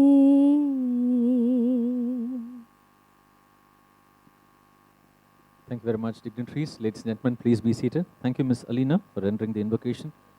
Ladies and gentlemen, may now invite the organizing chairman, Dr. Mohan Mathew, for the next 5 minutes to welcome the dignitaries and the august audience with his welcome address. Dr. Mathew, please. Dignitaries on and off the dais, ladies and gentlemen, welcome to Criticare 2017. I must especially thank the sister associations, Society of Critical Care Medicine US and the European Society of Critical Care Medicine, where both the presidents are with us tonight. I welcome them too.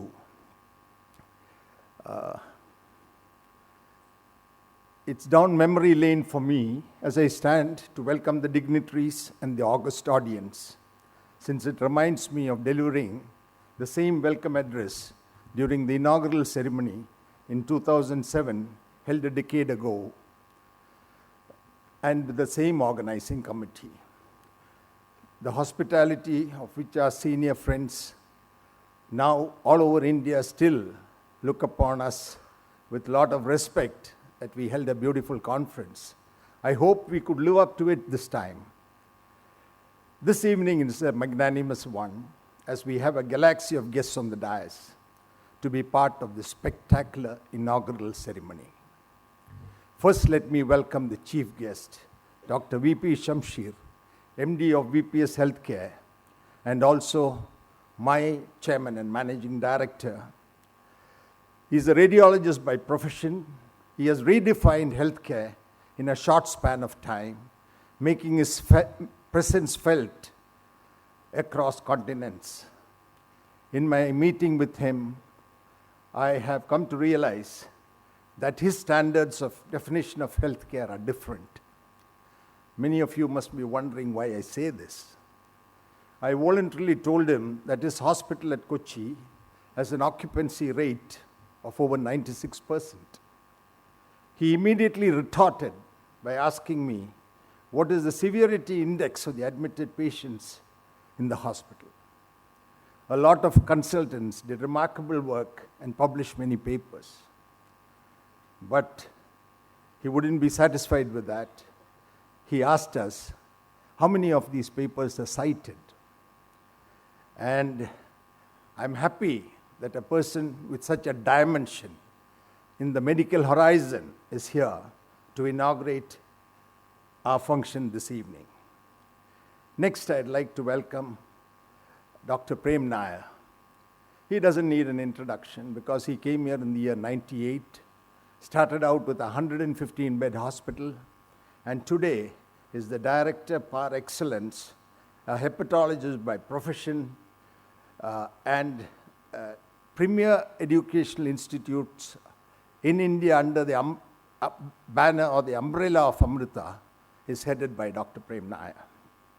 I must also tell you he worked in the US and then he came back to serve his country.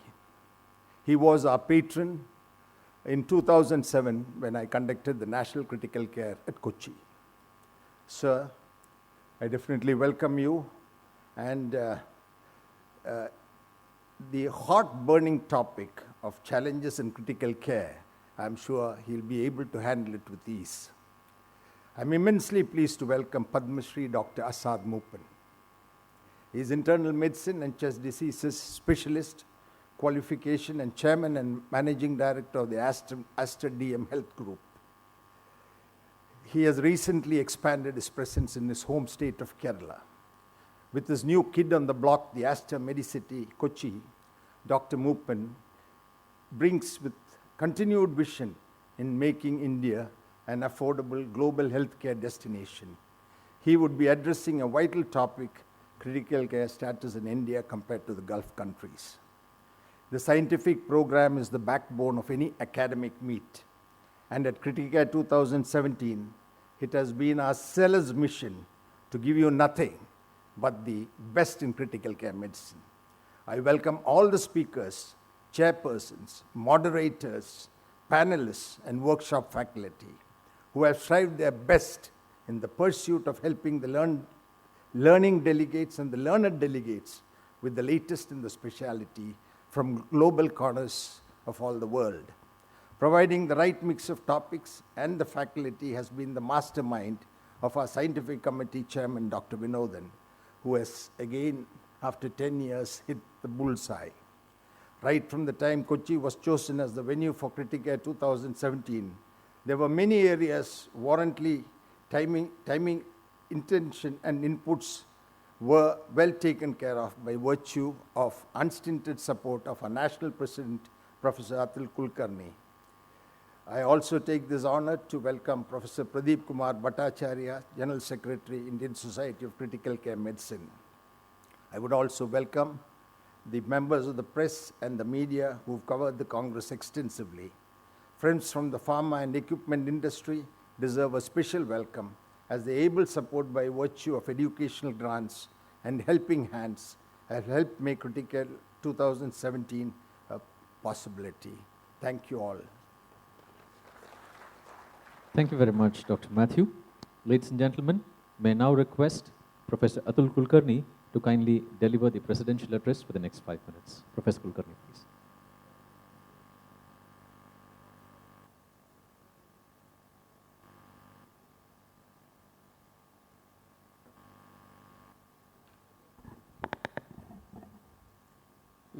Good evening. It has been a long day, but we were eagerly awaiting our guests. So, first of all, welcome to the guests and dignitaries on the dais for consenting to inaugurate this prestigious conference, which already looks like a roaring success. All the international faculty, Professor Ko, Professor Myberg, Professor Antonelli, Ruth, and all the national faculty, we welcome you all. Please stay back and enjoy the presidential dinner tonight. The job of organizing this conference, particularly the scientific program, was made very, very easy by Dr. Mohan Matthew, who gave me a completely free hand along with Dr. Vinodan. So please give them a big hand. We are going to release a couple of books, which was my dream to start with when I started my presidential tenure. And hopefully this series of book, Critical Care Update, will continue. We will also have a launch of an online course, which I will keep you in suspense about for some more time, because you will find out shortly. And I hope all of you enjoy your stay in Kochi. Thank you very much. Thank you very much, Professor Kulkarni. Ladies and gentlemen, may I now request our chief guest, Dr. V.P. Shamsher, to please step forward and formally inaugurate the Congress by delivering the inaugural address. Dr. Shamsher, please. I'd request Dr. Shamsher, before he delivers inaugural address, to kindly formally inaugurate by the ribbon cutting ceremony.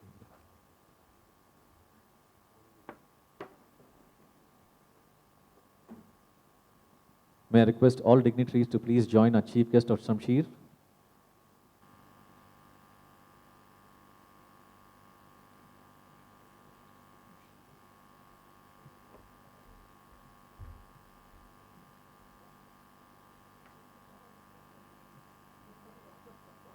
May I request all dignitaries to please join Dr. Shamsher so that we'll have the formal ribbon cutting ceremony.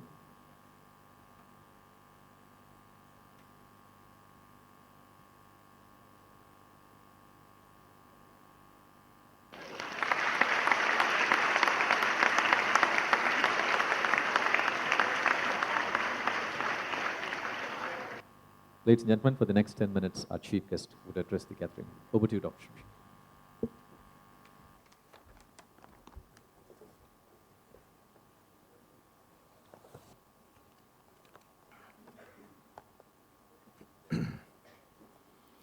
Dr. Mohan Mathew, Organizing Chairman. Dr. Atul Kulkarni, National President and National Scientific Chairperson. Dr. Suresh G. Nair, Organizing Secretary. Dr. Vinodan K., Scientific Committee Chairman. Dr. Padma Shri Azad Moopen. Dr. Prem Nair, honorable dignitaries on the stage and off the stage, ladies and gentlemen, my dear colleagues, it's a great pleasure to be here, especially a topic which is very close to my heart, not just critical care, but striving for affordable critical care. This has always excited me. So when Dr. Mohan Mathew invited me for this session, I didn't have to think for long and accept his invitation to come and open this workshop, which has started already, and I'm sure you're all tired after long workshops, and I think it's going to continue for the next 2 days. So sessions like these are very important at this point of time when we all talk about not just the beauty of critical care, but the concept of affordable care is now the main talking point everywhere across the world, be it Middle East, be it US, UK. So the concept of just quality and safety is moving towards more, a kind of inbuilt features of critical care. Now the concept of democratization, which involves patient at the center, is gaining popularity. So it's really heartening to see doctors like you spending the extra mile and working so hard to make it affordable, which could reach far and wide, especially if you look at India. I think we are not just talking about the metro India, we're talking about the villages, the peripheries, the rural areas, where we need to extend the care and at the same quality and with the same safety and same accuracy of care to help the needy patients. For me, this is a great opportunity to spend some time here, to understand the work that you have been doing and what needs to be done now. And that is not even next year. We have to start thinking of standardizing the protocols, using the latest technology, using artificial intelligence, using innovation. And I think healthcare industry especially is due for disruption. We are so risk averse. You don't see too many disruptions happening in healthcare. And you would not be surprised if this disruption would come from outside of the industry. Especially, 10 years back, we would never have thought that Apple would have been in the forefront of healthcare delivery. So today the whole system is changing, and we are in the middle of a big change, and we would witness a change in the next 10 years that we would not have seen for the last 100 years. So there is a lot of elements which we need to preserve. The preservation of compassion, care, and ethical practice. I hope you have addressed those issues when you're talking about affordable critical care. So I wish a lot of topics will be discussed over the next 2 years, next 2 days, which is happening here. And I'm sure a lot of people would be enlightened, new techniques to be discussed, and help a lot of people which are really looking to get a lot of care. So without taking much of your time, I would like to thank you all for being here, and a special word of thanks to the organizers for inviting me to this stage. I now declare the conference open. Thank you. Thank you very much, Dr. Samsheed, for those pearls of wisdom. Ladies and gentlemen, I would now like to invite Professor Prem Kumar Vasudevan Nair to please step forward and deliver his address on how can we make critical care affordable to the masses for the next 10 minutes. Professor Nair, please.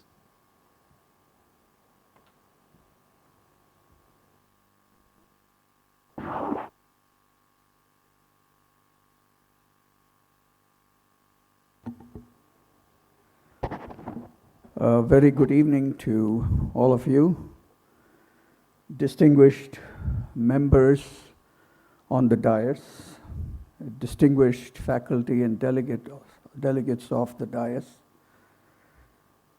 I would like to thank the organizing committee for the privilege of addressing such an august audience. I must also congratulate you for taking up an area that is so challenging and that is so difficult and complex and expensive, particularly in a developing country like India. It's a double challenge. Critical care, as we all know it today, there's a tremendous appetite for critical care, and high quality critical care at that. I was pleasantly surprised to note that critical care medicine is a relatively new specialty, starting just fairly recently, somewhere in the mid-50s. Unfortunately, from that moment onwards, there was a progressive increase in the requirement, the demand for critical care, not just in the developed countries, but also in the developing world. Unfortunately, the cost of critical care has also become progressively higher and more difficult to afford. Again, not just for developing countries, but also for wealthy Western countries. We all know that those countries that have developed a lot of information and data on critical care will tell us that the largest share of the government's GDP is spent on those above the age of 65 during the last 1 month of their lives. So critical care is so intensive during the last few months and the last year of life that the costs are very disproportionate. Now, unfortunately, critical care demands a lot of technology, a lot of human resources. It's very labor intensive. It's very costly because of costly antibiotics and biologicals. And it's a real challenge to keep the costs down. There are some simple ways that we can address the costs partially. As we all know, critical care medicine doesn't really begin in the ICU. It begins outside, where we are able to, if we are able to diagnose instability of a patient earlier on before end organ damage, we're able to sometimes avoid critical care bed transfer to a critical care unit. And often we are able to ward off heavy expenses. We have a program that we have been working on at our hospital called the MET team, the Medical Emergency Team, which identifies any patient who suddenly has a dramatic change in their vital signs, and they are very quickly resuscitated and either monitored in the ward or transferred to the ICU.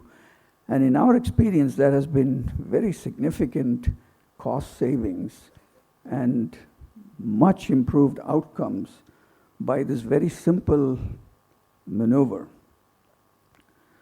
Now, as we all know, human resources is the biggest expense in a critical care arena because of the need for such service.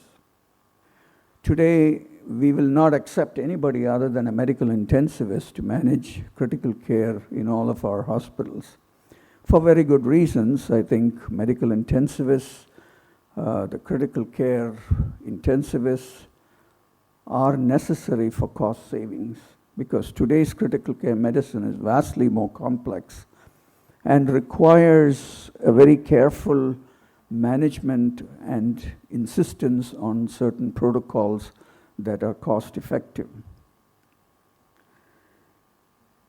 All of these protocols that really represent preventive efforts will permit not only cost savings but also improved outcomes and improved quality of life after the ICU. Now, in terms of an intensivist, today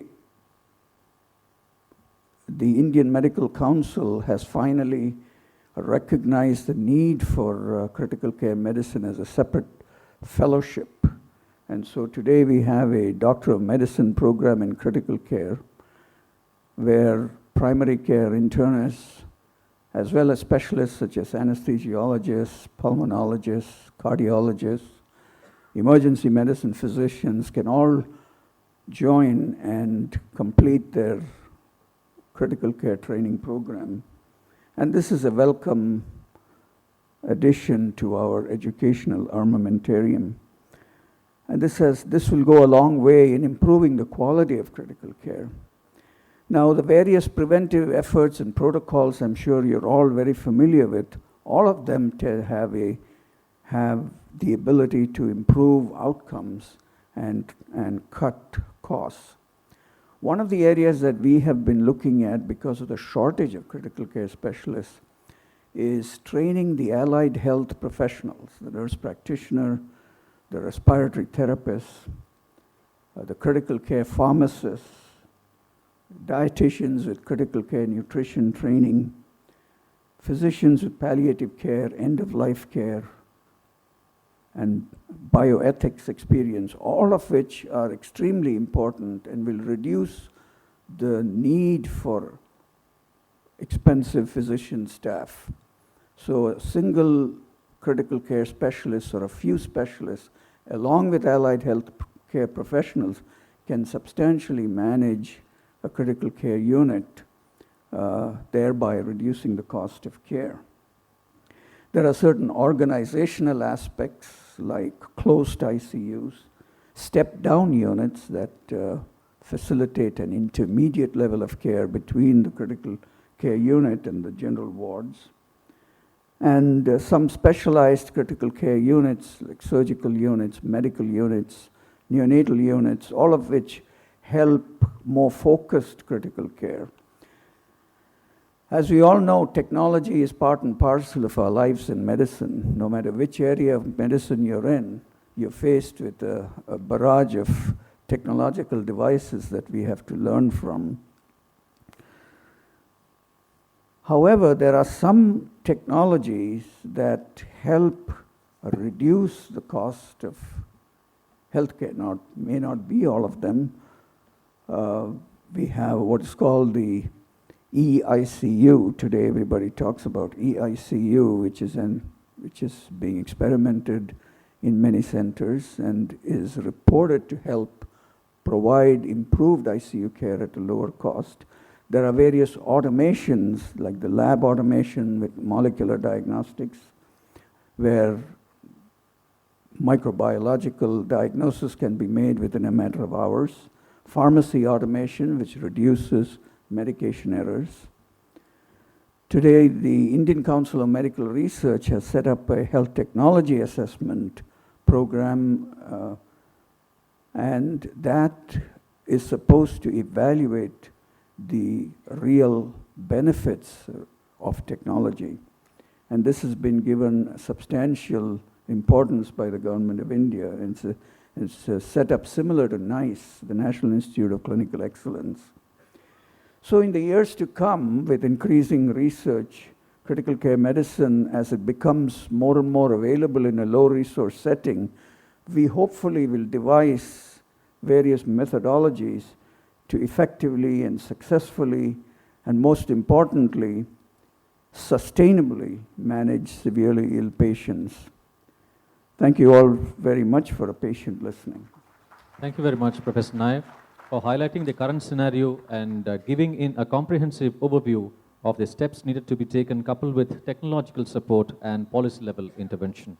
Ladies and gentlemen, may I now invite Padma Shri Dr. Azad Moopen to please step forward and address the August gathering for the next 10 minutes on critical care status in India compared to Gulf countries. Dr. Azad Moopen.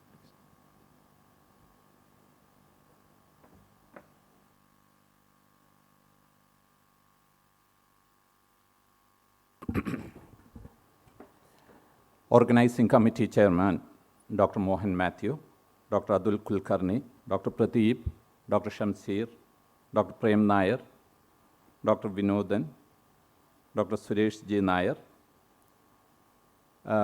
dignitaries of the dais, faculty, delegates, my dear friends.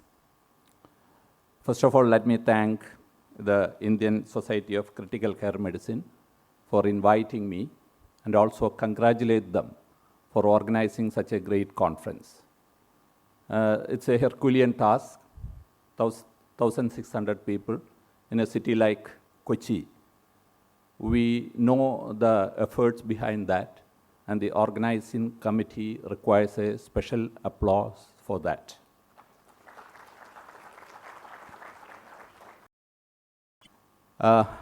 I was thinking that I should be speaking on something related to administration in healthcare rather than actual healthcare, because last 15 years I was not practicing. The reality is that even at home, if somebody gets sick, like my children or grandchildren, my wife makes it a point that I don't see them. So even then, I think that as I was a practicing doctor for a pretty long time, and as I now know many colleagues who are, including Dr. Suresh J. Nair, who are into critical care medicine, we run some hospitals. I'm so sorry about what has been shown here. The people who were seen here were bored by seeing. I saw that and I wanted to run away from here, what was shown about me or other people here. So sorry about that, really sorry about that. So the reality is that I was a medical teacher once upon a time. After that, I was a practitioner for a pretty long time, nearly 20 years. And last 15 years, I haven't practiced. I am into the business of medicine. Now, I'm asked to touch upon, the subject given is the critical care difference between India and UAE.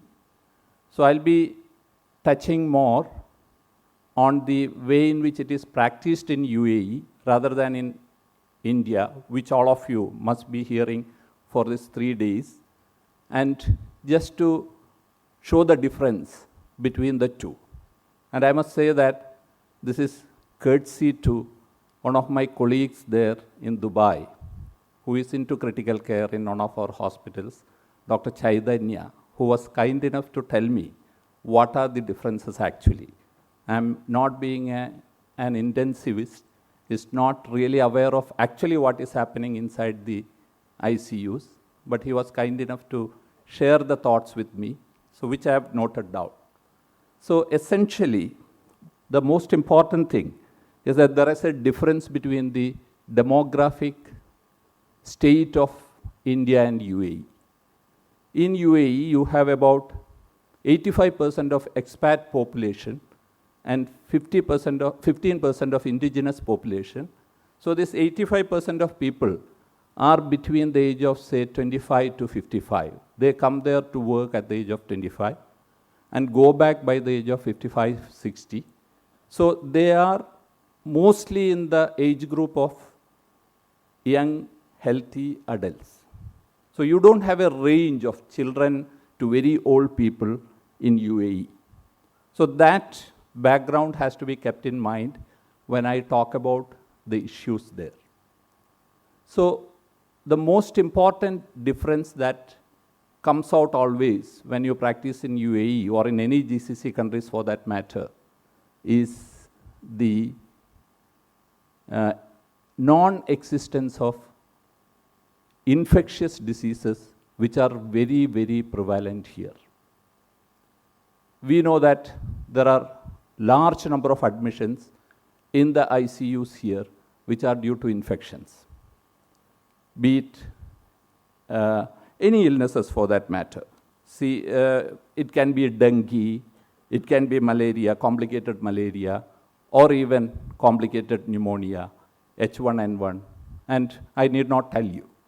Whereas you see only very, very rarely, maybe once in a while you will see a complicated pneumonia, but most of the cases are actually lifestyle disease complications, like maybe an MI where you develop a complication, and such situations, or kidney failure, and sometimes strokes, very rarely because the age group again is lower there, and you have that difference in the cases. So the spectrum of diseases are different from what you see here. So that is one difference that we find between the management, the cases there and here. Now, another important difference is the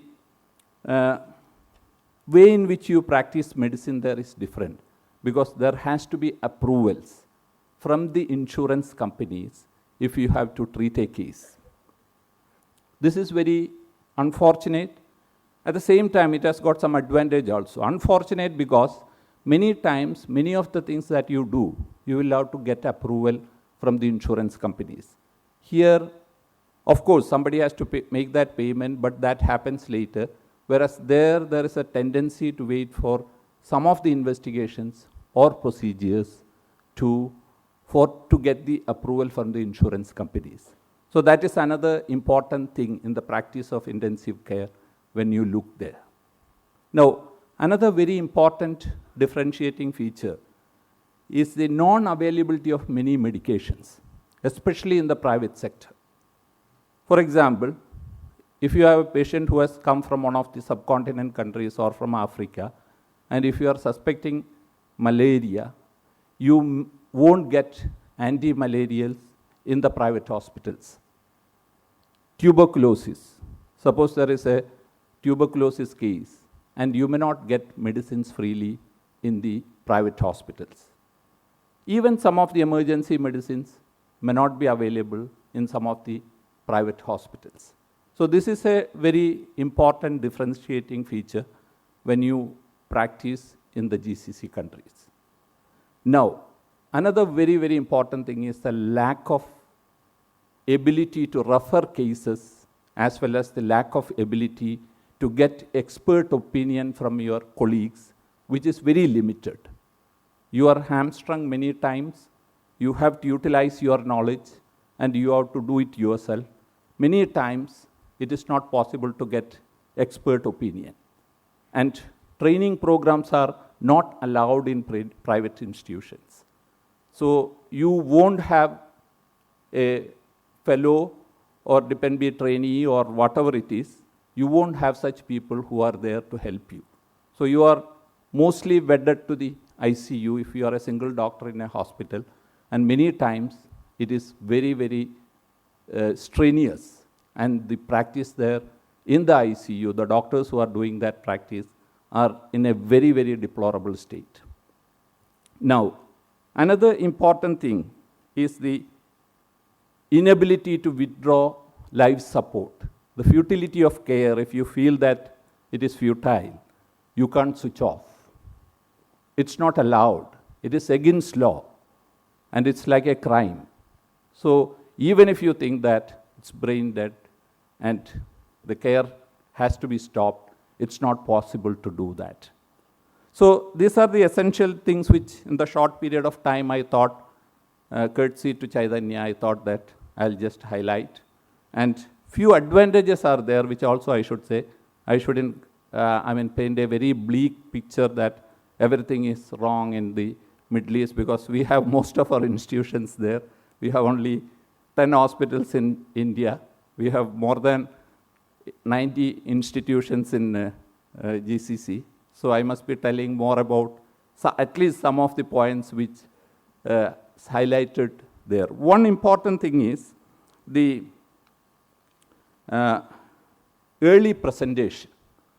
Most of the illnesses, most of the people, due to awareness as well as access to healthcare, in the UAE at least, present much more earlier than what we see in our ICUs here. That's a major advantage which prevents going into further complications. Another important thing is the insurance itself. Even though I told that there is a difficulty in getting approvals, in cases which are well covered, you have the advantage of the complete expenditure being covered by the insurance company, whereas here you will have to think twice or 3 times when a patient is on a long-term care, and you will be many times forced to take some methods by which the expenditure doesn't go up. So it's a very sad situation, and that is something which doesn't happen if the patient is covered. And another thing, as has been mentioned by Dr. Prem Nair, which is getting more and more popular, is the eICU and centralized monitoring. This is being done by some of the institutions. We are not doing that. I know one institution which has connected 8 of their hospitals through an eICU software and being centrally monitored in one station, so that the manpower cost has significantly reduced and the delivery of care has improved significantly. With these words, let me stop here. Thank you very much. Jai Hind. Thank you very much, Dr. Moopen, for giving us a beautiful view from a vantage point to see how the critical care situation currently is in India vis-a-vis the Middle East, by touching upon population composition, the infectious diseases non-existence, lifestyle diseases, basic health care provided by the government, inability to withdraw the life support, and of course on the advantages to be on early presentation, insurance and eICU. We have no iota of doubt that delegates would carry these points in times to come to further better clinical practice. Ladies and gentlemen, may I now request our Chairman Scientific Committee, Dr. Vinodan, to please step forward and release 2 books. Firstly, it's the Critical Care Update 2017. It's an ISCCM publication.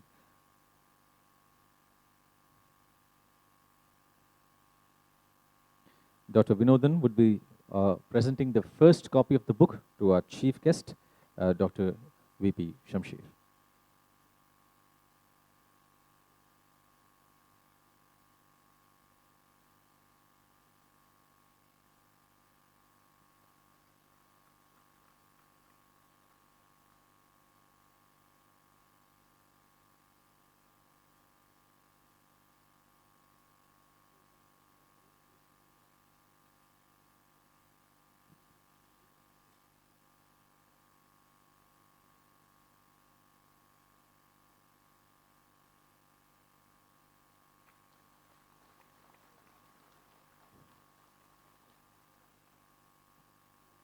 It's upside down. Yeah, okay. I'd request Dr. Vinodan to release one more book, that's ICU Manual for Nursing.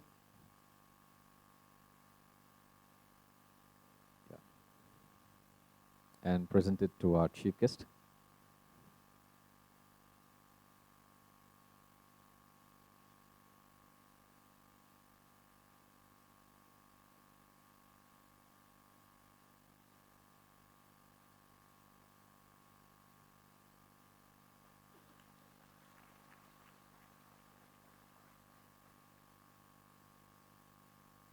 Thank you very much, Dr. Vinodhan. Ladies and gentlemen, may I now request President Professor Atul Kulkarni to please step forward, and he'll be joined by Dr. Rajesh Chawla, the past president of Indian Society of Critical Care Medicine, senior consultant in the Institutes of Critical Care, Respiratory and Sleep Medicine, Indraprasth Apollo Hospital, New Delhi, to kindly launch the 4C online course. You have to switch on. Yeah, Dr. Chawla and Professor Kulkarni, please. PPT.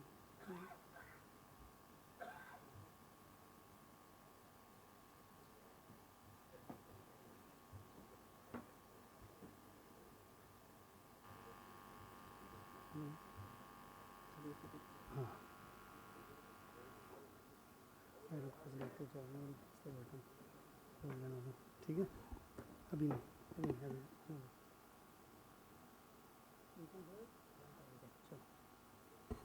Dr. Chawla will press the button. No?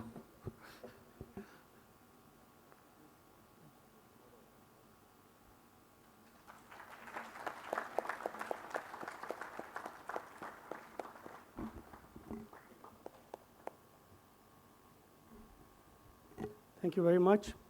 You know, comprehensive critical care course was actually started as a contact program in 2013. After a series of meetings, we made this program, which had about 15 to 20 modules and stations. And it has been a very popular program. We have done almost 36 programs all over India. And Dr. Atul Kulkarni has been one of the most common faculty in most of the programs. But what we thought was that very few people you are able to teach, because 50 people in 36, not more than 16 people. And this is an era of online courses and online teaching. We have flash course conferences and other things, but no structured course was there in critical care.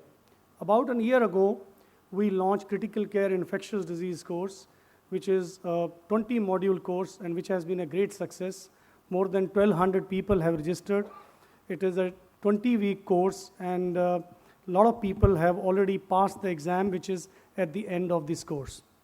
So seeing that, and to have a wider this thing, we thought of having this 4C course online. And this is a little bigger. We have about 40 modules, and it covers most important aspects of the critical care. And there are 50 videos. Duration per module is about 2 days. You can't go unless you complete all the components of a module. Expected duration is about 12 weeks. And at the end, there are 100 MCQs. And if you score 60%, you get a certificate of passing this. And it has this is the website, the isccmcourses.org, where these both courses are there. The signing up as you have in any of the courses. And ICU protocol book, which was launched by the society, will be complimentary to all the delegates who register for this course.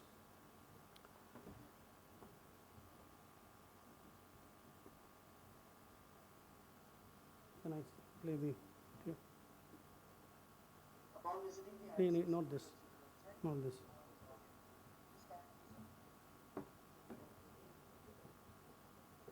This is how the modules appear.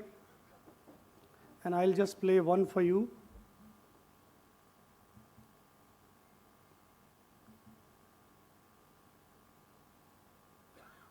Net is not working.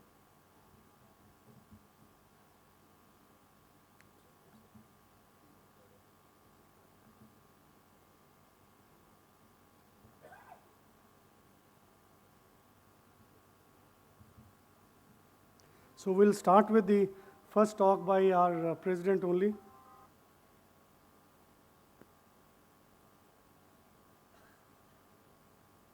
The net connection is, this is how all the lectures, they appear on the net. And it is like a virtual classroom and there are 40 of like these. There are interviews, and there are take-home points at the end of every lecture. There are suggested reading. You click on the link, and the whole article will come. So this is how, and you know, we just released about half an hour ago, made it open, and I was just told that already 16 people have registered for the course. And the president decided that we have actually the 6,000 as the registration fee. For during the time of the conference, we'll have a 3,000 as a registration fee till 5th, 12 p.m. that day. And I'm sure a lot of people are going to gain from this course. And I would welcome the updates from you or the feedback so that we can improve upon this program. Now, this is an online program, but we thought there has to be some contact program.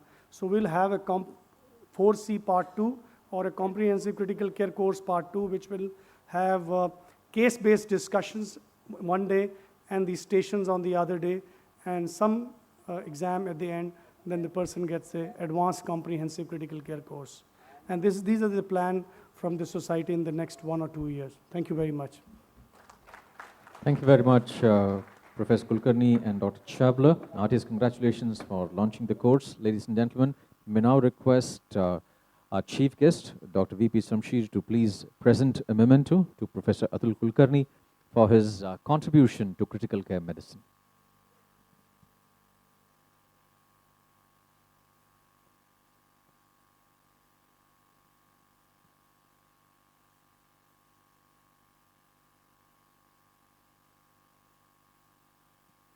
This is in commemoration of the illustrious contribution that Professor Kulkarni has done for critical care.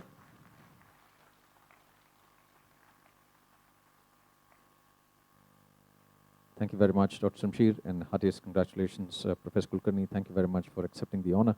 I'd now like to invite the organizing secretary, Professor Suresh Nair, to propose the vote of thanks, which will follow with the national anthem. Professor Nair.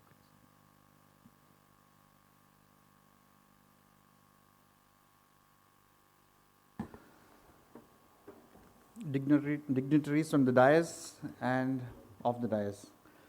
About 2 years back, when Dr. Mohan Mathew first told me that I should be the organizing secretary for this 23rd National Conference, I thought it was too much for me to handle and I backed out. But as many of you may be knowing, Dr. Mohan Mathew is an expert at convincer. And very soon I found myself at the helm of things, all the time thinking that, like feeling like a lamb being taken to the slaughterhouse. However, he has been a pillar of strength. And all along, when we felt a lot of tension during especially during the last few weeks, when things were not going well, he has always been calm and supporting us in everything. Critical care in the last 2 to 3 decades has improved by unimaginable bounds. In fact, I started my critical care career in 1990 when I started doing my cardiac anesthesia. But last 2 decades has seen our understanding of critically ill patients become better. But what has been more important is that there has been explosive growth in technology which has supported us to improve patient care. In this tiny state of Kerala, which leads the country in healthcare, where our healthcare system is very different from the rest of the country. We do not have clinics, we have big hospitals. And each of these hospitals have got critical care units. But I can tell you that each unit is struggling on making how to make critical care or intensive care more affordable to the patient. So choosing a topic like affordable critical care, I think was the most apt thing for this conference. Dr. Shamsher, the youngest Indian to receive the Pravashri Bharatiya Samman Award in 2014, is an extremely busy person. Getting him as a chief guest for this evening was our luck. On behalf of ISCCM and on behalf of Critical Care 2017, I extend my gratitude and thanks to Dr. Shamsher for coming for the conference. Many of you may be aware that I am working at Aster Medcity. Dr. Azad Movement is my chairman or boss. And it was with sort of a lot of anxiety that I first approached him whether he could be able to come for the conference, inaugurating the function. I actually mentioned to Dr. Harish Pillai, But my excitement was beyond words when I readily agreed to come for this meeting. As the proud owner of more than 100 hospitals, both in the Middle East as well as in India, I think he was the best person to tell us to compare the critical care status between what is happening in the GCC countries and us. And he has given a very, all of us has understood how things can be different in different countries. Thank you very much, sir, on behalf of both ISCCM as well as Critical Care 2017. Amrita Institute of Medical Sciences is probably the largest charitable institute in the country today. The institute has gained in name and fame over the last 2 decades. I'm very proud to say that I was one of those people who joined the institute at the very inception and helped to build up one of the most attractive, cheapest and successful intensive care units at Amrita.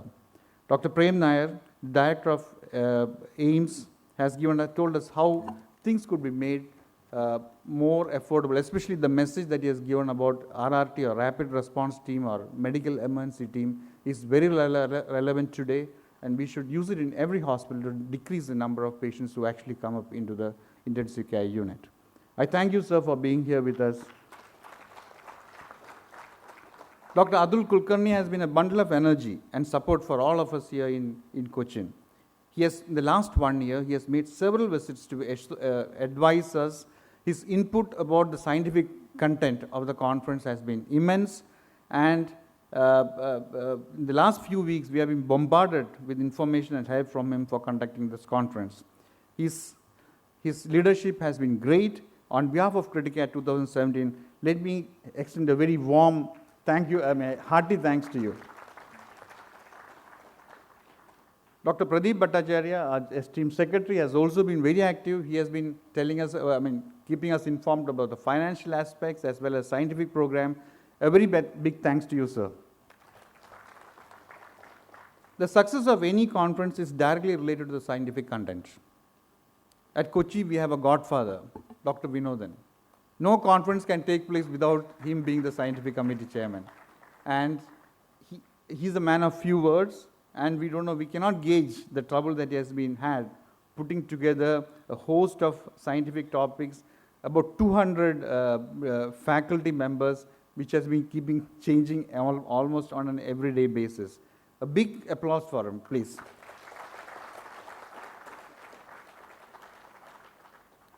Dr. Ruth, Dr. Antonelli, and Dr. Myberg, these are larger than life people. We read their presentations every year, every day. Our practice has changed, and getting to see them in flesh and hear them has been one of the highlights of these conferences. To them, as well as all the foreign delegates who have come here, I extend my hearty thank you. Kochi is lucky because we have a group of vibrant young intensivists. Many of you must have seen them taking a great, intense interest in the workshops that has been conducted and even the halls today. The future of Kochi is with them. I'm sure it is going to be very safe in their hands. A big applause for them for conducting this conference well. The last few months, as you all know, our country has gone through a lot of financial changes. In fact, about 5 weeks back, we were really in the doldrums because, conducting a conference of this stature needs a lot of money. But I have to say that the industry has supported us very well. In just 3 to 4 weeks, they have given us enough support on sponsorship to conduct this wonderful conference. If you feel today, if you go home tomorrow or day after tomorrow with the feeling that a good conference has been conducted, it's because of their financial support. Thank you very much to the industry. I don't know whether they are there or not. And we have many senior administrators, senior doctors, our own faculty of ISCCM who have come here, who are going to give the best scientific sections that we can have in an ISCCM conference. All of them, thank you. And finally, please understand that the delegates make a conference. In fact, I have to say that the numbers, I think the conference registration number comes around 1,800 or 1,900. At one point of time, we were thinking of just 500 or 600. They have made us happy. The delegates have made us happy. Thank you very much to each and every one of you. Jai Hind. Thank you, Professor Nair. Dignitaries on and on the dais, ladies and gentlemen, please rise up for the national anthem.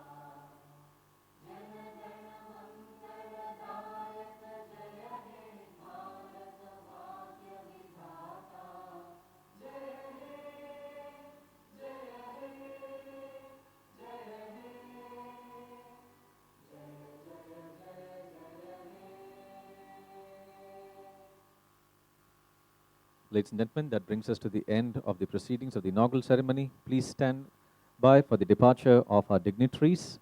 And once the cavalcade of the dignitaries leaves the venue, then we'll have the evening banquet dinner. We'd like to thank all the dignitaries for gracing the proceedings of the inaugural ceremony, and we look forward to having them on future occasions. Please stand by, ladies and gentlemen, for the departure of the dignitaries. Thank you very much.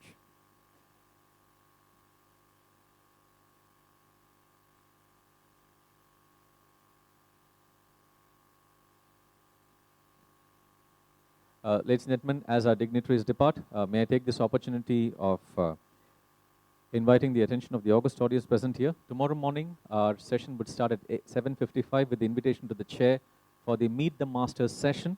In Hall A here, we have the difficult to ventilate acute respiratory distress syndrome patient, How I Do It. And our moderator would be Dr. Subal Dikshit from Pune. Our masters would be Professor Lauren Brochard from Canada and Dr. Sirish Prayag, the past president of ISACM from Pune.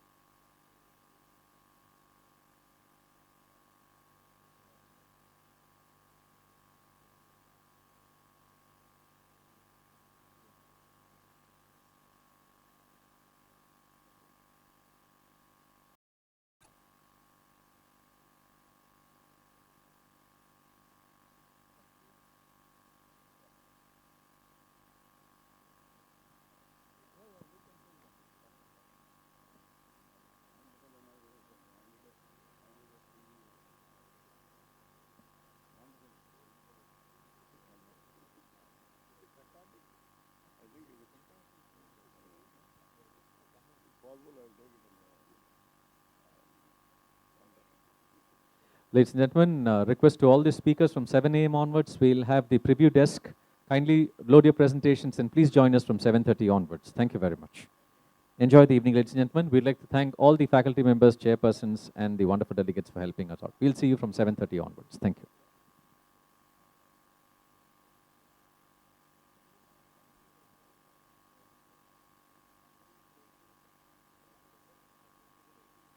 Yeah, ladies and gentlemen, the evening welcome banquet dinner is at the swimming pool area. Our volunteers will be more than happy to guide you. Thank you very much. We'll see you at 7:30 in the morning.